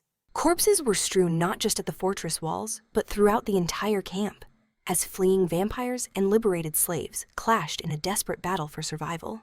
Rakrak, observing the chaos from the fortress walls, noted that things were getting rowdy. Gessel watched with a calm expression, agreeing that a full-blown battle was breaking out. He then asked Rakrak if reinforcements had arrived. Rakrak informed him that their allies were still a long way off. Besides, he noted, vampires don't need firelight, which could only mean one thing: the slaves had finally risen up. And indeed, at that very moment, the slaves were cutting a path of destruction. They freed their brethren from the tents, drove out the vampires, and burned everything in their way. Kessel asked in disbelief if those were really slaves. He questioned Rakrak about how they could be so lucky that a slave rebellion would start at this exact moment. Rakrak just chuckled, then said they needed to get the cockatrice riders ready. Kessel thought they would halt their attack to redirect all their forces to suppress the slaves. But Rakrak countered, saying that was highly unlikely. Kessel looked at him, bewildered, and asked what he meant. Rakrak then posed a question back to him if they didn't pull their troops back. What would they do? Kessel theorized that, as absurd as it sounded, they would probably try to end the siege right now, at any cost. Rakrak remained quiet as Kessel continued, concluding that their only remaining option was to put their faith in their god. Rakrak, carefully scanning the horizon, told him to look over in that direction. Shivel was marching toward the fortress, a sword gripped tightly in her hand. Rakrak observed that, in the end, she was coming to them herself. Shivel raised her sword, pointing it directly at the fortress gate. She then bellowed Rakrak's name, screaming furiously that if he wasn't a coward, he should come out and face her. Kessel asked Rakrak if he was ready for a fight. Rakrak, already heading for the exit and adjusting his armor, replied that if he didn't go out, the vampiress would likely shatter the gate with the power of her god. He grabbed his spear, remarking that they must be truly cornered for their leader to step onto the front lines. He looked at Kessel and told him that soon, slaves would appear behind the enemy army. At that moment, he ordered Kessel to send in the cockatrice riders. Rakrak declared that they would attack together and crush them. Shivel held her sword pointed at the fortress gate, planning her strategy. As soon as the door opened for Rakrak, they would unleash the large ferrets into the fortress, beginning a vicious hand-to-hand brawl. If they could keep the gate open and neutralize their geographical advantage, they could overwhelm the fortress, Shivel strode confidently toward the entrance, getting closer and closer. However, to her astonishment, her enemy didn't come down to meet her at all. She looked up in surprise, realizing the moonlight on her face was being blocked by a massive shadow. She saw Rakrak high above, perched on the fortress roof, riding a cockatrice. He towered over her, ready for battle. She gasped in shock, wondering how it was possible. She couldn't understand how he got up there on that creature. Rakrak grinned down at her and asked if she didn't know. He smiled. He explained that creatures with wings were meant to soar through the sky. His cockatrice screeched in agreement, then roared in fury as its master brandished his spear. With a powerful leap, the cockatrice launched off the roof, diving straight down towards Chevelle. Rakrak tightened his grip and aimed his spear, preparing to strike her down. The blow was immense. Chevelle managed to parry the attack, but the sheer force of it sent her staggering backward, struggling to keep her footing. She wondered what kind of power this was. Meanwhile, Rakrak was already circling, gathering his strength for another assault. She couldn't comprehend how this was happening. The next instant, Rakrak was upon her. He moved toward her swiftly, raising his spear for another devastating strike. The blow crashed against her sword, and Chevelle barely held on, struggling to stay upright. She looked at Rakrak in disbelief. Even with the power of an original vampire, she was having trouble blocking his attacks. He pulled his spear back again. He watched as Chevelle struggled back to her feet. He tightened his grip on his weapon, while Chevelle desperately wondered why she couldn't get any closer to him. The battle raged between them, a whirlwind of strikes and parries, while Nebula watched silently from the sidelines. He knew that Rakrak was no ordinary cavalryman. Rakrak was a level 21 hero, and his cockatrice was a beast that even the most expert hunters couldn't capture. By engaging him this way, his opponents were giving Rakrak a massive advantage. At the same time, the slaves had finally managed to defeat the vampire general. Nebula understood that victory was incredibly close. Soon, the fortress warriors and the slaves would unite as one force. But all his strategic thoughts were abruptly cut short by a bizarre notification. His eyes widened in shock as he saw the system window. It read that Nebula had received a whisper request from a player with that same unreadable name. It was the same name other players had called Jiyu Wubi. The protagonist wondered if it was really possible to receive a whisper at a time like this. He felt something was off, the player's nickname, the timing of their appearance, and their previously non-existent race were all highly suspicious. Nebula thought that this was far from normal. Under normal circumstances, he would have rejected the request in a heartbeat. He stared at the system prompt in silence for a long moment before finally, against his better judgment, hitting the accept button. Instantly, a video call window blinked into existence, revealing the face of his unsettling opponent, a being that looked more like a demon than a god.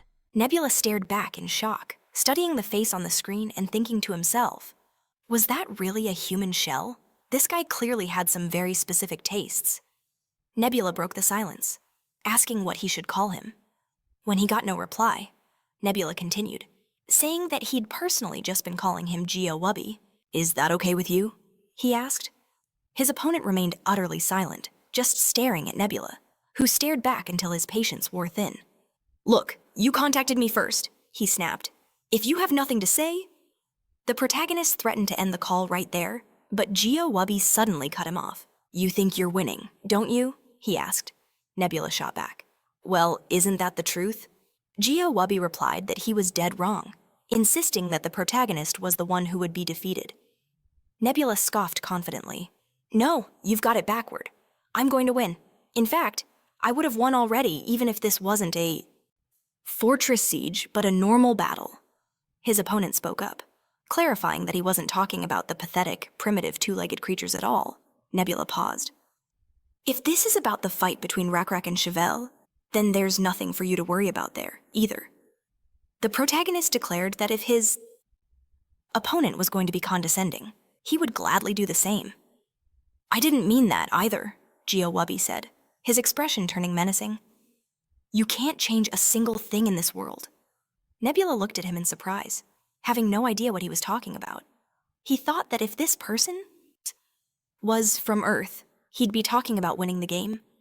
But was he seriously saying Nebula couldn't change the world? The protagonist decided maybe it was time to provoke his opponent a little. He declared in a confident voice, Oh, I'm going to win. I'm going to develop civilization, connect key. All the continents, and build a temple in every single city? At this, his opponent completely lost it, screaming that that power didn't belong to Nebula at all. He raged that those abilities had originally belonged to them. The protagonist narrowed his eyes. Whose power is this, he demanded, but his opponent, Imi, was unable to answer. A chilling thought crossed Nebula's mind. Are there other beings like him? Who are they? The protagonist asked. Geo-Wubby replied, Now, we are going to collect on all the old debts. His face was a mask of pure conviction as he said it, and the protagonist, Fena, didn't have time to respond before the call window vanished. He was left wondering what on earth his opponent was talking about. Was that his whole routine? Just show up, say whatever he wanted, and then leave? The protagonist turned his attention back to the battlefield, wondering if he should have quietly intervened himself. His thoughts were abruptly cut short by a sharp, strange blast that seemed to hit him with pure light and power. Nebula shielded his face with his hands, and when he opened his eyes again, he discovered with horror what was happening on the battlefield. Screams filled the air as blood gushed everywhere. In that chaotic moment, Shivel had lost her right arm, leaving her with almost no way to continue the fight. Looking up at Rakrak, she bit her lower lip, glaring at him with pure rage. He stood over her confidently, spear in hand, while his cockatrice held Shivel's severed arm in its beak. Rekrak had already raised his spear, declaring that it was time to finish this. But just as he lunged toward Shivel, he was forced to a screeching halt as his mount sensed the approach of an overwhelming danger. A blinding flash erupted, stunning everyone nearby. Rakrak, who had almost been hit by the blast, froze in place, staring at the colossal sword that had appeared right in front of him. This sword was held by an enormous hand, and right behind the massive weapon, the head of a gigantic monster emerged. Rakrak wondered if this could possibly be their god. Geo-Wubby, who had literally materialized out of thin air, now loomed over Rakrak and his people like a terrifying omen. Watching this, Nebula thought that, just as he'd expected, his opponent was at a level where reincarnation was possible.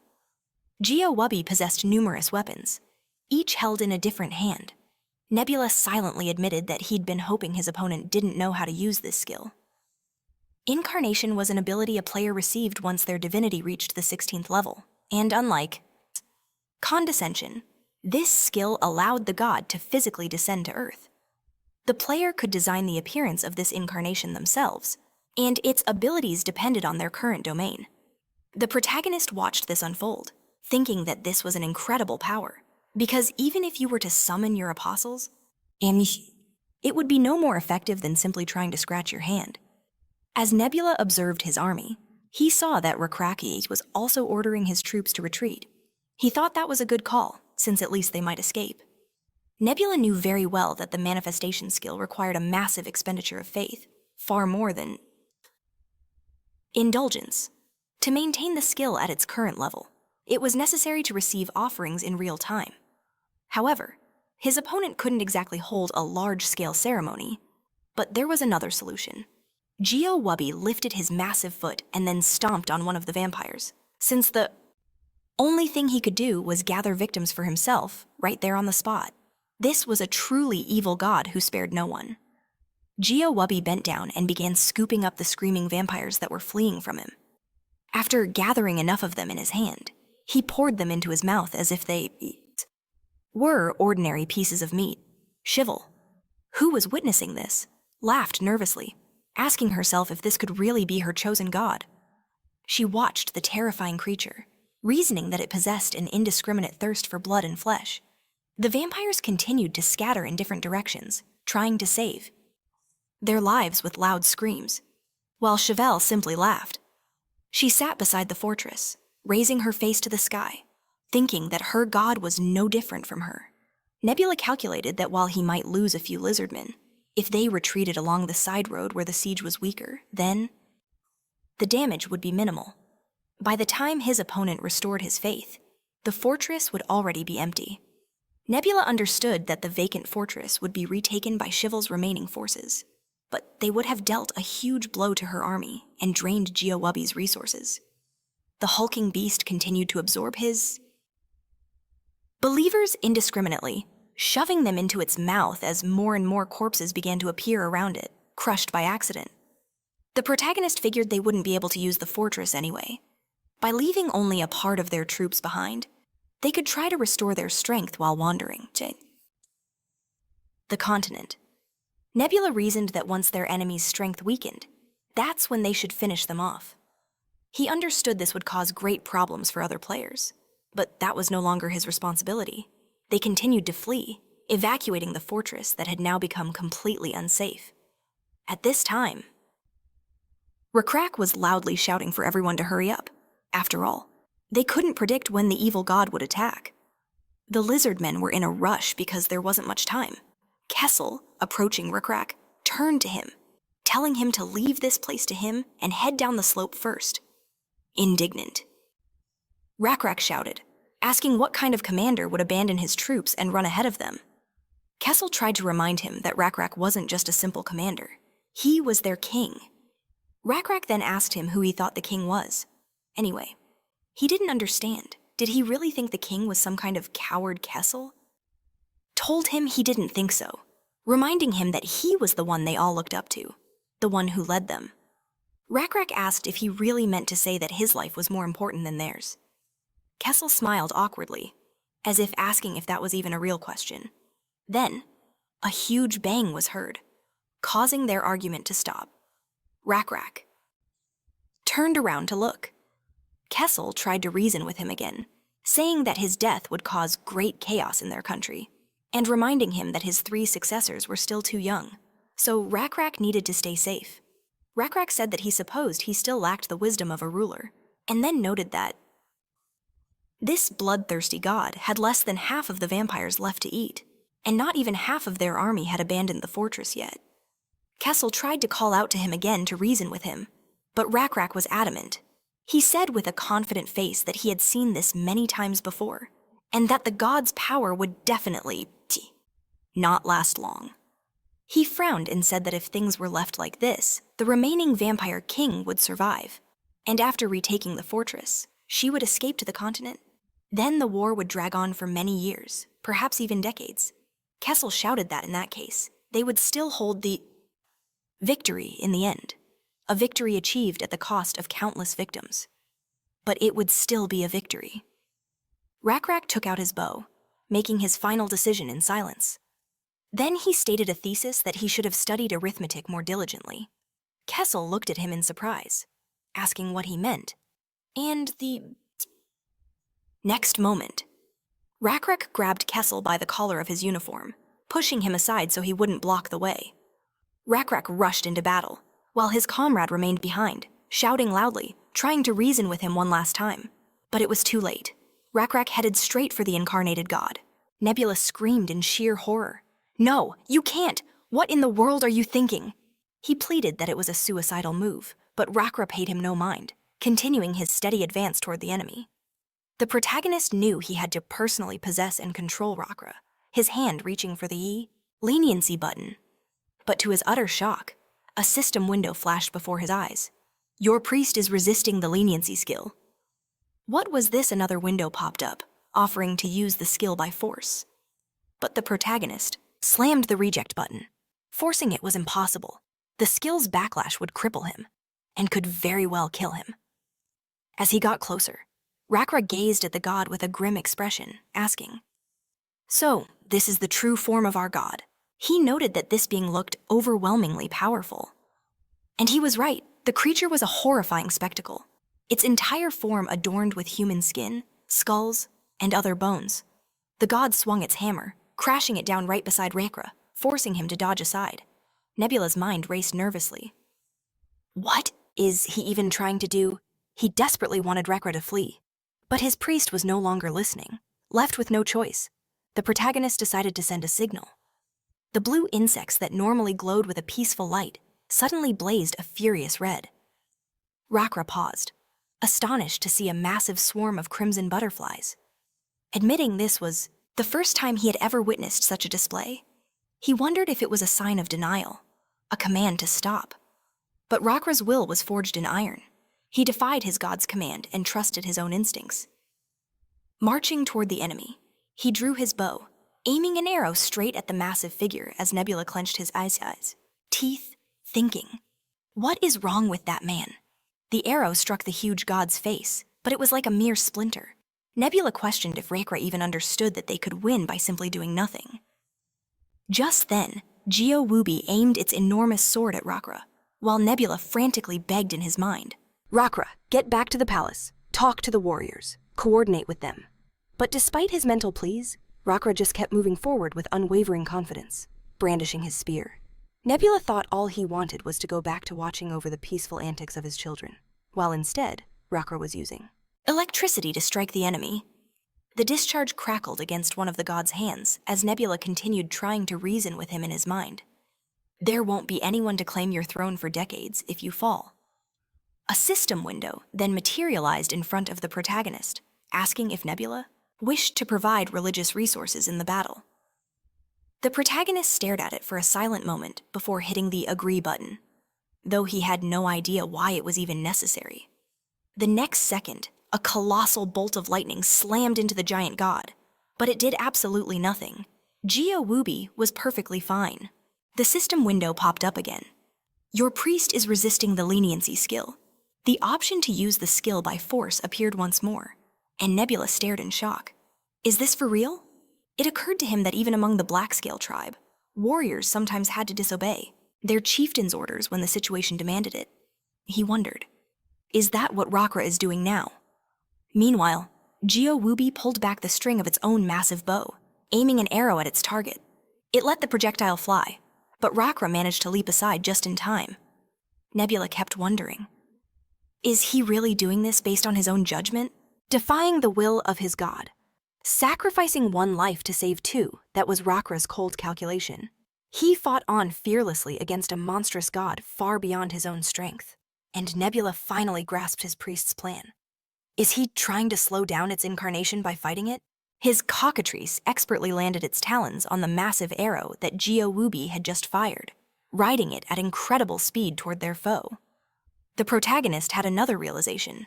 Was he trying to say that victory isn't everything? The cockatrice let out a furious screech as it closed in, pushing off the shaft of the arrow at the last second. Rakra lunged forward with his spear aimed at the enemy. He called out to Pajigiji, asking the mythical beast to lend him its power. In response, his electrical familiar appeared from behind him, crackling that it understood his command. With that, the spear Rakra wielded began to surge with electrical power, emitting arcs of lightning. Rakra fearlessly launched it directly at the enemy. The spear flew like a missile, hitting its target dead on. For a moment, Geo-Wubi was blinded by the explosion, but as the smoke cleared, the massive god's eyes ignited with red fire once more. The attack had inflicted no damage. It intercepted its returning hammer and, with a single, brutal motion, brought it crashing down, knocking Rakra clean off his cockatrice. For a split second, the world fell silent. Rakra plummeted to the earth alongside his beast, which had been completely decapitated. Blood trickled from the great hero's mouth, and Nebula could only watch in terror. A cascade of horrifying system notifications began to fill his vision, listing off title after title. The Hunter of Giants and Thunder Lizard, the First of the Chosen, the Supreme Leader of the Tribe of Blackscales, the King and Founder of Black Phosphorus, an Example for All Lizardkin, and the Opener of the Ways, the most worthy of all contenders, known for his strategy. The priest Rakra has died. The protagonist's butterflies scattered into chaos. In the final system window, the most terrible notification of all appeared. You have lost experience.